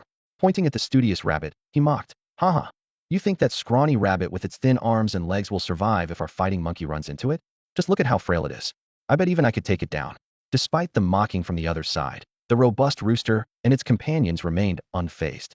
In their minds, they recalled the training sessions with the studious rabbit. The seemingly frail creature was always the first to complete the exercises, moving swiftly and precisely, earning rewards from Yang Bingyun. Compared to their own exhausting efforts, the studious rabbit always emerged unscathed. To them, it was already dubbed a monster. As the referee's whistle blew, the match officially began. The studious rabbit made an agile leap, seizing the basketball first. Like an arrow released from a bow, it darted toward the front court, quickly reaching the opponent's 3-point line. With a graceful backward jump, it executed a flawless shot. The ball swished through the net, producing a crisp sound. The once noisy venue fell silent, everyone frozen in place. They all had one thought: this rabbit is incredibly strong. Someone couldn't help but exclaim, "Oh my god, this rabbit's basketball skills are amazing. The way it moves with the ball is so clean and fluid, it's a joy to watch. I've never realized before that watching basketball could be so enjoyable. It's like I am the one handling the ball, every move so natural and smooth." Is this what they call the legendary flow basketball? Moving with the heart, following the ball. The expressions on the faces of the participants from the other school turned grim. They forced themselves to believe it was just a fluke. It's just a rabbit. It can't really be that good. Their coach quickly devised a man-to-man strategy specifically targeting the studious rabbit. The game went on. The tight defense by the 2 fighting monkeys indeed restricted the movement of the studious rabbit. But basketball is a team sport, and assigning 2 players to guard the studious rabbit underestimated its teammates. Seeing it was difficult to break through the defense, the studious rabbit decisively passed the ball to the robust rooster. Catching the ball, the rooster dashed towards the basket like an arrow. With a loud bang, it executed a powerful slam dunk, driving the ball forcefully into the hoop. The ball? It's in again! The spectators erupted in astonishment. Wow, this year's team is incredible. Not only is there an agile rabbit, but even this rooster is amazing. As the game progressed, the studious rabbit and the robust rooster gradually took control of the pace on the court. In the end, a spectacular game came to a close. They won the match with an overwhelming score of 150-0. The players from School 4 walked off the court with their heads down, faces full of disappointment and shame. This crushing defeat left them feeling utterly humiliated, unable to accept being completely shut out by their opponents. They quietly blamed Wen Xuan and his team, thinking they lacked even the basic courtesy to let them score a point or two. Wen Xuan and his team advanced to the semifinals, leaving the court in high spirits. As they reached the entrance, they spotted another team emerging from the adjacent basketball court, a squad composed of 5 towering rhinoceros men. This team exuded an intimidating aura. Both the Beastmasters and their beasts were quintuplets, showcasing an impressive level of coordination. Yang Bingyun felt a tinge of anxiety as she observed the rhino team. These rhinoceros men seemed born to play basketball. Their imposing size and seamless teamwork were truly daunting. As the 5 rhino brothers walked past the parrot rabbit and its team, their eyes betrayed a clear disdain, looking down on them from above. Watching the rhino's retreating figures, the parrot rabbit couldn't help but grumble. What's up with these guys? Do they have noses on top of their heads? Why are they all so arrogant? Yang Bingyun sighed helplessly and explained, because they really are that strong. All 5 rhinos are at the silver level, while on our side, only you and the strong rooster are at silver level. The 3 gorillas are still stuck at bronze tier 9. Yang Bingyun was puzzled by the gorilla's inability to break through, having tried many methods to no avail. Only Wen Xuan knew the truth. These 3 had level potential, destined never to surpass the bronze tier 9 ceiling unless they could consume rare elixirs that enhance potential. Wen Xuan felt fortunate to possess the divine eye, allowing him to see the potential of beasts when choosing them, unlike others who relied on luck or the unreliable method of choosing the biggest. Seeing the gorilla beastmasters looking dejected, Yang Bingyun quickly offered comfort. Don't be upset. We just won today's match, didn't we? Let's go celebrate. It's on me. Her words immediately lifted everyone's spirits. Let's go. Let's get some skewers. Yes, skewers. Let's live in the moment. Who cares if we're broke tomorrow? The group headed enthusiastically toward the barbecue restaurant. Once there, they began ordering enthusiastically, ready to fully enjoy the celebration of their victory, courtesy of Yang Bingyun. As night fell, Wen Xuan and Yang Bingyun continued to drink together. Under the influence of alcohol, a faint blush appeared on Yang Bingyun's cheeks. Her gaze swept over the 3 who had already passed out, and a hint of regret flashed in her eyes. Wen Xuan, you know, you're luckier than they are, Yang Bingyun said softly, with a touch of melancholy in her voice. I met them in our first year of high school, and we've been playing basketball together for over 2 years. It's a pity they can only accompany me this far. Beyond this point, I have to go on alone. Yang Bingyun was about to graduate with a bright future ahead, while the 3 before her could only enter the workforce or attend second-tier universities. The 9th tier of bronze was their limit, and it was nearly impossible for them to advance further. Yang Bingyun felt a mix of emotions. It wasn't that they didn't work hard, but their backgrounds limited them, preventing them from obtaining high-quality beasts. Dragons give birth to dragons, and phoenixes give birth to phoenixes. The offspring of powerful beasts generally have good potential. Wealthy people are willing to spend a lot of money to buy the offspring of powerful beasts. Yang Bingyun's voice gradually choked, and tears flowed uncontrollably. Wen Xuan, seeing Yang Bingyun suddenly cry, was at a loss. Fortunately, she soon fell asleep due to the intoxication, and Wen Xuan breathed a long sigh of relief, shaking his head helplessly. The next day, at the competition venue, all 4 appeared somewhat weary. Luckily, in the basketball games, the Shu 2 and the others could perform freely without needing Wen Xuan and his friends to direct them. Today, their opponent was the team from 5th High School, while 1st High School faced 3rd High School. 5th High School's beast basketball team had a diverse lineup: a stone giant, a strength monster, a star bear, a pink gorilla, and a dog-headed man. Although 5th High School was slightly stronger than 4th High School, the gap wasn't significant. In the early stages of the match, 5th High launched several fierce attacks, all of which were thwarted by Shu 2 and the others. As time went on, the beasts of 5th High showed signs of fatigue. In the end, the score settled at 130-3, with the 3 points being a lucky shot from the half-court by the strength monster. After defeating 5th High, Wen Xuan and his friends followed Yang Bingyun out of the competition venue. As they reached the entrance, they ran into 5 students from 1st High who had been waiting for some time. The tall leader of the group, upon seeing Yang Bingyun, immediately broke into a smile, his eyes shining with a peculiar light. Bingyun, he called softly, his tone filled with the joy of a long-awaited reunion. Sister-in-law, the 4 behind him shouted in unison. At these words, Yang Bingyun's expression instantly darkened. What are you shouting about? Sister-in-law, did we call you wrong? Zhao Sunxin replied nonchalantly. These 5 brothers had rather unique names: Zhao Xinxin, Zhao Sunxin, Zhao Miaomiao, Zhao Yinyan, and Zhao Yaoyao. Seeing this, Wen Xuan didn't want to get entangled with them and urged, Bingyun, let's go. Oh, okay. Yang Bingyun snapped out of her daze and prepared to leave with Wen Xuan. Bingyun. As Yang Bingyun was about to leave, Zhao Xinxin suddenly called out, his voice tinged with urgency and pleading. His eyes were slightly red as he emotionally confessed, Bingyun, after all this time, don't you understand my feelings? You love basketball, so I learned basketball. You applied to the 2nd high school, so I applied to the 1st. I've worked so hard for you. Why won't you even look at me? Zhao Xinxin's words were filled with grievance and unwillingness. He and Yang Bingyun had been childhood friends, inseparable during their early years. Although Yang Bingyun was only a few months older than Zhao Xinxin, she was the big sister of their small group, with Zhao Xinxin and 4 other boys always following her. However, this pure friendship changed quietly after Zhao Xinxin first confessed his feelings to Yang Bingyun. Fate played its hand, as Yang Bingyun only ever saw him as a brother, while Zhao Xinxin fell hopelessly in love with her. Wen Xuan, let's go. Yang Bingyun said expressionlessly, pulling Wen Xuan away, unmoved by Zhao Xinxin's heartfelt confession. Bingyun. Zhao Xinxin muttered to himself, his voice low and filled with loss as he watched Yang Bingyun's retreating figure. Seeing this, Zhao Sunsin and the others were about to comfort Zhao Xinxin, but he firmly stated, "It's okay. This isn't the first time, and it won't be the last. I believe that with sincerity and perseverance, I can win her over. That's right, big brother, we all believe in you. You'll succeed." The brothers chimed in, cheering him on. Back at school, Yang Bingyun wearily said to Wen Xuan, "I'm tired. I'm going to rest." With that, she left Wen Xuan standing there alone. The next day, Wen Xuan and his friends arrived at the competition venue early, only to find Zhao Xinxin and his group had been waiting for some time. When Yang Bingyun appeared, Zhao Xinxin's face lit up with a joyful smile as he eagerly called out, "Bingyun." Seeing this, Wen Xuan felt a shiver run down his spine. He silently mocked, "This guy is such a hopeless sycophant. Doesn't he know that being overly eager gets you nowhere?" Despite wanting to dissuade Zhao Xinxin, Wen Xuan knew he would persist regardless. "Bingyun, when will you agree to be with me?" Zhao Xinxin asked again, his voice filled with hope. Yang Bingyun, seemingly annoyed by Zhao Xinxin's persistence, replied coldly, "If you can beat me in this competition, I'll agree." "All right," Zhao Xinxin responded excitedly, as if seeing a glimmer of hope. Yang Bingyun continued with a hint of warning. "I, Yang Bingyun, like men who are stronger than me. If you can't do that, then please leave and don't appear in front of us anymore." "No problem," Zhao Xinxin replied confidently. He had thoroughly studied the Mimicking Rabbits team's game footage and was well versed in their tactics, which fueled his confidence. The match officially began. The Mimicking Rabbits team, as usual, grabbed the ball first and charged ahead.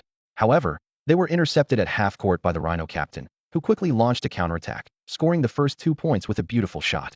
An intense battle ensued, with the Mimicking Rabbit and Strong Rooster working seamlessly together, frequently scoring. Unfortunately, the Gorilla was the team's weak link, with constant defensive errors that gave the opponents opportunities. Despite the Mimicking Rabbit and Strong Rooster's efforts to score, the Gorilla's defensive lapses allowed the other team to capitalize repeatedly. As the game entered the second half, the players on the court were visibly exhausted. Wen Xuan focused on the Mimicking Rabbit, noticing for the first time how fatigued this usually energetic player looked. "This guy's endurance isn't up to par," Wen Xuan muttered under his breath, a thoughtful glint in his eyes. "Looks like it needs some serious training afterwards."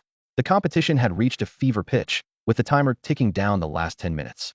The score was neck and neck, 110 to 108, with the Mimic Rabbit team trailing by a slim margin. Suddenly, the Mimic Rabbit halted, taking a deep breath. Its body was enveloped in a dazzling light, causing the crowd to gasp in astonishment. "A breakthrough!" everyone exclaimed, watching in disbelief as the incredible rabbit stood on the field. As the light faded, the Mimic Rabbit's exhaustion vanished, and its aura was rejuvenated. Its strength shot up to Silver Tier 5, surpassing the opposing team's 5 Silver Tier 4 armored rhinos. The game resumed, and the Mimic Rabbit darted across the court like an arrow. With a cold smile, it began a breathtaking performance. A white blur flashed through the herd of rhinos, swift as lightning. In the blink of an eye, the Mimic Rabbit had bypassed several rhinos and reached the basket. It leapt up and slammed the ball into the hoop with a thunderous roar. The crowd erupted. "Wow, that was amazing! Oh my god, this rabbit is incredible! I'm a fan for life. Mimic Rabbit all the way." Zhao Xinxin and the others looked on grimly, struggling to believe the rabbit's stunning display. They quickly adjusted their strategy, assigning 2 players to guard the Mimic Rabbit closely. At this point, the Strong Rooster was at its limit, unable to assist the Mimic Rabbit. Facing 2 towering rhinos, the Mimic Rabbit was unfazed. "Just you 2? You're underestimating me." It dribbled the ball and swiftly slipped between the rhinos. Before the rhinos could react, the basketball swished through the net. They exchanged bewildered glances, at a loss. What just happened? It felt like time stopped. No, the rabbit's speed is just too fast. What kind of footwork is that? It's so bizarre. Could it be the legendary butterfly glide step? Yes, it must be that. Nothing else could be so powerful. This rabbit is like a bull in a china shop. It's unbelievable. Listening to the crowd's chatter, Wen Xuan couldn't help but twitch his lips. Butterfly glide step? It's clearly the phantom step, he thought to himself, his gaze fixed on the Mimic Rabbit. Mimic Rabbit attributes. Type, plant rock. Gender, male. Level, Silver Tier 5. Potential, SSS-tier. Peak strength, extraordinary king. Evolution path, rogue rabbit. Skills learned. Swift legs LV9, mimicry LV9, digging LV7, gunpowder technique LV8, vine whip LV8, magic fountain LV5, gluttony LV6, rock throw LV4, phantom step LV1. Wen Xuan mused, the phantom step is indeed powerful, making it move like a phantom, hard to track. But to master the phantom step, swift legs must be maxed out. It seems the Mimic Rabbit's potential is far from fully realized. The Mimic Rabbit mastered the swift feet skill to perfection and naturally acquired the phantom steps. At that moment, it seemed as if it were blessed by the gods, turning the upcoming match into its personal showcase. In the last 10 minutes, the mimic rabbit darted back and forth across the court like lightning. Its speed was dizzying, and even with all 5 members of the Rhino team desperately trying to block it, they couldn't stop its offense. It moved as if the court was empty, scoring continuously and racking up 20 points in a short span. As the game entered its final countdown, the mimic rabbit once again displayed its astonishing prowess. With the ball in hand, it charged toward the opponent's three-point line, leveraging its momentum to leap into the air, soaring towards the hoop like an arrow released from a bow. With a resounding bang, it executed a powerful slam dunk that left the entire arena in awe. The crowd fell into a stunned silence. Spectators were wide-eyed, holding their breath, unable to believe what they had just witnessed. Someone exclaimed, "Is that thing a god?" While others were moved to tears, repeatedly praising, "Unbelievable." Jumping from the three-point line, that leap is out of this world. The basketball bounced off the hoop and onto the court. Zhao Xinxin stood frozen, feeling as if something inside him had shattered. He couldn't fathom losing to a rabbit. Zhao Xinxin wanted to say something, but was stopped by Zhao Xinxin raising his hand. "Let's go home," Zhao Xinxin said quietly, admitting defeat with grace. Yang Bingyun watched Zhao Xinxin leave the court in defeat, feeling a stir of emotions. She wanted to comfort him, thinking that even if they couldn't be lovers, they could still be friends. But in the end, she didn't take that step. After the game, the mimic rabbit returned to Wen Xuan's side. Wen Xuan handed it a glass of carrot juice, smiling. "You worked hard." The mimic rabbit took it and drank it all in one go, contentedly saying, "Thank you, carrot juice is indeed the best juice in the world." At that moment, a staff member approached to award the prizes. She opened a box containing 5 gold-tier magical beast cores. Everyone looked to Wen Xuan, assuming he would choose first. Wen Xuan modestly said, "I won't be shy then," and used his divine sight to carefully examine the skills contained in each core. Finally, he chose a red magical beast core. Yang Bingyun then selected a blue one. When it was the gorilla owner's turn, they appeared somewhat embarrassed, awkwardly laughing and saying, "Wen Xuan, we didn't really contribute this time, so why don't you take the rest?" Wen Xuan smiled and replied, "I've already taken what belongs to me. The rest is not mine to take. How you choose to handle them is up to you." With that, he turned and left. A gentleman values wealth, but acquires it through ethical means. Wen Xuan had already taken what rightfully belonged to him, and had no interest in the rest. Although they were all high-grade magical beast cores, the skills contained within were quite ordinary. Wen Xuan tightly gripped the newly acquired red magical beast core and led Abeo and the others back to the school's training room. The air was filled with a faint magical aura, stirring a sense of anticipation. "Wen Xuan, what skill is recorded in that magical beast core?" someone curiously asked. Wen Xuan's lips curled into a mysterious smile. "That's a secret." "Fine, don't tell us then." "No need to be all mysterious," the person replied with a hint of dissatisfaction. Ignoring the comment, Wen Xuan handed the red magical beast core to Xiaomio. "Here, Xiaomio, this is for you." Xiaomio's eyes lit up instantly.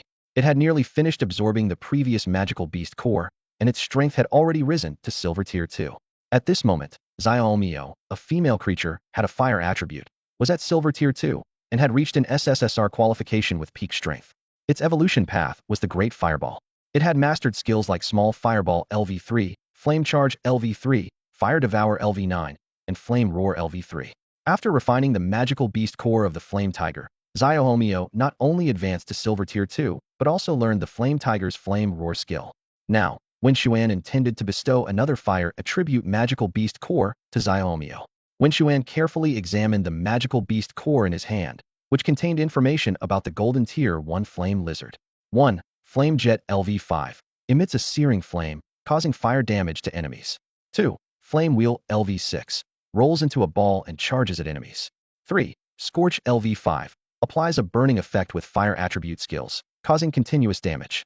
Wen Xuan valued the Scorch skill the most, as Xiaomio already had similar skills to the first two.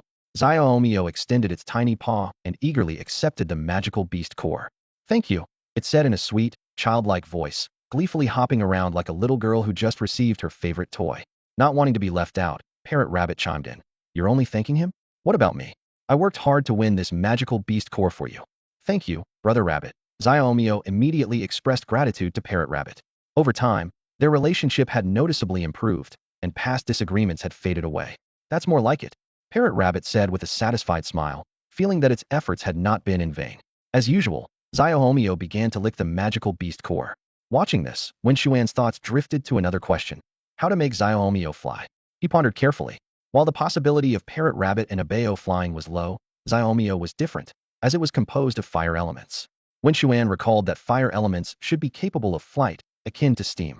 Yes, steam be burning the water molecules in the air with flames, flight could be achieved. This idea struck him like a flash of inspiration. Wen Xuan quickly grabbed a nearby book and started flipping through it. Soon, he found what he was looking for: a fire balloon. A fire balloon was a peculiar creature shaped like a red balloon, with no limbs, just a pair of eyes and a mouth. Their mode of movement was floating, precisely the flying ability Wen Xuan was seeking. When confronted with an enemy, they open their mouths and emit scorching steam from their bellies. Wen Xuan quietly noted this information, deciding to set out the next day in search of the fire balloons. Capturing the little flame beast filled Wen Xuan with joy, as it was a creature of exceptional potential. However, he felt a twinge of regret it couldn't fly. He had hoped to capture a firebird, a magical creature with both fire and wind attributes, naturally capable of flight, adept at scouting, and perfect for starting fires during downtime. Unfortunately, having captured the little flame beast meant he couldn't capture the firebird, as one can only capture one beast per level. Wen Xuan had already planned for his next Beasta water attribute creature. Wen Xuan understood that to become a powerful beast master, he needed to develop in land, sea, and air, with beasts of diverse attributes. Otherwise, encountering an opponent with a countering attribute could have dire consequences. He was not one of those legendary masters who could win despite adverse attributes. The next morning, Wen Xuan packed lightly and set off. This time, he headed to the volcano alone, his mind occasionally drifting to thoughts of Wulong and the innkeeper. He wondered how they were doing. Upon arriving at the hot spring town, Wen Xuan was immediately greeted by the innkeeper. She warmly called out, "Young man, you're back again. Want to stay at my place?" Wen Xuan smiled slightly and politely declined. "I could, but I have something important to take care of first." The innkeeper cheerfully replied, "All right, go on then. Once you're done, come back to us. Don't worry, I'll save a room for you. Given our friendship," she said with a playful wink. Wen Xuan pretended not to notice and headed straight for the volcano. With the previous strategy in mind, Wen Xuan made his way directly to his destination. Soon, he arrived at a narrow volcanic vent. Looking down, the lava churned violently, bubbling noisily. Wen Xuan began searching for signs of the fire balloons, which fed on the heat rising from the lava and lived near the vent. Suddenly, the sharp-eyed mimic rabbit shouted, "Wen Xuan, look over there." In the distance, a large group of fire balloons gathered, a vibrant red mass creating a festive atmosphere. "Let's go," Wen Xuan murmured. The fire balloons were not very powerful, only at a bronze level 5 or 6, making them easy targets. Wen Xuan and the mimic rabbit launched a surprise attack on the group of fire balloons. The mimic rabbit took the lead, using its rock-throwing skill, which had a damage bonus against fire balloons due to its rock attribute. Stones flew from the mimic rabbit's hands like bullets, hitting their targets with precision and piercing through several fire balloons instantly. The number of fire balloons in the air visibly dwindled. Faced with the sudden assault, the surviving fire balloons retaliated. They deftly dodged the mimic rabbit's stones and opened their mouths, unleashing blasts of scorching fire towards the mimic rabbit. The parrot rabbit stood still, calmly watching as a thin line of flame shot towards it. Just as the flame was about to hit, a figure appeared, stepping in to block the attack with its body. "Xiao Xiao, how are you feeling?" The parrot rabbit turned its head and asked, with a hint of concern in its voice. The little flame smacked its lips, showing a look of longing. "More? Give me more," it shouted excitedly. Wen Xian's small flame had the ability to devour fire. All the flames in the world served as its nourishment. The flame balloon's attack was completely absorbed by the little flame, which was overjoyed, dancing around in delight. The flame balloons in the sky were momentarily confused by this scene. Mistakenly thinking their attack wasn't strong enough, they intensified their firepower. Whoosh, whoosh, whoosh. In an instant, countless flame rays shot down like raindrops. The little flame turned into a fire brigade captain, skillfully jumping up and down, blocking each and every flame ray. Taking advantage of the opportunity, the parrot rabbit launched a counterattack. The stones it threw were sharp, each one piercing through the body of a flame balloon with precision. Puff, puff, puff. In the blink of an eye, a flame balloon was taken down. A few minutes later, there was no trace of flame balloons in the sky, only their remnants on the ground. "Parrot rabbit, go check and bring back the magic beast cores," Wen Xian instructed. The parrot rabbit swiftly scampered off to search. It went quickly and returned just as fast, soon bringing back a red magic beast core to Wen Xian. "Is there only one?" Wen Xian asked. The parrot rabbit nodded. "The drop rate is really low." Wen Xian sighed. "Give this magic beast core to Xiao Xiao." "All right." The parrot rabbit handed the core to Xiao Xiao. Xiao Xiao took the core and swallowed it without a word. "The strength of this flame balloon is only at bronze level 6, Wen Xian explained. "It has 2 skills. Flame Ray LV4, which can shoot a small but highly penetrative flame ray. Steam LV6, where the flame balloon stores a large amount of scorching steam inside, used for flying and for attacking strong enemies. Great. I hope the little flame can learn this steam skill, Wen Xuan said expectantly. After swallowing the magic beast core, the little flame began refining it. It wasn't long before it successfully completed the process. The little flame's strength advanced to silver level 3. Wen Xuan carefully checked the little flame's new attributes. Fire gender, female. Level, silver level 3. Aptitude, SSS-tier. Peak strength, extraordinary king. Evolution path, great fireball. Skills learned, small flame ball LV3, flame charge LV3, devour fire LV9, flame roar LV3, scorch, steam LV3. This is the advantage of high aptitude, Wen Xuan remarked. The higher the aptitude of the beast, the better its comprehension and the greater the chance of learning skills from magic beast cores. Plus, with my lucky physique, it's almost like whatever I want I get. The little flame, having learned the steam skill, bounced around happily on the ground, celebrating its new breakthrough. Wen Xuan gazed at the small flame in front of him and softly said, "Little flame, try to fly." Hearing this, the small flame nodded slightly and began to attempt flying using steam. Suddenly, it lost control of its power, and its entire body shot up like a launched rocket. Ah! It screamed in terror, experiencing the thrill of flight for the first time. However, the small flame's SSS level aptitude quickly became apparent.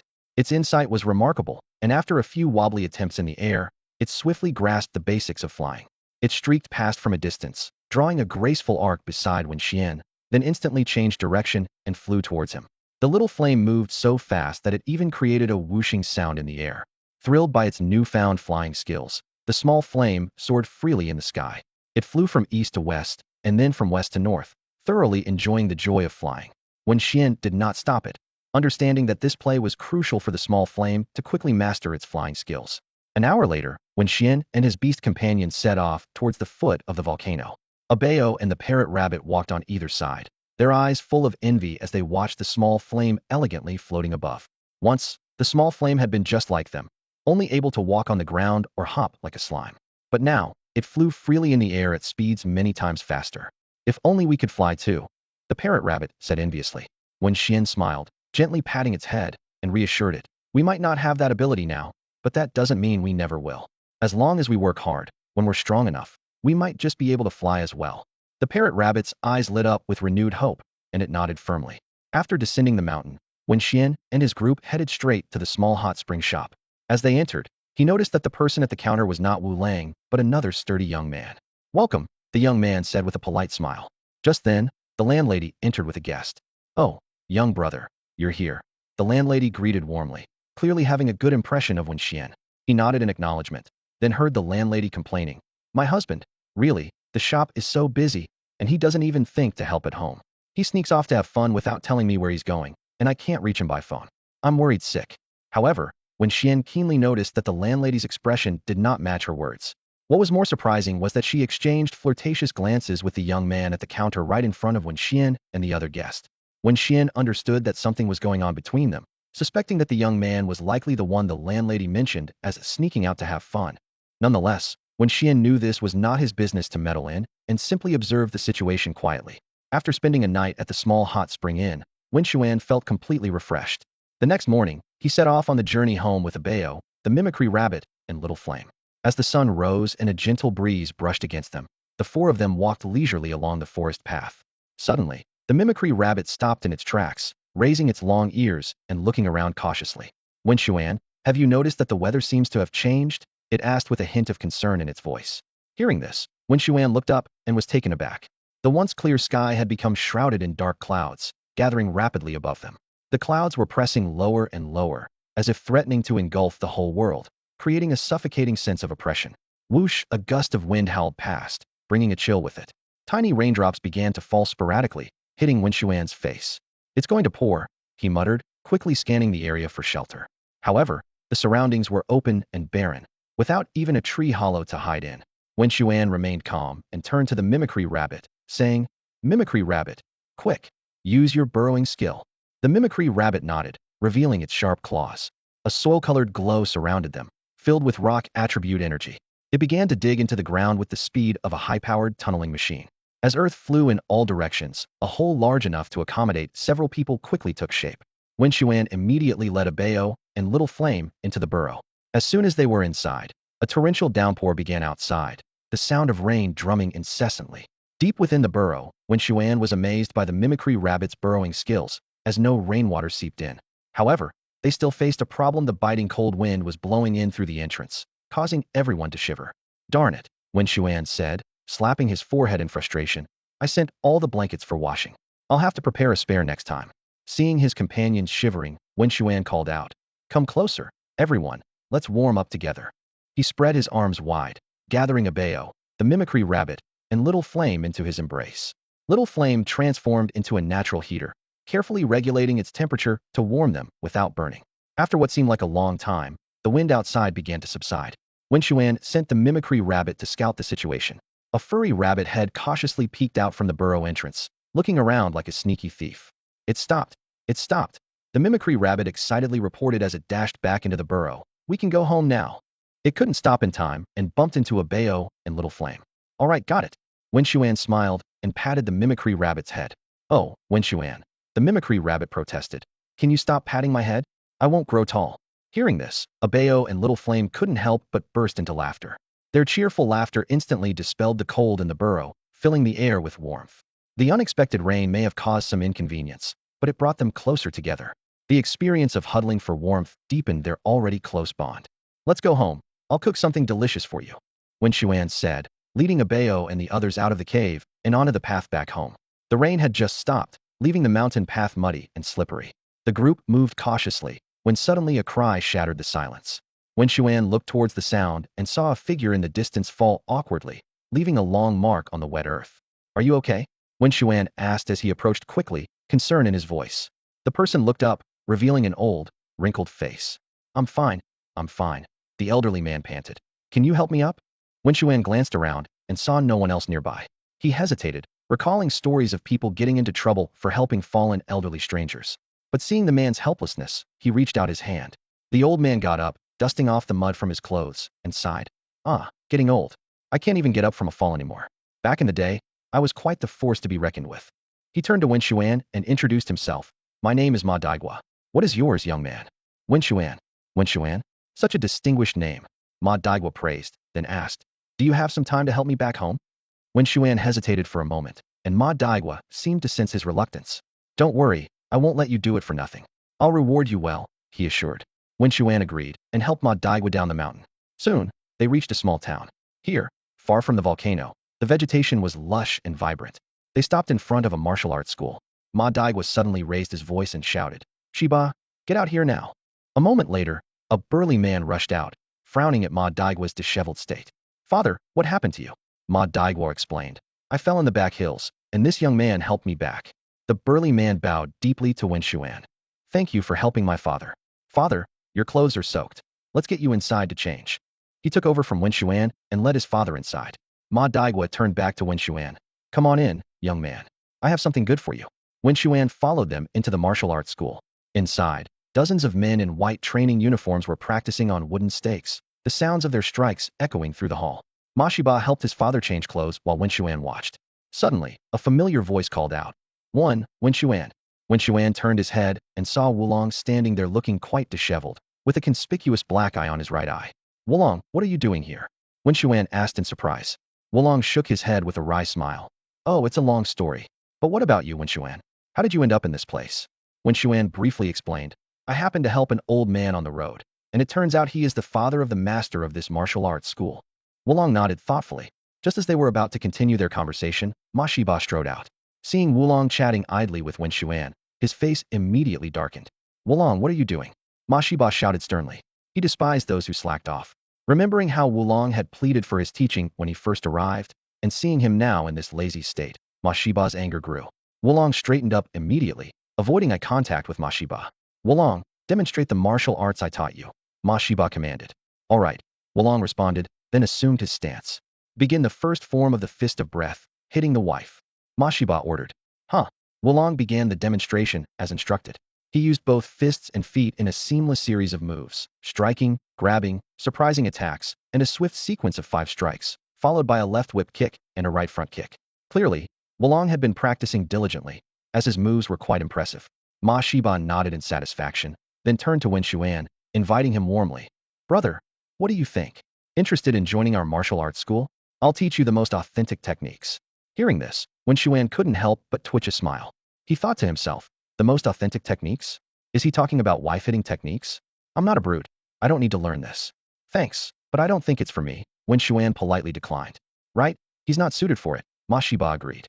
At this moment, Ma Daigua came out in a new training outfit, which transformed his demeanor, giving him an air of sophistication. Truly, people rely on clothes just as horses rely on saddles. Ma Daigua's change of attire made a big difference. With a smile, Ma Daigua approached Wen Xuan and said, "Young brother, I promised you a gift. Here, take this." He handed Wen Xuan a martial arts manual. Wen Xuan took a look and discovered it wasn't the expected Han Yuan Xing Yi Tai Chi, but rather Pao Quan. Using his divine vision, he was surprised to see the manual emitting a purple glow. This was an unexpected delight, not only genuine but also a rare treasure. Wen Xuan began to quickly flip through it. Since arriving in this world, he had acquired the ability to read rapidly and remember everything. If he had this skill in his previous life, getting into Tsinghua or Peking University would have been a breeze. In no time, he had thoroughly read the entire manual. How is it? Not bad, right? Ma Daigua asked, full of anticipation. Yes, it's quite good, Wen Xuan affirmed. Pleased with the acknowledgement, Ma Daigua beamed with joy. Then take your time to practice here. Don't worry, we'll cover your meals during this period. With that, he hobbled over to a nearby armchair, sat down, and began to enjoy some tea. Seeing Ma Daigua's actions, Wen Xuan couldn't help but smile.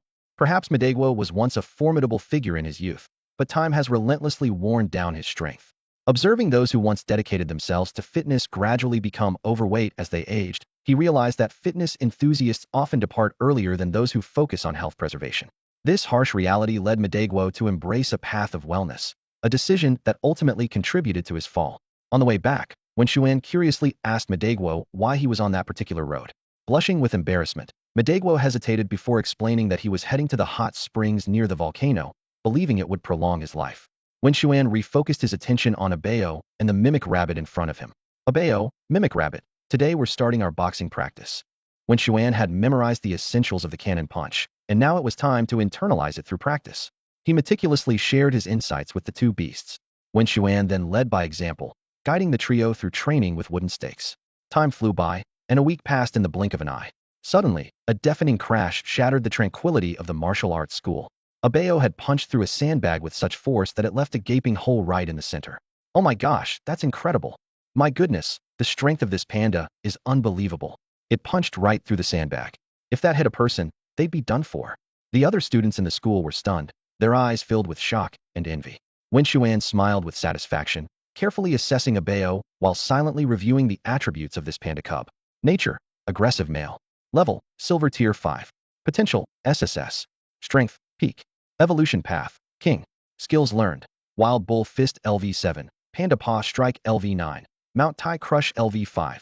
Roar of Malice LV4. Rending Claw LV5. Stealth LV4. Ironhide LV8. Shadow Ball LV3. Magic Devour LV2. Fearless Heart. Gluttony LV5. Cannon Punch LV5.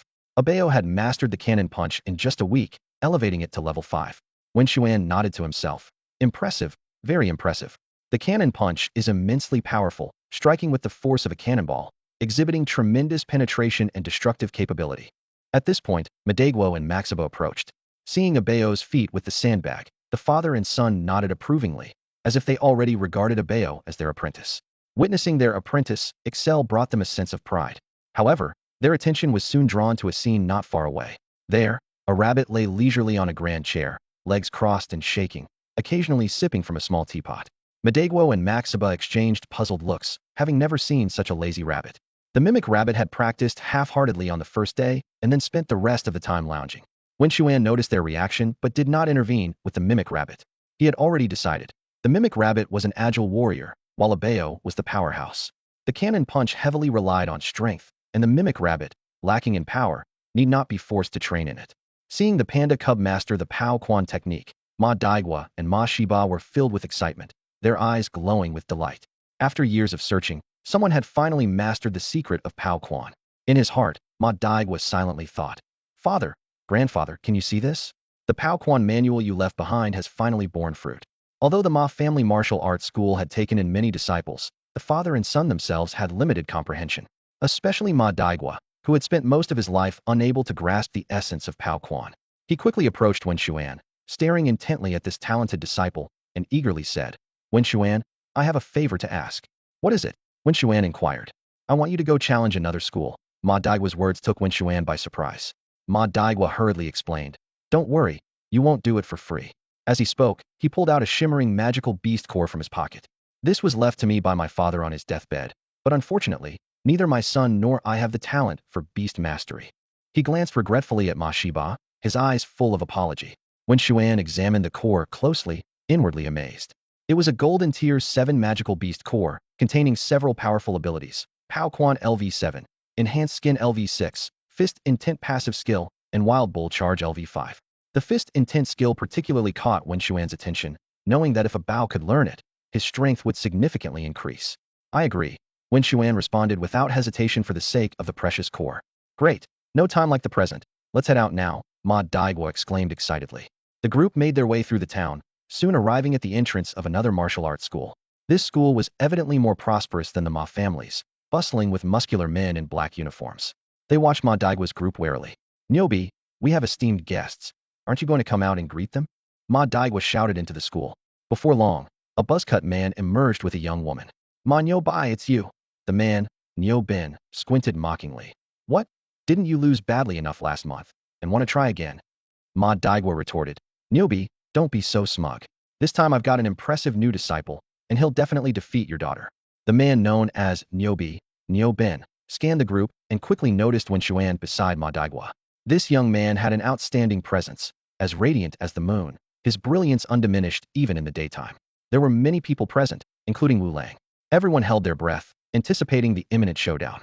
They are all quite good, but when it comes to Wen Xian, they can only play second fiddle to him. Yes, it's him. A gleam flashed in Ma Daigua's eyes as he turned to Nyo Bin and asked, So, how about it? Does our original bet still stand, Nyo Nizi? Without hesitation, Nyo Bin replied, of course, as long as your fighter can defeat my daughter. Then our families will unite through marriage. Great, no time to waste. Let's start right away, Ma Daigua urged eagerly. Nyo Bin gestured for them to proceed and led everyone into his martial arts hall. The woman accompanying Nyo Bin remained expressionless, coldly walking straight to the ring and assuming a combat stance. Wen Xian was a bit confused. He initially thought they would use beasts for combat. Are you planning to send a Bao up? Ma Daigua asked at the right moment, loud enough for the woman in the ring to hear. Upon hearing this, the woman quickly reacted. All right, if you want to use beasts in battle, let's do it. Come out, long-legged monster. She swiftly performed a series of hand seals, instantly summoning a long-legged monster. The long-legged monster had an unusual appearance, with most of its body being legs. Those legs looked incredibly powerful, full of strength. Wen Xian immediately used the Eye of God to observe the long-legged monster's attributes. Long-legged monster attributes. Type, fighting. Gender, female. Level, silver tier 2. Quality, B. Power, peak gold. Evolution path, kick king. Skills learned. Cross kick LV6, flying kick LV6, whirlwind kick LV5, elephant leg LV6, low whip kick LV6. As soon as the long-legged monster appeared, it began hopping in place, kicking the air a few times as a warm-up. Seeing this, Nyo Bin smiled and said to the woman, Hua, go easy on them. Our guests are here, and we shouldn't be too harsh. Okay, Nyo Hua responded succinctly. Only then did Wen Xian take a closer look at Nyo Hua. She was stout and muscular, resembling a muscular Barbie. Her skin was dark and rough, with short hair, making her easily mistaken for a man at first glance. All right, Wen Xian, you go up too, Ma Daigua urged. Wen Xian nodded in agreement and ascended the ring with a Bao. Although Nyo Hua's long-legged monster was strong, it was no match for a Bao. A Bao was now a silver tier 5 beast, and even with a slight attribute disadvantage, it could easily suppress its opponent with its level advantage. Long-legged monster, it's up to you, Nyo Hua commanded. Upon hearing this, the long-legged monster kicked back with its right foot and charged at a Bao like an arrow. Midway, it suddenly leapt into the air, spinning rapidly. After a full rotation, its right foot lashed out at a Bao. Low whip kick. A Bao quickly sidestepped to evade. Bang! The long-legged monster's attack missed, heavily striking the blue stone of the ring. The terrifying force shattered the stone, sending fragments flying. Wen Xian was secretly alarmed. What terrifying attack power! Seeing its first strike miss, the long-legged monster immediately adjusted its stance, launching a second round of attacks without hesitation. The long-legged creature stood firmly on its left foot, raising its right leg to form a 90-degree angle. Suddenly, its body spun rapidly like a top, transforming into a whirlwind as it charged at a Bao. This time, a Bao didn't back down. It clenched its right fist, swung it forcefully backward, channeling all its strength into the punch. Blast punch. Abeo's fist collided fiercely with the long-legged creature, producing a deafening boom. Both suffered a tremendous shock, but Abeo only took a small step back, while the long-legged creature was sent flying like a broken kite. Niu Huahua's eye sharpened as she finally understood the situation. Wen Xuan's Abeo indeed surpassed her long-legged creature in strength, not technique. Though unwilling, a loss was a loss. The long-legged creature crashed heavily onto the ground, and seeing this, Abeo immediately launched a pursuit. It ran 2 meters, leapt into the air, and with the momentum of its descent, its terrifying right paw descended like Mount Tai onto the long-legged creature. At the critical moment, the long-legged creature kicked the ground with its legs, barely sliding away. Bang! Abeo's paw left a deep imprint on the arena floor, stunning everyone present. They couldn't help but imagine, if that paw landed on them, their bones would surely shatter. Missing the first strike, Abeo pounced again. The long-legged creature barely bounced up from the ground, having no time to think, and hastily blocked with a horizontal kick. Bang! Abeo's palm collided once more with the creature's leg. The long-legged creature was sent flying like a broken kite again, crashing heavily into the stands, smashing rows of seats to pieces. Did we win? We won. Ma Shiba couldn't hide his excitement. Remembering over 10 failed challenges in the past, this victory felt even more precious. Niu Huahua expressionlessly recalled the long-legged creature back to her beast space, like an emotionless machine, maintaining her cold, deadpan face. She silently walked over to her father, Niu Ben. Unexpectedly, Niu Ben smiled at Wen Xuan instead of getting angry. Good, very good. We've accepted this son-in-law. Ma Daigua was baffled. Niu Ben, are you mistaken? Mistaken? Mistaken about what? Niu Ben retorted. Isn't he your disciple? Since he defeated my daughter, he must marry her, and from now on, our families will be in-laws. Hearing this, Ma Daigua awkwardly looked at Wen Xuan. He never expected things to turn out this way. Ma Shiba's face suddenly darkened. Over the years, he had repeatedly lost to Niu Huahua, yet he never harbored resentment. Instead, a complicated feeling had grown within him. Upon hearing that Niu Ben intended to marry Niu Huahua to Wen Xian, a wave of bitterness surged in his heart. Sensing the change in atmosphere, Wen Xian quickly explained, I think you misunderstood. I'm not his disciple. I just made a deal with him. Ma Daigua, seizing the moment, chimed in. Yes, he's not my disciple. I just hired him to challenge the dojo. Turning to Wen Xian, he added, Wen Xian, since the job is done, you can leave now. With that, he pulled out a magic beast crystal core from his pocket and handed it to Wen Xian. Clutching the crystal core, Wen Xian was about to leave when Niu Ben's stern voice stopped him. Hold on. Wen Xian frowned. What do you want? Niu Ben bluntly stated. Since you defeated my daughter, you must marry her. Wen Xian's face changed at these words. Marry your daughter? He looked incredulously at Niu Huahua, internally assessing. On a scale of 1 to 100, her appearance might barely score 30. What? You're unwilling. Niu Ben pressed. Wen Xian took a deep breath, striving to remain polite. Of course, we've just met, and are complete strangers with no emotional foundation. How can I marry her? Niu Ben chuckled. No problem. You can build a foundation. Rest assured, she's my only daughter. If you marry Niu Huahua, I will treat you like a son. See this dojo? After I'm gone, it will be yours. Wen Xian firmly shook his head. Sorry, I'm still young, and not considering that at the moment. He turned to leave. Stop right there. Niu Ben commanded harshly, his face dark as iron. If you won't drink to a toast, you'll drink to the punishment. This marriage will happen whether you agree or not. Wen Xian turned back coldly. Oh? I'd like to see how you plan to force me into marriage. Come out, Kick King. Niu Ben ordered, and with a thud, the Kick King appeared out of nowhere. This creature was massive, particularly its legs, which resembled thick tree trunks. Its brown skin was crisscrossed with dark green veins, bulging like snakes, a testament to years of rigorous training. Everyone present involuntarily swallowed, intimidated by the sheer muscular power. A hint of murderous intent flashed in Niu Ben's eyes. Now, do you still want to leave? Wen Xian, unperturbed, carefully observed the Kick King, analyzing silently. Kick King, a male combat type, at the golden 7th rank, with great aptitude, has reached peak strength. Its evolution path is unclear, but it has mastered several advanced skills. Side Kick LV8, Flying Kick LV7, Whirlwind Kick LV8, Elephant Leg LV8, Low Whip Kick LV7, and Bodybuilding LV7. Wen Xian was secretly surprised, realizing that this seemingly ordinary Niu Ben was actually a hidden golden 7th rank expert. Like a concealed master, he possessed extraordinary strength, yet chose to guard an unassuming dojo.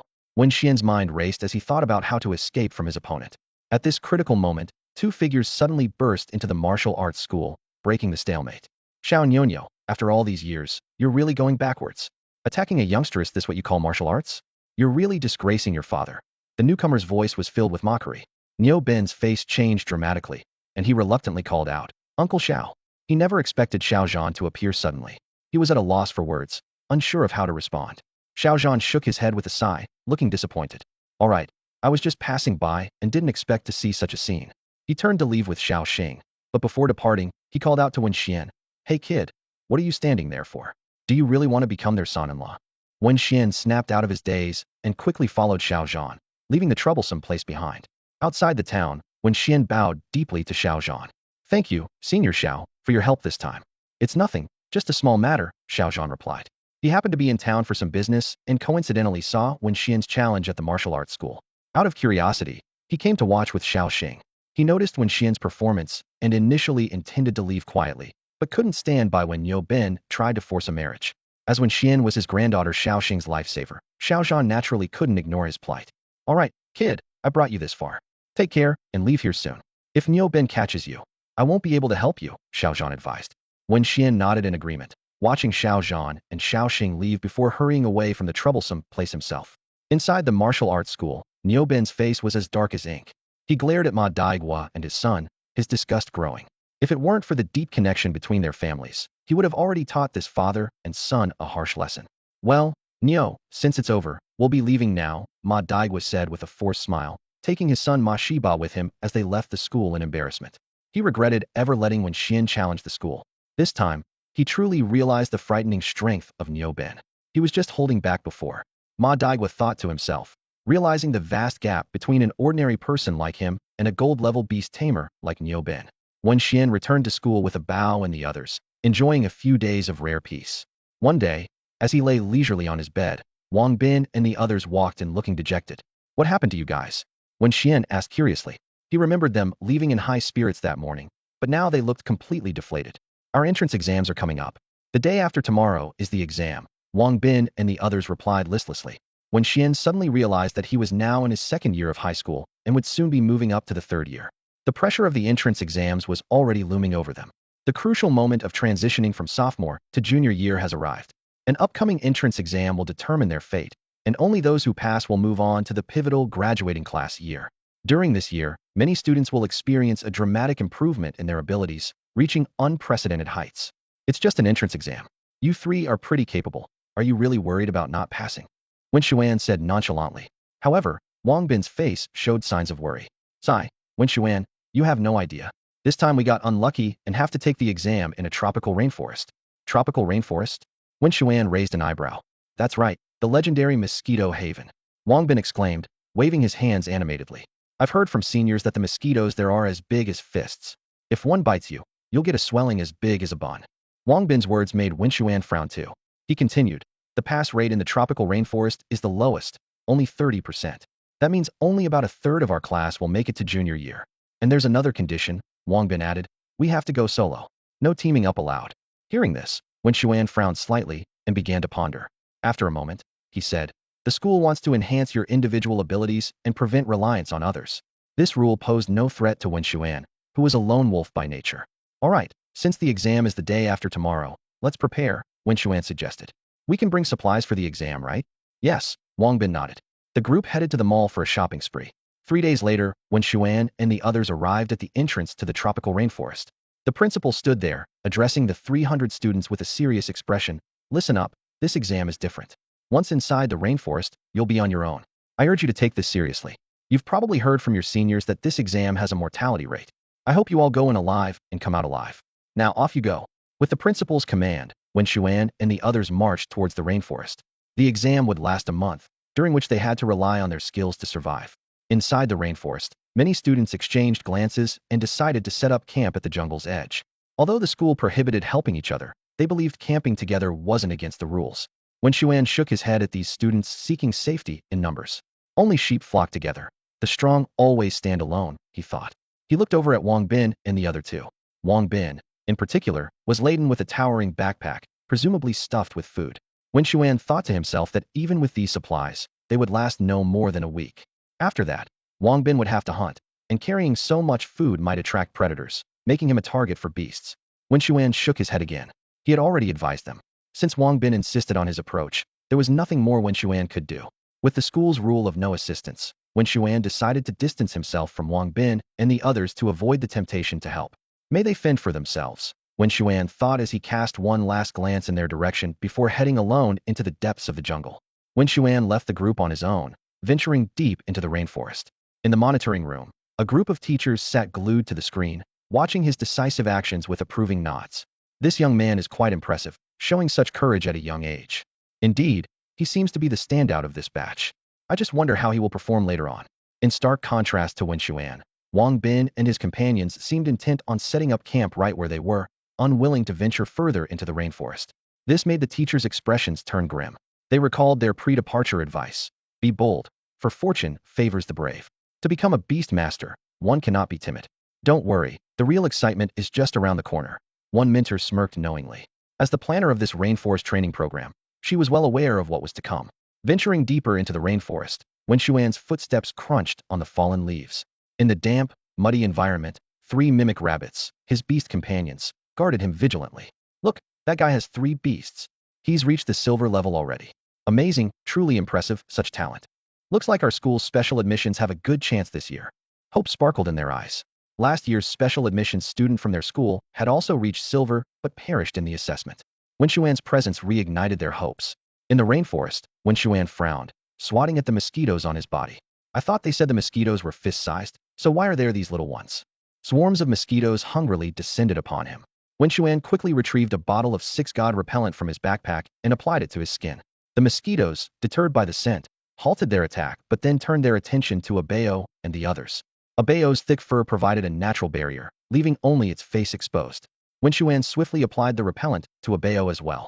The little flame, being a creature of fire, easily incinerated any approaching mosquitoes with its heat. The poor mimic rabbits weren't as fortunate. The mosquitoes swarmed them, sucking blood voraciously. Dang it! I'm gonna die! I'm gonna die! The mimic rabbit shrieked, hopping around and frantically slapping at the mosquitoes. With each slap, several mosquitoes met their end. Gradually, the rabbit's paws turned red, stained with its own blood. The mimic rabbit finally couldn't take it anymore and started running wildly through the forest. Its shrieks echoed through the trees, as if trying to chase away the mosquitoes with its cries. This sudden noise caught the attention of the students outside the forest, most of whom wore expressions of fear, mistakenly thinking someone was in trouble. Wen Xuan had just finished applying the 6 spirits water on Abeo and shouted towards the mimic rabbit, "Rabbit, stop running. Come here and put on some of this lotion. It will keep the mosquitoes from biting you." Hearing this, the mimic rabbit immediately dashed towards Wen Xuan and snatched the bottle of 6 spirits water from his hand. Having lost all patience, it quickly unscrewed the cap and poured it all over itself, rubbing it in hastily. In no time, a soaking wet rabbit, looking like a drowned rat, appeared before everyone. Phew! Finally, I feel alive again, the mimic rabbit sighed in relief. Wen Xuan explained, 6 spirits water is the best remedy against mosquitoes, made from herbs like mosquito-repelling grass and mint. It not only repels mosquitoes, but also soothes the itching from bites. The mosquitoes, furious at this, tried to rush over to feast on Wen Xuan and the others. However, as soon as they got halfway there, they caught a whiff of the 6 spirits water. The scent was harmless to other creatures, but to mosquitoes, it was deadly. Instantly, countless mosquitoes fell to the ground like raindrops. Looking at the mosquito carcasses scattered all around, Wen Xuan smiled slightly. Grandpa's specially made 6 spirits water is truly amazing. He went on to explain that his family lived in a bamboo grove. While living there might seem idyllic, like a hermit's paradise, it was actually full of mosquitoes. To fend off these pesky critters, Wen Xuan's grandfather not only invented the 6 spirits water, but also planted mosquito-repelling grass throughout the yard, barely managing to keep the mosquito invasion at bay. However, while Wen Xuan had solved the mosquito problem for himself, the other students were not so lucky. Unable to attack Wen Xuan and his group, the mosquitoes turned their attention to other creatures. The students on the periphery, full of rich blood, naturally became the mosquitoes' new targets. Despite setting up camp on the outskirts of the forest, thinking they could avoid the insects, they forgot that mosquitoes can move. Suddenly, a chilling buzzing sound arose. Everyone turned towards the noise, only to see a massive swarm of mosquitoes diving towards them. The students were terrified, and screams echoed through the camp. At that critical moment, a flash of golden light appeared on one student's body, and a protective shield materialized, keeping the mosquitoes at bay. Seeing this, the others quickly followed suit, activating their own protective shields. In the blink of an eye, all the mosquitoes were kept outside the shields. Looking at the dense swarm outside, everyone breathed a sigh of relief. Someone remarked, "It's a good thing we have these shields. or we might have been the first beast tamers carried away by mosquitoes. Another agreed. Yeah, these shields are great. With them, we're invincible. However, as the word invincible was uttered, Mao Mao's expression suddenly turned grim. In the control room, the teachers wore expressions as dark as storm clouds. Their brows were furrowed, and their eyes were filled with dissatisfaction and concern. Idiots, a bunch of idiots, an older teacher muttered under his breath. They all understood that the protective shield was a last resort lifesaver and shouldn't be activated so casually. Recklessly depleting their spiritual energy now could have dire consequences if more powerful beasts attacked later. Mao Mao keenly sensed the danger. He quickly slung his backpack over his shoulder and fled the scene without a backward glance. Seeing this, Wang Bin and the others followed suit. The crowd that had gathered quickly scattered, dashing into the dense rainforest like startled birds. Wen Xuan, along with his 3 spirit beasts Mimic Rabbit, a Bao, and Little Flame carefully navigated through the jungle. The towering trees blocked out the sky, their branches and leaves intertwining, making it difficult to discern direction. Suddenly, a Bao extended a furry paw, signaling everyone to stop. A Bao, what's wrong? Wen Xuan asked in a low voice. A Bao didn't respond verbally, but gestured with its eyes for Wen Xuan to look in a specific direction. Following a Bao's gaze, Wen Xuan saw what appeared to be a normal pile of dead leaves. However, utilizing his special ability, the Divine Eye, he quickly detected the hidden danger. What a disguise! Wen Xuan marveled internally. Thanks to the Divine Eye, he clearly saw a large snake concealed among the dead leaves. It was a withered leaf snake, possessing a poison attribute, male gender, silver tier level 2, and a crate aptitude, at peak strength. It followed the silver evolution path and had mastered skills such as camouflage LV6, venomous fang LV5, and poison spray LV5. Wen Xuan quickly signaled his 3 spirit beasts. A Bao and Little Flame immediately understood and launched their attack. A Bao opened its mouth, releasing a dark energy ball, the Shadow Ball, with a whooshing sound. Little Flame followed closely, unleashing a searing flame roar. A Bao's Shadow Ball hit the withered leaf snake accurately, causing it to spring from the leaf pile in pain. Little Flame's fire then swept over, not only striking the snake, but also igniting the surrounding leaves. In an instant, the area around the snake became a sea of flames. It writhed on the ground, desperately trying to extinguish the fire on its body, but to no avail. Little Flame had mastered the scorching skill, and these flames wouldn't be easily put out. As the withered leaf snake continued its futile struggle, Mimic Rabbit seized the opportunity. With a flick of its right hand, a sharp stone appeared out of thin air. It hurled the stone with force, sending it flying like an arrow towards the snake's vital spot. By this time, the snake's scales had been burned away, leaving it defenseless. Mimic Rabbit's projectile easily pierced through its head.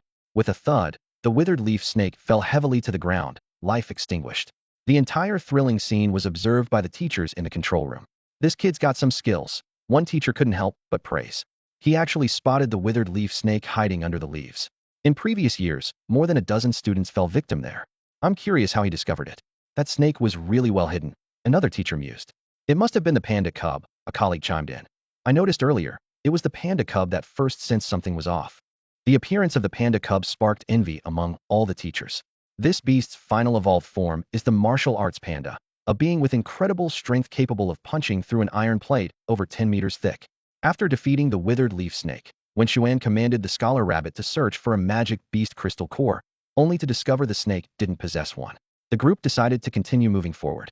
In the days that followed, everyone was immersed in the harsh realities of wilderness survival and combat. They all became disheveled, particularly the boys with high testosterone levels, whose beards and hair grew wildly, making them look like wild men in just half a month. In this perilous jungle, a man cautiously advanced with 2 beasts. He vigilantly scanned his surroundings, accompanied by a dagger goblin, entirely green with pointed ears and armed with a short knife bronze tier 7, and a jungle spearman with blue skin and feathers in its head, wielding a long spear bronze tier 8. It was this natural jungle hunter that enabled him to survive in such a treacherous environment. Suddenly, they halted. Before them appeared a massive black centipedev iron-shelled centipede. The man's face changed instantly, realizing the danger. As a beast master, he could gauge the level of enemies weaker than himself, but the power of this iron-shelled centipede was beyond his perception. Without hesitation, the man turned and fled with his 2 beasts. However, the iron-shelled centipede had already set its sights on them and quickly pursued. Dagger Goblin, Jungle Spearman, stop it, the man shouted. The dagger goblin's eyes glinted coldly as it lunged at the centipede with its dagger. It swiftly reached the centipede's side, stabbing fiercely at its back. Clang! The sound of metal clashing echoed, with sparks flying. The man watched in disbelief. The centipede's shell was impenetrable, and the dagger couldn't break through. The iron-shelled centipede, enraged, lashed its tail, sending the dagger goblin crashing into a large tree. Its bones shattered instantly, and it slumped to the ground like a broken puppet. Having dealt with the dagger goblin, the centipede turned towards the jungle spearman. It crawled closer, its terrifying mandibles snapping open and shut, creating a horrifying scene.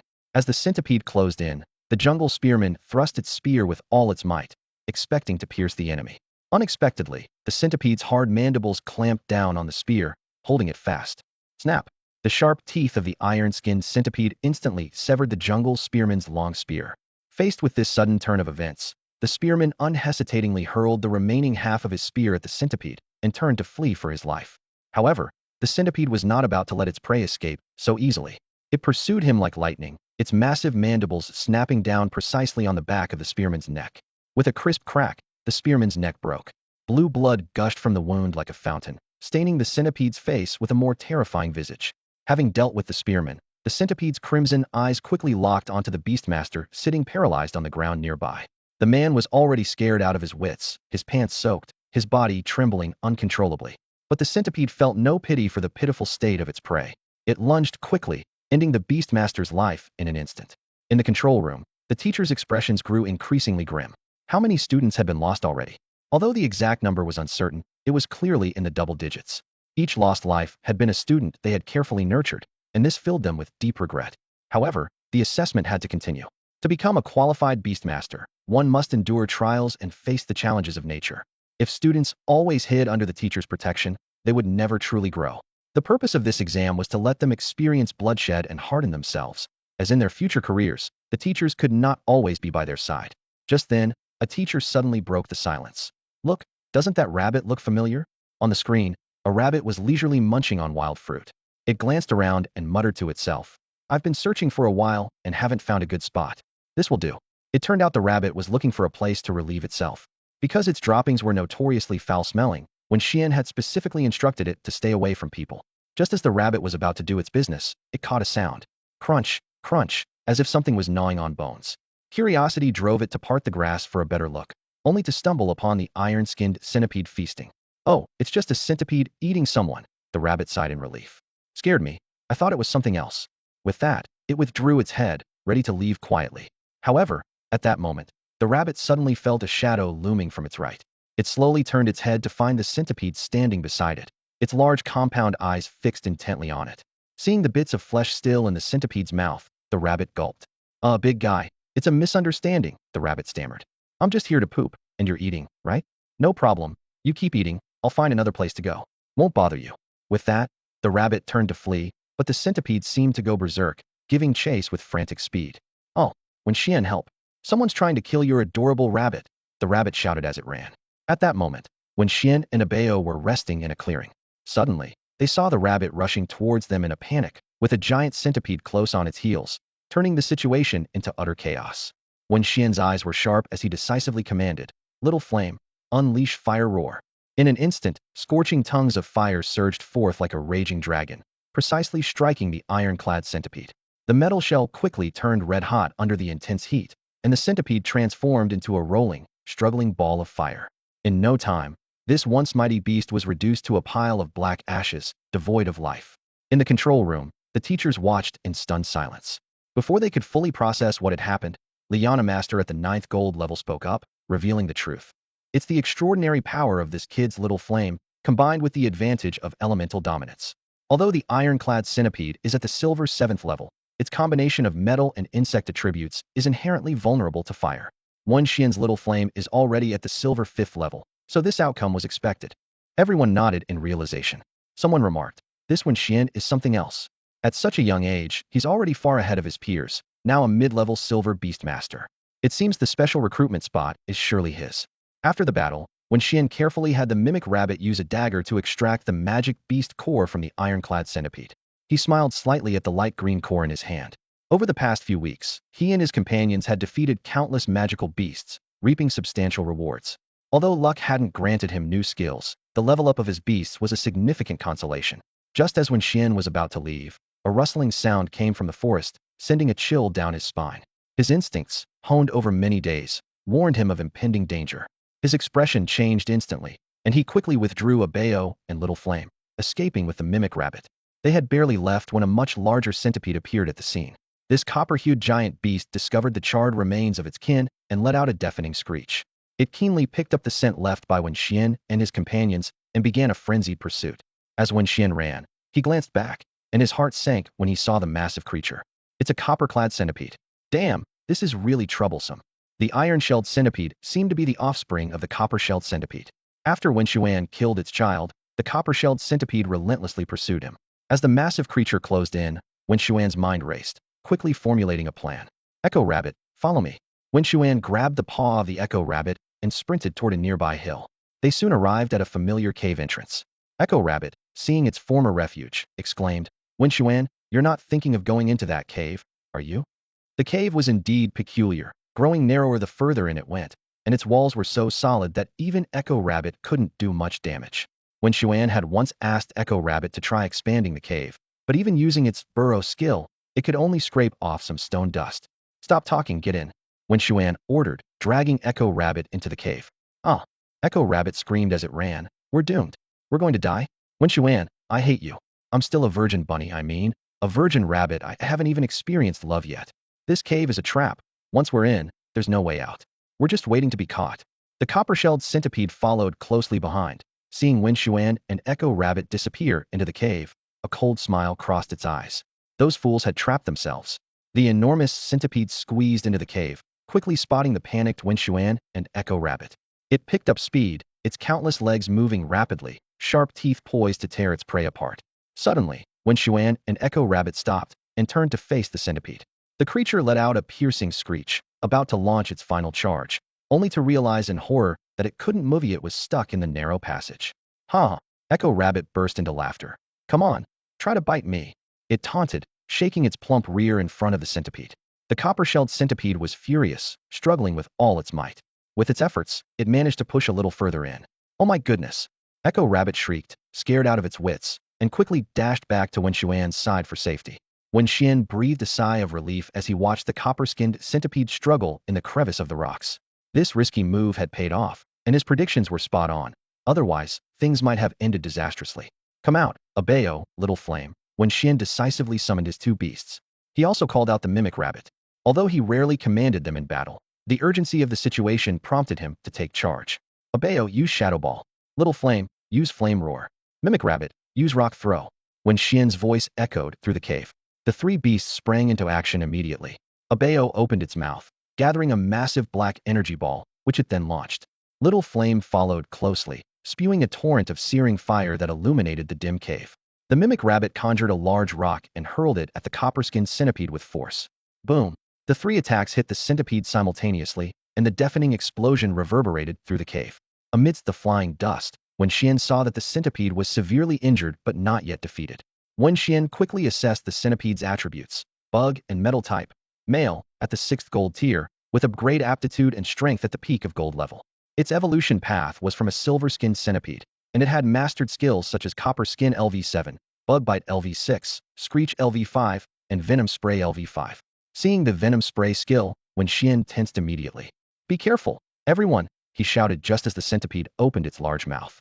Splat! A glob of green slime shot towards Wen Xuan. The proximity left him no room to dodge. In the nick of time, a golden protective shield appeared out of nowhere, blocking the venom. This was Wen Xuan's Beastmaster shield. As long as he had spiritual energy and his beasts were alive, he could use this life-saving skill. Witnessing their master under attack, Abeo, Little Flame, and the Mimic Rabbit were enraged. They seemed to lose all restraint, launching a frenzied assault on the centipede. You damn bug, how dare you attack my master? I'll finish you off, the Mimic Rabbit cursed as it attacked. Though it was often sharp-tongued, it always led the charge in critical moments. Under the relentless attacks from the three beasts, the copper-skinned centipede was forced into a defensive position. Ultimately, it succumbed to their combined onslaught. Its head left a mangled mess.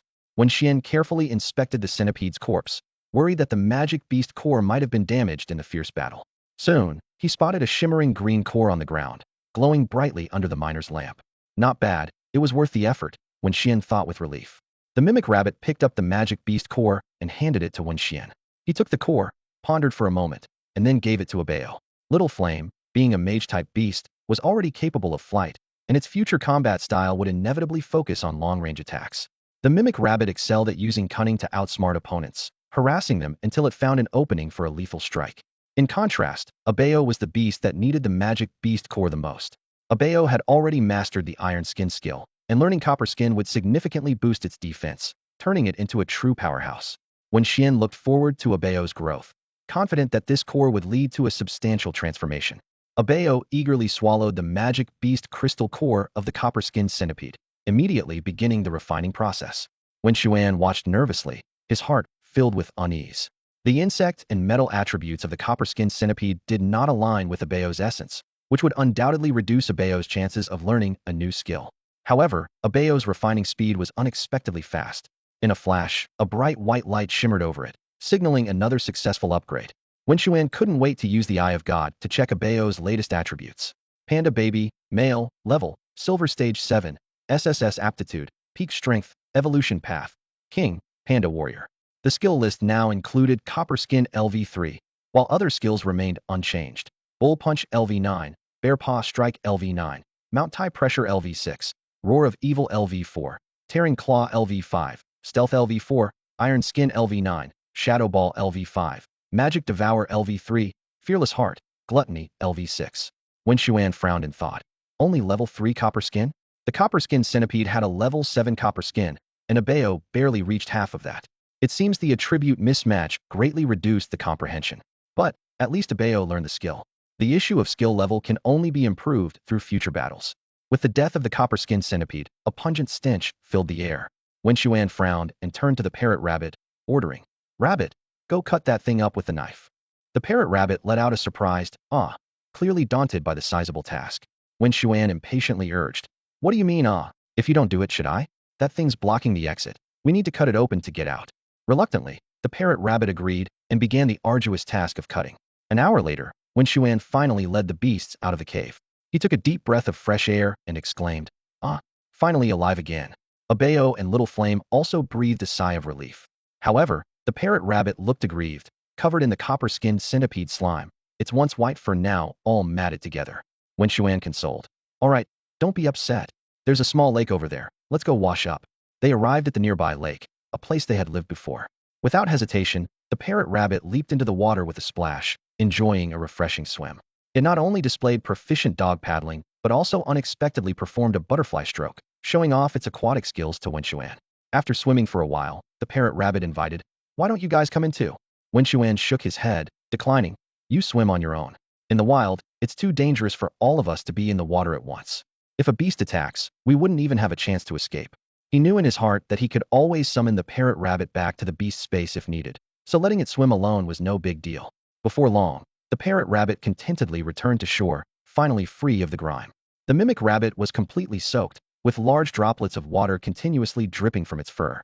When Xian offered a blanket and gently said, "Here, dry yourself off." The mimic rabbit accepted the blanket and carefully wiped its body. Once it was mostly dry, it hopped over to the Little Flame, eyes gleaming with anticipation. "Hey, Little Flame, could you help me dry off a bit more?" the mimic rabbit softly requested. "I'll treat you to some carrots later." Hearing this, Little Flame's mouth curled into a slight smile. Although it wasn't interested in carrots, the time spent together had made everyone as close as family. It opened its mouth, releasing a stream of hot air like a high-efficiency hairdryer, quickly fluffing and drying the mimic rabbit's fur. Meanwhile, the atmosphere in the monitoring room was unusually tense. The teachers had just witnessed the harrowing scene of Wen Xuan being chased into a cave by a copper-skinned centipede, leaving them worried about his safety. Helplessly, they shifted their attention to other students. The electronic screen switched to another scene. A slightly chubby student was cooking outdoors. He had set up a large pot, with water bubbling inside and several brightly colored mushrooms floating up and down. The student cheerfully muttered to himself, "Wow, this is great. Soon I'll have some mushroom soup to drink." The teachers couldn't help but twitch their lips at the sight. Particularly, the head teacher, Li Yan, whose face turned instantly grim as his sharp gaze swept across the other teachers. "Whose student is this?" he demanded sternly. A bald teacher nervously raised his hand and awkwardly admitted, He's mine." Li Yan was furious. "Haven't you taught your students anything? Don't you know that colorful mushrooms are not edible? The more vibrant the mushroom, the more poisonous it is. Even a 3-year-old knows the saying red cap, white stem, eat it, and you'll lie flat." Just as Li Yan was reprimanding, the student had already downed the mushroom soup. Suddenly, his behavior turned bizarre. First, he stripped off all his clothes, revealing his pale body, and then he started doing push-ups with his hips slightly raised on the ground. This scene left everyone present dumbfounded. The male teachers' mouths twitched, while the female teachers turned their heads away. Zhou Zimei, in particular, found it unbearable, her face turning pale, and she suddenly felt nauseous, vomiting on the spot. The other female teachers also had similar reactions, and the entire monitoring room descended into chaos. The teacher responsible for switching the camera feeds began his work, unable to stop as if he were addicted. The camera swiftly changed angles, showing one student's situation after another. The once enjoyable video of Wen Xuan had now turned dull, replaced by scenes of students struggling for survival. Some were evading monster attacks, while others were huddled in dark corners, barely hanging on. Suddenly, a familiar figure flashed by, catching everyone's attention. The teachers urgently requested the camera to switch back, but the moment had passed. However, when the familiar face appeared on screen again, everyone felt a wave of relief. Ha ha ha, the kid's not dead. Li Yin couldn't help but laugh, and the other teachers also smiled with relief. They were genuinely happy that Wen Xuan had escaped harm. Yet, questions arose. How did this kid, only at the silver level, manage to evade the pursuit of a gold-level armored centipede? Once again, this student who always brought surprises left everyone in awe. The scene shifted to Wen Xuan, who was walking along a path with his pets, including a bao. He held a map in his hand, which he had purchased for 10,000 yuan. Though expensive, it was worth every penny. It detailed the entire secret realm and marked the activity areas of various monsters. Wen Xuan's destination was the territory of the Willow Demon. He realized his beasts lacked defensive skills, especially the Mimic Rabbit. He planned to hunt the Willow Demon to acquire a Wood Shield skill. Thanks to his photographic memory, Wen Xuan had memorized the monster encyclopedia and knew that the Willow Demon possessed this skill. Following the map, Wen Xuan and his companions arrived at the Willow Demon's domain. Before them lay a tranquil lake, surrounded by dense willow trees. A gentle breeze rustled the willow branches, creating a harmonious atmosphere. However, Wen Xuan knew all too well that the calmest surface often concealed the greatest danger. At that moment, a black-haired wild boar emerged from the distant bushes, drawn to the water. As it reached the lake's edge, a sudden whoosh of slicing air was heard. Countless willow branches extended from the treetops like serpents, swiftly wrapping the unsuspecting boar into a massive dumpling. The boar let out a harrowing scream, but it was soon silenced as a willow branch suddenly straightened and pierced through its body. The branch, like a pump, began to greedily siphon the boar's blood. Wen Xuan watched the entire process, witnessing the boar's body rapidly wither before his eyes. What a domineering willow demon! Wen Xuan hadn't expected these willows to be hunters, preying specifically on the magical beasts that came to the lakeside to drink. He focused his system eye to closely observe the willows. The sight before him was astonishing. The willows were equally strong, and the mightiest one required 2 people to encircle its trunk. System display. Willow Demon attributes. Plant gender, no level, gold tier 1 aptitude, B strength peak, gold evolution path. Skills. Vine Whip LV6, Tree Spear LV5, Absorb LV5, Vine Entangle LV4, Wood Shield LV5. Wen Xuan quickly devised a strategy. Little Flame, he called out. The playful Little Flame immediately dashed to his side, eyes gleaming with excitement. See that willow? Use Flame Roar on it, Wen Xuan commanded, then turned to his other companions. Mimic Rabbit, use Carrot Bomb. Abao, you go with Shadow Ball. The battle was about to begin. Abao opened its mouth, gathering a swirling black energy ball, and hurled it toward the targeted Willow Demon. Sensing the danger, the Willow Demon instantly extended countless vines, weaving them into a massive shield in Madarit's Wood Shield skill. Boom! The Shadow Ball collided with the Wood Shield, the explosion resounding thunderously. As the smoke cleared, the Wood Shield remained unscathed. Wen Xuan marveled at the skill's power, but was prepared for this. With a roar, Flame Roar and Carrot Bomb struck the Wood Shield simultaneously. These fire-based skills delivered a devastating blow, shattering the shield in an instant. Without its protection, the Willow Demon was quickly dispatched. Done, that's the first one. Wen Xuan's eyes gleamed as he glanced at the remaining Willow Demons. He was ready for a massacre. Rooted in the ground, the Willow Demons were unable to move, leaving them vulnerable to attack. Wen Xuan employed a cautious strategy, long-range attacks, pinpointing weaknesses, and retreating immediately after each strike. This approach prevented the Willow Demons from using their powerful close-range skills. One by one, the Willow Demons fell. Even the strongest one couldn't escape its fate. It attempted to repeat its usual tactic, waiting to ambush when the enemy got close, using its vines to strangle them. But Wen Xuan never gave it the chance. As the battle concluded, Mimic Rabbit happily hopped over to collect the magical beast cores. Initially, it was thrilled because the cores were meant for its use. However, as more Willow Demons were cut open, its expression became increasingly serious. None. This one doesn't have any either. Mimic Rabbit exclaimed in frustration, what the heck? Is it because I didn't wash my hands after using the bathroom today that I'm so unlucky? With one last hope, Mimic Rabbit approached the largest willow demon. The mimic hare swung its dagger, intently digging into the ground. Suddenly, a flash of green light appeared, revealing a beast core, entirely jade green, in its paws. The mimic hare was overjoyed, grinning with a goofy smile. Ha ha, I knew I wasn't that unlucky, it boasted, proudly holding the core up to examine it in the sunlight. Seeing this, Wen Xuan urged, all right, stop laughing and hurry up and eat it. The mimic hare nodded in agreement, opened its mouth, and stuffed the beast core inside. With several crisp crunch sounds, it chewed the core as if it were hard candy. Wen Xuan watched, his mouth twitching in disbelief at the creature's impressive dental strength. After swallowing the core, the mimic hare closed its eyes and concentrated, fully immersing itself in refining the energy. The beast core of the willow demon was plant-based, perfectly matching the mimic hare's attributes, allowing it to gain the maximum benefit. Thanks to its voracious skill, the mimic hare's refining process was incredibly swift, and it quickly absorbed the core completely. It opened its eyes, stood up with a smug expression, and walked over to Wen Xuan. The mimic hare asked mysteriously, Wen Xuan, can you guess what skill I learned? Upon hearing this, Wen Xuan immediately used his divine sight to closely observe the mimic hare. He quickly discerned all of its attributes. Plant rock. Gender male. Level, silver tier 7. Potential, SSS-tier. Power peak, extraordinary king. Evolution path, rogue hare. Skills, swift feet LV9, mimicry LV9, digging LV7, pyrotechnics LV8, vine whip LV8, magic source LV5, veracity LV6, flying stones LV5, phantom steps LV2, wood shield LV4. It's wood shield, Wen Xuan stated without hesitation. Ugh, the mimic hare waved dismissively. It's no fun with someone like you. It had hoped Wen Xuan would take a while to guess, but he had revealed the answer immediately, much like a friend who solves a carefully prepared riddle in an instant, spoiling the fun.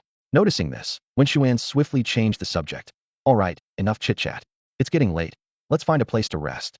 They soon found a cave and settled in temporarily. Time flew by, and the final day had arrived.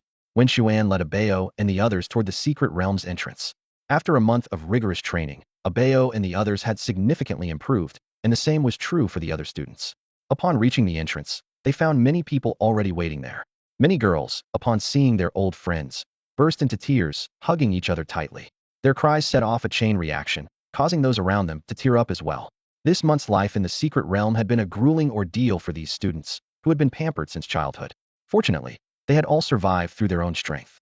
Wen Xuan watched this touching scene silently before stepping out of the secret realm. As soon as he emerged, he saw Feng Xiang and the other instructors waiting. Seeing Wen Xuan return safely, they were thrilled. Feng Xiang rushed forward, playfully punching Wen Xuan in the chest, laughingly saying, Kid, you really made me proud this time. Then, his expression turned serious. By the way, come with me for a moment. Wen Xuan followed Feng Xiang towards the teachers, feeling a bit puzzled. As soon as Li Yin saw Wen Xuan, he warmly congratulated him. Wen Xuan, congratulations. You've won the wilderness survival competition with the top score. To reward you, the school has decided to give you the special admission spot. Special admission? Wen Xuan frowned slightly, evidently unfamiliar with the term. Seeing this, Li Yin patiently explained, yes, special admission. He then elaborated on its meaning and significance. After listening, Wen Xuan suddenly understood. This so-called special admission was similar to the early admission he had heard of in his previous life, allowing outstanding students to skip their final year of high school and go straight to university, saving a precious year. Li Yin continued to remind him, Kid, prepare well. Someone will come to pick you up in a week. Remember, getting the special admission spot doesn't mean you're already in university. Once there, you'll have to undergo an assessment. Mentors from 3 universities will be present to decide based on your performance whether to admit you. Wen Xuan nodded seriously. I understand. All right, you've been exhausted for a month. Go back and rest well, Li Yin said, patting Wen Xuan on the shoulder. On the way back, Wen Xuan gazed out at the rapidly passing scenery, recalling Li Yan's words. This special admission would involve 3 top universities: Imperial Beast University, Magic Beast University, and Jiangnan Beast University, all prestigious institutions in China. Top students from surrounding provinces would also be participating. Wen Xuan was initially confident in his silver tier, levels even strength, but Li Yan's words were like a cold splash of water. In previous years, there were even gold tier participants. Gold tier was a significant leap forward. Each stage for beast tamers was like a chasm, and crossing levels to fight was nearly impossible. Well, I'll cross that bridge when I come to it, Wen Xuan consoled himself. The car entered the school, and Wen Xuan headed straight for the training ground, planning to take a good nap in the rest area. For the next week, he would focus solely on training to be in the best shape for the competition. A week later, early in the morning, Wen Xuan had just finished his run and was about to go to the cafeteria for breakfast when a figure appeared before him. It was a woman in a green military uniform with short, neat hair, exuding a spirited and vigorous aura. "You must be Wen Xuan," she said directly. "I am. Hello, may I ask who you are?" Wen Xuan replied politely.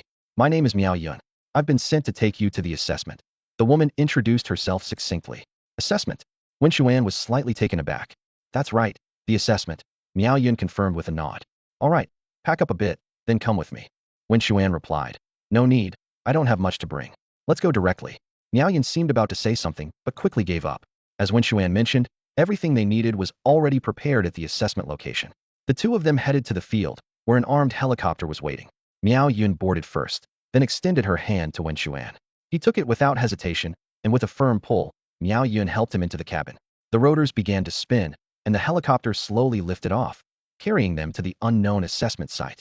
Miao Yun forcefully shut the hatch, and the armed helicopter roared as it took off, carrying Wen Xuan and the others towards the examination site.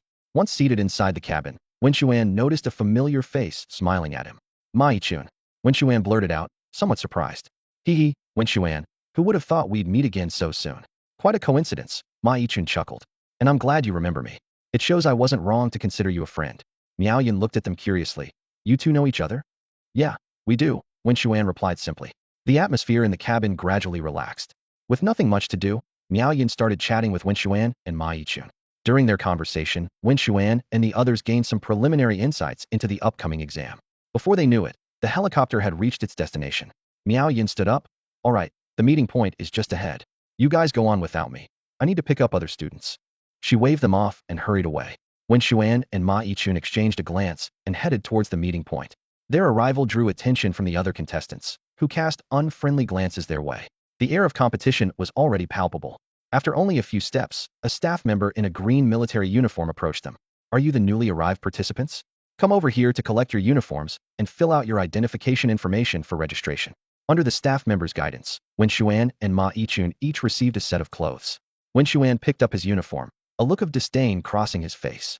The outfit was so ugly it was almost offensive, reminding him of the universally disliked school uniforms from his past life. Ma Yichun seemed to read Wen Xuan's thoughts and whispered, "Wen Xuan, don't underestimate these clothes. They're woven from ice silkworm threads, making them impervious to water and fire. They're warm in winter and cool in summer, truly a treasure."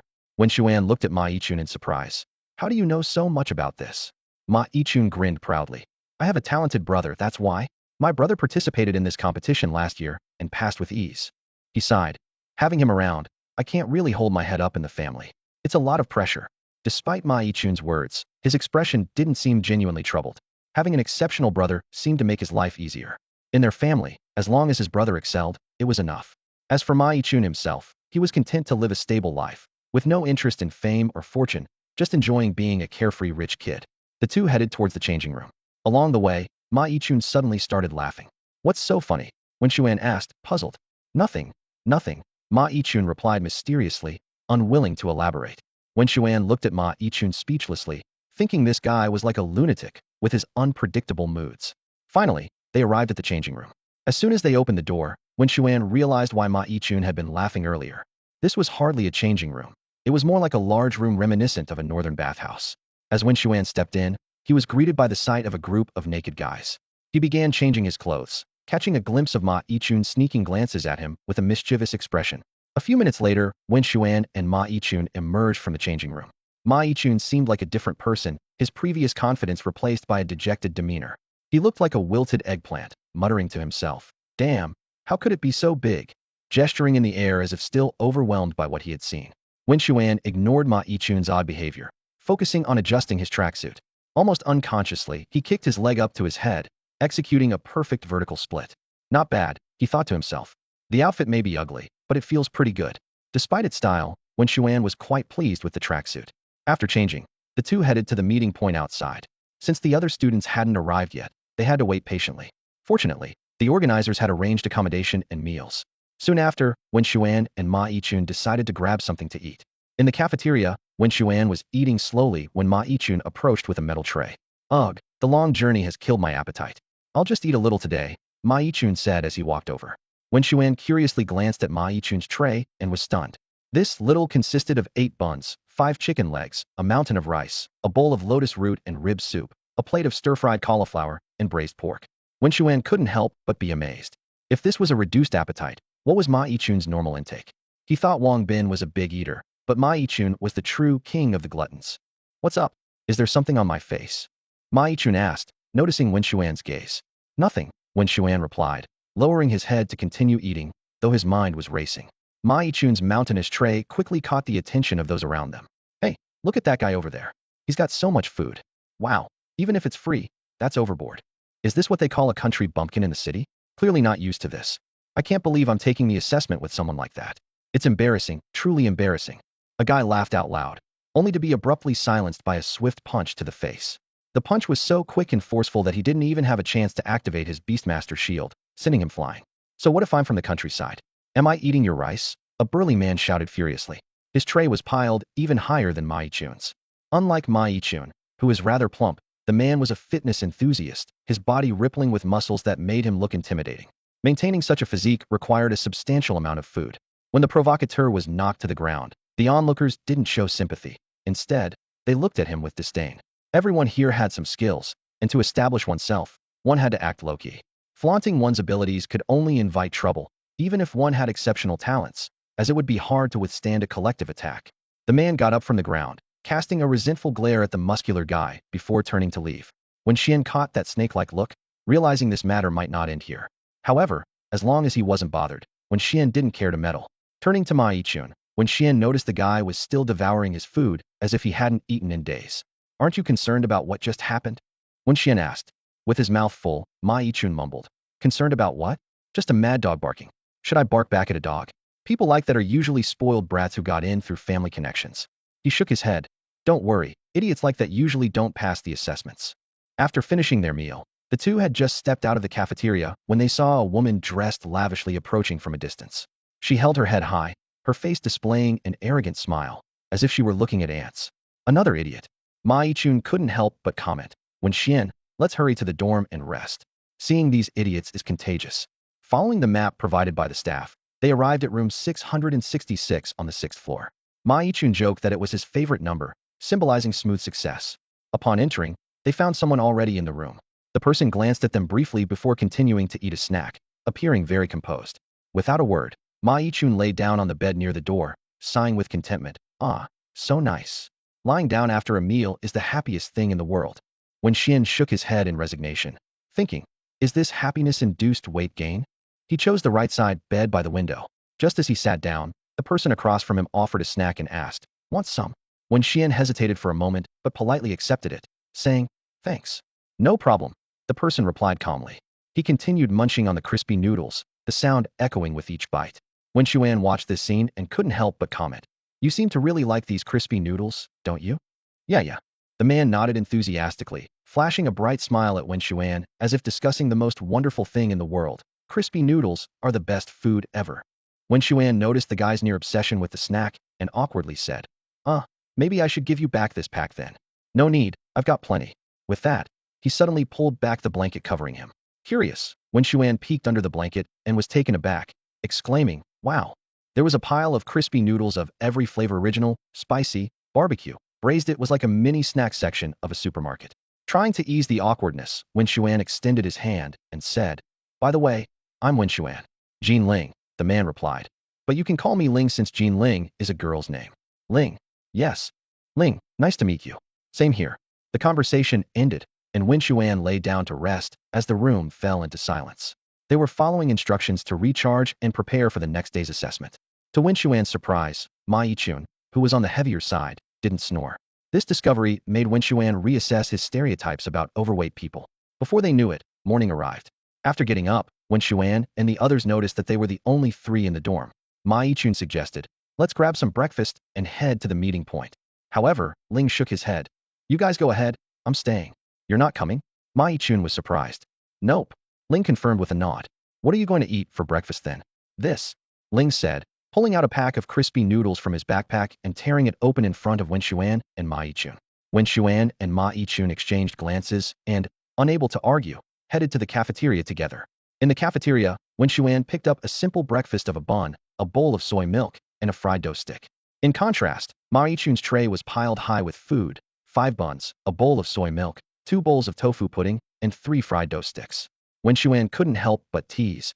"Yichun, what's up with you? Are you feeling unwell since you're eating so little today?" Ma Yichun, eating voraciously, explained, "Oh, it's just because of the exam later, so I'm eating a bit less." Seeing the blissful smile on Ma Yichun's face, Wen Xuan grew curious. Ma Yichun exclaimed, "Ah, this tofu pudding is best when both sweet and salty are mixed." Wen Xuan was puzzled. He had heard of people liking sweet tofu pudding and others preferring salty, but he didn't expect Ma Yichun to enjoy both.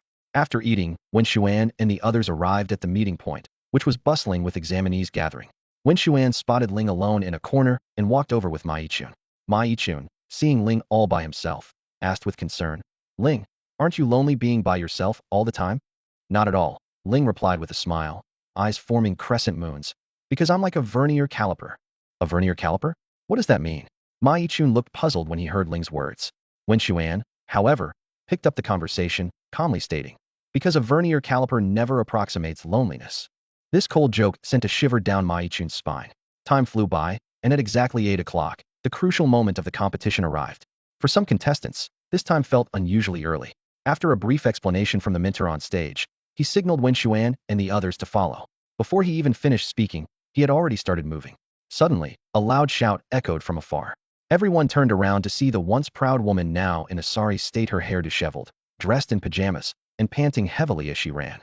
She attempted to join the group, but was stopped by the staff. "Sorry, you've missed the time and lost your qualification to compete." Hearing this, the woman collapsed to the ground, sobbing uncontrollably. A few other late contestants faced the same fate shortly after. Wen Xuan and his group followed closely behind the mentor, beginning to run. The mentor maintained a steady pace, neither fast nor slow. Soon, they entered a dense forest. Ma Yichun looked serious, summoning his black ink dog, and whispered to Wen Xuan, "The first test is here. According to my brother, there are many powerful beasts hidden in this forest. Our task is to overcome the beasts' obstacles, whether by defeating them or avoiding their attacks. As long as we pass safely and keep up with the mentor's pace, we succeed." Hearing this, Wen Xuan immediately summoned his parrot rabbit. When it came to running, it was unmatched by anyone present. As the competition progressed, contestants began to drop out. Some were exhausted, others twisted an ankle, and some were attacked by beasts. However, these setbacks seemed to have no effect on the mentor at the front, who continued his mechanical, steady pace. An hour passed in the blink of an eye. By this time, the contestants were drenched in sweat, their clothes soaked through.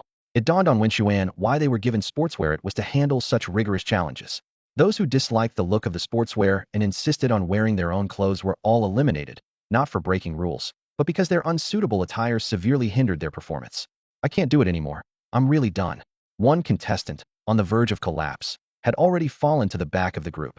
Watching the mentor gradually move further ahead, he gritted his teeth as if making a firm decision. "Come out, Gale Horse." He summoned a brown steed, leapt onto its back, and prepared to continue the race on horseback.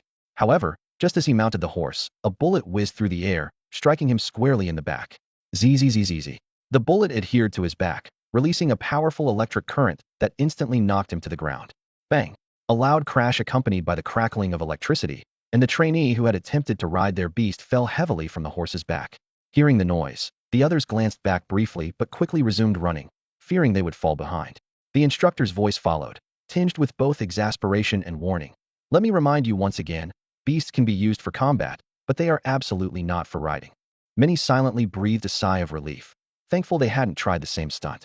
The race continued, and an hour later, the group had noticeably thinned out. Wen Xuan appeared relaxed, with only a thin layer of sweat on his forehead. Ma Yichun looked at him, internally marveling. What an animal. He's been running for so long and doesn't even look tired. Just then, Ling caught up from behind, munching on a packet of crispy raccoon snacks as she ran.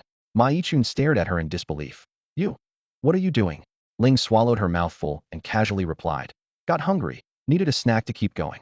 Hungry? Ma Yichun's spirit was crushed.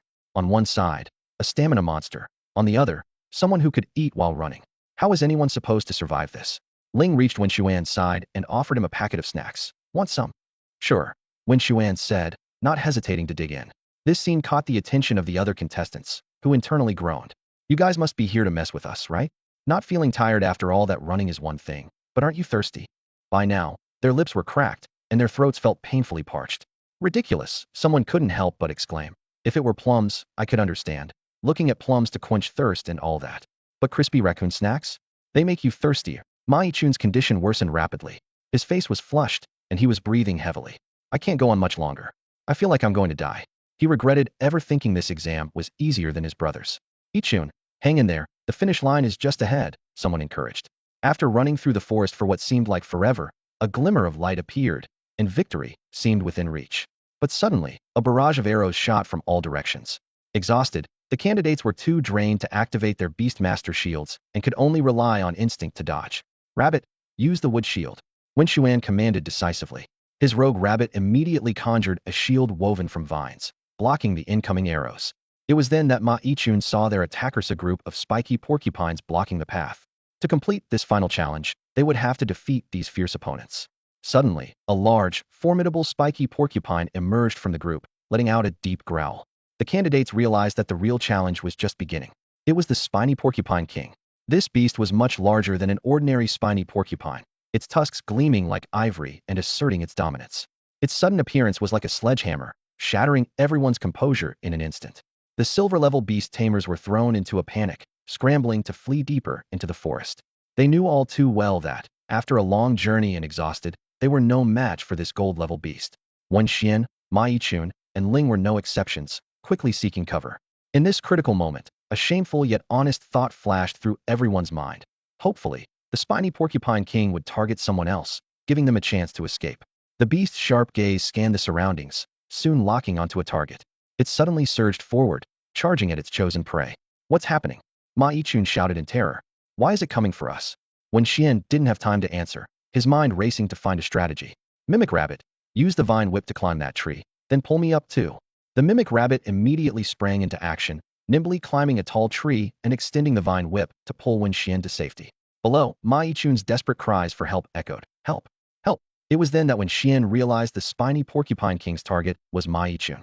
He quickly understood why the guy's plump figure was undoubtedly an enticing, walking piece of meat to the beast. Ma Yichun's cries gradually faded as he led the beast away. Wen Xuan hesitated, unsure if he should help, when Ling suddenly appeared by his side, holding a packet of crispy snacks. Let's go, Ling said calmly. Don't worry, Ma Yichun isn't as helpless as you think. His brother passed the trial last year, so his family must have prepared a backup plan for him. Wen Xuan nodded in agreement, then descended from the tree to leave the forest with Ling. As soon as they emerged, they saw their mentor. He was sitting leisurely under a large sun umbrella, sipping coffee, as if the recent chaos had been merely an illusion. Wen Xuan and Ling approached the mentor, who glanced at his watch and smiled with satisfaction. Congratulations, you've passed. Follow me. Just then, a voice called out urgently from behind. Wait, wait. Wen Xuan turned to see Ma Yichun running up, panting heavily, accompanied by a burly man very expert who had helped them in the cafeteria earlier. Both of them were covered in blood, indicating they had been through a fierce battle. Wen Xuan and Ma Yichun's clothes were stained with patches of blood, and their faces bore a few scratches, clearly showing they had just teamed up to defeat the ferocious spiked porcupine king. The instructor's sharp gaze swept over the two, his brow furrowed slightly before he glanced down at his wristwatch. The time displayed prompted him to make a decision, and a barely perceptible smile tugged at his lips. Congratulations, you've passed the assessment. Both of you, come with me, the instructor said, turning to lead the way. Wen Xuan and Ma Yichun exchanged a glance and followed closely behind. In an unnoticed moment, the instructor discreetly adjusted his watch, setting the time back by 1 minute. This small gesture might have hidden significance. Before long, a campsite came into view. 3 people were waiting there. An elderly man with a kindly face, a burly man with hair as red as flames, and a blue-haired woman whose expression was cold and whose gaze was icy. Are there only 4 this year? The kindly old man asked, his voice gentle, yet carrying a touch of authority. That's right, just 4. The instructor replied succinctly. The old man nodded, then turned to Wen Xuan and the others, his tone becoming warmer. Congratulations to the 4 of you for passing the assessment. You demonstrated remarkable endurance, intelligence, and strength. He approached Wen Xuan and Ling, his eyes filled with approval. Are you 2 interested in joining my school? Wen Xuan's gaze fell on the badge on the old man's chest, which clearly read, Imperial Capital University Admissions, Instructor Tang Jia. He pondered briefly, not agreeing immediately, and instead asked tentatively, what benefits are there to joining your school? Tang Jia was slightly taken aback, clearly not expecting Wen Xuan to be so direct. Isn't the name Imperial Capital enticing enough for you? He countered, a hint of pride in his voice. Wen Xuan's lips curved into a slight smile. So there's no benefit then. With that, he shifted his gaze to the other 2 instructors. The red-haired instructor seemed particularly excited, clearly impressed by their recent battle. Kid, why not join our school? I'll personally give you a diamond-grade magical beast core. You can choose the attribute you want, he said enthusiastically, his eyes sparkling with anticipation. Hearing this tempting offer, Wen Xuan felt a stir in his heart. This was the admissions instructor from Magic Capital University, and the university's strength was nothing to scoff at. Sensing the competition, Tang Jia quickly upped the ante. Kid, I'll personally give you 2 diamond-grade magical beast cores. Don't push your luck too far. Upon hearing this, Wen Xuan's lips curled into a smile, and he bowed to Tang Jia respectfully. Student Wen Xuan, at your service, teacher. Tang Jia nodded in satisfaction, a hint of triumph in his eyes. Wen Xuan calculated privately. Although rumors claimed that Magic Capital University and Imperial Capital University were on par, in most people's minds, Imperial Capital University remained the top institution. He chose to join Imperial Capital University for 2 reasons. Firstly, the old man offered generous benefits, and secondly, through the eye of God, he discovered that Tang Jia was a formidable master-level powerhouse. Such strength would be well regarded anywhere, and his every move could influence the entire city. When it was Ling's turn to choose, Tang Jia looked at her and said, I'll give you 2 diamond-grade magical beast cores as well. Join Imperial Capital University. Ling firmly shook her head and refused. I already have a school in mind. She walked straight to the female mentor. The mentor seemed to recognize Ling and nodded slightly in acknowledgement. When it was Ma Yichun and the strong man's turn, the red-haired man pointed at the strong man and said, You come with me. The strong man was thrilled and eagerly ran to the red-haired man's side, secretly delighted to join the Beast University of Magic City. Ma Yichun, having performed poorly in the assessment, was neglected by the mentors. Tang Jia, somewhat helpless, said, You can choose from our 3 schools. Ma Yichun was overjoyed and unexpectedly chose the woman.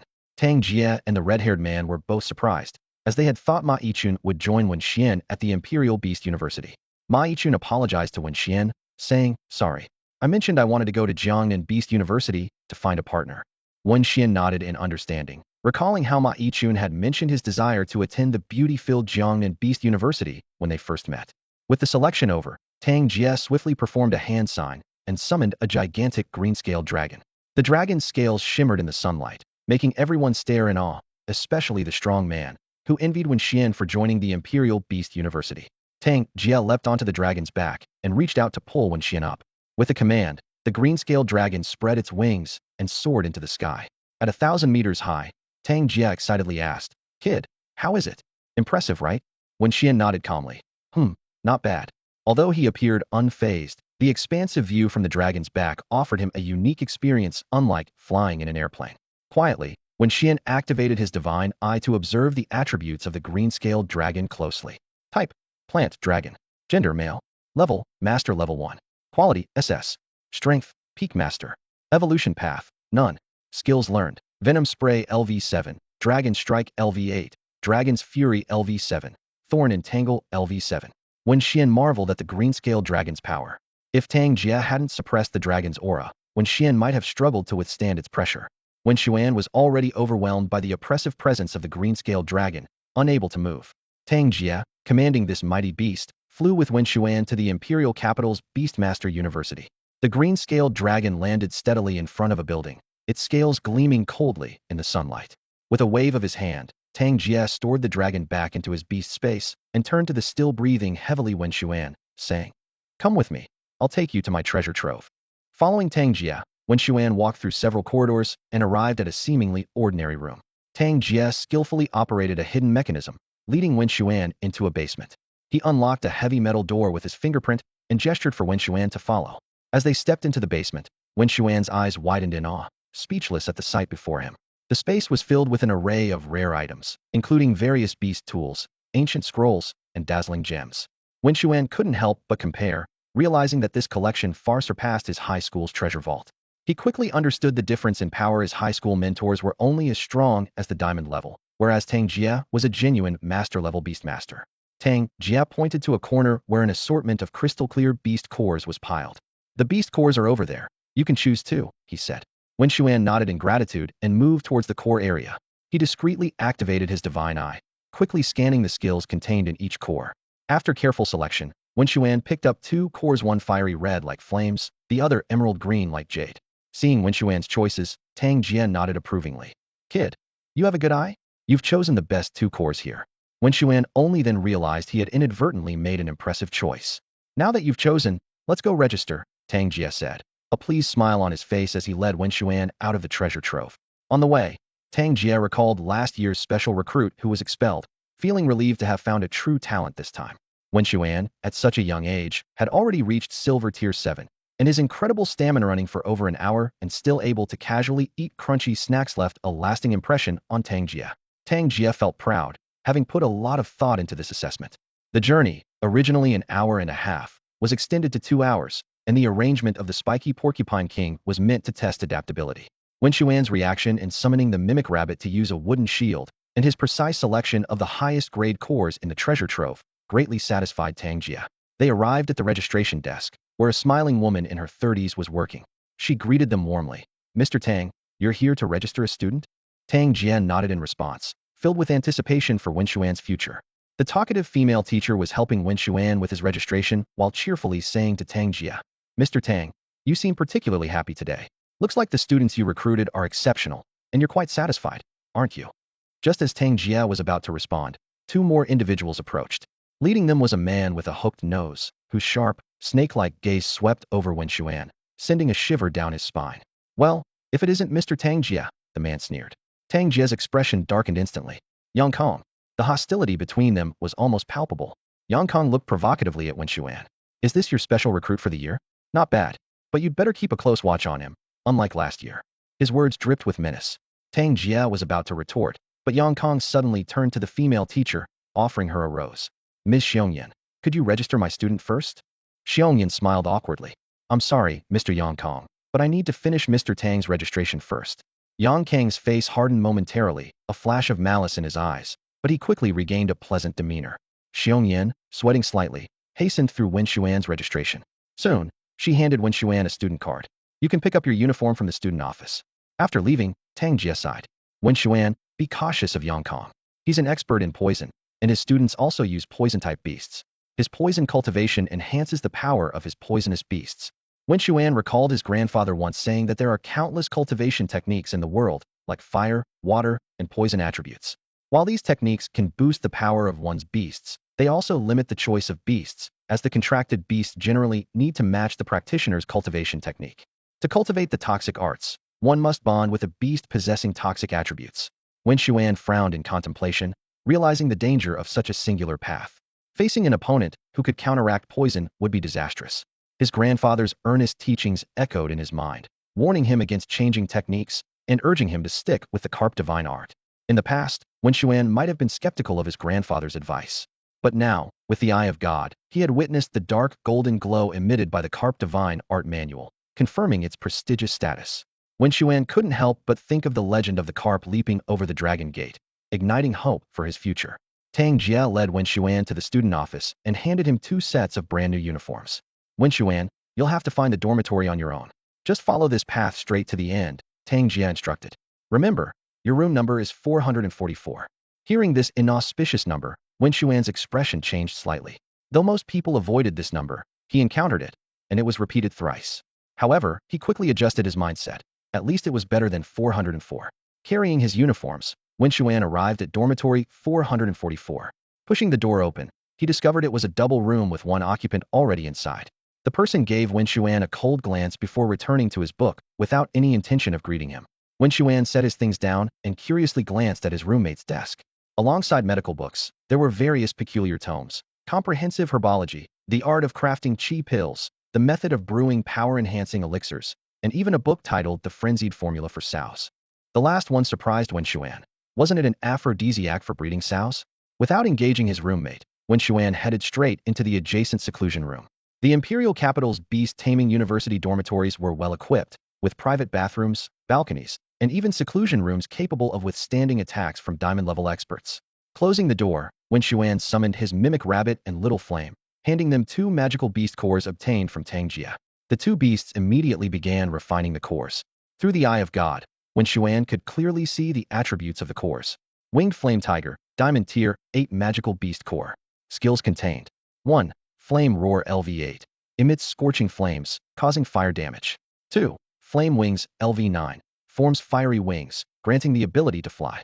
3. Tiger Claw LV7. sharp claw strike, with a chance to trigger a bleeding effect. 4. Flame Fang LV7, fire-enveloped teeth, infused with wild fire attribute energy. Little Flame was refining this core, while the mimic rabbit absorbed another. Wen Xuan watched silently, anticipating their growth.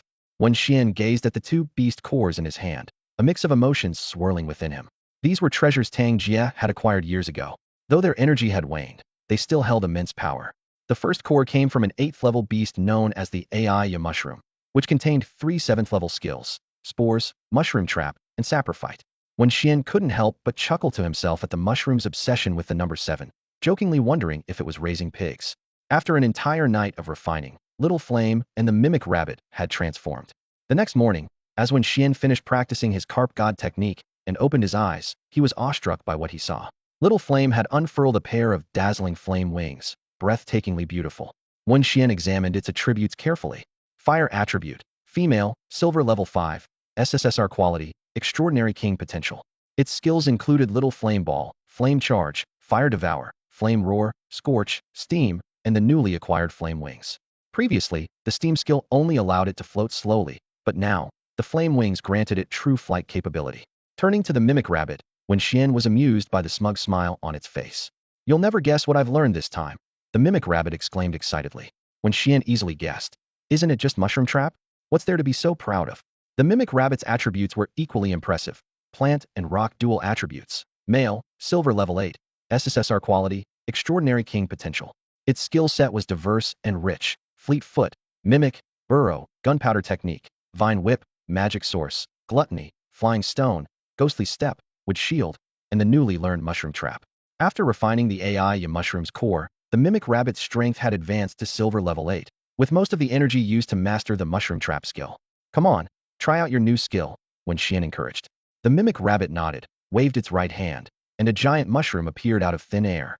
But upon closer inspection, Wen Xian burst into laughter. It wasn't a mushroom at all, but a giant carrot. This gluttonous rabbit had even shaped its conjured mushroom into its favorite food. Even more surprising was that when the mimic rabbit placed the mushroom on the ground, it vanished into thin air. Invisible mushroom. Wen Xian's eyes lit up. "This is perfect for setting traps. Rabbit, how many of these mushrooms can you place?" The mimic rabbit thought for a moment and replied, "Each invisible mushroom lasts a maximum of 10 minutes. There's a time limit. I can place 3 in the first minute, and then 1 every minute after that." Hearing this, Wen Xian was filled with anticipation for the potential of this new skill. He began to contemplate how to use this invisible trap in battles, preparing for future challenges. Wen Xian calculated that if all the mushrooms were intact, he could have up to 12 invisible mushrooms at once. This number made him quite satisfied. "All right, you've been training all night and must be tired. Go and rest in the beast space for a bit," Wen Xian said, waving his right hand to send the mimic rabbit and Little Flame into the beast space. He opened the door and stepped out, bumping into his roommate. They exchanged glances but remained silent. Wen Xian walked to his bed, lay down wearily, and prepared to sleep. However, just as he closed his eyes, he felt a gentle tap on his right arm. "Hey, wake up," his roommate's voice came through. Wen Xian reluctantly opened his eyes, exhausted from last night's training. He had hoped for a good sleep, only to be interrupted. "What's up?" he asked a bit impatiently. "Nothing much, just a reminder that today is the first day of classes," his roommate calmly said. "Oh," Wen Xian mumbled, closing his eyes again, ready to continue sleeping. But his roommate didn't leave. "This is university, not high school. Don't say I didn't warn you. The teacher for the first class is a bit special." "Special?" Wen Xian opened his eyes, curious. "In what way?" "You'll find out when you get there," his roommate replied mysteriously. "I'm heading off now. You can come if you want." With that, he turned and left. Wen Xian sighed. Since his roommate said so, he felt compelled to get up and see what this first class was all about. He quickly freshened up and headed straight to the lecture hall. On the first day of registration, the school had them download a multifunctional app. This app not only contained class schedules and room assignments, but also various school information. It even allowed users to accept tasks and earn points upon completion. These points, much like in high school, could be exchanged for items. Wen Xian entered the large classroom and found his roommate already seated in the front row. With no other choice, he sat down next to him. He noticed that his roommate was engrossed in studying alchemy-related knowledge. "Are you planning to become an alchemist?" Wen Xian couldn't help but ask. His roommate looked up and answered mildly, "Yes and no. I want to become a powerful beastmaster, but that requires a vast amount of elixirs, some of which aren't available for purchase. If I can't buy them, I plan to make them myself." Wen Xian nodded in understanding. For some, crafting elixirs is indeed essential. Pills like barrier-breaking elixir, spirit chi elixir, and body-strengthening elixir are particularly crucial for those who have contracted beasts of lower quality. These elixirs not only speed up training, some top-tier ones can even enhance a beast's aptitude. He thought about the aptitude elixir, which comes in 7 colors: red, orange, yellow, green, cyan, blue, and purple, capable of boosting a beast's aptitude to SSS level at most. To advance from SSS to SSSR, one would need to seek out legendary and extremely rare natural treasures, like a million-year-old Lingji or dragon liver phoenix marrow. The use of the aptitude pill comes with strict conditions. The beast's strength must reach its limit. Consumption leads to a breakthrough process accompanied by immense pain, as if defying the natural order. This enhancement does not come without a price, either sacrificing potential or shortening lifespan to achieve an improvement in aptitude. Just as Wen Xuan was about to continue chatting with his dorm mates, a purple-haired instructor entered the classroom. He had a slight smile on his face, yet left Wen Xuan with a bad first impression, as if something was hidden behind that smile. The purple-haired instructor scanned the classroom, pausing momentarily on Wen Xuan and his dorm mates in the front row. He seemed to recognize Wen Xuan, but said nothing, instead turning to write on the blackboard. The entire alchemy class concluded in this manner, and as he left, the instructor gave Wen Xuan another meaningful glance. This did not escape the notice of Wen Xuan's dorm mate, who frowned and asked after class, "Did you offend that instructor?" Wen Xuan was baffled. "No, I didn't. It was only his second day at the school, and he was unfamiliar with the place. So how could he have offended anyone?" Suddenly, a figure flashed in his mind. Yang Kong. Wen Xuan was about to explain to his dorm mate, but realized the other had already walked away. Next was the magical beasts class. The teacher was a bespectacled, chubby man who, despite his unassuming appearance, was very knowledgeable. He explained the habits, diet, strengths, and weaknesses of each magical beast in an accessible way, allowing Wen Xuan to truly appreciate the prowess of the Imperial Beast University. This was in stark contrast to his high school teacher, who merely recited from textbooks. After lunch, Wen Xuan returned to the dorm and found his dorm mate still engrossed in his books. "What's up with you today?" Wen Xuan couldn't help but ask, noticing his dorm mate's unusual behavior. His dorm mate looked up and said coldly, "Do you really not know, or are you pretending not to know?" "Know what?" Wen Xuan was even more puzzled. "The instructor who taught us alchemy today is named Yang Gua, and he is the son of Professor Yang Kong, a first-rank master at our school," his dorm mate explained. "Judging by today's events, Teacher Yang Gua seems to have some issues with you, which is why I asked if you had offended him." Hearing his roommate's words, Wen Xuan frowned slightly, and his expression instantly became serious. He hadn't expected to be dragged into this mess for no reason.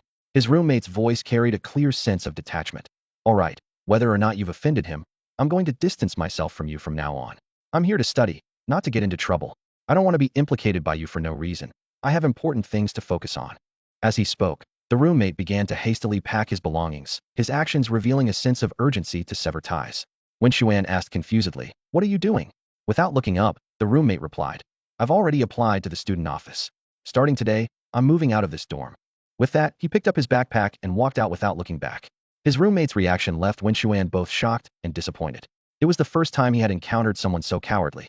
Out of curiosity, Wen Xuan walked over to his roommate's bed, his gaze falling on it. He noticed a small photo stuck to the headboard with the name Li Feiyu written beside it. "Li Feiyu, huh?"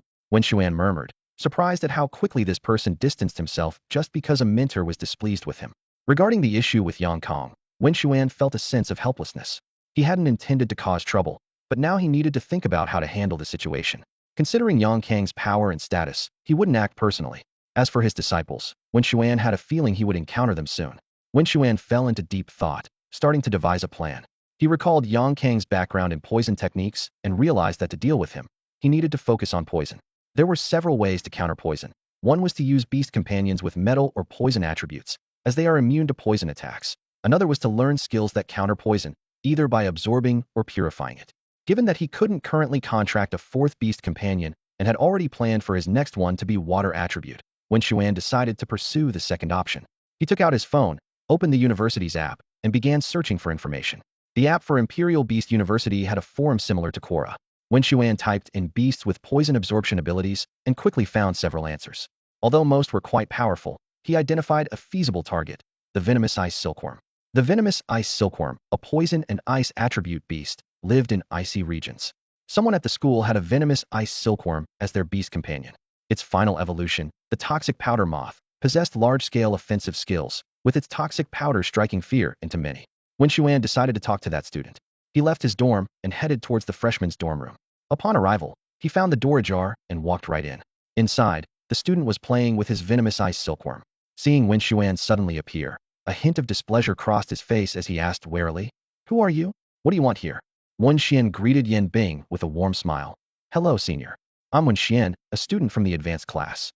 Yin Bing, seeing Wen Xian's courteous demeanor, relaxed a bit, as it's hard to be unfriendly to a smiling face. He asked, "What can I do for you?" Wen Xian got straight to the point. "Senior, I'm looking for information on where to find the venomous ice silkworm." The venomous ice silkworm? Yin Bing's eyes lit up with excitement. "Are you interested in this beast too?" He was quite the enthusiast when it came to the venomous ice silkworm. Wen Xian nodded. "Yes, I plan to catch one as my beast companion." Yin Bing became even more enthusiastic upon hearing this, exclaiming, "That's fantastic. Finally, someone shares my taste. Now let's see who dares call me a weirdo." He quickly went to a cabinet, rummaged through it, and pulled out a map, handing it to Wen Xian. "Here you go. Follow the marks on the map to find the ice silkworm cave. The venomous ice silkworms are there." Yin Bing's face beamed with a smile, resembling a proud pet owner, as if the venomous ice silkworm was his beloved pet. He warmly said, "I'm really looking forward to seeing your venomous ice silkworm. Feel free to ask me anything you don't understand in the future. I won't hold back any secrets." When Xian took the map and politely thanked him, "Thank you. Well, I'll be on my way then." "All right, take care," Yin Bing reminded him. "Make sure to let me know once you've bonded with the venomous ice silkworm. I'll give you a guide on how to raise it and share my insights so you don't accidentally let it die." "I will," Wen Xian promised as he left. Once Wen Xian was far enough away, he took out the map, a faint smirk crossing his face. "Sorry, senior. I'm not going to bond with the venomous ice silkworm. I'm going to hunt it." He put the map away, took leave from the student office, and headed straight for the Frost secret realm. Inside the realm, Wen Xian trudged slowly through the snow, wrapped in a coat for warmth. For safety, he released the mimic rabbit to accompany him. "Brrr. I'm freezing to death here." The mimic rabbit shivered, its teeth chattering. "Wen Xian, how much farther?" "Almost there, almost there," Wen Xian replied dismissively, though his cheeks were tinged with red. The mimic rabbit complained, "You said that an hour ago. Are you lost?" Wen Xian silently admitted he was indeed lost. Surrounded by a vast expanse of snow and ice, with no landmarks in sight, finding the ice silkworm cave with just Yin Bing's map was proving difficult. Just then, a sudden screech echoed from the sky. "Caw. Oh no, it's a snow eagle." Wen Xian whispered in alarm, quickly dropping to the ground alongside his companion, the Shuayu rabbit. The snow eagle, a formidable golden-tier beast, was circling above, its sharp eyes scanning the snowy expanse below. Wen Xian and the Shuayu rabbit held their breath, waiting for the danger to pass. Suddenly, the Shuayu rabbit gently tugged at Wen Xian's sleeve and pointed into the distance. "Look, it's a venomous ice silkworm," it whispered. Following the rabbit's direction, Wen Xian spotted a massive venomous ice silkworm slowly crawling along. In an instant, the snow eagle swooped down, snatching the silkworm with its talons and disappearing into the sky. Once they were sure the snow eagle was gone, the two cautiously stood up. "Let's keep moving," Wen Xian said, brushing the snow off his clothes. After another half-hour of trekking, they finally came across an icy cave. A plump venomous ice silkworm was leisurely making its way into the entrance. "That must be the ice silkworm cave," Yin Bing mentioned, when Xian speculated quietly. The pair carefully entered the cave, and as they reached the end, they were stunned by the sight before them. The ground was covered with a multitude of venomous ice silkworms. These creatures were snow white, covered in fuzz, and had numerous crooked eyes that gave them an unsettling appearance. "Ugly. They're just too ugly," Wen Xian couldn't help but remark. "No wonder no one wants to form a contract with them." He suddenly realized that Yin Bing's venomous ice silkworm was clearly a carefully chosen one, as the ones before him were far less appealing. Activating his divine eye, Wen Xian closely observed the swarm of silkworms. To his disappointment, the strongest among them were only iron tier, with a very low chance of producing magical beast cores. As he pondered whether to eliminate all these silkworms, Wen Xian remembered the large silkworm that had been snatched by the snow eagle earlier. That particular silkworm had reached silver tier strength and was likely the leader of this group. After watching for a while, Wen Xian noticed a pattern. These silkworms would crawl outside to defecate, keeping the cave clean. However, this habit made them vulnerable to predators. The large silkworm from earlier was probably caught by the snow eagle while outside. "Let's check over there first." Wen Xian decided to explore the snow eagle's territory. If that plan didn't work out, he would return to deal with the silkworms. Thanks to his thorough reading of the Encyclopedia of Magical Beasts, Wen Xian easily located the snow eagle's nest. These creatures typically built their nests on cliff faces to avoid disturbances from other beasts. As they approached the cliff, they heard the snow eagle's sharp cries. Using his divine eye, Wen Xian saw the snow eagle tearing apart the silkworm it had caught and feeding it to its chicks piece by piece. Wen Xian carefully examined the snow eagle's information. Attribute: ice. Gender: female. Level: Golden Tier 5. Potential, B. Strength, Peak Golden. Evolution Path, Ice Snow Divine Eagle. Skills learned, Blizzard LV4, Ice Spike LV6, Ice Claw LV6, Keen Eye LV6, Ice Range Strike LV5. This creature is quite powerful. Wen Xuan thought, realizing the task ahead might be more challenging than he had anticipated. Wen Xian's face suddenly turned grim. The snow sculpture moved as fast as lightning, so much so that he couldn't fully grasp all its attributes. When he finally managed to see clearly, the idea of raiding the snow sculpture's nest vanished instantly. The reason was simple. The snow sculpture possessed an intimidating skill known as the Sharp Eye. This skill granted the snow sculpture extraordinary vision, allowing it to easily spot a rabbit running on the snow even in a blizzard. Wen Xuan had initially planned to approach stealthily and take advantage of the situation, but now it seemed that this plan was no longer feasible. He sighed quietly and decided to shift his focus to finding the toxic ice silkworms. Just as Wen Xuan was about to leave, a commotion arose not far away. He turned cautiously to see a group of people approaching. "Grandfather, did you bring me here to catch the young snow sculpture?" A clear female voice rang out. Wen Xuan took a closer look and saw there were 4 people in total. Leading them was an elderly man with white hair, accompanied by a girl around Wen Xian's age. Behind them, 2 silent individuals followed closely, likely their servants. The old man nodded, replying, "Yes, it's the young snow sculpture, or more accurately, the offspring of the snow sculpture. The ice snow sculpture evolves from the snow sculpture." The group made no attempt to conceal their presence as they headed straight to the base of the cliff. Their arrival immediately caught the attention of the snow sculpture. Chirp! The snow sculpture let out a piercing screech, a warning to the group. It was trying to convey that this was its territory, and if they didn't leave, it would have to attack. The old man snorted, dismissing the snow sculpture's warning. "Humph, just a beast, daring to act so arrogantly. Come forth, fiery arrow eagle." He quickly performed a spell, summoning a fiery arrow eagle enveloped in flames. The snow sculpture's expression changed slightly. It could sense that the fiery arrow eagle was slightly stronger than itself. A smug smile appeared on the old man's face, exuding an air of superiority, or perhaps more accurately, a sense of power derived from the eagle. Chirp! Faced with the intruding fiery arrow eagle, the snow sculpture glanced anxiously at its offspring, its eyes filled with reluctance. Suddenly, its gaze became resolute. As a beast that dearly loved its offspring, if anyone dared to harm its young, the snow sculpture would fiercely defend them. The snow sculpture suddenly spread its wings and charged towards the fiery arrow eagle.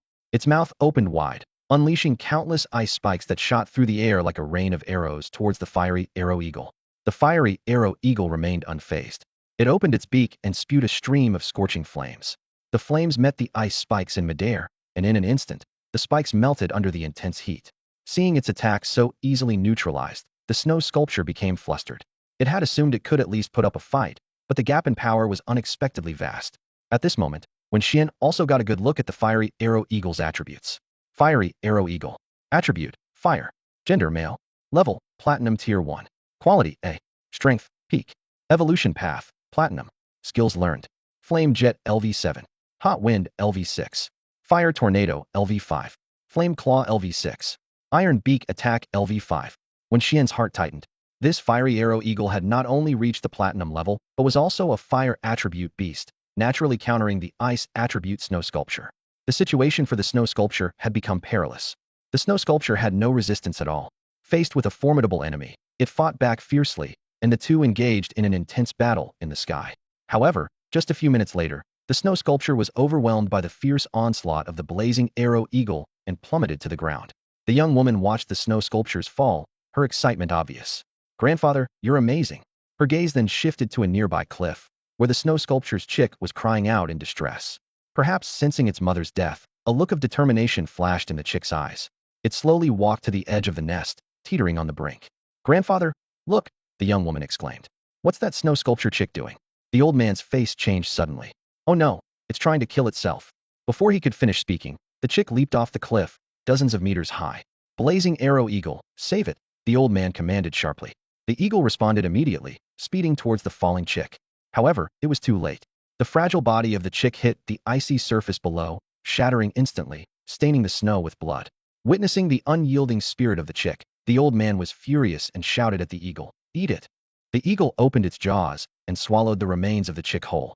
"Let's go," the old man said coldly. He skillfully excavated the magical beast's crystal core from the snow sculpture's body with a knife. Accompanied by the girl and 2 servants, they turned and left. Sometime later, Wen Xuan and Xuezong too emerged from hiding. That old man was really strong. Xuan too exclaimed. The snow sculpture was like clay in their hands, easily manipulated. Wen Xuan nodded in agreement, and then said, "Let's go over and take a look." They approached the base of the cliff. The massive body of the snow sculpture lay there silently, with a large hole in its head where the magical beast's crystal core had been removed. Nearby, a pool of blood marked where the chick had been. Wen Xuan gazed up at the towering cliff, murmuring, "I wonder if the venomous ice silkworm is still there." He then called out to his little flame, "Go up and see if there's a corpse of the venomous ice silkworm, and bring it down." The little flame spread its fiery wings and flew to the snow sculpture's nest. There, it found the half-eaten body of the venomous ice silkworm, picked it up with its transformed hands, and hurled it downward. With a thud, the corpse of the venomous ice silkworm hit the ground, breaking apart. Its innards and various unsavory fluids splattered everywhere. Suppressing his nausea, Wen Xuan approached with Xuan Tuesday Rabbit, "See if there's a magical beast's crystal core," he instructed. Xuan Tu immediately went to check. The mimic rabbit's nimble paws swiftly rummaged through the corpse of the venomous ice silkworm, its movements so quick they were a blur. This time, Wen Xuan's luck was on his side as an ice-blue magical beast core was found intact. Wen Xuan nodded in satisfaction, a hint of joy flashing in his eyes. "Not bad," he murmured. Then his expression turned serious. "We need to leave. The owner of this territory, the snow eagle, is dead, and its blood scent will attract other magical beasts. The longer we stay, the greater the danger." Wen Xuan quickly left the scene with the mimic rabbit and little flame, but instead of heading directly back, he returned to the ice silkworm cave. His plan was to have the mimic rabbit refine the newly acquired magical beast core there. Gazing at the ice blue core in his hand, Wen Xuan carefully examined its attributes. Venomous Ice Silkworm Silver Tier 5. Skills. 1. Ice Spike LV4. Launches sharp ice spikes, directly hitting the enemy. 2. Blizzard LV5. Unleashes cold winds mixed with snow, capable of freezing opponents. 3. Iron Shell LV5. Reinforces body armor. 4. Venomous Devour LV3. Absorbs toxins to convert into energy, enhancing poison attribute skills. 5. Poison Stinger LV6. Shoots purple poison stingers, poisoning the enemy. Wen Xuan's mind conjured the survival tactics of the venomous ice silkworm. This magical beast moved slowly, relying on its camouflage that blended with the ice and snow to hunt by ambush. It patiently waited for prey to approach before suddenly launching its poison stingers to infect them. Then, it would wait for the prey to succumb to the poison before leisurely crawling over to enjoy its meal. In the harsh, icy environment, the venomous ice silkworm lacked the robust physique and agility of the snow eagle, so it evolved skills like Venomous Devour and Poison Stinger to improve its hunting success rate. Wen Xuan pondered. He didn't have a poison attribute beast under his command, but since the mimic rabbit had a plant attribute, it was most likely to learn the Venomous Devour skill. Magical beasts with plant attributes usually could naturally comprehend one or two poison attribute techniques, making the mimic rabbit more compatible with Venomous Devour. The mimic rabbit took the core and swallowed it whole, then began to focus intently on refining it. Over 20 minutes later, it suddenly stood up, letting out a series of pained cries. "Ouch! Ouch!" Wen Xuan looked at it in confusion, but with the ability of the god's eye, he could clearly see the mimic rabbit's condition. Soon, he understood. The mimic rabbit had successfully refined the venomous ice silkworm's magical beast core and learned the venomous devour skill. The mimic rabbit, a male pet with dual attributes of plant and rock, is currently at the peak of the silver tier 8. Its SSS or level strength and extraordinary evolution path make it a rare and powerful companion. Wen Xuan carefully recalled the skills mastered by the mimic rabbit. Both Fleet Foot and Mimicry had reached the heights of LV9, while Burrow LV7, Gunpowder Technique LV8, and Vine Whip LV8 were also noteworthy. With Magic Source LV5, Gluttony LV6, Flying Stone LV5, Ghostly Steps LV2, Wooden Shield LV4, and Mushroom Trap LV5. Each skill showcased the mimic rabbit's diverse combat abilities. However, the newly acquired Toxic Bite skill was only at LV1, appearing somewhat lacking. Suddenly, the mimic rabbit shivered all over and exclaimed urgently, "Oh dear, I feel like my body is freezing. I'm aching all over." Its eyes scanned downward anxiously, as if checking for something important. Seeing everything was fine, it breathed a sigh of relief. "Phew. Thank goodness, my good buddy is still here." Wen Xuan watched the mimic rabbit's exaggerated behavior and couldn't help but shake his head with a smile. This guy had just been sitting on the ice for a while and was already acting so dramatically. He softly said, "We should head back. This secret realm is all white, and staying too long can make someone feel depressed or even lead to snow blindness." With the mimic rabbit in tow, Wen Xuan returned to school. As soon as he stepped into the dormitory, he bumped into Tangjia. Tangjia, looking anxious, couldn't wait to speak as soon as he saw Wen Xuan. Where have you been these days? I've been looking for you everywhere and couldn't find you. Wen Xuan glanced at his watch, estimating the time. I didn't go anywhere special, just went out for some training. It took me 5 days in total. He asked curiously, Mr. Tang, is there something you needed me for? Tang Jia responded seriously. I'm here to remind you that the freshman competition is about to start. Everyone in your class has to participate, and this time, first-year students will be joining as well. Our whole class has to participate. Wen Xuan was a bit surprised. Yes, Tang Jia explained. You're in the advanced class. In the eyes of those first-year students, you've taken resources that originally belonged to them. So in this freshman competition, they'll send their best to try and remove some of you from the advanced class. Wen Xuan suddenly understood. The so-called advanced class was like the genius youth classes from his past life. Although they were young, their strength was not to be underestimated. If these talented students could grow, they would undoubtedly hold significant positions among the strong in the future. This was indeed the case, as every student who graduated from the advanced class eventually became a high-ranking official. Kid, do you have confidence this time? Tang Jia asked. Wen Xuan smiled confidently. Of course. As a strong silver tier 8, he had already investigated those first-year students, and their strongest was only at the high silver level. Although not the strongest, in the Imperial Beast University, which gathered the nation's strongest beast master seeds, his strength was enough to make a name for himself. Tang Jia nodded in satisfaction, patting Wen Xuan on the shoulder. Confidence is good. Wen Xuan, I believe in you. He continued. If you can place in the competition, I'll give you a big reward. A big reward? What is it? Wen Xuan asked curiously. Tang Jia smiled mysteriously. You don't need to know now. You'll understand when the time comes. All right, Wen Xuan agreed. Tang Jia suddenly turned serious. By the way, in this assessment, you must be careful of Lao Du. Lao Du? Wen Xuan's mind flashed to the figure following Yang Kong, and he fell into thought. Wen Xuan secretly calculated in his mind how to counter the threat posed by Lao Du. He had quietly taught Xue Shu, too, a toxin-devouring skill. This trump card, he decided, would be kept from Tang Jia for the time being. After Tang Jia left, Wen Xuan headed back to his dorm. As he reached the stairway, he bumped into Lao Du. Their eyes met briefly, and Lao Du paused for a moment before nonchalantly brushing past Wen Xuan. As Lao Du descended the stairs, Wen Xuan felt a chilling aura, clearly an intentional intimidation. Wen Xuan snorted dismissively and continued on his way. Just as he arrived at his dormitory door, he encountered Li Feiyu, who was reading in the hallway. Li Feiyu glanced up at Wen Xuan with a complicated expression and said, I heard some freshmen are planning to team up against you. If it were me, I'd drop out immediately. We're still young, and this is just the advanced class at the Imperial Beast University. After dropping out, you could return to high school, take the college entrance exam, and attend another university. If you join the freshman competition, your beast might get hurt, which wouldn't be worth it. With a blank expression, Wen Xuan replied, It's fine. If they want to come after me, let them. In this world where the strong prey on the weak, I also believe in the rule of strength. Seeing that Wen Xuan wouldn't heed his advice, Li Feiyu sighed helplessly. Well, I've done my part. Since you choose to stay, it's no longer my concern. With that, he closed his book and walked towards his dorm down the hall. Wen Xuan watched Li Feiyu's retreating figure, puzzled, and asked, Were you worried about me just now? Without turning back, Li Feiyu replied, If you think so, then it is. With that, he disappeared behind the dormitory door. Wen Xuan shook his head, dismissing the thought, and returned to his own room. In the following days, Wen Xuan barely left his dorm as he prepared for the freshman competition. Apart from attending classes, he dedicated himself to rigorous training in his room. The curriculum at Imperial Beast University was extensive, making it impossible to cover everything. The school's philosophy encouraged students to pursue courses they were interested in, fostering a culture of diversity and debate. As long as students passed the annual exams, they could advance to the next year. The university offered a 4-year program, and students needed to achieve platinum-level strength within this period to graduate successfully. However, reaching the platinum level was an elusive goal for many. To reach this standard, a beast level had to be platinum, necessitating at least in a grade aptitude. Since beast masters couldn't contract beasts of a higher level than themselves, the possibility of having elders capture high-level beasts was eliminated. Newcomers had to start with weaker beasts and nurture them gradually. Time flew by like a fleeting horse, and before long, the day of the freshman competition had arrived. Wen Xuan woke up early, had a quick breakfast, and made his way to the school's grand gymnasium alone.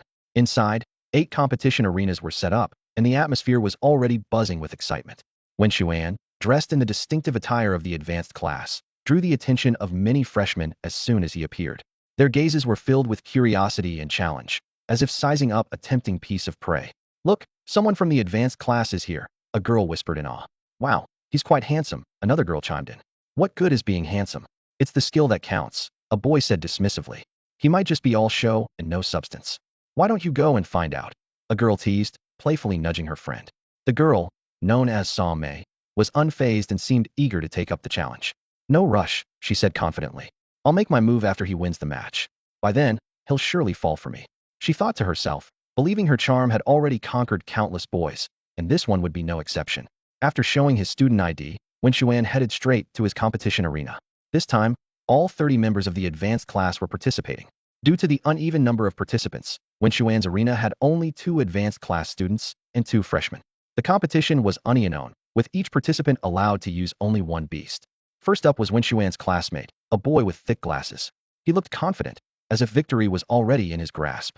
Come out, Golden Hornet. The glasses-wearing boy quickly formed a seal, and a large, unusually colored golden hornet appeared before the crowd. The audience erupted in gasps. Oh my god, that golden hornet is a rare color. Judging by its size, its strength must be at least silver tier 7, right? Is this the strength of the advanced class? They're 2 years younger than us, yet already so powerful. The freshmen couldn't help but feel disheartened. Most of them entered school with strength around silver tier 2 or 3, thinking themselves geniuses, only to be overshadowed by the advanced class students.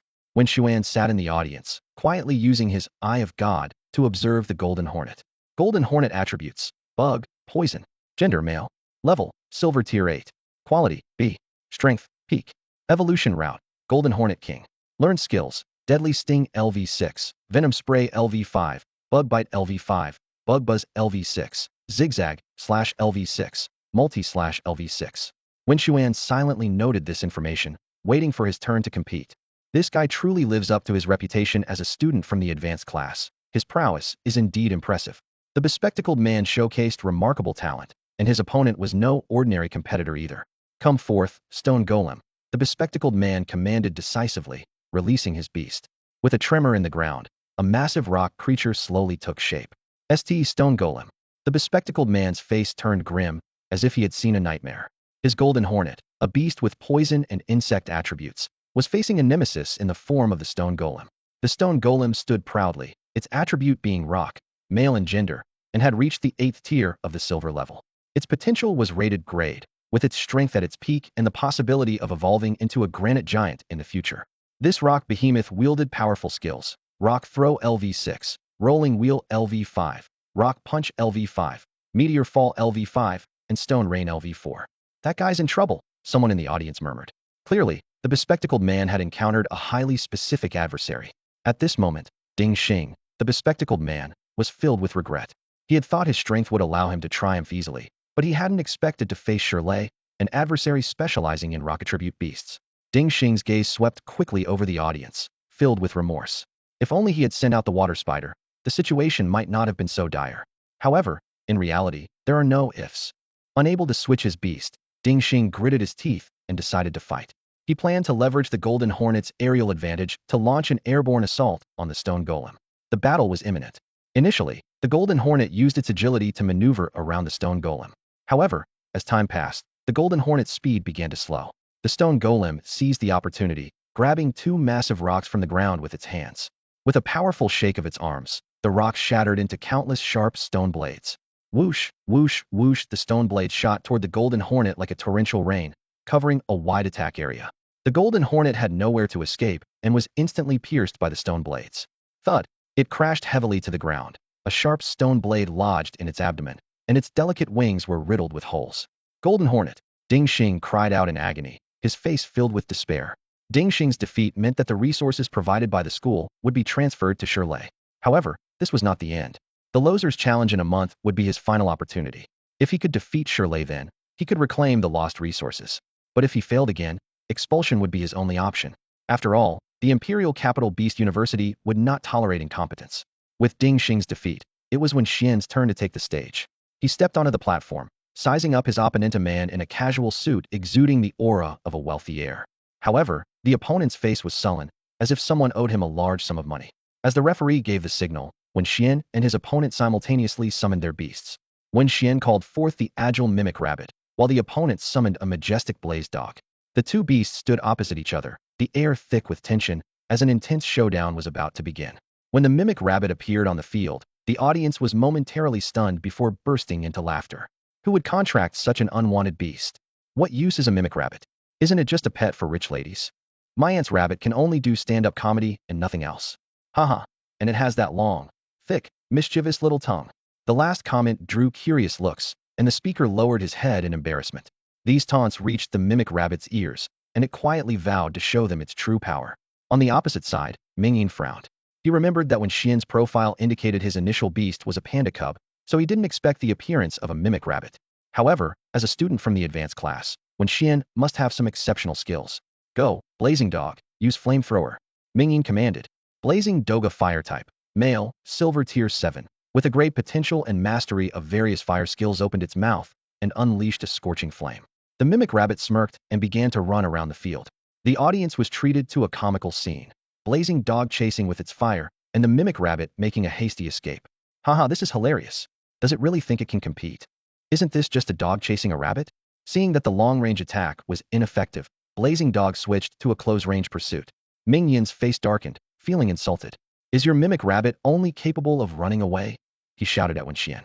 Wen Xuan glanced at the situation. The mimic rabbit was unscathed, while Blazing Dog was already panting heavily, its pink tongue releasing waves of heat. All right, if you want to fight, let's have one. Mimic rabbit, rock throw. The mimic rabbit suddenly stopped, a stone somehow appearing in its hand. It hurled it forcefully, hitting Blazing Dog right on the head. Ow wow, ow wow, ow wow. Blazing Dog howled in pain. The mimic rabbit's lips curled into a sly smile, and it spoke. The tables have turned. The mimic rabbit gathered stone after stone in its hands, hurling them fiercely at the fiery dog. It was as if the rabbit had transformed into a village child, using rocks to chase away a bothersome stray dog. As the fiery dog's cries grew increasingly pitiful, the rabbit's assault became even more relentless. Seeing the fiery dog on the verge of being stoned to death, Mingyin couldn't hold back any longer and shouted, I concede. He never expected that he would be the one to be outwitted in the end. Mingyin couldn't help but wonder, why didn't Wen Xuan's mimic rabbit, with its evidently strong abilities, attack directly from the start? With no other choice, Mingyin withdrew his battered fiery dog back into the beast's space and turned to leave. The onlookers exchanged glances, murmuring in disbelief. Is it over already? The crowd had anticipated an earth-shattering battle, recalling the intense showdown between Dingxing and Shirley. Even when at a disadvantage, Dingxing had fought on for a long time, earning respect despite his defeat. Now, although Wen Xuan had won, the victory felt lackluster and inexplicable. Wen Xuan paid no heed to the crowd's reaction. The mimic rabbit had secured the win for him, and now he just wanted to treat it to a good meal. On the way to the restaurant, Wen Xuan received a message from the Student Affairs office, detailing the venue and opponent for his next match, as well as the schedule for others. As he browsed through the information, Wen Xuan was surprised to discover the impressive strength of this year's freshmen. Each arena allowed 4 to advance, and he initially thought the ratio of freshmen to older students would be 1-to-1. Unexpectedly, aside from Dingxing, all the freshmen had won, and those advancing were all newcomers. This meant that the subsequent matches would not involve the usual resource distribution, and winning would bring substantial rewards. Wen Xuan pushed aside his thoughts about future opponents, deciding to focus solely on the present. The next day, Wen Xuan returned to the familiar Arena number 8. As soon as he arrived, he encountered a familiar face Shirley, the opponent from yesterday morning. After a night's rest, all the contestants' beasts had recovered. Today, they would compete for the top 8. Other areas required 2 matches, but due to the number of participants, Wen Xuan's side only needed 1. Shirley also stepped onto the platform, a slight smile on his lips, and said to Wen Xuan, Hey, buddy, I find you much more interesting than the guy yesterday. I watched your fight with Mingyin and kept wondering what it would be like to face you. I hope today we can have an exciting match and you can show your full strength, giving me a satisfying battle. Sure, Wen Xuan replied briefly, nodding. As the referee gave the signal, both sides simultaneously summoned their beasts. Wen Xuan stuck with the mimic rabbit, while Shirley suddenly changed tactics, calling out, Come on, little firestone. A beast with a stone core and flames burning on the outside appeared on the field. The appearance of Xiao Huasher left everyone stunned. This beast was engulfed in fierce flames, with rock and fire attributes. It was male, at a silver level 7, with a great aptitude, and its strength had reached the peak. Its evolution path was towards a lava rock, and it possessed skills such as Flame Jet LV5, Flame Charge LV6, Lightning Stone LV6, and Roll LV5. The audience began to buzz with conversation. Some criticized Shirley for being ruthless in the new versus old challenge, always sending out beasts that countered his opponents. However, one spectator suddenly pointed out a crucial detail. Wait, isn't the Shueisha rabbit's attribute rock and plant? Its plant attribute is weak against fire, but its rock attribute can resist fire attacks. This means the Shueisha rabbit isn't actually afraid of fire. This realization made the previous speaker scratch his head in embarrassment. Sorry, The Shueisha rabbit is too obscure. I only remembered it had a plant attribute and forgot about its rock attribute. Others were understanding, as remembering every beast's attributes was nearly impossible.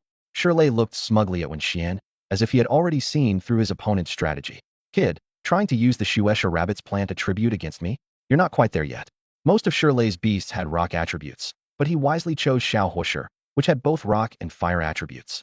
Wen Xuan looked at the flaming Xiaohuoshi and suddenly wished he had a water attribute beast. If he had one, he could defeat his opponent in a single move. However, while the Shueisha rabbit was not at an advantage, it wasn't completely countered either. The battle was about to begin. Xiaohuoshi attacked first, launching a lightning stone. A small stone enveloped in flames flew towards the Shueisha rabbit at an incredible speed. Unable to dodge the lightning-fast attack, the Shueisha rabbit quickly spun its right hand to summon a massive wooden shield. Bang! The burning stone struck the wooden shield with a deafening noise. After brief contact, the flames on the stone extinguished, and it fell to the ground as a charred rock. Unwilling to back down, Xiaohuoshi immediately used Flame Jet. The searing tongues of fire instantly ignited the Shueisha rabbit's wooden shield. Shirley snorted coldly as he watched the Shueisha rabbit frantically shake off the burning vines. Finally free of the entangling vines, the Shueisha rabbit watched as its wooden shield turned to ashes and breathed a sigh of relief. It realized that against such powerful fire attribute skills like Flame Jet, the wooden shield's defensive effectiveness was quite limited. In the moment of hesitation from Mimic Rabbit, Little Firestone's jet of flames attacked once more, the scorching heat rushing forward. Mimic Rabbit quickly reacted, kicking off with its limbs, and began to sprint rapidly. Memories of yesterday's strategy against the Flame Dog flashed through its mind, and it decided to use the same tactic again. Mimic Rabbit darted around the arena, its agile figure like a white lightning bolt. Its goal was clear: to exhaust Little Firestone's energy and wait for the perfect moment to strike. The scene from yesterday played out again in the arena. Little Firestone continuously spewed flames, fiery arcs tracing the air. Meanwhile, Mimic Rabbit dodged deftly, as nimble as a feather dancing in the wind. Finally, Mimic Rabbit spotted an opening. It swiftly bent down, conjured a hard stone in its hand, and hurled it forcefully at Little Firestone. Just as Little Firestone opened its mouth to launch another flame attack, the stone struck with a thud, lodging perfectly in its mouth. The large stone blocked Little Firestone's fire source, preventing it from using its flame jet. Seizing this rare opportunity, Mimic Rabbit dove into the arena's soil. It turned out that yesterday's fierce battle had left the entire arena in ruins, prompting the school to bring in a lot of soil for a quick fix. This provided Mimic Rabbit with the perfect chance to exploit. When Mimic Rabbit re-emerged, it had stealthily positioned itself right under Little Firestone. Seeing this, Shirley felt a surge of excitement and hurriedly commanded, "Little Firestone, attack it with flame charge." However, as soon as he spoke, Shirley froze. His Little Firestone had vanished into thin air. At that moment, a spectator suddenly shouted, "Wow!" Little Firestone fell into a hole. It turned out that Mimic Rabbit had cleverly dug out the ground beneath Little Firestone during its burrowing trick, causing it to fall into the pit unprepared. Mimic Rabbit strutted over to the edge of the pit, looking down at the struggling Little Firestone with a victorious smile. Little Firestone, lacking arms, could only roll to move. At this moment, it was like a tire stuck in mud, unable to escape no matter how hard it tried, sinking deeper instead. "Do you want to come out? Let me help you." Mimic Rabbit feigned concern, then began to dig up soil from the other side, moving it above Little Firestone. Sharp-eyed spectators gasped, "Buried alive. This rabbit is ruthless, trying to bury Little Firestone alive." What was even more chilling was that while performing this cruel act, Mimic Rabbit's face showed no fear, only a sweet smile. "A demon, it's a demon rabbit." The crowd realized the terrifying nature of Mimic Rabbit. Watching his Little Firestone being buried in the soil, Shirley's clenched fists bulged with veins, his jaw tightly set. After a long pause, he finally relaxed his grip, revealing a defeated expression. I concede." Shirley never expected to lose the match in such a manner. But he dared not persist, fearing for Little Firestone's safety. After all, a beast master could only contract a limited number of beasts, each one incredibly precious. Thus, Wen Xuan successfully defeated Shirley and advanced to the quarterfinals. Unlike yesterday's warm-up match, the intense quarterfinals would begin this afternoon. Wen Xuan's victory opened the door to a higher stage, marking just the beginning of his adventurous journey. Shirley squatted on the ground, his hands covered in dirt, carefully digging out his small firestone from the soil. His movements were gentle, as if he were afraid of harming this precious companion. Once safely stored in his beast space, he dusted off his hands and quickly caught up with Wen Xuan, who was already walking ahead. "Do you need something?" Wen Xuan turned around, a slight frown on his face, looking at Shirley with caution. He expected Shirley to say something like, "I'll be back," but instead, Shirley gave him a sincere smile. Congratulations on defeating me and making it to the top 8, Shirley said, his voice full of admiration rather than resentment.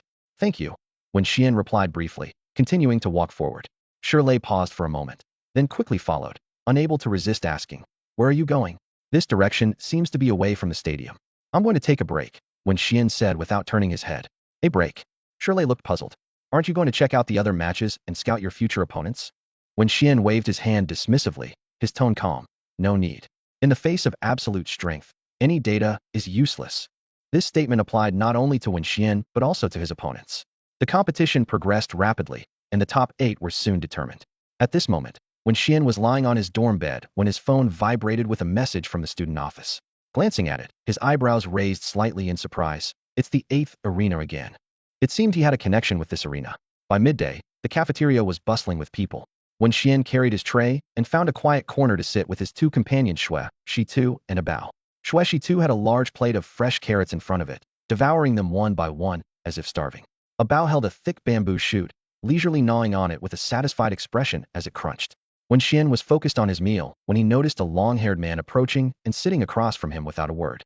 Wen Xuan looked up, examining the unexpected guest. The man had shoulder-length hair, a gentle smile on his face, and exuded the air of a gentleman. Hello, my name is Nianan. The long-haired man introduced himself with a smile. Wen Xuan replied simply, continuing to eat. Nianan hesitated, a hint of awkwardness crossing his face. Taking a deep breath to suppress his frustration, he asked, Aren't you curious why I'm here to see you? Why? Wen Xuan looked directly into Nianan's eyes. Nianan was momentarily taken aback by Wen Xuan's straightforwardness, nearly at a loss for words. Regaining his composure, he said, Because I'm your opponent this afternoon. Oh. Wen Xuan remained as calm as ever. Seeing this, Nianan decided to get straight to the point. Wen Xuan, how about we make a deal? In this match, you deliberately lose to me, and I'll personally give you 5 million as compensation. Sure. Wen Xuan's unexpected response came as he pulled out a bank card from his pocket and slid it to Nian and transfer the money here. Nian's eyes widened in disbelief. He hadn't expected Wen Xuan to accept the offer so readily, even producing a bank card on the spot. Wen Xuan, observing Nian's shocked expression, calmly said, You want to buy me off, right? Let's be practical, just transfer the money. Rest assured, I'm a man of principle. I'll do as much as I'm paid for. Nian pressed his lips together, caught in an awkward situation. Although he came from a well-off family, he didn't have that much cash on hand. Even if he did, he wouldn't actually give it to Wen Xuan. His plan was to tempt Wen Xuan with money and then find an excuse to back out after Wen Xuan lost the match. Since there was no written agreement, Wen Xuan wouldn't be able to hold him accountable afterward. Nian recalled how he had used this trick in the preliminary rounds to defeat an opponent, who now sulked in some corner.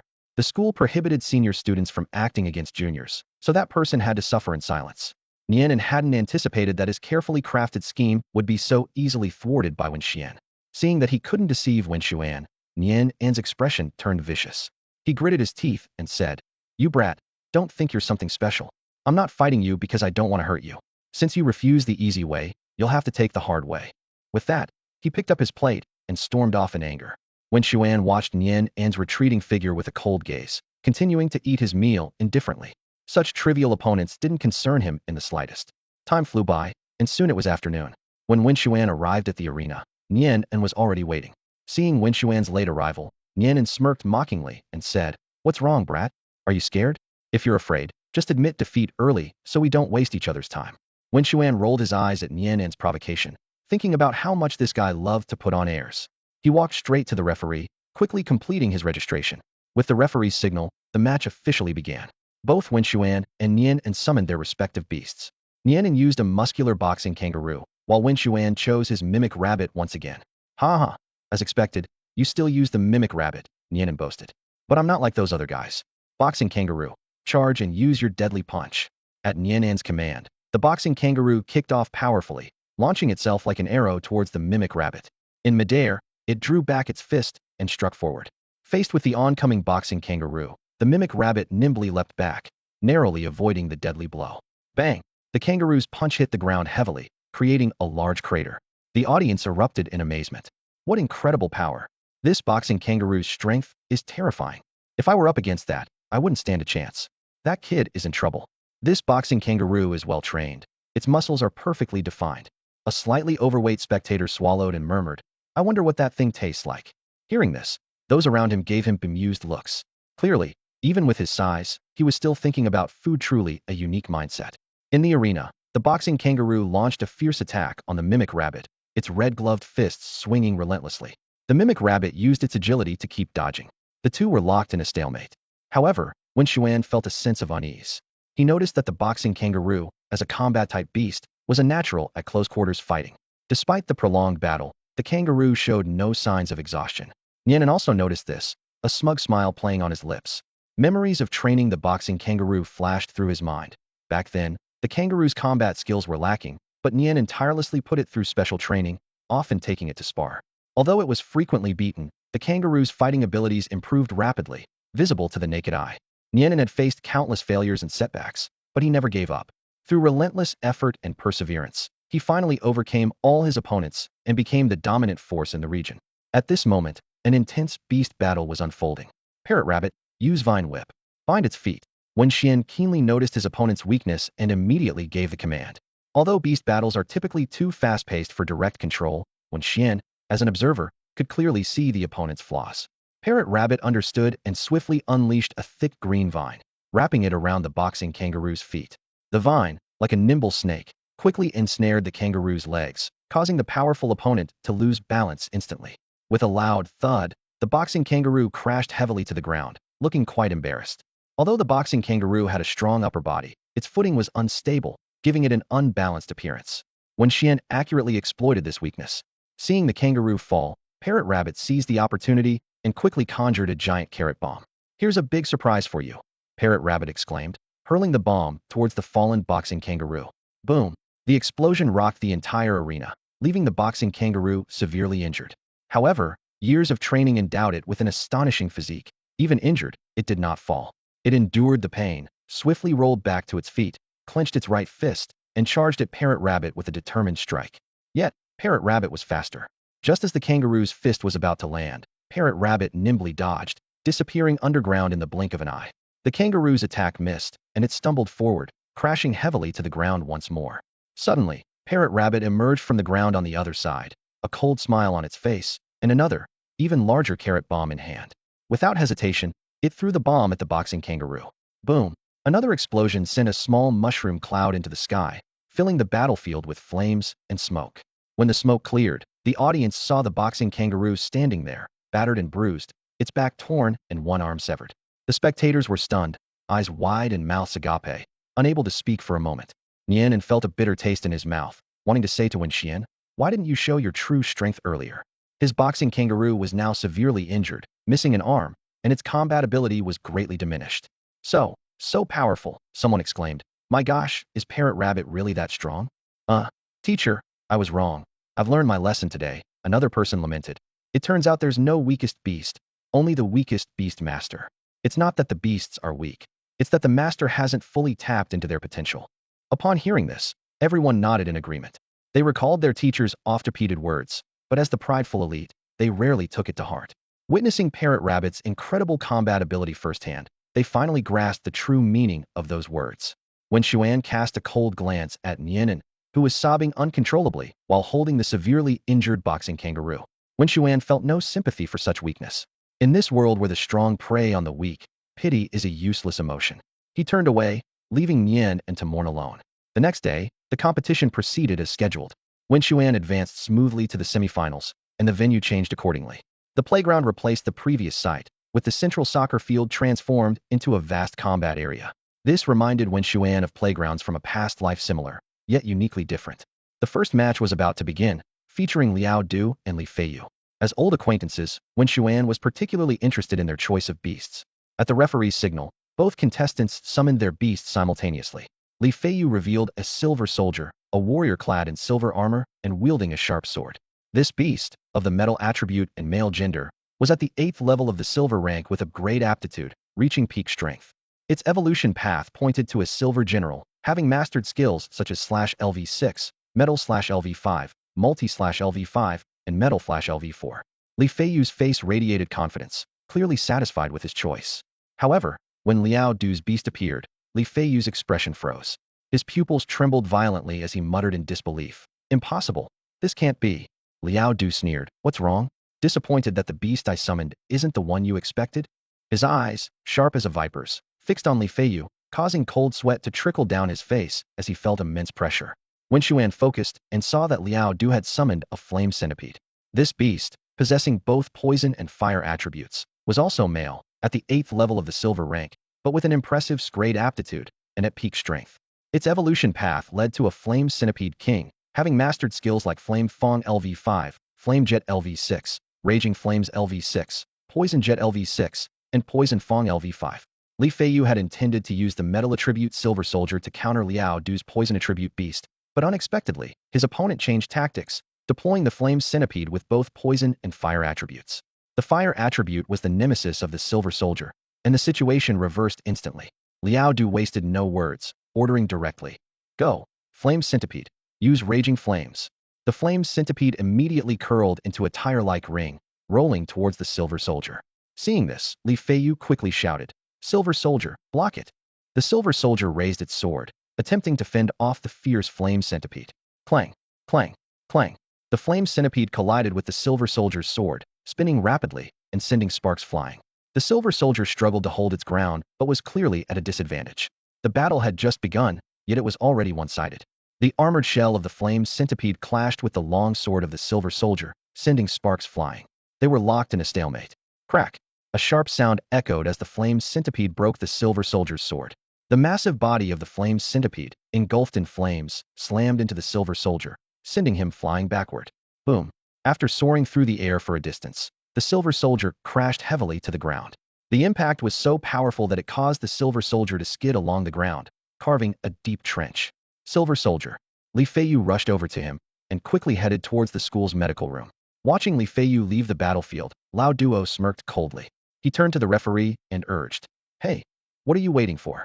Hurry up and declare my victory." Lao Duo's arrogant tone displeased the referee, but he said nothing, as Lao Duo was backed by Yang Kong, someone he dared not offend. This match was declared a victory for Lao Duo. TCH. No challenge at all, Lao Duo said as he walked away with his hands in his pockets. Damn, why is this guy acting so smug? Someone couldn't help but spit. If you had his background and strength, you could be arrogant too. After all, he's backed by Yang Kong. Alright, I take back what I said earlier. He does have the right to be arrogant. After Lao Duo defeated Li Feiyu, it was Wen Xuan's turn. Wen Xuan entered the battlefield and found that his opponent was a girl with blue hair. However, her expression was rather cold. Cold. Extremely cold. She seemed like a lifeless corpse. It was Xia Bing. Xia Bing the goddess. Wow, it's great to see her again. Some of the boys were swooning, while a few girls couldn't help but comment, "It's just a girl. Do you really have to act like this?" "What girl? That's a goddess." Xia Bing is not only beautiful, but also incredibly strong. Her ice claw black cat is unbelievably powerful. Powerful. At that moment, the match began. This time, Wen Xuan switched beasts. He had heard from the audience that Xia Bing was very strong and had a fast ice claw black cat. Respecting his opponent, Wen Xuan called out, "Little Flame, it's your turn." Against an ice-type beast, deploying Little Flame was the wisest choice for Wen Xuan. Little Flame. Xia Bing was surprised at the sight of Little Flame. She had heard about Wen Xuan's achievements and his strong mimic rabbit. She assumed he would use it again, but he chose Little Flame instead. Fire against ice. I have the advantage. Wen Xuan isn't a reverse attribute master. As long as it's a favorable matchup, he can't lose. Wen Xuan used the God's Eye to observe the ice claw black cat. Its attributes were dark, ice, gender, female, level, silver tier 8, potential, B, strength peak, gold, evolution path, ice burst cat, skills, ice claw LV7, instant acceleration LV5, ice rain LV5, ice arrow LV5, blizzard LV4, dark assault LV6, enchanting ILV5. Wen Xuan's gaze fell on the suddenly appearing little female cat, and he was quietly amazed. This ice-clawed black cat was as black as ink, with eyes that glowed with an eerie green light. Its sharp claws were covered with a thin layer of frost, emitting waves of cold air. It elegantly licked its paws, exuding a powerful and noble aura. In stark contrast was Wen Xuan's Little Flame, a flickering ball of fire suspended in midair. This scene aroused surprise and discussion among the onlookers. Huh? How can that little flame float?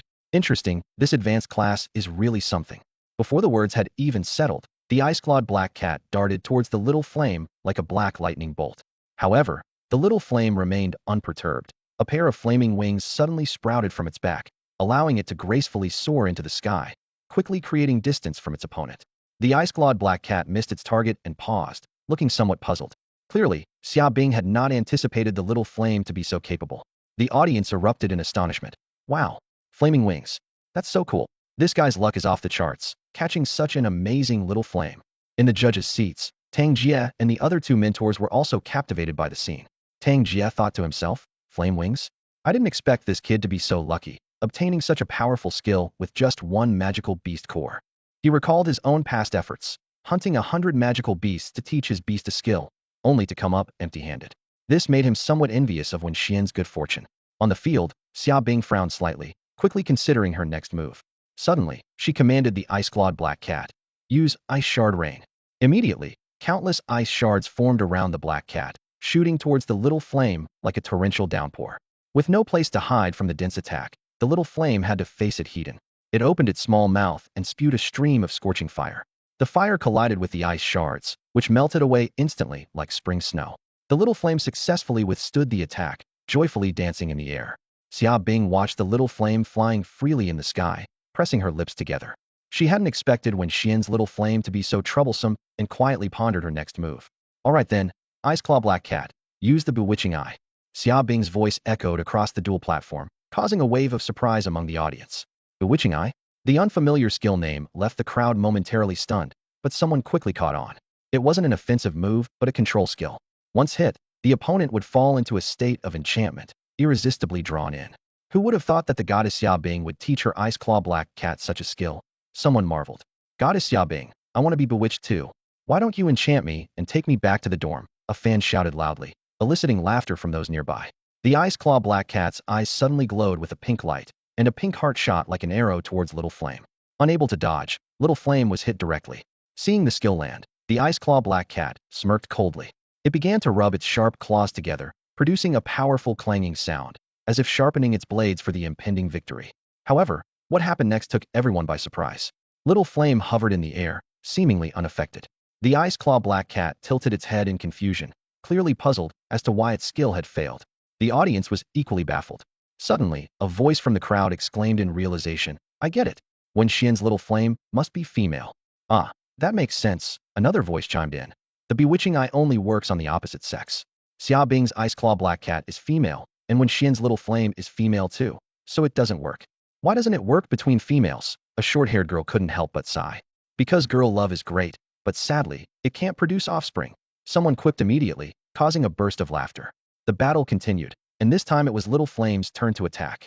It spewed out countless small fireballs from its mouth, like a machine gun firing at full power, fiercely targeting the Ice Claw Black Cat. The Ice Claw Black Cat dodged clumsily, but the chain explosions caused by the fireballs hitting the ground left massive craters on the dual platform.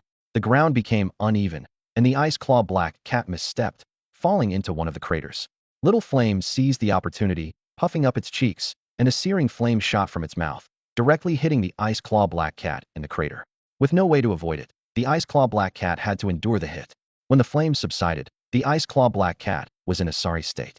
Its once noble and luxurious fur was singed and curled, emitting a foul, burnt protein odor. Its previously elegant image was completely gone, now resembling a long stray, filthy alley cat. Just as Little Flame was preparing to launch a second attack, Xiaobing, though reluctant, called out, Wait, I concede.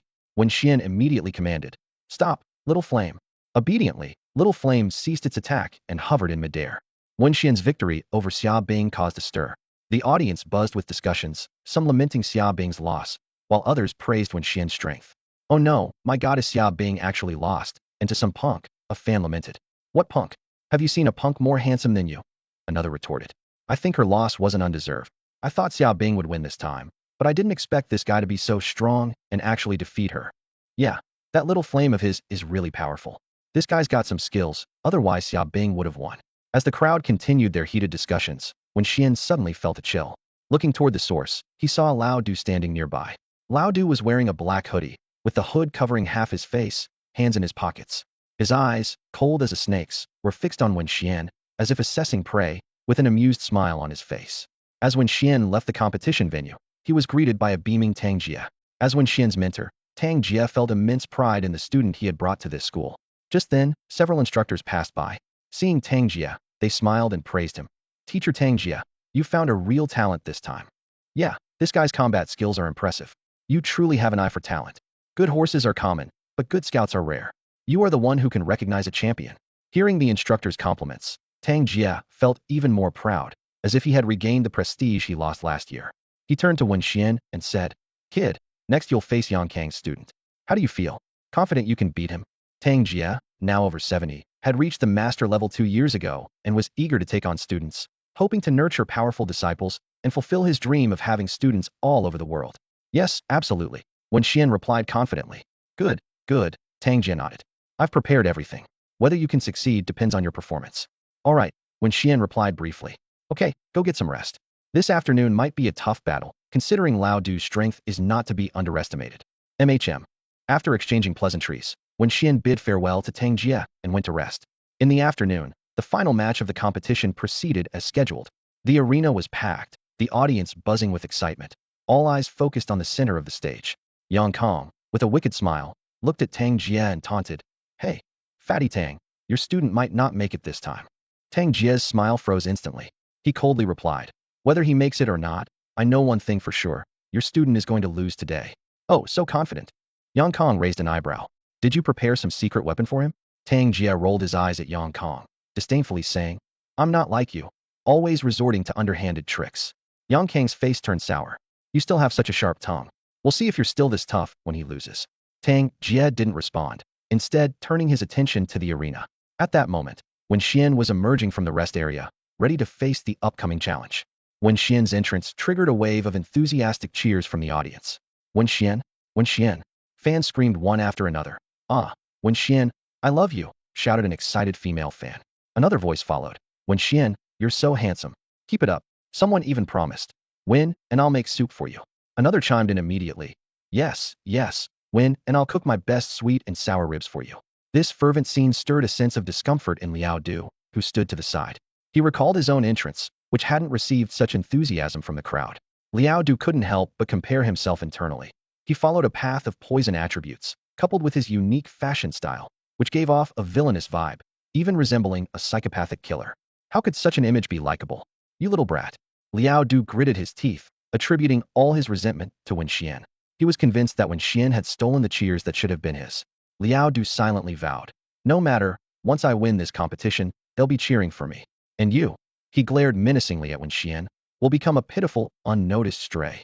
Hearing Liao Du's hostile words, Wen Xuan merely shrugged lightly, a faintly disdainful smile on his face. He thought, Liao Du is like a toad yawning full of hot air. Let's see if his strength matches his big talk. "Let the match begin." The referee's booming voice echoed, and both Wen Xuan and Liao Du began summoning their respective beasts. In an instant, two magical arrays lit up simultaneously on the dueling field, radiating dazzling light. Wen Xuan summoned a mimic rabbit, while Liao Du called forth a blackwater serpent. The serpent was entirely black, over 5 meters long, with scales the size of palms, glistening coldly under the lights. Its large red eyes were fixed on the mimic rabbit, its pink tongue flickering as if sensing every movement in the air. Seeing this formidable blackwater serpent, Wen Xuan frowned. He quickly assessed his opponent's strength in his mind. Blackwater serpent, attributes are water and poison, male, level at silver rank 9, grade aptitude, with strength reaching the peak of diamond rank. Its evolution path is the Blackwater Death Serpent, mastering multiple high-level skills: Venom Fang LV6, Poison Spray LV6, Death Coil LV6, Tail Whip LV5, and Water Gun LV4. Liao Du couldn't help but laugh when he saw the mimic rabbit Wen Xuan had summoned. "Ha, I can't, let me laugh for a moment." He pointed at the mimic rabbit, his tone dripping with sarcasm. "Of all the beasts, you send out a mimic rabbit. What's the matter? Are you worried my Blackwater Serpent hasn't had lunch, and you want to offer it a snack?" Hearing this provocation, Wen Xuan's eyes narrowed slightly, his tone calm, yet filled with confidence. "Why don't you try and see if it gets a snack?" His gaze at Liao Du was full of disdain, as if looking at a clown. This look completely infuriated Liao Du, known for his strong ego and terrifying vindictiveness. Wen Xuan's contempt reminded him of an incident from elementary school. A girl had called him ugly, and he waited after school to ambush her, hitting her over the head, dragging her to an alley, and cruelly kicking her into a manhole before sealing it. Now, Liao Du was once again in a frenzy, his eyes flashing with madness, internally roaring, "Kill him! I must kill him! Blackwater Serpent, swallow it whole!" With Liao Du's hysterical command, the enormous Blackwater Serpent lunged at the mimic rabbit. Yikes! The mimic rabbit squealed, darting swiftly across the dueling field. With its astonishing speed, the mimic rabbit continually circled around, keeping just out of reach of the Blackwater Serpent. The scene became both tense and comical as the small rabbit led the large serpent in circles around the arena. Kid, does your mimic rabbit only know how to run away? Lauda shouted in frustration, his voice filled with defeat. Wen Xuan calmly replied, yes, you're right. It only knows how to escape. So, why don't you try to catch it? Lauda ground his teeth in frustration, but there was nothing he could do. Wen Xuan's mimic rabbit had max-level speed skills, making it nearly impossible to catch. The Blackwater Serpent launched attack after attack. It opened its gaping mouth, revealing sharp fangs coated in purple venom, lunging at the mimic rabbit. However, every strike was effortlessly dodged by the nimble rabbit, leaving the serpent to eat nothing but dirt. Watching the serpent being toyed with, Lauda couldn't help but order, Blackwater Serpent, use water gun. The serpent immediately opened its mouth, releasing a stream of blue water. Seeing this, the mimic rabbit leaped gracefully, easily avoiding the attack. Keep using water gun, Lauda commanded. The Blackwater Serpent began a relentless barrage of water attacks, quickly turning the battlefield into a muddy mess. Wen Xuan frowned, quickly realizing Laudu's strategido restrict the rabbit's movement. The once freely running rabbit now risked slipping with every step. Blackwater Serpent, now's the time, swallow it, Lauda shouted. The serpent twisted its massive body, lunging at the rabbit with its mouth wide open. In a split second, the mimic rabbit dove into the mud, disappearing from sight. The serpent missed again, biting into the dirt in frustration. Suddenly, the mimic rabbit emerged from another spot, taunting, ha ha ha, silly snake, if you want to eat me, you need the skills to do it. Come on, try and catch me. Infuriated, the Blackwater Serpent lunged at the rabbit once more. This time, it felt like it had caught something, and excitedly increased its bite force. Boom. A loud explosion echoed. The serpent was left bewildered, its mouth throbbing with pain. It instinctively opened its jaws, releasing a cloud of black smoke. The cunning mimic rabbit had left a carrot bomb at the entrance of its burrow. The pain and anger drove the serpent into a frenzy. It glared at the rabbit, spewing a ball of purple slime venom attack. The rabbit quickly burrowed underground, evading the danger once more. The Blackwater Serpent watched its surroundings warily, ready to strike at any moment. Yet, as time ticked by, the mimic rabbit remained unseen. A minute passed, then 2, then 3. The audience began to grow restless, with some stifling yawns. Come on, this is ridiculous, one spectator complained. Did the rabbit fall asleep underground? It's been ages. Another speculated. Maybe the tunnel collapsed and crushed the rabbit. At that moment, the mentors looked tense, exchanging glances with the referee mentor. The referee mentor caught on and turned to Wen Xuan, urgently saying, Wen Xuan, quickly call out your mimic rabbit and end this match. Wen Xuan nodded slightly, closed his eyes, and summoned the mimic rabbit with his mental power. Instantly, the ground slightly bulged, and a furry creature emerged. It was the mimic rabbit. However, the Blackwater Serpent was already prepared. Its menacing jaws opened wide, releasing a purple viscous liquid like an arrow, directly hitting the mimic rabbit as it surfaced. With a splat, the venom accurately struck the mimic rabbit. Ha! Laudu's triumphant laughter echoed across the arena, his eyes gleaming with victory. You brat, I finally got you. The Blackwater Serpent's venom is extremely toxic. Once it hits, you're poisoned. That poor little rabbit of yours is facing a slow death. Tang Jia's face changed dramatically, and cold sweat appeared on his forehead. Damn, he muttered to himself. I underestimated him. Yang Kong noticed Tang Jia's reaction and smirked mockingly. He leaned closer to Tang Jia, taunting. What's wrong? Worried about your student? Don't worry, I'm merciful.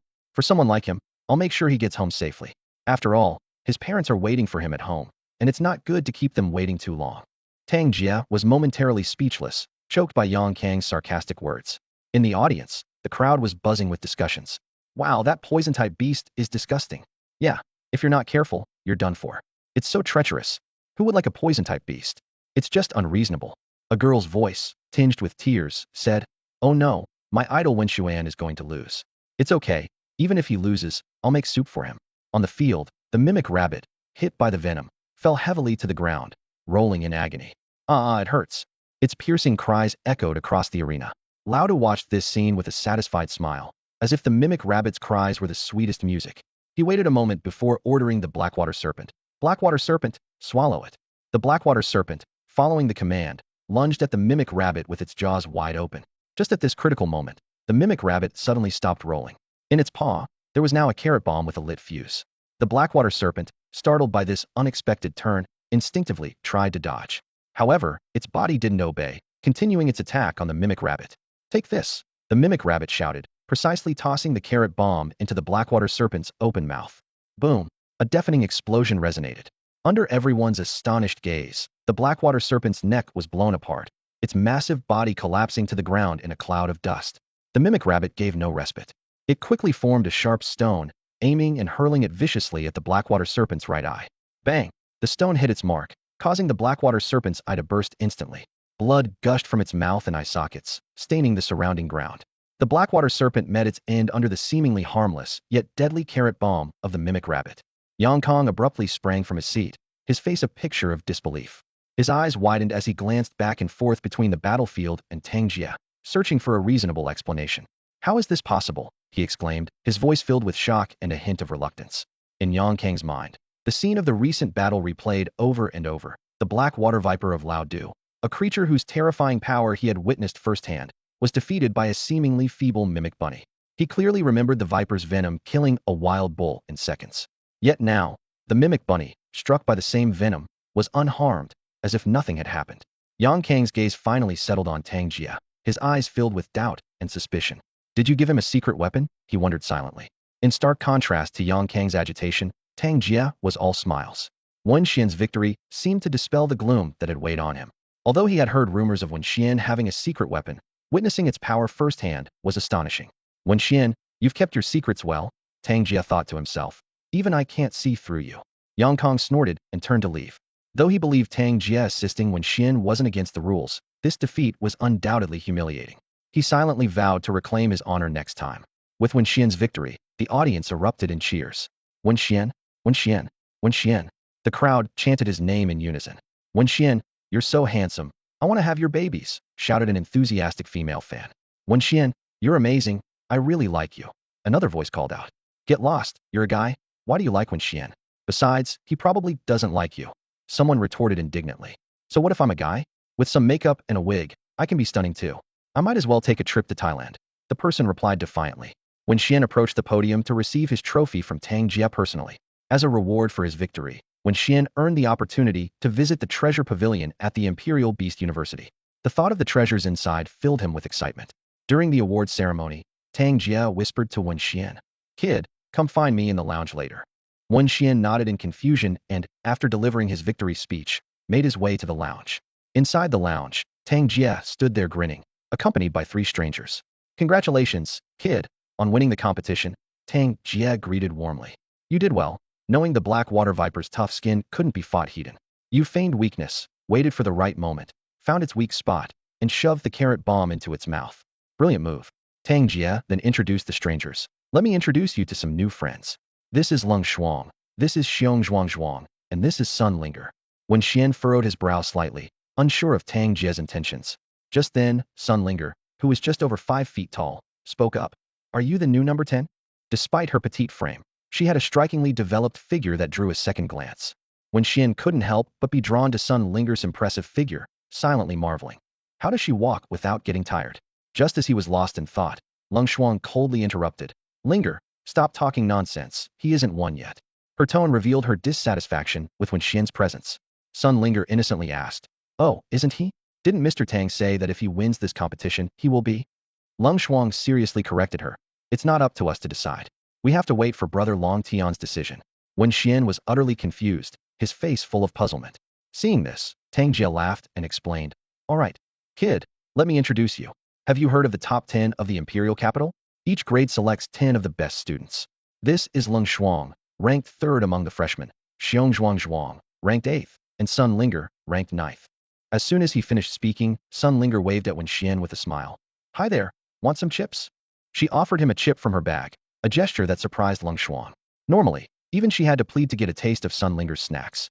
Wen Xuan couldn't help but ask, Linger, what's so special about this guy that you're so taken with him? Sister Xuan, don't you think he's handsome? Sun Linger asked innocently. Wen Xuan replied indifferently, Handsome? I don't think so. Sun Linger pouted. That's because all you care about is Brother Long Tian. Humph, what's so great about him? He's always so stern and fierce. This guy is nicer. He looks warm and gentle, like a real gentleman. Wen Xuan noticed something unusual in Sun Linger's behavior, frowning slightly. Wen Xuan noticed his reaction and explained directly. Linger had a high fever when she was little, so she's a bit scatterbrained at times. Oh, Sister Xuan, why do you always say that? Sun Linger pouted, crossing her arms, making her giant panda even more prominent, sulking. Seeing this, Tang Jia quickly intervened to smooth things over. Whether you agree or not, he's one of the top 10 now. All right, Get along well, I'll talk to Long Tian. With that, he left. Lung Shuang turned to Wen Xian, her tone slightly cold. You're Wen Xian, right? Come with us. She led Wen Xian to a spacious courtyard behind the school, equipped with all kinds of sports facilities, from ping pong tables to basketball courts, and even dumbbells and other fitness equipment. This is where the top 10 relax. We hang out here, have some drinks, and chat when there's nothing else to do. Lung Shuang explained simply. She glanced at Wen Xian and suddenly had an idea. Since Mr. Tang wants you to join the top 10, show us what you've got. Xiong Zhuang, spar with him. All right, Xiong Zhuang agreed. His large frame resembled a cartoon bear, giving off a friendly and approachable vibe. He walked up to Wen Xian with a cheerful grin. Hey, number 10, Sister Lung wants me to spar with you. Don't get upset. Wen Xian calmly replied. No worries, I'm not petty. Hearing Wen Xuan's words, Xiong Zhuang grinned, revealing a row of neat white teeth. He confidently said, Old 10, don't worry. I'll go easy on your beast and won't injure it. Wen Xuan raised an eyebrow at this. He thought to himself, this isn't like Xiong Zhuang at all. When did he become so arrogant? Could he really be that powerful? Wen Xuan's curiosity about Xiong Zhuang's true strength grew. The two made their way to the duel arena, where Xiong Zhuang quickly formed a spell. In no time, a giant brown bear appeared before Wen Xuan. This bear, known as the Star Bear, had a distinctive star-shaped pattern on its chest. Wen Xuan immediately used his Eye of God to scrutinize the beast. The Star Bear's attributes flashed in his mind. Type, Fighting Male. Level, Gold Tier 2. Aptitude, SS. Strength, Peak Master. Evolution Path, Star Force Bear. Learn Skills. Bear Paw Strike LV7. Battle Roar LV7. Rending Claw LV6. Furious Bite LV6. Bearman Strength LV6. Savage Bear Charge LV6. Thick Fat LV8. As soon as the Star Bear appeared, it let out a thunderous roar, its sound waves nearly shaking the entire arena. Wen Xuan was secretly amazed. It was the first time he'd seen such a young beast master with an SS aptitude beast. He had to admit, the reputation of the 10 geniuses was well-deserved. Their strength was indeed impressive. At this moment, Lung Shuang coldly spoke. What's the matter? Kid, are you scared? Wen Xuan scoffed, retorting, scared? What's there to be scared of? It's just a gold tier 2 star bear. These words made Lung Shuang's eyes light up, and she thought to herself, this kid has some guts. No wonder teacher Tang Jia recommended him. His judgment is sharp. Despite her surprise at Wen Xuan's confidence, she was eager to see his true capabilities. Come out, Mimic Rabbit. Wen Xuan summoned his Mimic Rabbit again. In fact, Wen Xuan had 3 beasts, Panda Baby, Mimic Rabbit, and Little Flame. Against the fighting-type Star Bear, using the dark-type Panda Baby, which was only Silver Tier 8, was unwise. As for Little Flame, although it served as the mage in Wen Xuan's team and could fly, giving it a good chance against the Star Bear, Wen Xuan knew that even if he won, Lung Shuang would claim it was an unfair victory. So he chose the Mimic Rabbit without hesitation. Seeing the Mimic Rabbit take the stage, Lung Shuang was slightly taken aback. She had expected Wen Xuan to choose Little Flame, but his choice of the Mimic Rabbit made her regard him more highly. After all, this was a friendly match, not a duel, and fairness was key. However, Lung Shuang suddenly realized that perhaps things were a bit unfair on their side. She silently scolded Xiong Zhuang. That guy, doesn't he know to hold back a bit? Caught in a dilemma, Lung Shuang felt conflicted. Meanwhile, Xiong Zhuang's eyes sparkled with excitement at the sight of Wen Xuan's Mimic Rabbit. As a true battle enthusiast, he had witnessed the Mimic Rabbit's prowess from the audience and had longed to face it. Now, finally given the chance, he could barely contain his excitement. Star Bear, charge ahead and use Bear Slam. Xiong Zhuang's command echoed through the arena. Like an arrow released from a bow, Star Bear raced towards Parrot Rabbit, the ground trembling slightly under its weight. Parrot Rabbit nimbly leaped back, and Xiong Zhuang's lips curled into a knowing smile, as if he had anticipated this move.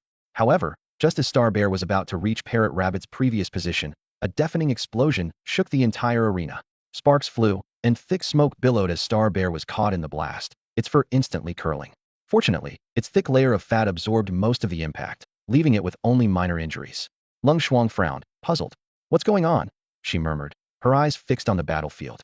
Star Bear shook its head and continued to charge forward. Another thunderous explosion rang out. This time, Lung Shuang saw the source clearly. It was a bunch of mushroom-like objects resembling carrots. She turned to Wen Xian for an explanation. Wen Xian smiled knowingly, having already grasped the situation with the help of his divine eye. Parrot Rabbit had set up a mushroom trap throughout the arena, turning it into a minefield of hidden dangers. Seeing his Star Bear hit twice, Xiong Zhuang's face darkened, ready to lash out. Enough! Lung Shuang intervened just in time. This match ends here. She knew well that if the battle continued, Xiong Zhuang would surely lose. The mushroom traps were far from exhausted, and if Star Bear kept charging, it would be seriously injured. This sparring match had served its purpose. Wen Xuan was impressed by Wen Xian's performance. Kid, you're pretty good. I acknowledge you. As soon as she finished speaking, Sun Linger cheered and bounced over to Wen Xian. She pulled a piece of white rabbit candy from her pocket, her smile radiant. Old 10, to celebrate you joining us, have some candy. Wen Xian accepted it with a smile, immediately unwrapping and tasting it. It's delicious, he exclaimed genuinely. Right? It's good, isn't it? I think so too, Sun Linger said, taking out another piece and savoring it happily. Wen Xuan's impression of Wen Xian improved further. Although they had known each other for less than an hour, she was already convinced of Wen Xian's exceptional character. This judgment was largely influenced by Sun Linger's reaction. Despite Sun Linger's impaired intellect due to a high fever, she seemed to possess a unique ability, a keen intuition about people's true nature. Wen Xuan recalled a past incident. A person who seemed polite and courteous had deceived even her. Yet, Sun Linger was extremely averse to this person. Eventually, it was revealed that he was a notorious heartbreaker. Since then, Wen Xuan had come to value Sun Linger's unique insight. After several instances, she grew more confident in this ability. Hey kid, I'm curious. Your parroting rabbit is so strong. Why didn't you use it in the competition? Wen Xuan couldn't help but ask, her eyes filled with curiosity. Wen Xian's lips curved into a slight, disdainful smile. Because they don't deserve it. Hearing this, Wen Xuan was momentarily speechless. However, upon reflection, she had to admit that Wen Xian had a point. The parroting rabbit's move was incredibly powerful, almost like a cheat. To get close to it, one had to first navigate a maze of mushroom traps. Even if someone managed to break through the obstacles, they would be battered and bruised, with their combat ability significantly reduced. Moreover, this cunning creature had swift legs and the ability to burrow, allowing it to disappear underground in an instant. Just as Wen Xuan was about to continue her questioning, her phone rang. Seeing the caller ID, she answered immediately. After the call, her expression turned serious. We have a mission. Let's move, Wen Xuan said briefly, then stepped forward. Sun Linger and Xiong Zhuang followed closely, but Wen Xian remained standing still. Noticing Wen Xian's hesitation, Wen Xuan urged, what are you waiting for? Hurry up and follow. With a hint of curiosity, Wen Xian caught up with Wen Xuan. The group quickly arrived at the parking lot of the Imperial Capital Beast University. Wen Xian was taken aback when he saw the Raptor pickup truck in front of him. He had expected Wen Xuan to choose a flashy red Porsche or something similar, but it seemed she preferred this rugged vehicle. As soon as everyone got in, Wen Xuan floored the gas pedal, and the truck shot forward. The speedometer quickly climbed to 180 km/h, and the scenery outside the window blurred past. Wen Xian furrowed his brow, clearly uneasy with the reckless speed. In contrast, Sun Linger was thrilled, waving her arms around, while Xiong Zhuang just sat there with a silly grin. The truck soon entered a village. Suddenly, a figure, covered in blood and scratches, stumbled towards them, shouting in terror, help. What happened to you? Wen Xuan asked urgently. The person trembled as they replied, rats, so many rats. Following the direction the person pointed, Wen Xian saw a creature the size of a small dog darting out of the village at an incredible speed. In the blink of an eye, it was in front of them. At that moment, an even faster figure flashed by. Using his God's Eye ability, Wen Xian clearly saw its true form of Phantom/Cat. The Phantom/Cat was entirely black, standing upright on its hind legs, with forepaws resembling wolf claws that gleamed ominously in the sunlight. With one swift move, it sliced the large black rat from the village into pieces. Wen Xian activated his God's Eye again to scrutinize the Phantom/Cat's attributes. Phantom/Cat. Attributes: Dark, Metal. Gender: Female. Level: Gold Tier 4. Qualification: SS. Strength: Peak Master. Evolution Path: None. Skills learned: 1/LV7. Phantom Claw LV6. Leap LV6. Shadow Assault LV6. Metal Claw LV7. Gold Tier 4. Wen Xian mused. This creature is indeed strong. No wonder it's one of the 10 heroes. But if she's Gold Tier 4, how strong must the remaining 2 of the 10 heroes be? Suddenly, Wen Xian remembered that Wen Xuan ranked 3rd among the 10 heroes. At least Gold Tier 5, he thought. For ordinary people, that's an insurmountable level. Just as Wen Xian was lost in thought, Wen Xuan's voice pulled him back to reality. Kid, stop daydreaming and get into the village to work. The school provides advanced class students with a monthly benefit of 1,000 points, far exceeding the 200 points allotted to regular classes. Wen Xian was taken aback when he heard this. It turned out that Tang Jie invited him to join the 10 elite for such perks. Xiong Zhuang chuckled warmly. Old 10, joining our 10 elite is great. No one dares to bully you here. Although we have some tasks to do occasionally, the privileges we enjoy are enviable. Wen Xian realized that Xiong Zhuang wasn't simple-minded, but rather possessed a wise yet unassuming nature. Before the words had fully left his mouth, Wen Xuan and the others had already summoned their beasts and charged toward the village. Wen Xuan quickly followed, calling out a Bayo, the parrot rabbit, and the little flame, launching a relentless attack on the black rats. With the four of them working together, the village was soon cleared of the black rats. Surrounding Wen Xuan were her four beasts: the phantom/cat, the bald eagle, the earth spirit archer, and a flaming dog. Xiong Zhuang had three bear-type beasts: the star bear, the thunder bear, and the icefield bear. Seeing this lineup, Wen Xuan couldn't help but inwardly comment on Xiong Zhuang's fondness for bears. However, the most surprising was Sun Linger's beast ensemble: a ghostly girl, a mighty puppet cat, and a chainsaw man. This bizarre lineup made Wen Xuan think of Lovecraftian horror stories. In comparison, Wen Xuan's beasts seemed the most normal. Old 10, you're amazing. Sun Linger ran over to Wen Xuan with a lollipop in her mouth. She stood in front of him, taking out the candy to offer it. Old 10, do you want some? Wen Xuan froze, looking at the saliva-covered, dripping lollipop. It's better if you eat it, Linger. You're so thin, you should eat more. Wen Xuan instinctively glanced at Sun Linger, then realized he misspoke. Sun Linger wasn't skinny at all. Alright, Old 10 is the best, always thinking of me and letting me have the lollipop. Unlike Sister Wen Xuan, who's always fierce and even tricks me into giving her my snacks, Sun Linger said innocently. Linger, what nonsense are you talking about? When did I ever trick you out of your snacks? You gave them to me willingly, Wen Xuan retorted. Wen Xuan understood. The so-called willingness probably had another story behind it. But what malice could a child have? Suddenly, Sun Linger exclaimed and ran off somewhere. Moments later, she returned, holding a small black rat that was struggling in her grasp. Wen Xuan's expression changed drastically, and she urgently shouted, Linger, throw it away. However, Sun Linger shook her head, turned to Wen Xuan, and smiled innocently. Old 10, this black rat seems to have heat stroke. Let's grill it and eat it. Upon hearing Sun Linger's words, Wen Xuan's mind immediately conjured up the image of a roasted black rat, causing a wave of nausea. She bent over suddenly and retched. Just as she caught her breath, another wave of nausea hit her, and she retched again. Gasping for air, her face pale, Wen Xuan said, Linger, let it go quickly. Although Sun Linger was a bit reluctant, she obediently let the little black rat go. She watched as it scurried into the bushes, sighing inwardly. That would have been a delicious feast. Wen Xuan saw what happened and quickly stepped forward to comfort her. Be good, Linger. It's just a black rat. Don't be upset. When we get back to school, I'll make you some braised pork. Sun Linger's eyes lit up, her gloomy expression instantly turning to joy. Really? After dealing with matters in the village, the three of them set off on their way back. As soon as they returned to school, Sun Linger eagerly grabbed Wen Xuan's hand, clamoring for braised pork. Wen Xuan, having no other choice, took her to the 10 Elite's base. The 10 Elites indeed enjoyed superior conditions. The lounge was spacious and equipped with a fully stocked kitchen. Wen Xuan skillfully took a piece of pork out of the fridge and began preparing it. Sun Linger, unable to help, could only watch cluelessly from the side. Before long, the fragrant braised pork was ready. Sun Linger, like a little cat waiting for a treat, was almost drooling. She eagerly picked up a piece of meat and stuffed it into her mouth, her eyes squinting in delight. It's so delicious. Just then, Wen Xuan walked in from outside. Sun Linger instinctively hugged the plate, protectively saying, Nothing, there's nothing here. She spoke with a guilty conscience. Wen Xuan rolled her eyes, but her gaze was drawn to the 2 pieces of meat left in the pot. She picked up a piece to taste, and her eyes lit up. Her look at Wen Xuan changed, as if she had discovered a treasure. Old 10, you're amazing. This skill is better than a 5-star chef's. No, even a Michelin restaurant's head chef would have to call you master, Wen Xuan praised. I'm curious, where did you learn this dish? It's nothing, my grandpa taught me, Wen Xuan replied casually. Your grandpa?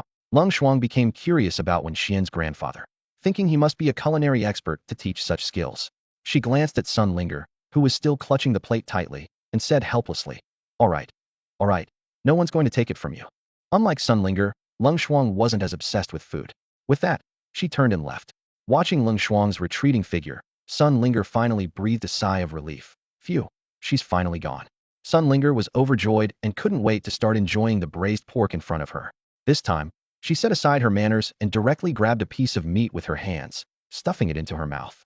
She ate with astonishing speed, as if she hadn't eaten in days. Before long, the entire plate of braised pork was gone, leaving only the shiny bottom of the plate. With her mouth and hands covered in grease, Wen Xuan noticed and thoughtfully handed her some napkins. Thank you, Sun Linger said, feeling a warm surge in her heart.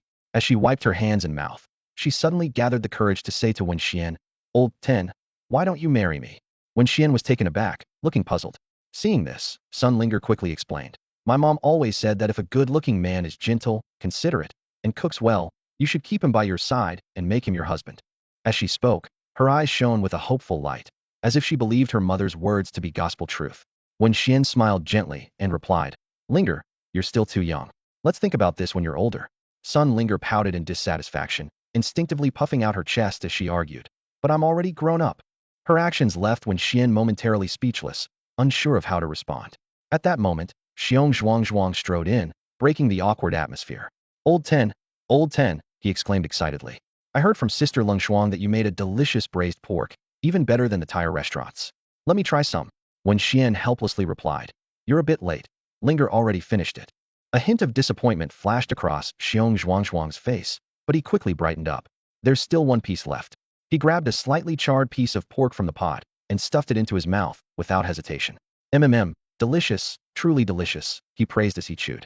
Wen Xuan eyed the piece of meat, doubting its taste due to the pot's residual heat, but Xiong Zhuang seemed to relish it, licking his fingers with satisfaction.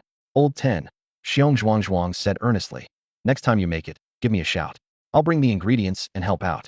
Don't worry, when you add the seasoning, I'll turn my head away and won't steal your techniques. Touched by Xiong Zhuang's sincerity, Wen Xuan smiled and replied. Sure, I'll call you next time. But there's no need to turn your head. You can watch and learn if you like. Really? Xiong Zhuang confirmed with delight. Upon receiving Wen Xuan's affirmation, he beamed like a child who found a treasure, grinning widely. Feeling a bit tired, Wen Xuan said, All right, I've been here long enough. I'm tired, I should head back to rest. Xiong Zhuang immediately suggested, Why go back? Just stay here. There are plenty of rooms. I'll prepare a blanket for you, and you can sleep here. Don't worry, the blankets are new and unused. I'll get it ready for you. With that, he hurried off to prepare. Watching Xiong Zhuang's retreating figure, Wen Xuan smiled knowingly.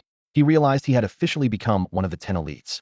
Later, Wen Xuan returned to his dormitory to gather some essentials. When he arrived at the room Xiong Zhuang had arranged for him, he was taken aback by the neatly made bed, feeling a surge of warmth and gratitude. Pink. Everything was pink: the bed, the sheets, the pillows.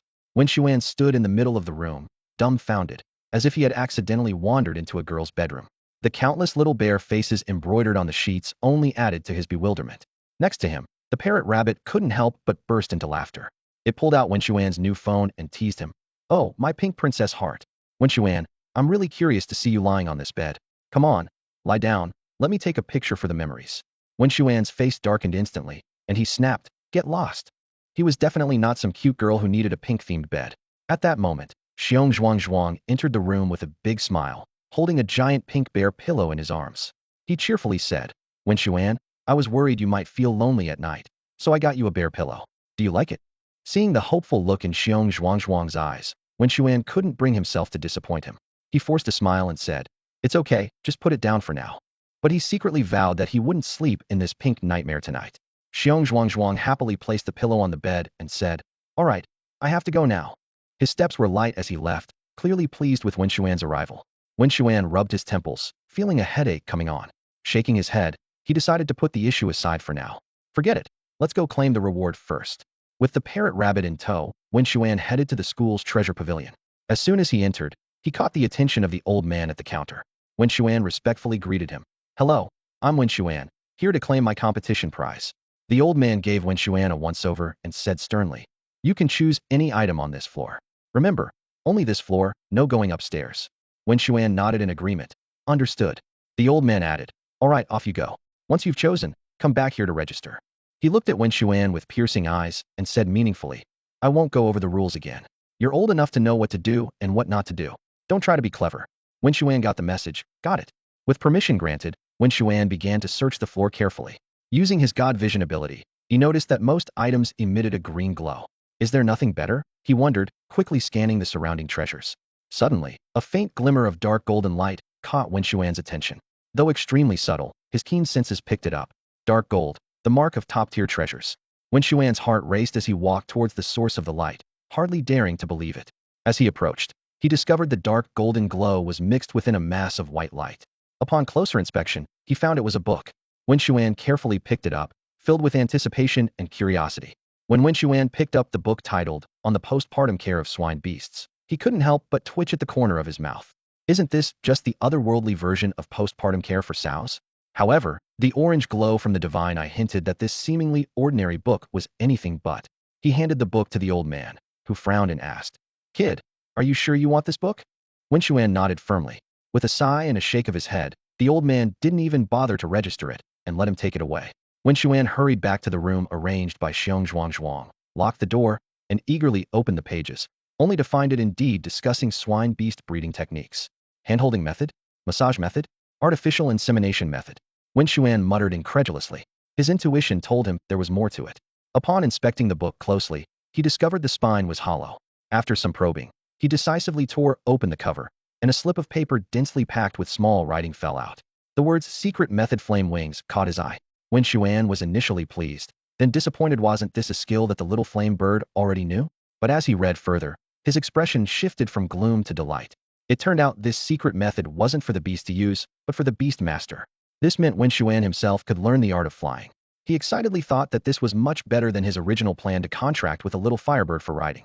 Although he had ended up contracting the more talented little flame, now he could soar through the skies on his own. Wen Xuan was thrilled. Flying had been a timeless dream of humanity. Even though people could later fly in airplanes, it was always with the help of external devices, never truly experiencing the joy of free flight. Now, he was about to acquire this magical ability to roam freely across the vast skies. This unexpected delight filled Wen Xuan with irrepressible joy, as if he could already see himself spreading his wings and taking flight. When Xian continued reading, his brows slightly furrowed. The requirements for this secret technique were indeed high, as it required the beast to also master the same skill. He felt secretly relieved that Meow Meow had already mastered the flame wings. Taking a deep breath, Wen Xian began to practice. Thanks to his extraordinary understanding in this life, he quickly grasped the intricacies of the technique. Holding his breath and focusing, he initiated the secret method. Boom! A pair of wings made of crimson flames suddenly unfolded behind him, radiating brilliantly. When Xian cautiously reached out to touch them, surprised to find that while the fiery wings were warm, they didn't burn. Holy cow! The parrot, originally playing on the bed with a phone, couldn't help but exclaim. When Xian, you've turned into a birdman. Nearby, a Bao and Little Flame immediately stopped their antics, staring intently at Wen Xian's glowing wings. A Bao's eyes were filled with envy, while the excited Little Flame quickly summoned its own fiery wings, joyfully flying around Wen Xian as if it had found a kindred spirit. Feeling the fiery wings behind him, Wen Xian tried gently flapping them. With the wings' rhythm, his body slowly lifted off the ground. However, the room's height limited his flight, so he carefully controlled his descent. A Bao rabbit, Little Flame, let's go. Wen Xian decided to test this newly mastered secret skill outside. To avoid drawing attention, Wen Xian didn't use it at school, but instead took a ride to the outskirts. As the sun set, he found a secluded grove. Instantly, the flame wings spread out behind him, and Wen Xian soared into the sky, with Little Flame following closely, the two figures soaring across the horizon. Half an hour later, Wen Xian landed in a clearing in the woods, gasping for breath. Phew! This secret technique is powerful, but it drains energy too quickly. It seems I can only use it at critical moments. I need to find a flying beast as a means of transportation, he pondered to himself. Moreover, the training threshold is high, requiring understanding, and the beast must have the same skill. This technique is somewhat like borrowing, more akin to copying. Fortunately, using it doesn't affect the beast. Little Flame, let's go. Wen Xian regrouped with Little Flame and a Bao. By the time they returned to school, night had fallen. Wen Xian intended to head straight to the dormitory, but ran into Xiong Zhuang and Sun Linger on the way. Xiong Zhuang cheerfully said, Old Ten, look what I've brought for you. He was holding a large box of Shuijin beer. Sun Linger also chimed in happily. Old Ten, I've brought you something nice too. With that, she opened the bag in her hand. The aroma of barbecue, with the distinctive scent of cumin, filled the air as soon as the bag was opened. Sun Linger looked at Wen Xuan excitedly, her eyes sparkling with anticipation. Old Ten, I was especially good this time. I listened to Brother Zhuang and didn't sneak a bite, she proudly announced. Brother Zhuang said it's for us to share. Don't you think Linger is well behaved? Wen Xuan smiled and gently patted Sun Linger's head. Of course, our Linger is well behaved. Xiong Zhuang eagerly pulled Wen Xuan along. All right, Old Ten, let's go. Tonight, let's not stop until we're drunk. The three of them went to Xiong Zhuang's room, where Zhuang found 3 cups and poured drinks for himself and Wen Xuan. Sun Linger obediently poured herself a glass of iced cola, explaining as she did. Mom says that alcohol is for boys, and good girls shouldn't drink. So I'll have iced cola, and you can drink with Brother Zhuang. Yes, Linger is very good, Wen Xuan said, affectionately patting her head again. They started enjoying the barbecue, and the parrot rabbit and bear cub joined in on the small gathering. Fortunately, Sun Linger and the others had bought enough, so there was no worry about running out. Before long, Xiong Zhuang's face turned red, clearly revealing his low tolerance for alcohol.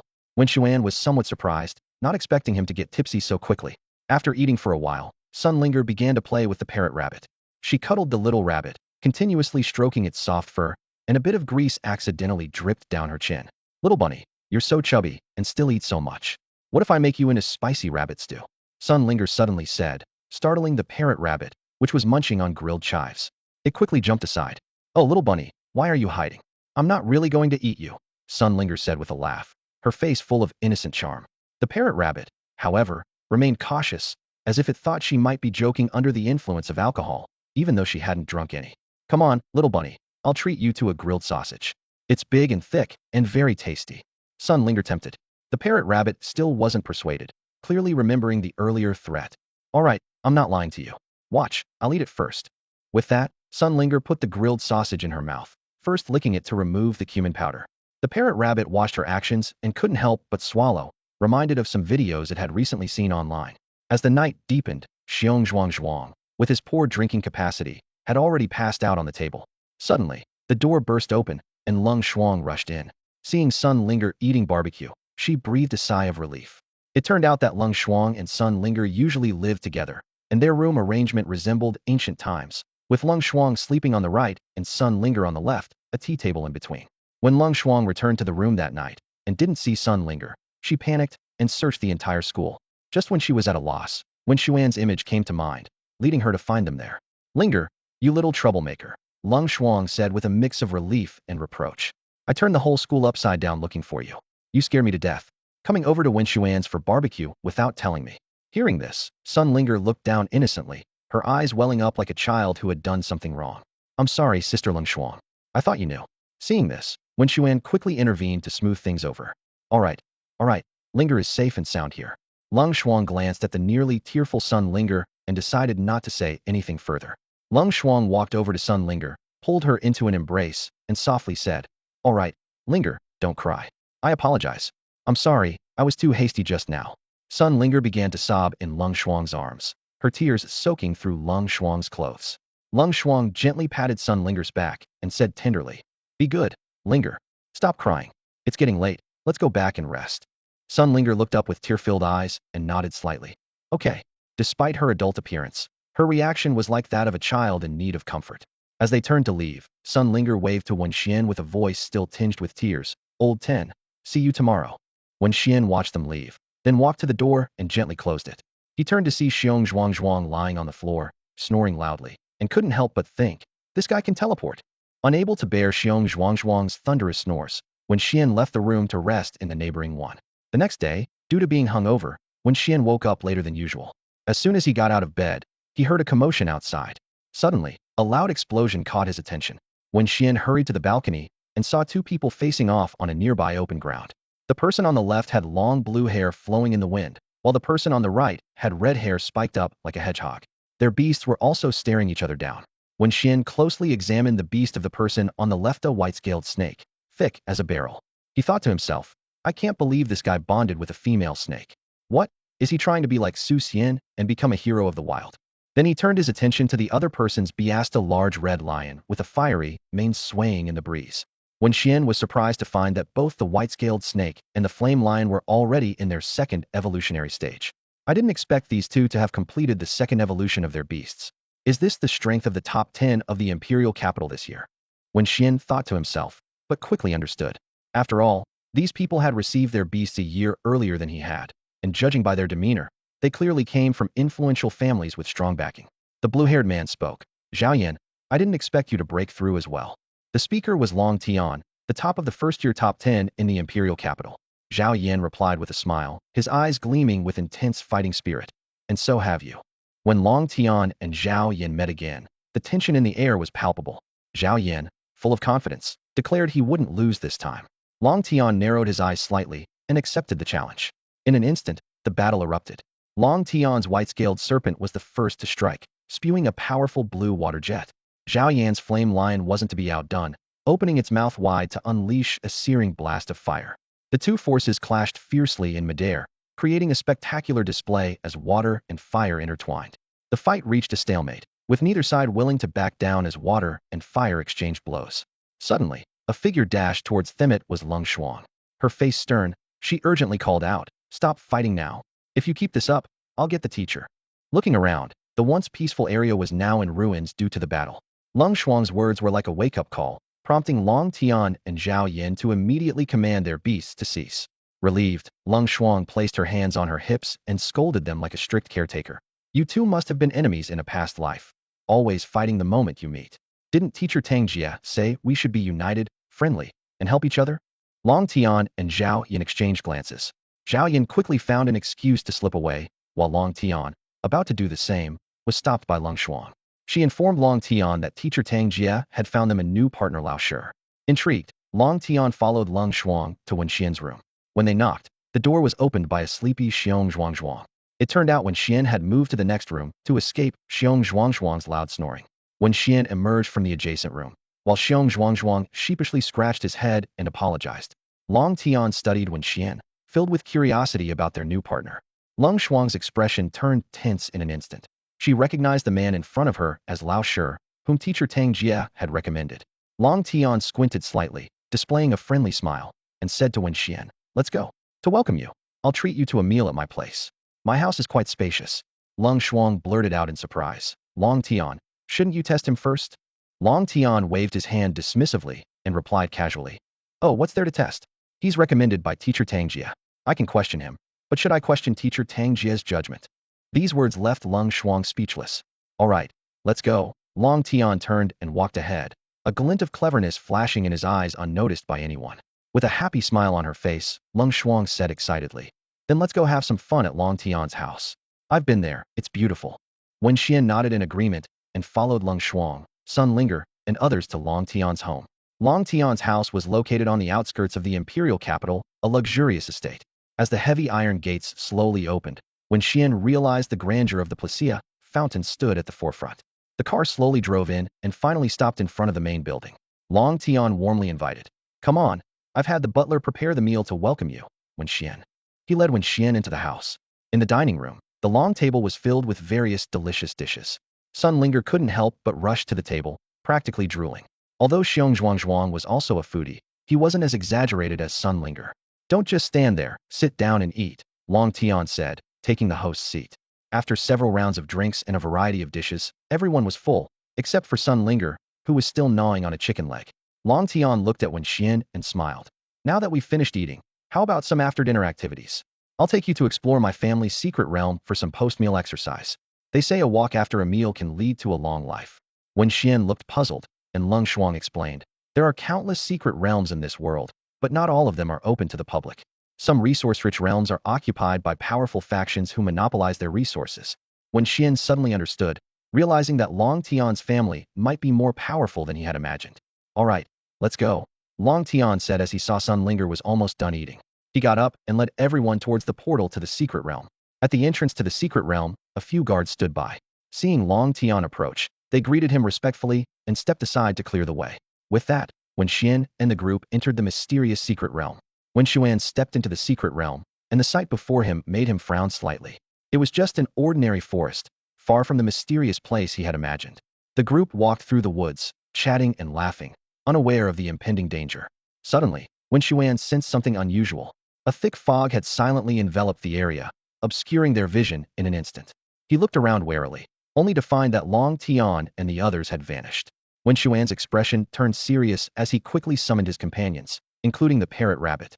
"What kind of place is this?" the parrot rabbit exclaimed as soon as it appeared, waving its arms in a futile attempt to clear the fog. Wen Xuan muttered under his breath, "This is probably Long Tian's doing." Meanwhile, in the monitoring room, Long Tian and his team were watching the screen. A smile played on Long Tian's lips. "Want to join the 10 elites? You need real skills for that. There's no back door, otherwise, the 10 elites' existence would mean nothing." He flipped through Wen Xuan's file. "Since teacher Tang Jia recommended you, let's see what you're capable of."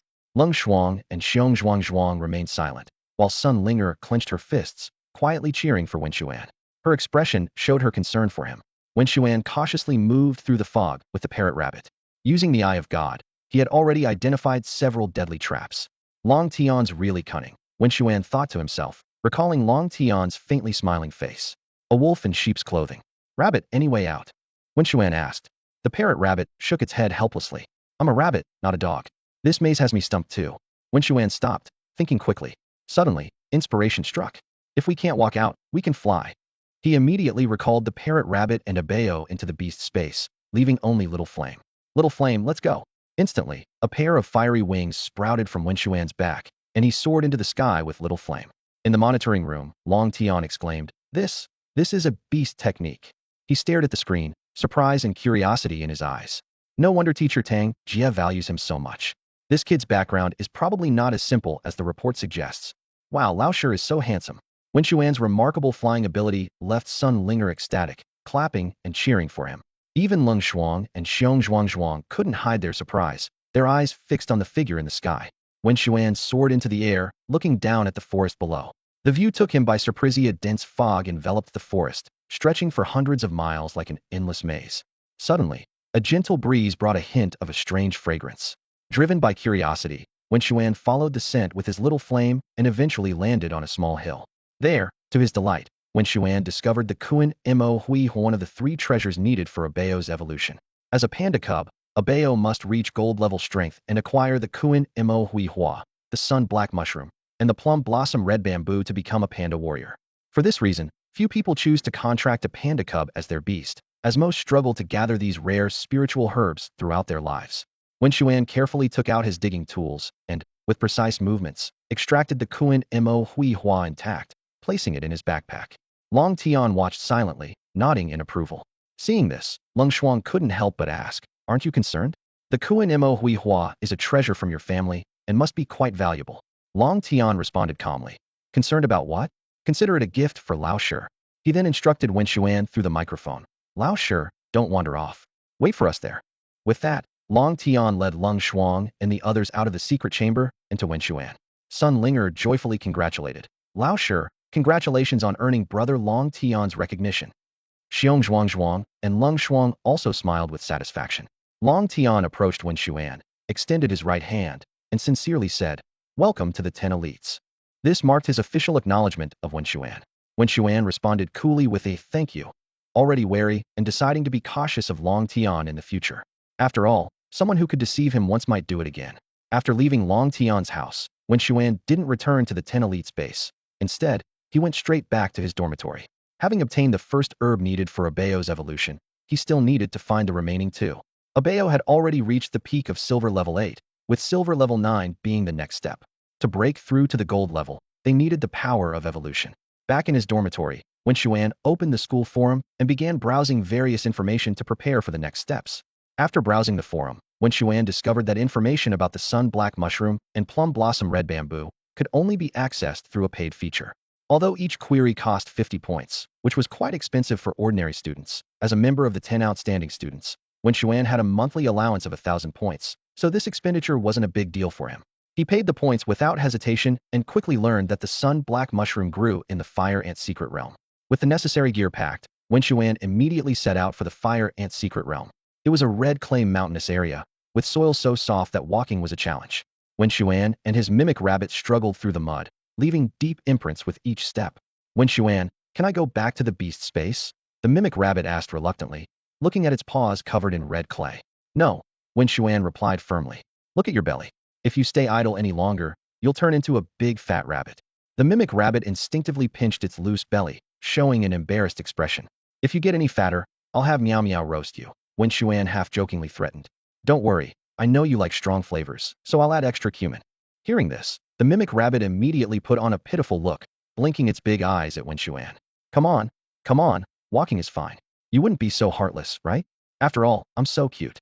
You can find out by testing me, Wen Xuan said with a teasing smile, which prompted the mimic rabbit to quickly catch up with him.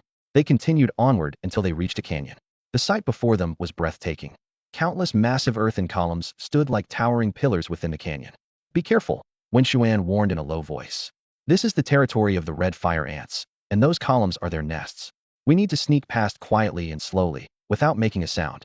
However, just as they were cautiously making their way through, a loud noise suddenly shattered the silence. Wen Xuan looked at the mimic rabbit, who quickly defended itself. It wasn't me. Although I did let out a little fart earlier, it definitely wasn't that loud. Wen Xuan didn't have time to roll his eyes at the rabbit. He swiftly reacted by scooping up the mimic rabbit and soaring into the air. Earlier, he had already sent a Bao into the beast space. From above, Wen Xuan saw a giant anteater not far away, frantically attacking the red fire ants' nests.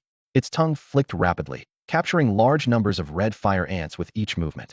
The scene was both astonishing and unsettling, and Wen Xuan realized they were in a perilous situation. Wow, this guy is amazing. Wen Xuan, look, exclaimed the mimic rabbit, pointing with its tiny paw into the distance. Following its direction, Wen Xuan saw a shocking scene. Swarms of red fire ants surging like a tide towards a defenseless anteater. In no time, the anteater was completely surrounded by the red fire ant army. Countless ants climbed onto its body, starting to bite frantically. The mimic rabbit was shocked, murmuring to itself, "It's over for that anteater. It's definitely going to be devoured by those red fire ants." Feeling relieved, it added, "Luckily, Wen Xuan can fly, otherwise we'd be in trouble too." However, Wen Xuan calmly said, "Not necessarily." This left the mimic rabbit puzzled. At that moment, something extraordinary happened. The anteater, covered in red fire ants, suddenly burst into bright red flames. With a boom, the flames instantly incinerated all the red fire ants on its body. Wen Xuan explained, red fire ants are magical creatures with both fire and insect attributes. They're naturally resistant to flames. But the flames on the anteater were too strong, burning the ants to death. Seizing the opportunity, Wen Xuan decisively said, "Let's go. While the red fire ants are distracted by the anteater, we can go find the solar black mushroom." With that, he picked up the mimic rabbit and flew deeper into the red fire ant valley. They flew for over 20 minutes before landing on a platform. Wen Xuan sighed. Damn, it would be great to have a treasure-seeking item or a beast to ride. They had been scanning the area from the sky, but couldn't find any trace of the solar black mushroom. With his internal energy running low, Wen Xuan had to rest on the platform. Looking around, Wen Xuan's gaze finally fell on the mimic rabbit, who was rhythmically moving its hands in its lap area. "What are you doing, rabbit?" Wen Xuan asked. Embarrassed, the mimic rabbit replied, "A few little red fire ants crawled here. They're making me itch like crazy." Saying this, it began to scratch frantically. Seeing this, Wen Xuan took out a bottle of Six God from his space ring and handed it to the mimic rabbit. "Try applying this." The mimic rabbit took the Six God and applied it to the itchy area. Suddenly, it started yelling, hiss hiss hiss, What now?" Wen Xuan asked. "It seems like you can't apply this on wounds. It hurts a lot where I have cuts," the mimic rabbit said in pain. "Bear with it," Wen Xuan said helplessly. Besides Six God, he had no other anti-itch remedies. As they rested on the platform, the scene below in the canyon was alarming. Large groups of red fire ants were gathering, marching towards the anteater. Wen Xuan's expression grew serious, realizing their time was running out. The deeper into the red fire ant valley, the more ants there are, Wen Xuan thought. "I was wondering how to avoid them, but the anteater drew them away for us." After a brief rest, Wen Xuan was ready to move. "Let's go." The mimic rabbit was surprised. "Huh? Now, do you know where to look? Why not let Meow Meow search for us? It can fly, and being flame-shaped, those red fire ants can't harm it." Wen Xuan shook his head. "I think I might know where the solar black mushroom is. I just need to verify it." With that, Wen Xuan spread his wings and took the mimic rabbit into the beast space. Then he said to the little flame, "Meow Meow, take me to the hottest place." The little flame is a fire elemental beast, highly sensitive to temperature, especially heat. With its help, Wen Xuan quickly flew over a massive rock. The scorching sunlight licked the earth like fiery tongues, causing wisps of white smoke to rise from the ground. Not far away, a gigantic rock radiated heat, with a peculiar black lingji mushroom growing at its center. Shimmering with an eerie glow under the sunlight was the legendary sun black lingji. Wen Xuan's eyes lit up as he wiped the sweat from his brow and flew towards the sun black lingji. However, the moment his foot touched the rock surface, a sharp pain shot through his body. "Hiss!" Wen Xuan gasped, feeling white smoke rise from his soles as if he were stepping on a scorching iron plate. Even through his shoes, he could feel the astonishing heat of the rock. "Meow Meow, it's up to you," Wen Xuan said reluctantly, stepping back and letting the little flame take over. The little flame nodded in understanding, flew to the sun black lingji, and easily plucked it with its illusory hands, swiftly returning to Wen Xuan. After obtaining the sun black lingji, Wen Xuan and the little flame flew to a steep cliff. The terrain here was too steep for red fire ants to climb. Exhausted of spiritual energy, Wen Xuan decided to rest here for the night and return the next day. Just as Wen Xuan settled down, the sound of dense footsteps caught his attention. Peering down, he saw a group of red fire ants dragging the massive carcass of an anteater. To his astonishment, these ants had united to kill their natural enemy, the anteater. The red fire ants stopped after dragging the anteater into a gorge. Suddenly, the ground split open, and a gigantic white ant emerged. It was the size of a pig. With a bright red head, it was the queen of the red fire ants.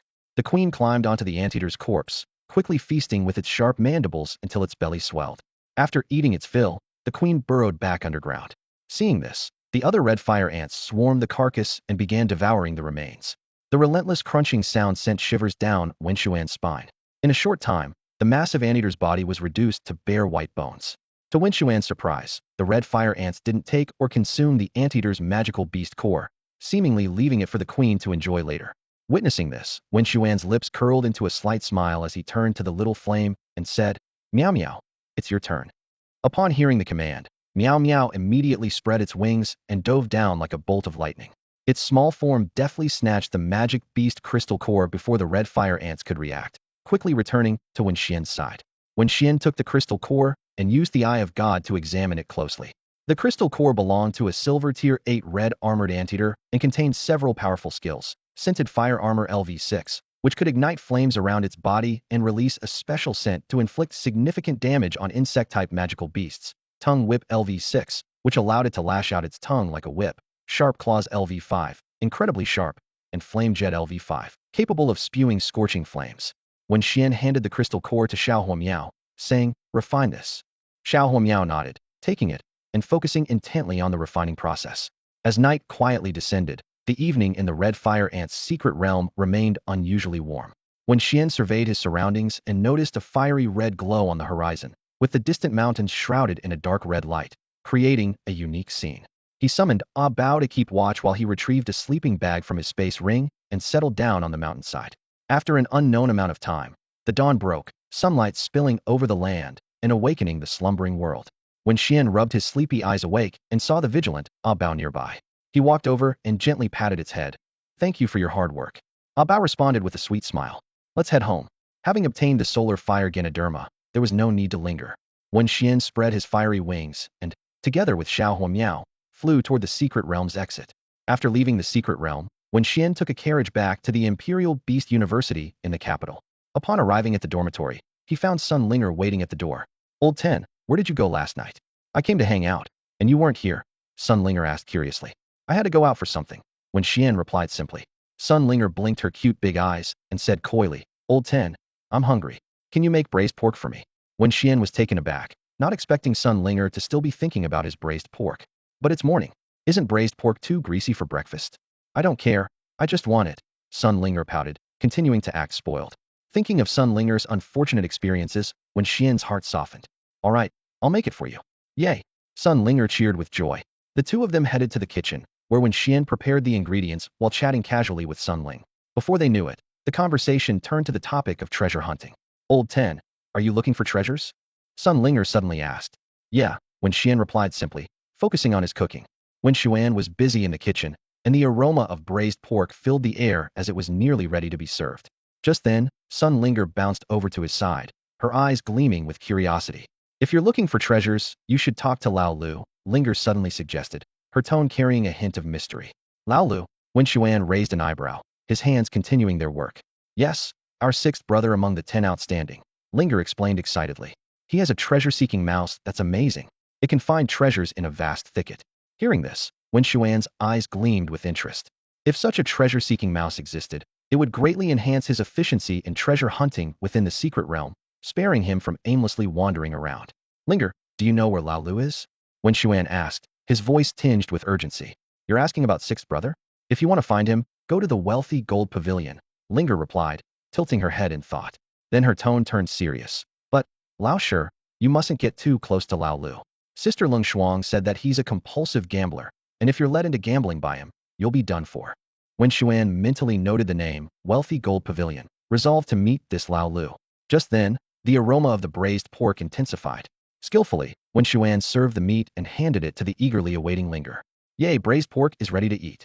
Linger cheered, taking the plate and glancing around cautiously before indulging in the feast, stuffing piece after piece into her mouth. Watching Linger enjoy her meal, Wen Xuan smiled slightly, removed his apron, and hung it over a chair. "Linger, take your time eating. I'm heading out." "Okay," Linger mumbled, her eyes never leaving the delicious plate. Wen Xuan left the kitchen and headed straight for the wealthy gold pavilion. It was the largest casino in the capital, where gambling was legal. When Wen Xuan arrived at the entrance of the wealthy gold pavilion, the sight before him was astounding. The entire building was resplendent, akin to a palace. The gigantic golden signboard with the words, "Wealthy Gold Pavilion," glowed brilliantly. As Wen Xuan was about to step inside, he was stopped by a guard at the door. "Halt, The guard barked. Please show your membership card. Membership card? Wen Xuan was puzzled, having never heard of a casino requiring one. No entry without a membership card, the guard stated coldly. Just as Wen Xuan was at a loss, a slightly older young man approached from the steps. The man showed something to the guard and was allowed entry. Wen Xuan, with sharp eyes, recognized it as a student ID from the Imperial Beast University. Thinking quickly, he also pulled out his student ID. Upon seeing Wen Xuan's student ID, the guard's demeanor changed to one of fear. I'm sorry, I didn't realize you were a student from the Imperial Beast University. Welcome, esteemed guest. He immediately stepped aside, gesturing respectfully for Wen Xuan to enter. Wen Xuan, not hesitating, walked into the wealthy gold pavilion with confidence. Inside the opulent hall, crowds gathered around various gambling tables, with shouts and cheers echoing throughout. He surveyed the scene, beginning his search for the mysterious Lao Lu who could lead him to the treasure-seeking mouse. At the entrance, a young guard curiously asked his older colleague, "Boss, why can students from the Imperial Beast Academy go straight in?" The old guard glanced at the newcomer with disdain, a hint of arrogance in his voice. "Kid, that's a symbol of power. Anyone who gets into the Imperial Beast Academy is exceptionally talented. After graduation, they all become people of high status. To us, they're like walking fortunes. Why would we stop them?" The young man listened, a trace of envy flashing in his eyes as he muttered to himself. "I wish I could get into the Imperial Beast Academy." "You?" The old guard looked him up and down with contempt. "With your qualifications and background, maybe in your next life." Wen Xuan stepped into the opulent golden pavilion, greeted by a cacophony of noise. He glanced around, silently marveling at the place. It had everything one might see on TV. The owner's business strategy was quite unique, with all the servers being young, attractive women dressed in black stockings and wearing cute white rabbit ears that lightly bobbed as they moved. He strolled through the pavilion, observing the people around him. Everyone there was of high status, dressed in designer clothes. Yet, at that moment, they were all engrossed in the frenzy of gambling, faces flushed, shouting incessantly. Wen Xuan glanced at the gambling tables, noting that the chips were expensive, with the cheapest costing 1,000 yuan. However, none of this concerned him. His purpose was to find Lao Lu. After a round of searching, Wen Xuan finally spotted his target. It wasn't because he had seen Lao Lu before, but because the man's attire was simply too flamboyant. Lao Lu, slightly plump, was wearing a white cape with the words "Sure Win" emblazoned on the back. What was even more striking were his hands, adorned with gold rings encrusted with various gemstones. His somewhat bald head was glistening with sweat as he yelled hysterically, "Damn it! Lost again! How can I be so unlucky tonight?" Watching the beautiful croupier open the dice cup, Lao Lu realized in frustration that he had lost all his chips. As he was about to leave dejectedly, when Xian spoke up, "Jin Bao." Lao Lu, also known as Jin Bao, turned around in confusion to face this stranger. "Who are you?" Wen Xian introduced himself briefly. "Nice to meet you. I'm Wen Xian, the new member of the 10 elites. As you guys say, I'm Lao Shi." With that, he pulled out a badge engraved with a large 10. Jin Bao was momentarily stunned, then burst into laughter. "Lao Shi, you're Lao Shi. Teacher Tang Jie mentioned you." He casually threw an arm around Wen Xian's shoulder, laughing. "Lao Shi, do you have some spare money? Lend your brother a bit. I'll pay you back later." Wen Xian replied straightforwardly, "No." Wen Xuan's words hit Jin Bao like a sledgehammer, instantly shattering his enthusiasm. Jin Bao took a few steps back, the smile vanishing from his face. A hint of disdain flashed in his eyes as he spoke coldly. "If you don't have money, why are you coming to me? Are you expecting me to lend you some?" Wen Xuan had anticipated such a reaction from Jin Bao and remained calm, saying, "I don't have money now, but that doesn't mean I won't have any later." As he spoke, his gaze fell on Jin Bao. "Do you have any chips? Lend me one." Instinctively, Jin Bao rummaged through his pockets and soon pulled out a chip worth 1,000. He hesitated, saying, "This is my last one." As Wen Xuan reached for it, Jin Bao quickly retracted his hand. Wen Xuan frowned, about to protest, but Jin Bao quickly added, "We agreed that this chip is a loan. If you lose, you have to return it to me." "All right, don't worry. I'm not going to cheat you." Wen Xuan replied impatiently. "It's just 1,000 bucks. Do you think I can't pay back 1,000? Possibly." Jin Bao's response left Wen Xuan speechless. Before Jin Bao could say anything else, Wen Xuan snatched the chip and strode confidently towards the gambling table. At that moment, a young lady was rolling the dice. With a clink, she placed the dice cup on the table and cheerfully announced, "Place your bets, no more bets." Without hesitation, Wen Xuan placed the chip on the 666. Seeing this, Jin Bao anxiously stomped his foot. "Oh no, are you sure? This round is definitely small, and you're betting on 666? Are you crazy?" He reached out to grab the chip. "No regrets after the bet. Open it now." The dealer's voice interrupted Jin Bao's action. 666. 666. The room erupted in shock. Jin Bao's eyes widened in disbelief. He instinctively looked at Wen Xuan, who was smiling back at him. Staring at the pile of chips in front of Wen Xuan, Jin Bao was speechless. How did you do it? He finally found his voice. Want to learn? Wen Xuan asked with a smile, handing back a $1,000 chip to Jin Bao. Here's your chip back. With that, Wen Xuan took the chips to the exchange counter. Betting on the 666 had a payout of 1:197. Wen Xuan had bet 1,000, winning 197,000, nearly 200,000. Jin Bao, filled with regret, sighed repeatedly. Oh, if only you had bet 10,000. No, 100,000. You would have hit it big with this round. Ignoring Jin Bao's words, Wen Xuan headed straight for the exit. He knew that if he had bet 100,000, winning 19.7 million, the casino wouldn't let him walk away with that money easily. As they left the casino, Jin Bao followed Wen Xuan closely like a shadow, shouting, old sure, don't walk so fast. Tell me, how did you know to bet on the 666? Wen Xuan looked at Jin Bao's ingratiating face and allowed a small smile to play on his lips. Jin Bao's eyes sparkled with greed, eager to learn Wen Xuan's gambling skills. Want to learn? Wen Xuan asked deliberately. Of course I do. Jin Bao replied impatiently, already planning how to use these skills to make a fortune. Wen Xuan chuckled coldly. I'm not telling you, he said, turning to leave, leaving Jin Bao standing there, stunned. Jin Bao quickly snapped out of it and chased after Wen Xuan. Hey, don't be like that. Lao Shi, just tell me, he pleaded, his attitude suddenly turning warm and friendly, repeatedly calling out, Lao Shi. Wen Xuan stopped. You really want to know? Yes, Jin Bao nodded eagerly. Then you have to tell me where your treasure-seeking mouse was found. Treasure-seeking mouse? Jin Bao became tense. Why do you want to know? I want to contract one too, Wen Xuan explained. Jin Bao's eyes shifted. Oh, I see. You want a treasure-seeking mouse? I know where to find one. Let's trade information. You tell me the secret of your gambling skills, and I'll tell you where to find the mouse. All right, Wen Xuan agreed after a moment of thought. Let's write our information on paper. Deal. Wen Xuan took a piece of paper and 2 pens out of his pocket, surprising Jin Bao, who had never seen anyone carry a pen around. In reality, Wen Xuan had taken them from his spatial ring, just to show off. They both began writing. Wen Xuan crumpled his paper into a ball, handed it to Jin Bao, and seriously instructed, this secret must not be shared. Find a secluded place to read it. Jin Bao nodded solemnly, and quickly left with the paper ball.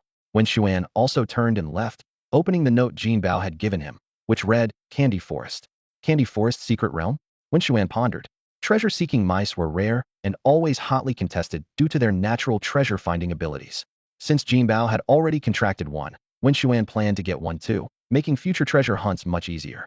Having not rested well in the Red Ant Secret Realm, Wen Xuan decided to return to school for a good sleep before heading to the Candy Forest Secret Realm. Meanwhile, Jin Bao eagerly opened Wen Xuan's note, only to find it read, I just guessed. Jin Bao's face turned red with anger. Lao Shi, he roared. As a compulsive gambler, finally encountering strong gambling skills only to be tricked was unbearable. Fuming, Jin Bao set off for the Candy Secret Realm, intent on revenge against Wen Xuan. Little did he know, Wen Xuan had not gone there, but had returned to school. The next morning, Jin Bao, yawning and exhausted, walked into the 10 Heroes Lounge. Wen Xuan, dressed in a red tracksuit and ready for a morning run, was surprised to see Jin Bao back so early. Wow, is the sun rising in the west today? Jin Bao, that notorious gambler, actually showed up in the territory of the top 10. This is indeed a rare occurrence. Usually, he's holed up in the gambling dens, and it's hard to catch a glimpse of him. Now, he stands there with bloodshot eyes, looking quite terrifying. Where's Lao Shi? Have you seen him? Jin Bao asked urgently, his voice carrying a slight tremor. Lao Shi? He came back early yesterday and is probably still asleep. Wen Xuan replied, her brow slightly furrowed. Where's his room? Jin Bao pressed on. Wen Xuan pointed with her right hand.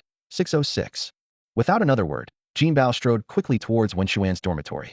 Just as he left, a figure quietly appeared before Wen Xuan. Lao Shi, what are you doing here?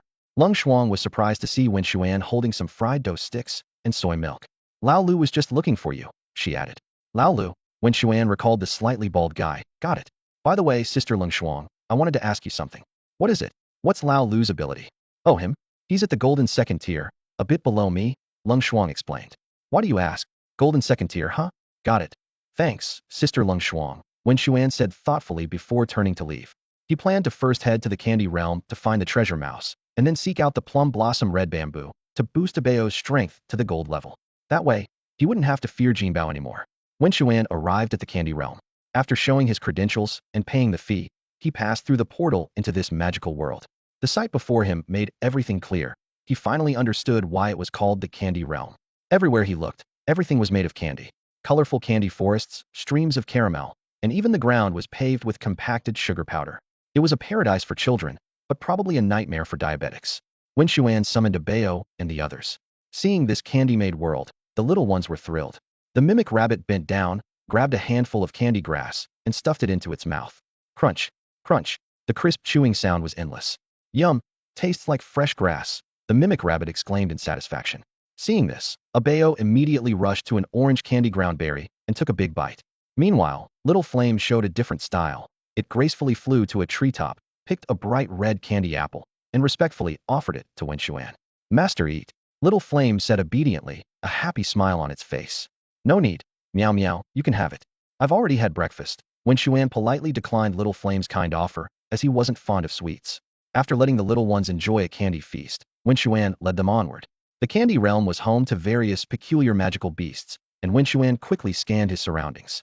Candy frogs, sour plum bugs, sweet ducks. These beasts seemed harmless, so Wen Xuan didn't bother with them. Suddenly, a deafening roar shattered the tranquility. Roar! Is that a tiger's roar? Wen Xuan cautiously looked around.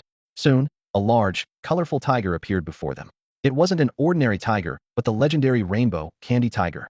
The sudden appearance of the rainbow candy tiger scared the weaker magical beasts around them, causing them to scatter, as if fleeing from a plague. Seeing this, the rainbow candy tiger flashed a smug smile, its eyes gleaming with arrogance. The more these little creatures feared it, the more it reveled in its own pride. The multicolored candy tiger opened its massive jaws, its sharp fangs glinting in the sunlight. It took a fierce bite at a candy tree, but spat out the candy after a few chews. The tiger pawed at its tongue repeatedly, as if it had just tasted the most unpleasant thing in the world. With a shake of its head, it headed off into the distance. Seeing this, Wen Xuan immediately ordered the beasts around him, follow it. The mimic rabbit looked bewildered but followed the command, trailing behind. As it passed the candy tree, it plucked a candy piece and curiously popped it into its mouth, wanting to understand why the candy tiger had shown such disgust. To its surprise, the candy tasted quite good.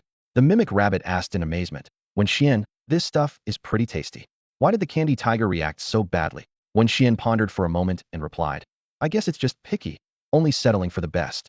They followed the candy tiger for over half an hour until they reached a new location. Not far away, a river of milk cascaded down from a height, crashing into a pond below with a deafening roar.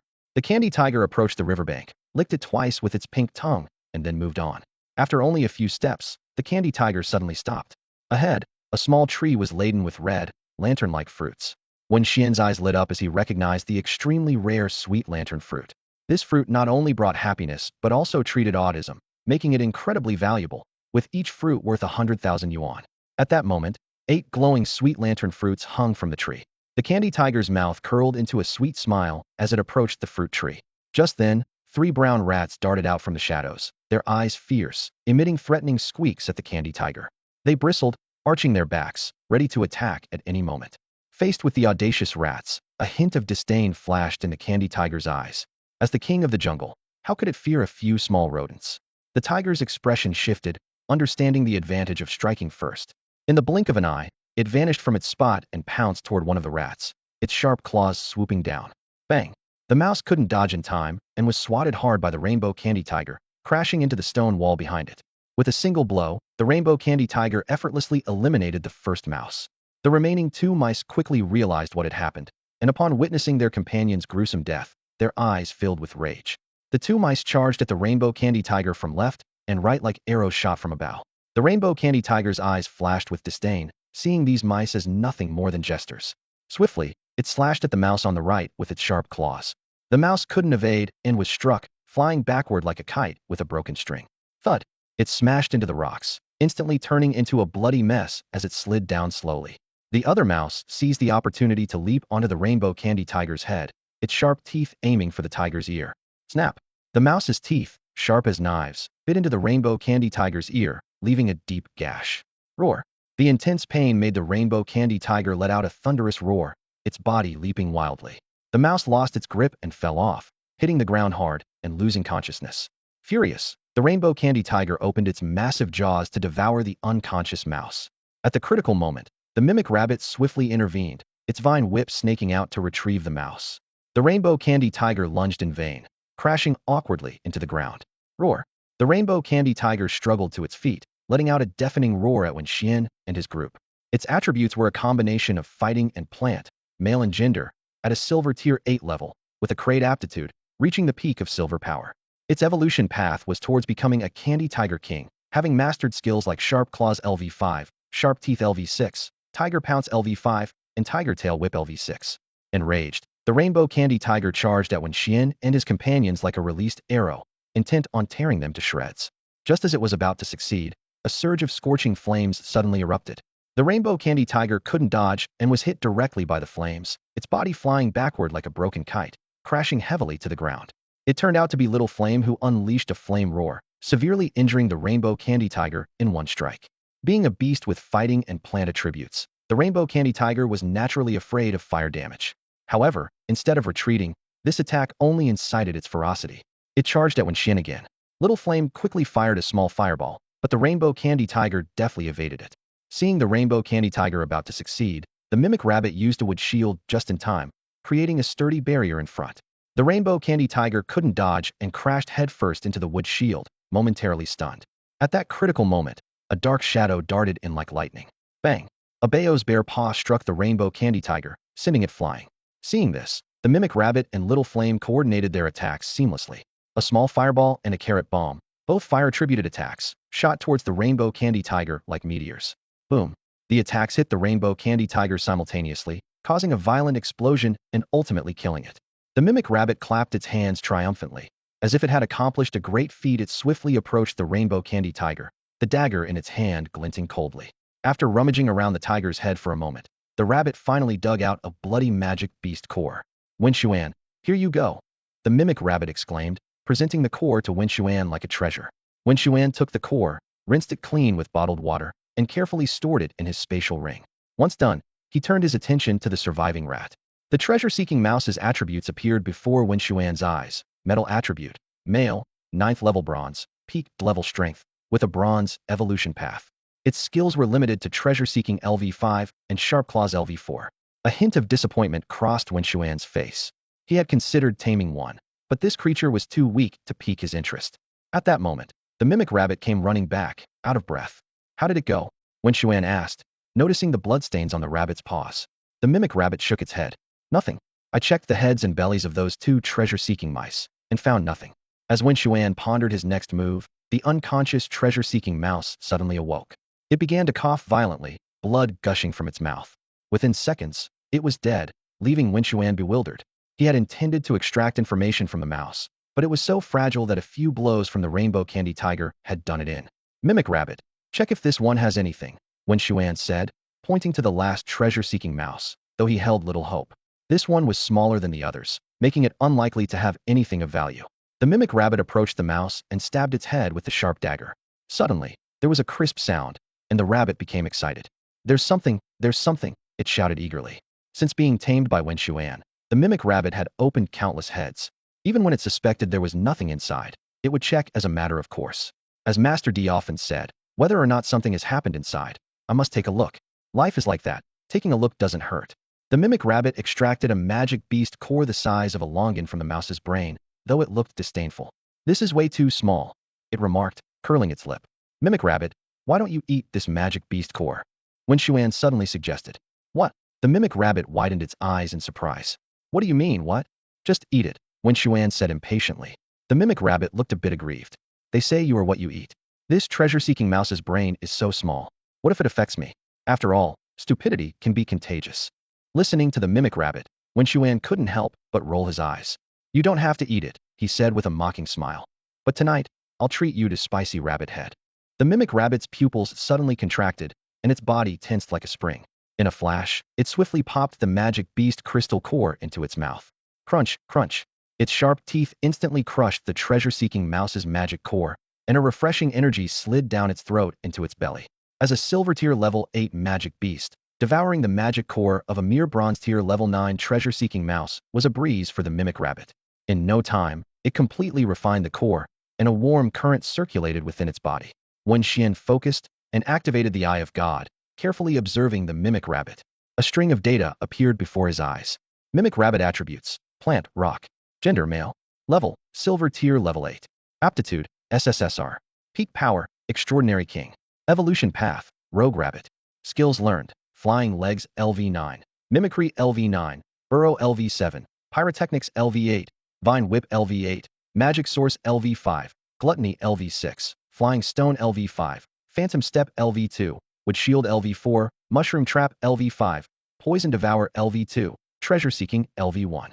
The mimic rabbit's eyes gleamed with pride, and its mouth curled into a slight smile. It felt a peculiar power surging within, as if the world was revealing its hidden secrets. It closed its eyes, took a deep breath, and its nose twitched slightly. The air was filled with a faint fragrance, the unique scent of treasure. Seeing this, Wen Xuan's lips curled into a smile. Come on, to celebrate the mimic rabbit learning the treasure-seeking skill, I'll treat you all to something delicious. He led his beasts to the sweet lantern fruit tree, plucked 4 ripe fruits, and handed one to each of his companions. Eagerly, everyone bit into the sweet lantern fruit. Instantly, a sweet juice exploded in their mouths like a dazzling firework on their tongues. Wen Xuan and his beasts were instantly enchanted, their faces beaming with happiness. Wen Xuan felt a warm sensation throughout his body, and a thought flashed through his mind. The world is so beautiful and wonderful. He carefully picked the remaining 4 fruits and stored them in his space ring. The mimic rabbit, noticing this, showed a trace of urgency in its eyes. It grabbed Wen Xuan's hand and, mimicking the tone of a court drama it recently watched, said, Wen Xuan, my dear master, would you grant your servant another one? Wen Xuan glanced at it coldly and said indifferently, wanna eat? Sorry, no more. If you're capable, lead us to find some. Didn't you just learn the treasure-seeking skill? The mimic rabbit's eyes lit up and immediately led Wen Xuan and the others on a treasure hunt through the forest. At first, it maintained a normal pace, but as they ventured deeper, its behavior became increasingly erratic. It began hopping around, sniffing here and there, curiously exploring everything like a child. However, after half a day, they still came up empty-handed. Wen Xuan began to doubt whether the mimic rabbit's treasure-seeking skill was truly effective. Just then, the mimic rabbit spotted a small dark object ahead. Is it a chocolate bean? It curiously approached, picked up the round object, and examined it closely. First, it sniffed it. Then, as if driven by some impulse, it popped it into its mouth. Suddenly, the mimic rabbit exclaimed, Damn, this is sheep droppings. Luckily, I didn't step on it, or I'd be done for. Wen Xuan, Abeo, and Little Flame exchanged glances, momentarily unsure how to react. Under a giant candy tree, Wen Xuan and his friends were enjoying their lunch. Abeo was happily munching on fresh bamboo shoots, while the parrot rabbit was holding a carrot, cheerfully approaching Abeo. However, Abeo suddenly turned away, completely ignoring the parrot rabbit. Abeo, what's wrong? Why are you treating me like this? The parrot rabbit asked, perplexed by the unexpected cold shoulder. Abeo responded in Panda language, and what was said left the parrot rabbit utterly shocked. What? The parrot rabbit exclaimed. You said I shouldn't talk to you with a mouth that has eaten poop because it ruins your appetite. This left the parrot rabbit speechless. Seeing this, Wen Xuan lightly patted the parrot rabbit's shoulder, trying to suppress a laugh, and said, Rabbit, don't worry about it. It's just poop. We won't look down on you. Unexpectedly, at that moment, the parrot rabbit picked up some goat droppings from the ground and started eating them, leaving Wen Xuan both surprised and inexplicably amused. Watching the parrot rabbit's awkwardness, Wen Xuan began to ponder a question. Why? Despite having learned treasure hunting skills, could the parrot rabbit not find any treasure? He speculated that it might be due to a low skill level that needed improvement. Suddenly inspired, Wen Xuan took 2 sweet lantern fruits from his spatial ring and handed them to Abeo and Little Flame. Seeing this, the parrot rabbit excitedly shouted, I want some too. Give me one. Wen Xuan smiled and said, If you want it, you'll have to find it yourself. Then he turned to Abeo and Little Flame, instructing them, You two take the red lantern fruits and hide them in the forest. Make sure they're well hidden. Later, the parrot rabbit and I will come to find them. Abeo and Little Flame nodded in agreement and quickly ran into the woods. After about 10 minutes, they returned, clearly having hidden the red lantern fruits. Wen Xuan's plan was simple. Since there were no treasures in the forest, they would create treasures themselves. All right, parrot rabbit, if you want to eat the red lantern fruit, you'll have to find it yourself, Wen Xuan encouraged. Upon hearing this, the parrot rabbit transformed into a detective dog. It sniffed around, sometimes crawling on all fours like a real dog, sniffing as it moved forward. Wen Xuan's method worked. Driven by the desire to find the red lantern fruit, the parrot rabbit continuously used its treasure hunting skills. In just one day, its skill level increased from 1 to 2. As its level improved, the parrot rabbit's sense of smell became sharper. Suddenly, it caught a whiff of a peculiar fragrance. Hee, this time I'm sure. Although exhausted from searching all day, the scent energized the parrot rabbit, and it eagerly dashed toward the source of the aroma. Eventually, the parrot rabbit arrived under another candy tree and began digging with great effort. After much hard work, it finally unearthed a red lantern fruit from the ground, its face beaming with the joy of victory. Looking at the dirt-covered red lantern fruit, the mimic rabbit showed a silly smile. It excitedly exclaimed, Hee, found it. Found it. Without caring about the dirt on the fruit, it eagerly stuffed it into its mouth. Fragrant, so sweet, so delicious. It chewed contentedly, a happy smile spreading across its face. Seeing this, Wen Xuan softly said, "All right, let's call it a day. We'll find the remaining one tomorrow." The mimic rabbit nodded obediently. As night fell, Wen Xuan was sound asleep in the tent when he was suddenly awakened by Abeo. He asked puzzledly, "Abeo, what's the matter?" The surroundings were silent, showing no signs of monster attacks. Abeo began gesturing, and Wen Xuan quickly understood its meaning. "You mean that mimic rabbit sneaked out in the middle of the night, and we have no idea what it's up to?" Abeo nodded in confirmation. "Okay, let's go find it." Wen Xuan quickly got up, packed the tent into his space ring, and headed in the direction the mimic rabbit had gone. Along the way, Wen Xuan was surprised to find the ground littered with pits, as if it had been bombarded. "Wow," he marveled to himself. "I bet that rabbit is responsible for this." With Abeo and Little Flame in tow, they continued forward. Finally, they spotted the mimic rabbit. It was engrossed in gnawing on something. Wen Xuan called out, "Rabbit, what are you eating?" The mimic rabbit was startled, and the fruit in its hand fell to the ground. Wen Xuan looked closely and realized it was a sweet lantern fruit. It turned out this glutton was still thinking about the sweet lantern fruit that Little Flame had hidden away and had sneaked out at night to find it. Who would have thought it actually found it? Called this be the superpower of a foodie? Wen Xuan couldn't help but think of a friend who always managed to find the snacks his parents hid. He was amazed to see the mimic rabbit's treasure-finding skill level up from 1 to 3 in just one day. Its talent was simply extraordinary. The mimic rabbit nonchalantly said, "Oops, it fell, but no worries, it's still good to eat if it's within 3 seconds." Saying this, it picked up the red lantern fruit, casually blew and patted it, and stuffed it back into its mouth. After finishing, it contentedly walked over to Wen Xuan and said, "Let's go back to sleep." Back at the campsite, Wen Xuan, Abeo, and Little Flame sat around the campfire, watching the mimic rabbit snore thunderously in its sleep after a day of adventure. Wen Xuan knew a peaceful night's sleep was out of the question. He noticed Little Flame staring at the campfire intently. "Meow meow, if you want to play, go ahead." With permission granted, Little Flame joyfully leaped into the fire, playing gleefully among the flames. As a magical beast made of fire elements, the flames not only didn't harm it, but made it stronger. Watching Little Flame have so much fun, Wen Xuan smiled knowingly. As the night deepened, the campsite was filled with a warm and joyous atmosphere. In the following days, Wen Xuan increased the difficulty and continued to train the parrot rabbit's treasure hunting skills. He had the clever and nimble Little Flame hide the red lantern fruit, which last time had taken the parrot rabbit an entire day to find. This time, under Wen Xuan's guidance, Little Flame hid the fruit even further and more discreetly. The parrot rabbit turned into the Sherlock Holmes of the rabbit world, embarking on a challenging treasure hunt. It sniffed the ground, perked its long ears to listen, and constantly scanned the surroundings with its eyes. However, Little Flame had hidden the fruit so well that it took the parrot rabbit a whole week to find it. Despite this, the parrot rabbit's perseverance was remarkable. As long as it had a bit of energy left, it would continue searching, more enthusiastically than anyone else. Its relentless effort finally paid off. On the evening of the 8th day, its treasure hunting skill leveled up from 3 to 4, and it successfully found the red lantern fruit. When the parrot rabbit finally bit into the long-awaited fruit, the sweet juice filled its mouth, bringing tears to its eyes. The hard-won sweetness made it deeply appreciate the value of effort. Just as it finished the last bite, Wen Xuan said, "Rabbit, it's time for us to go." "Huh? Aren't we going to continue practicing?" the parrot rabbit asked reluctantly, having fallen in love with the challenging treasure hunts. Wen Xuan shook his head and explained, "Rome wasn't built in a day. You've already advanced your treasure hunting skills to level 4 in a short time, which is impressive. Going further requires more time, which isn't worthwhile right now. Besides, Abeo's training hasn't been neglected these days. It reached silver tier 9 yesterday. Once we find the plum blossom red bamboo, Abeo can evolve." With a reluctant parrot rabbit and a significantly stronger Abeo, Wen Xuan left the Candy Secret Realm and headed straight for the 10,000 Bamboo Forest Secret Realm. Upon arriving at the bamboo forest, Abeo was thrilled, as if it had entered a food paradise. Wen Xuan thoughtfully dug up a bamboo shoot for it to munch on while walking. The curious parrot rabbit wanted to try a bite too, but immediately felt its tongue go numb as the raw bamboo shoot tasted bitter and astringent, causing it to frown. Disgusted, the parrot rabbit handed the bamboo shoot back to Abeo and asked, "Abeo, how can you enjoy something so awful? I just can't understand it." Abeo was displeased at this. To it, bamboo shoots were a supreme delicacy, not to be insulted. It began to babble at the parrot rabbit in protest. The parrot rabbit, understanding Abeo's words, turned pale. "What? You say that something as disgusting as dung, which is inedible, I actually enjoyed?" This comment brought back unpleasant memories of eating sheep dung, making the parrot rabbit feel nauseous, and it retched. While dry heaving, the parrot rabbit trembled and said to Abeo, "Abeo, Let's be clear from now on. Please don't ever mention me eating dung again. No sooner had it said this than it retched again.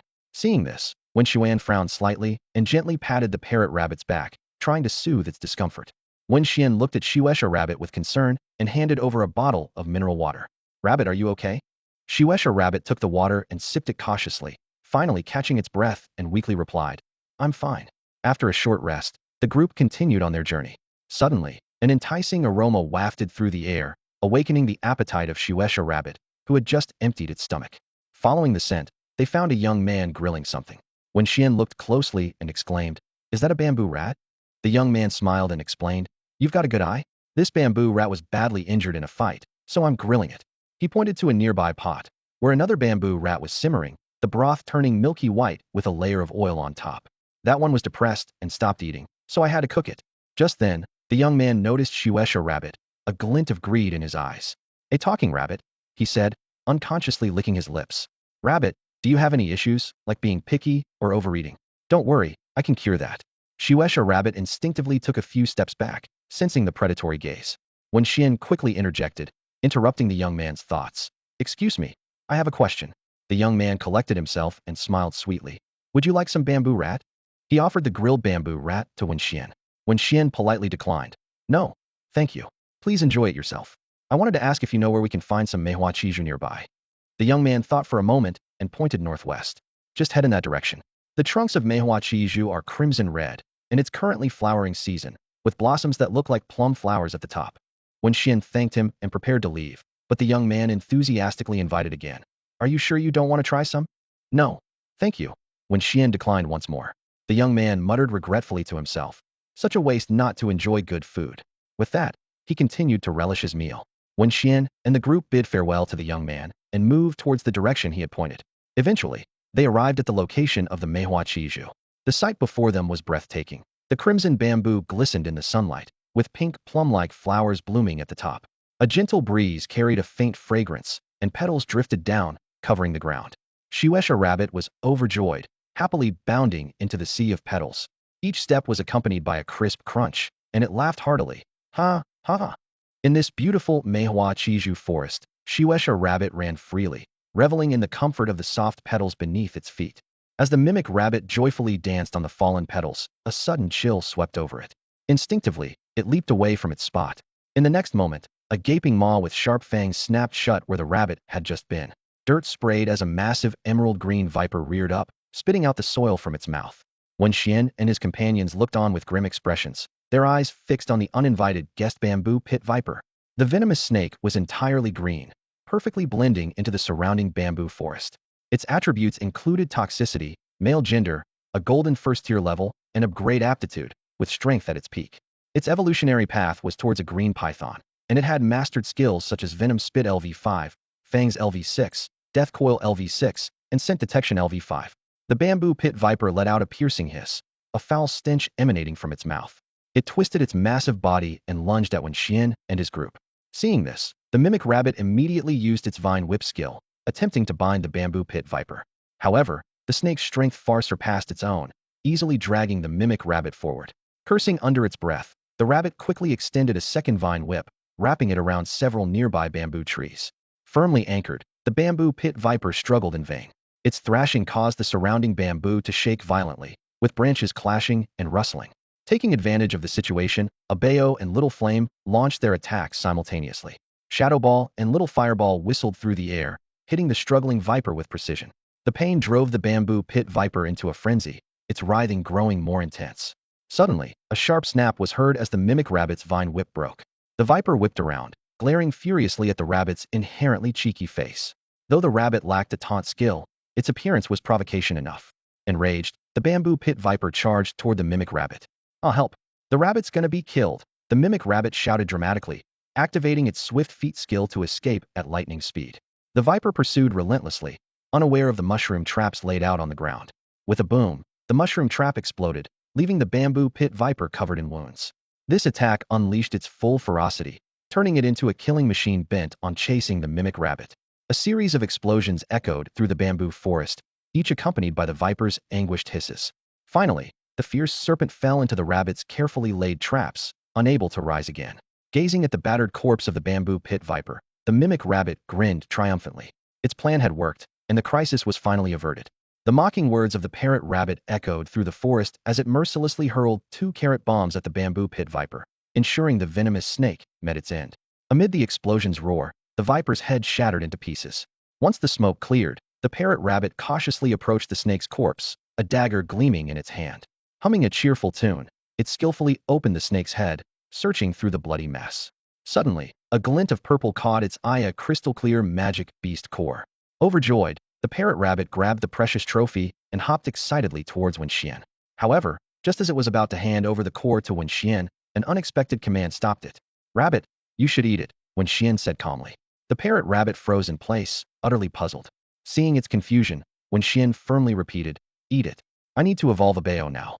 Wen Xuan then turned to a Bao, instructing it to find the finest bamboo in the plum red bamboo forest.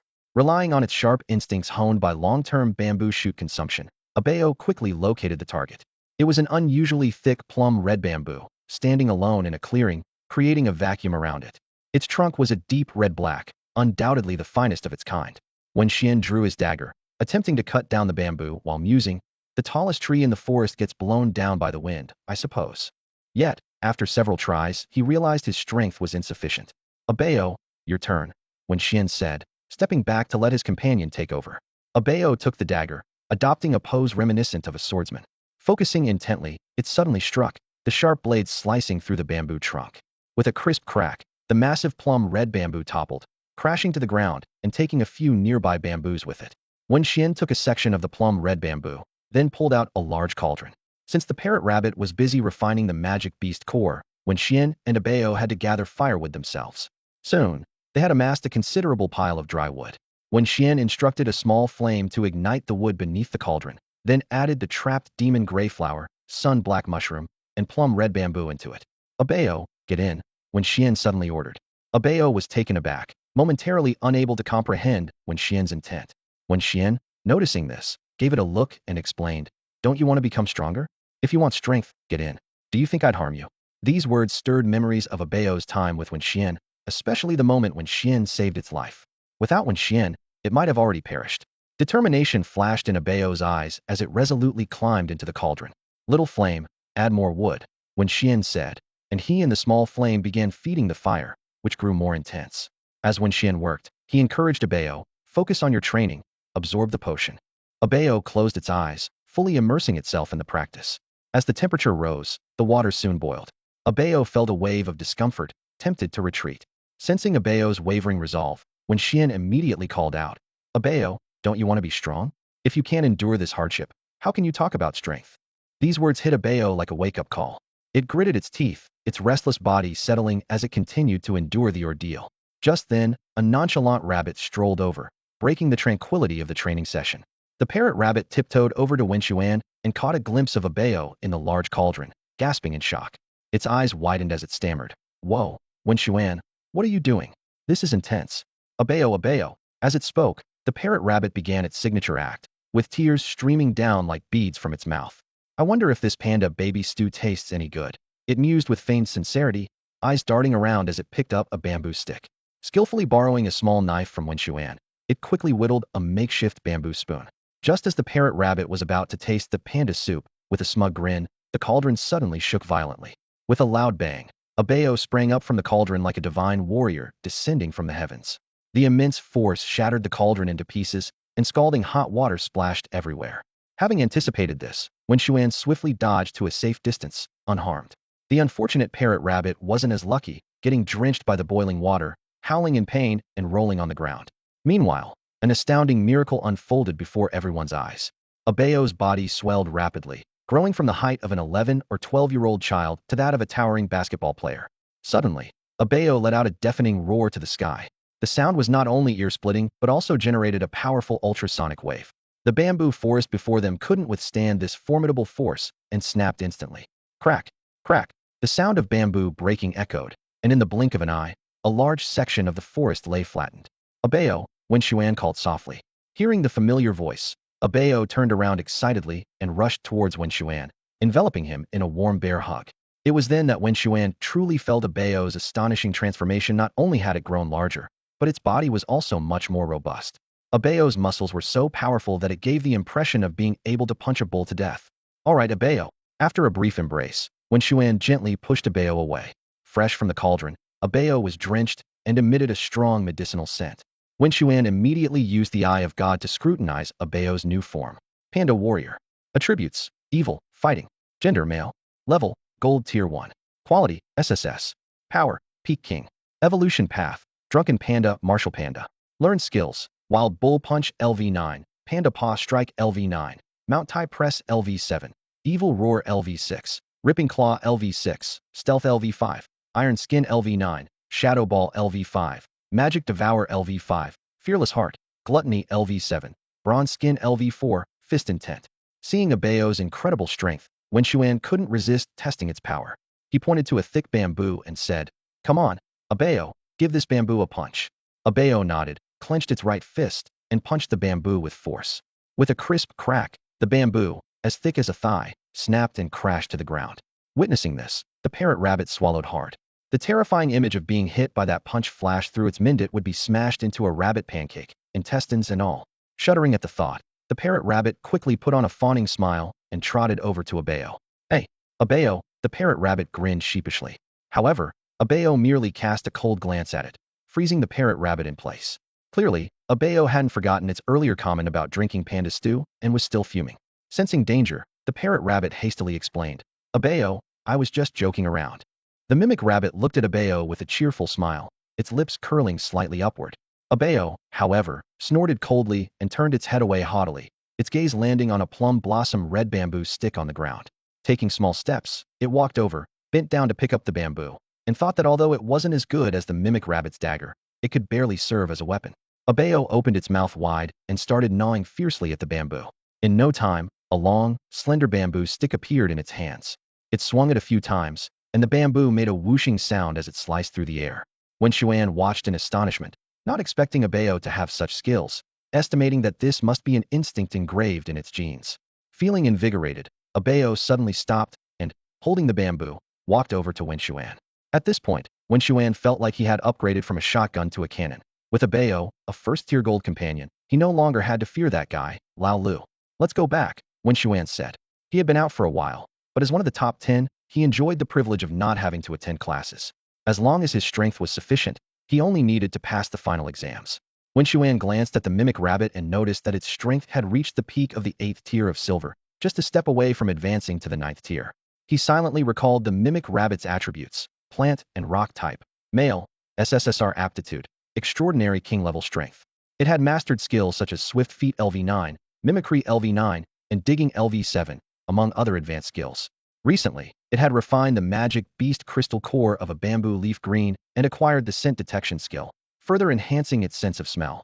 While Wen Xuan was lost in thought, the mimic rabbit suddenly became excited, as if it had caught the scent of some treasure, and darted off in a direction. It wasn't long before it hurried back, holding a bamboo shoot in its hands. "Hey Abeo, this is for you," the mimic rabbit offered, as if presenting a treasure. Abeo took a closer look and realized it was a century-old plum blossom red bamboo shoot, and it started drooling. Just by its appearance and scent, Abeo could tell it was bound to be incredibly delicious. Seeing this, the mimic rabbit's mouth curved into a sly smile, and it said to Abeo, "Abeo, let's make up, shall we? Consider this my apology gift." Upon hearing this, Abeo nodded repeatedly. In fact, it had already forgiven the mimic rabbit in its heart, but it had been pretending to ignore it. The mimic rabbit also smiled, its previous antics having been merely mischievous, not expecting to hurt Abeo's feelings. Watching the two companions reconcile, Wen Xuan breathed a sigh of relief. After all, no beast master wants discord among their beasts. He felt secretly thankful that this little storm had finally settled. Wen Xuan returned to the school with Abeo and the others, walking briskly towards the resting place of the top 10. As he reached the entrance, he saw Xiong Zhuangzhuang and Sun Linger. Xiong Zhuangzhuang's face was grim, his brows furrowed, while Sun Linger seemed like a cheerful little bird, rushing towards Wen Xuan. "Wen Xuan brother, you better leave," Sun Linger shouted urgently, her voice tinged with a hint of panic. "Leave?" Wen Xuan was slightly taken aback, and before he could think it through, a cold voice came from behind him. "Leave? Where do you think you're going? I tell you, today you're not going anywhere." Wen Xuan turned around to find Jin Bao standing behind him. His face was ashen, eyes bloodshot, clearly showing signs of sleepless nights. In his quest to catch Wen Xuan, this gambler hadn't even gone to the gambling house. choosing instead to wait here every day. Today, he was finally rewarded for his persistence. Wen Xuan's appearance caused quite a stir, quickly drawing a large crowd. This commotion caught Wen Xuan's attention, who turned to Long Tian, who happened to not be on a mission, and whispered, "Long Tian brother, it seems like old 6 is going to make a move on old 10. Shouldn't you intervene?" As the leader of the top 10, Long Tian's words were almost law. Yet, he merely shook his head slightly, a mysterious smile playing on his lips. No rush. I think old 10 isn't as simple as we imagine. This time, it might not be old 10 who suffers. Wen Xuan was taken aback by his words, but before she could think further, Jin Bao's roar interrupted her thoughts. "You little brat. You tricked me, causing me sleepless nights. How do you plan to compensate me?" Jin Bao said through gritted teeth. "If you can't give me a good compensation, you know the consequences." Wen Xuan looked innocent. "Compensation? What should I compensate for? Didn't I already tell you my secret? My wins are all thanks to luck. Gambling is inherently a game of losing 9 out of 10 times. Then how did you know it was a leopard that time?" Jin Bao questioned, disbelief evident in his tone. In all his years of gambling, he had never encountered a leopard. Yet Wen Xuan managed to hit it on his first try. How is that possible? Wen Xuan shrugged, feigning indifference. "How should I know? Maybe I was just lucky." In truth, Wen Xuan knew that win wasn't due to luck. He possessed the eye of God, which allowed him to see the information of objects. The dice cup showed a leopard, which was why he dared to bet. But this secret, he would never reveal to Jin Bao. Jin Bao let out a cold laugh. "I don't care if it's real skill or sheer luck. You deceived me, and now you must pay the price." With that, he summoned his beast without hesitation. A massive 5-clawed golden toad appeared before the crowd. Its entire body was golden, its back covered in large fleshy lumps, looking both majestic and grotesque. "Guagua." The 5-clawed golden toad croaked loudly, its voice deep and resonant. "5-clawed golden toad? Isn't that just a fancy frog?" Someone murmured quietly. Seeing this, Wen Xuan grew tense. "Long Tian brother, they're about to fight." Yet Long Tian remained calm. "It's fine. Old 10 hasn't even made a move yet." His tone carried a hint of anticipation, as if he were watching an exciting performance. Wen Xuan, not to be outdone, immediately summoned a bao. A giant panda holding a purple bamboo appeared instantly before everyone, forming a stark contrast with the 5-clawed golden toad. The scene was set for a confrontation, and everyone held their breath, waiting for the showdown to commence. "Panda warrior!" Xiong Zhuang exclaimed with fervent eyes. As an ardent fan of bear-type magical beasts, he could hardly contain his excitement upon seeing Wen Xuan's abeo. Jin Bao was slightly taken aback, clearly not expecting Wen Xuan to have a second-stage beast companion. Wen Xuan, on the other hand, cast an admiring glance at Long Tian and praised. "Ah, brother Long Tian, you're amazing. How did you know he had a panda warrior?" Long Tian replied calmly. "I didn't know he had a panda warrior, but given his personality, he would definitely have a backup plan." Jin Bao sneered, a cold smile playing at his lips. "So what if it's a panda warrior? It looks freshly evolved and unstable. Watch how I teach you a lesson." 5-clawed toad, tongue whip. At Jin Bao's command, the 5-clawed toad opened its mouth wide, and its long pink tongue lashed out like a whip. Abeo, seeing this, immediately swung the bamboo in its hand to counter. Bang! The bamboo clashed violently with the tongue, producing a dull thud. However, instead of repelling the opponent, Abeo's bamboo was tightly entangled by the 5-clawed toad's tongue. A fierce tug-of-war ensued, with neither side giving ground. Eventually, Abeo, exhausted, was being pulled toward the 5-clawed toad. In a critical moment, Abeo quickly adjusted its stance, forming a fist with its right paw, and struck toward the 5-clawed toad. Bear paw strike. Boom! Abeo's paw struck the 5-clawed toad heavily, pushing it back several steps. Jin Bao, however, remained unfazed, wearing a confident smile. Sun Linger keenly noticed Abeo's sudden change in expression and urgently asked Xiong Zhuang. "Brother Zhuang, look at Abeo, what's happening to it?" Xiong Zhuang's expression turned serious. "It's been poisoned. Old loose 5-clawed toad has poisonous skin. I fell for it before." Wen Xuan felt a pang of regret, not anticipating that Jin Bao's beast would be a 5-clawed toad, and lamented not having taught Abeo poison resistance skills in advance. He made a mental note to start this training as soon as the battle concluded. Despite being poisoned, Abeo remained fiercely determined. It shook its head vigorously to dispel the dizziness and let out a roar, charging at the 5-clawed toad once more. This time, it deftly avoided the opponent's tongue whip attack, swiftly closing the distance. In the blink of an eye, Abeo was in front of the 5-clawed toad, swinging its bamboo fiercely. The 5-clawed toad, seeing this, kicked its legs powerfully, leaping into the air. However, Abeo was relentless in its assault, following closely and thrusting its bamboo upward at the airborne opponent. Jin Bao gasped, his eyes wide open. He hadn't expected Wen Xuan's Abeo to be so agile, launching a new attack in the blink of an eye. With a loud bang, Abeo's bamboo stick precisely struck the soft white belly of the five-clawed golden toad. The toad let out a piercing wail. Its body was covered with hard, golden armor-like skin, except for its vulnerable belly. This strike left it half-crippled, collapsing in pain on the ground, its tongue lolling out and face twisted in agony. The pain was akin to a man being hit in a vital spot, unbearable. Jinbao was heartbroken and quickly ran towards the fallen toad. "My precious," he murmured softly, swiftly storing it in his beast space, intending to take it to the school infirmary for treatment. On the other side, although Abeo had defeated its opponent, it was poisoned. It staggered, nearly collapsing, but was supported by the mimic rabbit's vine whip. "Abeo, are you all right?" the mimic rabbit asked worriedly. Abeo managed a sweet smile, turning its gaze to Wen Xuan. Seeing this, Wen Xuan frowned and turned to Zhuang and Sun Linger, urgently asking, "Do you have any antidote pills? Or know any healers? Abeo's been poisoned. It needs treatment fast." "I have an antidote pill," Zhuang said, pulling out a small, dark pill from his pocket. Wen Xuan hesitated, unsure about the pill's origin. "Come on, Lao Shi, stop hesitating and treat it," Zhuang urged. Wen Xuan snapped back to reality, took the pill, and went to Abeo's side. He carefully helped Abeo take the antidote pill with some bottled water. Soon, Abeo's face, which had turned purple, began to return to normal. "This antidote pill works well. Abeo will be fine soon. Don't worry," Zhuang reassured him. Sun Linger curiously asked, "Zhuang, why do you carry antidote pills with you?" Zhuang thought of his battles against poison-type opponents and shook his head. Since his beasts were all melee-type bear monsters, poisoning was common. He muttered quietly, "Seems like I need to contract a gold-type bear next time." The gold attribute could counter poison and be immune to poison attacks. As the antidote took effect, Abeo's condition gradually improved. Wen Xuan breathed a sigh of relief and suggested, "Let's go. Abeo, I'll take you out for a big meal." He turned to Zhuang and Sun Linger. "You guys come along too. It's my treat today." "Great, a big meal." Sun Linger cheered, jumping up and down.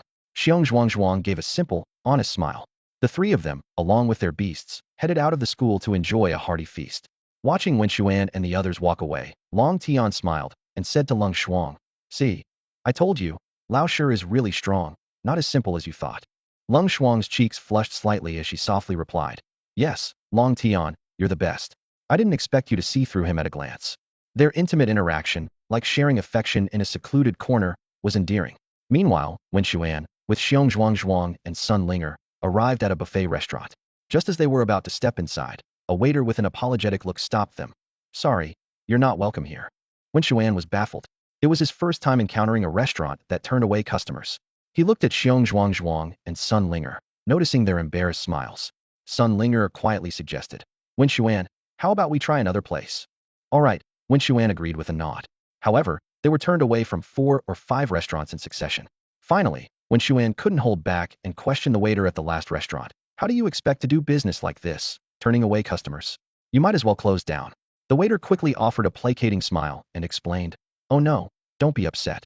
That's not what we mean. You're welcome, but those two aren't." "They aren't? Why not?" Wen Xuan was even more confused. The waiter suggested, "Why don't you ask them?" Wen Xuan turned to Zhuang and Sun Linger, his eyes filled with questions.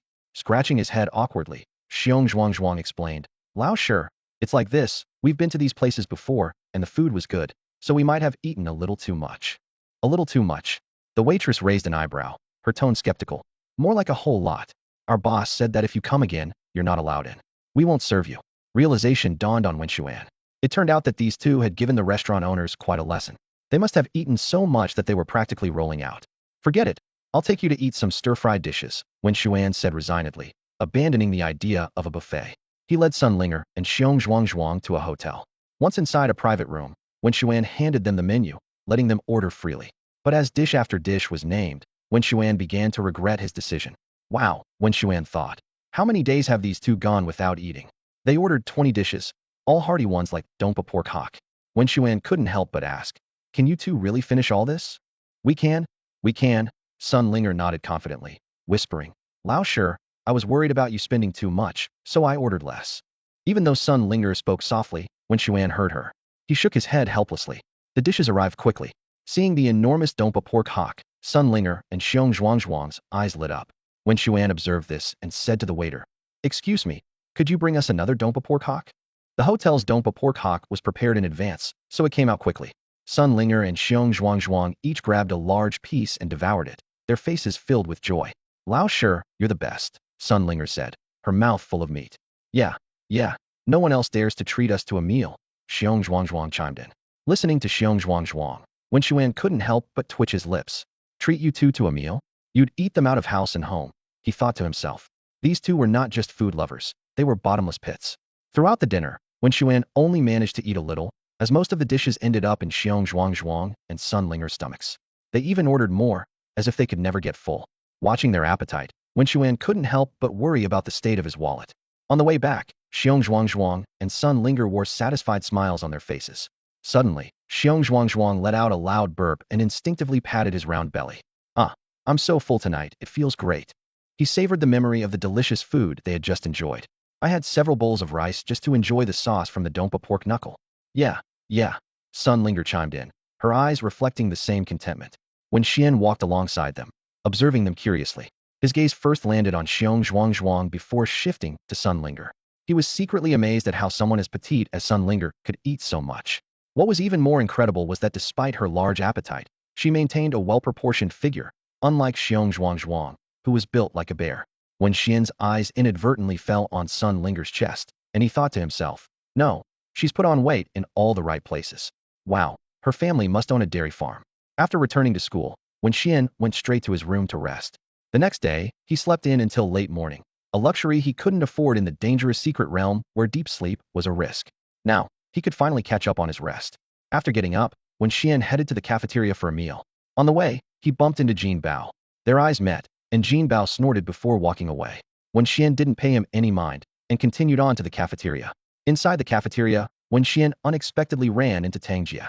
Mr. Tang, he greeted with a smile. Oh, Wen Xian. Come. Tang Jia waved warmly. Wen Xian sat across from him with his tray. Tang Jia leaned in with a gossipy look. Wen Xian, I heard you had a fight with Jin Bao yesterday. How did it go? Did you win or lose? It was just a lucky win, Wen Xian replied modestly. Tang Jia waved his hand dismissively. A win is a win, no need for modesty. He looked at Wen Xian in surprise. I didn't expect your strength to improve so quickly. You're already at the first stage of gold. Tang Jia explained that while a beastmaster's strength could improve rapidly through cultivation techniques, actual combat power depended on the level of their strongest beast. He sensed Wen Xian's aura had reached the gold stage, meaning his strongest beast, ABA, had also reached this level. No wonder you managed to defeat Jin Bao, Tang Jia realized. Well, it's a good wake-up call for him. Being beaten by a newcomer must be a bitter pill to swallow. Tang Jia shifted the conversation. But you both are top talents and my students, so it's not good to hold grudges. How about this? There's a task that needs handling, and I'll send you both. Seeing Wen Xian's hesitation, Tang Jia pulled a magic beast crystal core from his pocket. This is your reward for the task. Take a look and decide if you want to go. Wen Xian examined the crystal core in Tang Jia's hand. It was a gold-tier clawed honey badger crystal core with the rending claws skill at level 5. This skill allowed the use of sharp claws to attack opponents, causing tearing damage. Wen Xian's eye showed a hint of interest as he seriously considered the task's possibilities. The fearsome Fong LV6 is an intimidating skill that significantly enhances bite force. At its peak, even the toughest steel plates can't withstand its power. Accompanying this is Shadow Assault LV5, a skill that transforms the user into a swift shadow, delivering a deadly strike at incredible speed. Additionally, Poison Immunity is a passive skill that, once mastered, renders the user immune to all poison-based attacks, providing strong protection in battle. Wen Xuan's gaze fell upon the mysterious, glowing beast core in Tang Jia's hand, and his eyes lit up with the prospect of endless possibilities. Deal, he said without hesitation. I'll take on this mission. Just him and me? Wen Xuan inquired, evidently still uncertain about the mission details. Tang Jia smiled mysteriously. Of course not. I'll send someone else to accompany you. Someone else? Who? Wen Xuan asked curiously. You'll find out soon enough, Tang Jia replied cryptically. He picked up an empty plate and added, all right, take your time eating. I have to go now. With that, he left. Wen Xuan quickly finished his meal and returned to his dorm. He summoned a Bao to begin refining the beast core of a clawed honey badger. Lady Luck seemed to favor him, as the clawed honey badger was of an evil attribute, and a Bao successfully acquired the valuable poison immunity skill after refining it. As night fell, Wen Xuan arrived punctually at the designated location of village within the city. He was the first to arrive, but soon after, Jin Bao showed up, albeit reluctantly. Upon seeing Wen Xuan, Jin Bao's expression soured, and he couldn't help but exclaim, "What are you doing here?" Before Jin Bao could say more, a pleasant voice interrupted, "Oh my, you two are already here. Sorry I'm late." Wen Xuan turned to see a man approaching gracefully. The man had skin like porcelain, wore a pink traditional outfit, and twirled a delicate paper fan. A subtle peach blossom fragrance surrounded him, giving off a unique aura. Shimin Lang, Jin Bao exclaimed, clearly recognizing the newcomer. Ah, little Lulu, long time no see, Shimin Lang said with a playful smile. How have you been? Winning big in the gambling dens. Jin Bao snorted and turned away, ignoring him. Shimin Lang, unfazed, shifted his attention to Wen Xuan. You must be Wen Xuan, our number 10. He looked Wen Xuan up and down, nodding in approval. Yes, indeed, quite the talent. Shimin Lang approached Wen Xuan, warmly placing a hand on his shoulder. Number 10, how about joining me in the gigolo business? I tell you, it's a great job you can earn money lying down. Isn't that what every young person dreams of? Wen Xuan rolled his eyes and gently removed Shimin Lang's hand. You can do that yourself. I'm not interested, he replied coolly. Ah, number 10, you really don't know how to take a joke, Shimin Lang said, unfazed. All right, enough chit-chat. Let's finish the job quickly. I'm in a hurry to get back to my ladies. Ladies, hearing this, Jin Bao shivered involuntarily. Images of lavishly dressed older women, around 40 or 50 years old, flashed in his mind. He never expected Shimin Lang to be into that type. According to Shimin Lang, mature women are the most beautiful in the world. He described them as ripe apples, exuding a captivating aroma, incomparable to younger girls. Led by Shimin Lang, the three ventured deeper into the village. Along the way, Jin Bao looked around with disdain. What's so great about this village? He muttered. It's filled with two types of people, those who collect rent and those who pay it. Shimin Lang immediately countered, you're wrong. There's a third type here, wealthy and generous ladies. Jin Bao retorted dismissively. Generous ladies are just rent payers too. And how are they wealthy? No sooner had he spoken than he regretted it. Because at that moment, the wealthy and generous lady they spoke of appeared right before them. A heavily made-up woman swayed seductively towards the three men, her red lips parting as she spoke in a sultry voice. Hey handsome guys, interested in some special services? Shimin Lang squinted, a playful smile tugging at the corners of his mouth. Sure, but first, what's the price? The woman gave Wen Xuan and Jin Bao a quick once-over before stating. 500 per person, but for 3, it'll be 2,000. Jin Bao was immediately agitated, his voice rising in disbelief. What? That's a ripoff. How does it jump from 500 each to 2,000 for 3? The woman calmly explained. Because you take 1,000, and they're both handsome, so I'm giving a small discount. Jin Bao was momentarily speechless, his mouth opening and closing without sound. Just then, a piercing scream echoed from deep within the alley. Shimin Lang's expression changed abruptly, and he whispered urgently to Wen Xuan and Jin Bao. Let's go check it out. I'll go first, follow me closely. With that, he dashed towards the source of the scream. To Shimin Lang's surprise, Wen Xuan managed to keep up with his pace. As they ran, Shimin Lang teased. Wow, old 10, you've got some skills. Ever thought about joining me as a gigolo? Before he finished speaking, they arrived at the scene of the scream. The sight before them was horrifying. 2 reedy jackals were viciously attacking a young woman lying in a pool of blood. Furious, Shimin Lang gritted his teeth and exclaimed, Damn beasts, attacking such a beautiful lady. With that, he quickly summoned his beast companion. A majestic creature, a Purito woman in a yellow gown, holding a folding fan. Wen Xuan exclaimed, It's the Wind Enchantress. Shimin Lang's eyes lit up at the remark. Old 10, you're quite knowledgeable. Many people can't even name her. He then introduced, the Wind Enchantress, Wind attribute, female. She's at Gold tier, level 3, with an SS aptitude, peak master strength. Her evolution path is to become a Wind Empress. Her skills include Wind Blade LV6, Wind Vortex LV5, Wind Shield LV5, and Gale Stride LV6. As soon as the Wind Enchantress appeared, she launched a fierce attack on the jackals. Her expression icy, she swiftly moved her hands, sending 2 sharp wind blades slicing through the air towards the jackals. Whoosh, whoosh, the wind blades reached the jackals instantly. With a bang-bang, the reedy jackals couldn't dodge in time and were sliced open, blood splattering everywhere. At that moment, Jin Bao arrived, panting heavily, and complained, You guys are too fast, couldn't you wait for me? Shimin Lang sneered, Wait for you? By then, everything would be over. He quickly approached the injured woman. She's severely hurt, needs immediate treatment. Just then, Wen Xuan sensed danger and shouted, Watch out! A shadow leapt from the darkness, its sharp claws glinting as it lunged towards the Wind Enchantress.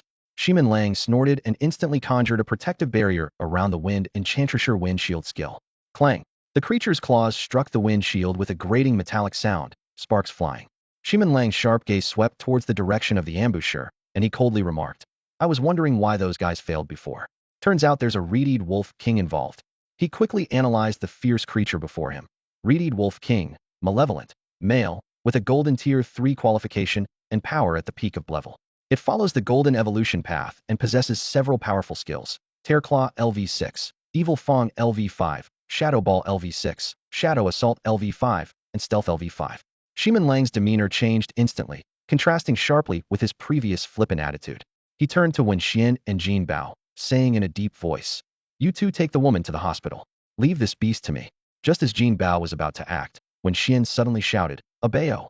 Abeo swung a stick fiercely towards an apparently empty spot.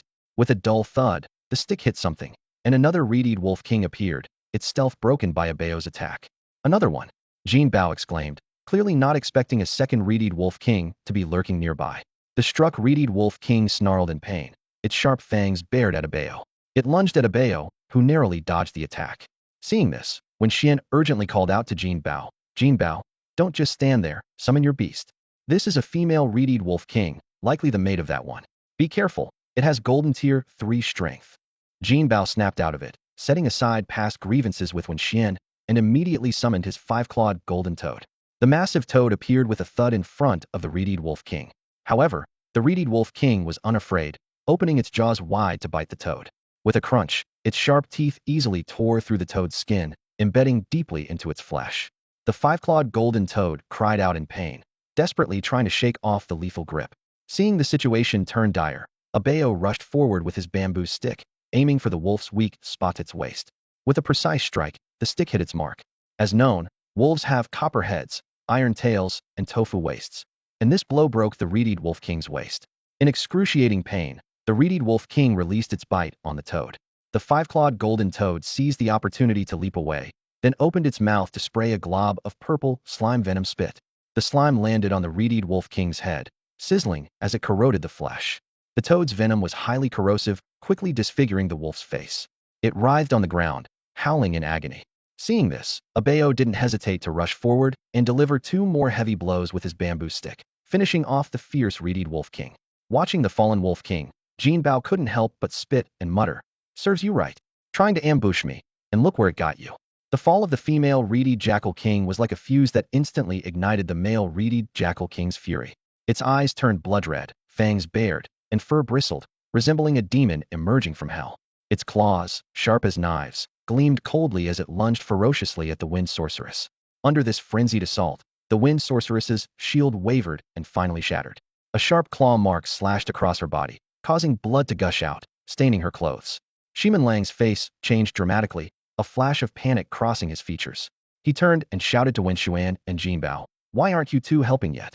Upon hearing this, Wen Xuan and Jin Bao quickly reacted, commanding their beasts to join the fray. Meanwhile, Shimin Lang formed a seal with his hands, and another beast appeared out of thin air, the peach blossom spirit. This plant-based beast emitted a faint floral fragrance, its delicate petals swaying gently in the breeze. It was a female beast of golden tier 2, with S-level potential and a diamond evolution path. The peach blossom spirit was adept at several skills: petal dance LV5, vine wrap LV4, leaf pluck and flower scatter LV5, and peach blossom whirl LV4. As soon as the peach blossom spirit appeared, it cast vine wrap. Countless green vines shot out like serpents, instantly binding the reedy Jackal King tightly. At that moment, Abeo arrived, raising a bamboo stick high and smashing it down on the Jackal King's head. With a crisp crack, the bamboo stick shattered. Wen Xuan's eyes widened in surprise, not expecting Abeo's weapon to be so fragile. However, the blow caused the Jackal King significant pain, prompting it to struggle violently and eventually break free from the peach blossom spirit's grip, lunging towards Abeo. Instead of retreating, Abeo advanced, right fist clenched, muscles tensed, and delivered a cannon punch. With a bang, the fist struck the Jackal King's head like a cannonball. The impact sent the Jackal King flying and caused Abeo to stagger back several steps. Seeing this, Shimin Lang and Jin Bao immediately commanded their beasts to attack. Leaf pluck and flower scatter, venom spray, wind blade. The 3 attacks simultaneously hit the already severely injured Jackal King. This final assault utterly defeated it, and the Jackal King collapsed with a look of unwillingness in its eyes. The mimic rabbit swiftly hopped over to the Jackal King, expertly extracting the magic beast core and handing it to Wen Xuan. Shimin Lang, looking at the 2 cores in Wen Xuan's hands, said, "You two should each take one. I don't need them." With that, he turned to approach the injured woman, his brow furrowed in obvious concern. Wen Xuan turned to Jin Bao and said, "Since he doesn't want them, let's split them. Here, this one's for you." He handed the female reedy Jackal King's core to Jin Bao. Although both were of golden tier 3, The female's skills were slightly inferior. Abeo, Wen Xuan called, handing the other core to it. Abeo took the core and immediately began to devour it without a word. Seeing this, Jin Bao's eyes widened in disbelief. What are you doing, Lao Shi? Jin Bao's voice broke the silence. His anger had dissipated, and he now looked at Wen Xuan with approval. However, his expression froze when he saw Wen Xuan directly feeding the beast core to Abeo. Don't you know that before feeding a beast core to a spirit beast, it must be washed with holy water? Jin Bao said urgently, his brow furrowed. This helps to dispel any lingering resentment within. Seeing Wen Xuan's confused expression, Jin Bao sighed with a hint of exasperation in his voice. Every deceased magical beast leaves its resentment in the core. If not cleansed, the spirit beast that consumes it could go berserk. Jin Bao glanced worriedly at Abeo, and only relaxed a bit when he saw no signs of distress. He pulled a small bottle from his pocket and handed it to Wen Xuan. Here, don't say I didn't warn you. Use this holy water. Your previous teacher was really irresponsible not to tell you something so important. Wen Xuan accepted the holy water with a polite thank you. Just then, Shimin Lang strode over with a hint of disdain on his face. Lao Shi, don't listen to Jin Bao's nonsense. That holy water stuff is just superstition. As Jin Bao was about to argue, Shimin Lang waved him off, changing the subject. His gaze shifted between Wen Xuan and Jin Bao, and he spoke urgently. You two, stop standing around. Come help me. That woman is a bit heavy. I can't carry her alone. Jin Bao immediately stepped forward to assist, while Wen Xuan quickly called for an ambulance. Together, they got the injured woman onto the ambulance. Watching the ambulance drive away, Shimin Lang clapped his hands in satisfaction. All set. That girl should be okay now. He turned to Wen Xuan and Jin Bao, a mischievous glint in his eye. To thank you both for helping me tonight. Dinner's on me. Wen Xuan and Jin Bao exchanged a glance, about to politely decline, but Shimin Lang had already slung an arm around each of their shoulders, steering them forward. Come on, I'm treating. Don't be so hesitant. The three of them made their way to a place called Cowboy Bar. Shimin Lang grinned and said, Welcome to my bar. He led the hesitant Wen Xuan and Jin Bao inside, straight to a private room. Shimin Lang instructed the waiter. What are you standing around for? My friends are here. Bring out the good food and drinks. Oh, and Li Jie should be here too. Invite her over. Before long, the spacious private room was crowded, filled with the scent of heavy perfume. A heavily made-up woman sidled up to Jin Bao, asking flirtatiously, First time here, handsome? You're not a newbie, are you? She licked her lips, a glint in her eye. No worries, just take care of me, and I'll make sure you get a nice reward. Jin Bao's face turned sour at her words. Wen Xuan discreetly stepped aside, realizing that they had been set up by Shimin Lang. This guy actually wanted them to work as male escorts. Sorry, I have something to do, so I'll be leaving now, Wen Xuan said, turning to leave the private room. Jin Bao saw this and immediately got up to follow him, as if escaping from a trap. The sensation of the old woman groping him still lingered on his skin, making him extremely uncomfortable. Shimin Lang was singing passionately and didn't stop the two from leaving. He squinted his eyes and a mysterious smile appeared on his lips, as if everything was under his control. Outside the bull bar, the night was deep. As soon as Jin Bao stepped out, he couldn't help but complain. Damn, today I almost got caught in a trap. My virginity, preserved for over 10 years, almost got taken just like that. Wen Xuan just remained silent, his gaze scanning the street. A taxi happened to drive by, and Wen Xuan decisively flagged it down. The two got in and headed towards the school. The atmosphere in the car was heavy, with only the hum of the engine filling the silence. On the way back to school, Wen Xuan suddenly asked, Jin Bao, do you know where I can buy a weapon? Jin Bao was taken aback. A flash of Wen Xuan smashing a Bao's bamboo came to mind. His eyes darted, and he revealed a sly smile. Hee hee, you asked the right person. But why should I tell you? Wen Xuan frowned. What do you want then? Simple, just teach me your gambling skills. Jin Bao had a greedy look on his face. Wen Xuan was speechless. This guy was truly a hopeless gambler. He ignored him and continued walking. There were other people among the top 10 he could ask. Seeing Wen Xuan getting farther away, Jin Bao stomped in frustration. Fine, if you won't say, then don't. I won't bother with you. With that, he turned and headed towards the school gate, planning to gamble a few more rounds to satisfy his addiction. Wen Xuan returned to the dormitory and, upon turning on the light, saw Zhuang and Sun Linger sitting by his desk, both instantly alert. Sun Linger exclaimed happily, Brother Wen Xuan, you're back. Yeah, Wen Xuan replied, patting Sun Linger's head. What's going on here? Zhuang awkwardly explained. Sorry, it's my fault. I heard from Linger that your braised pork is really delicious, and I wanted to try it too. Sun Linger quickly corrected him. No, Brother Wen Xuan. It was me being greedy, wanting to eat braised pork, and I dragged Brother Zhuang along. Wen Xuan understood. These two little ones were staking out for a meal of braised pork. He chuckled. If you want to eat, then follow me. Tonight, there's plenty of braised pork for everyone. The three of them went to the kitchen, and Wen Xuan opened the refrigerator, which was packed full of meat, a rather impressive sight. Zhuang sheepishly scratched his head. I was afraid there wouldn't be enough meat, so I bought a little extra. Wen Xuan's mouth twitched. This is more than a little extra. Looking at the refrigerator full of meat, he began to calculate how to cook all these ingredients. Wen Xuan decided to make a larger batch of braised pork, not only to satisfy the appetites of the food lovers Zhuang and Sun Linger, but also to let Abeo and the others have a taste. He skillfully worked the spatula, while Zhuang assisted him, and soon the kitchen was filled with a rich aroma. Before long, a large bowl of enticingly colored braised pork was ready. Wen Xuan served everyone a generous portion, including Abeo and the mimicking rabbit. Everyone eagerly dug in, except for Abeo, who looked worried and out of place. Noticing Abeo's unusual demeanor, Zhuang asked with concern, Abeo, what's wrong? Are you feeling unwell, or do you not like the braised pork? Sun Linger chimed in while eating. You don't like the braised pork? I think it tastes amazing. Her face beamed with satisfaction. Wen Xuan looked at Abeo thoughtfully. Are you still upset about your weapon being damaged? Abeo nodded slightly, a hint of sadness in its eyes. Upon hearing this, Zhuang boasted. Oh, I thought it was something serious. Abeo, tell me what weapon you want, and I'll make one for you. Wen Xuan looked at Zhuang in surprise. You? Sun Linger quickly vouched for him. Yes, Abeo, Brother Zhuang is really skilled. His forging skills are top-notch. When we were on a mission, the villagers were all asking him to help with forging. Wen Xuan was skeptical. Villagers? You mean forging farm tools? Zhuang shrugged. What's wrong with forging farm tools? If I can forge those complicated tools, why wouldn't I be able to forge a weapon? While Wen Xuan was doubtful, Abeo believed Zhuang's words wholeheartedly. Its big eyes sparkled with anticipation as it gazed at him. Zhuang assured confidently. Don't worry, Lao Shi, after this delicious braised pork, I can't let you down. Leave Abeo's weapon to me. Seeing Zhuang's confidence, Wen Xuan decided not to question further. Early the next morning, Wen Xuan was startled awake by a rapid knocking at his door. Rubbing his sleepy eyes, he opened the door to find Sun Linger and Zhuang already packed and standing there with their bags. What are you two up to? Wen Xuan asked, puzzled. Zhuang replied enthusiastically. Lao Shi, didn't you want to forge a weapon for your Abeo? Let's go. Go? Where to? To forge the weapon, of course. But first, we need to find the materials. Wen Xuan suddenly felt a bit uncertain about Zhuang.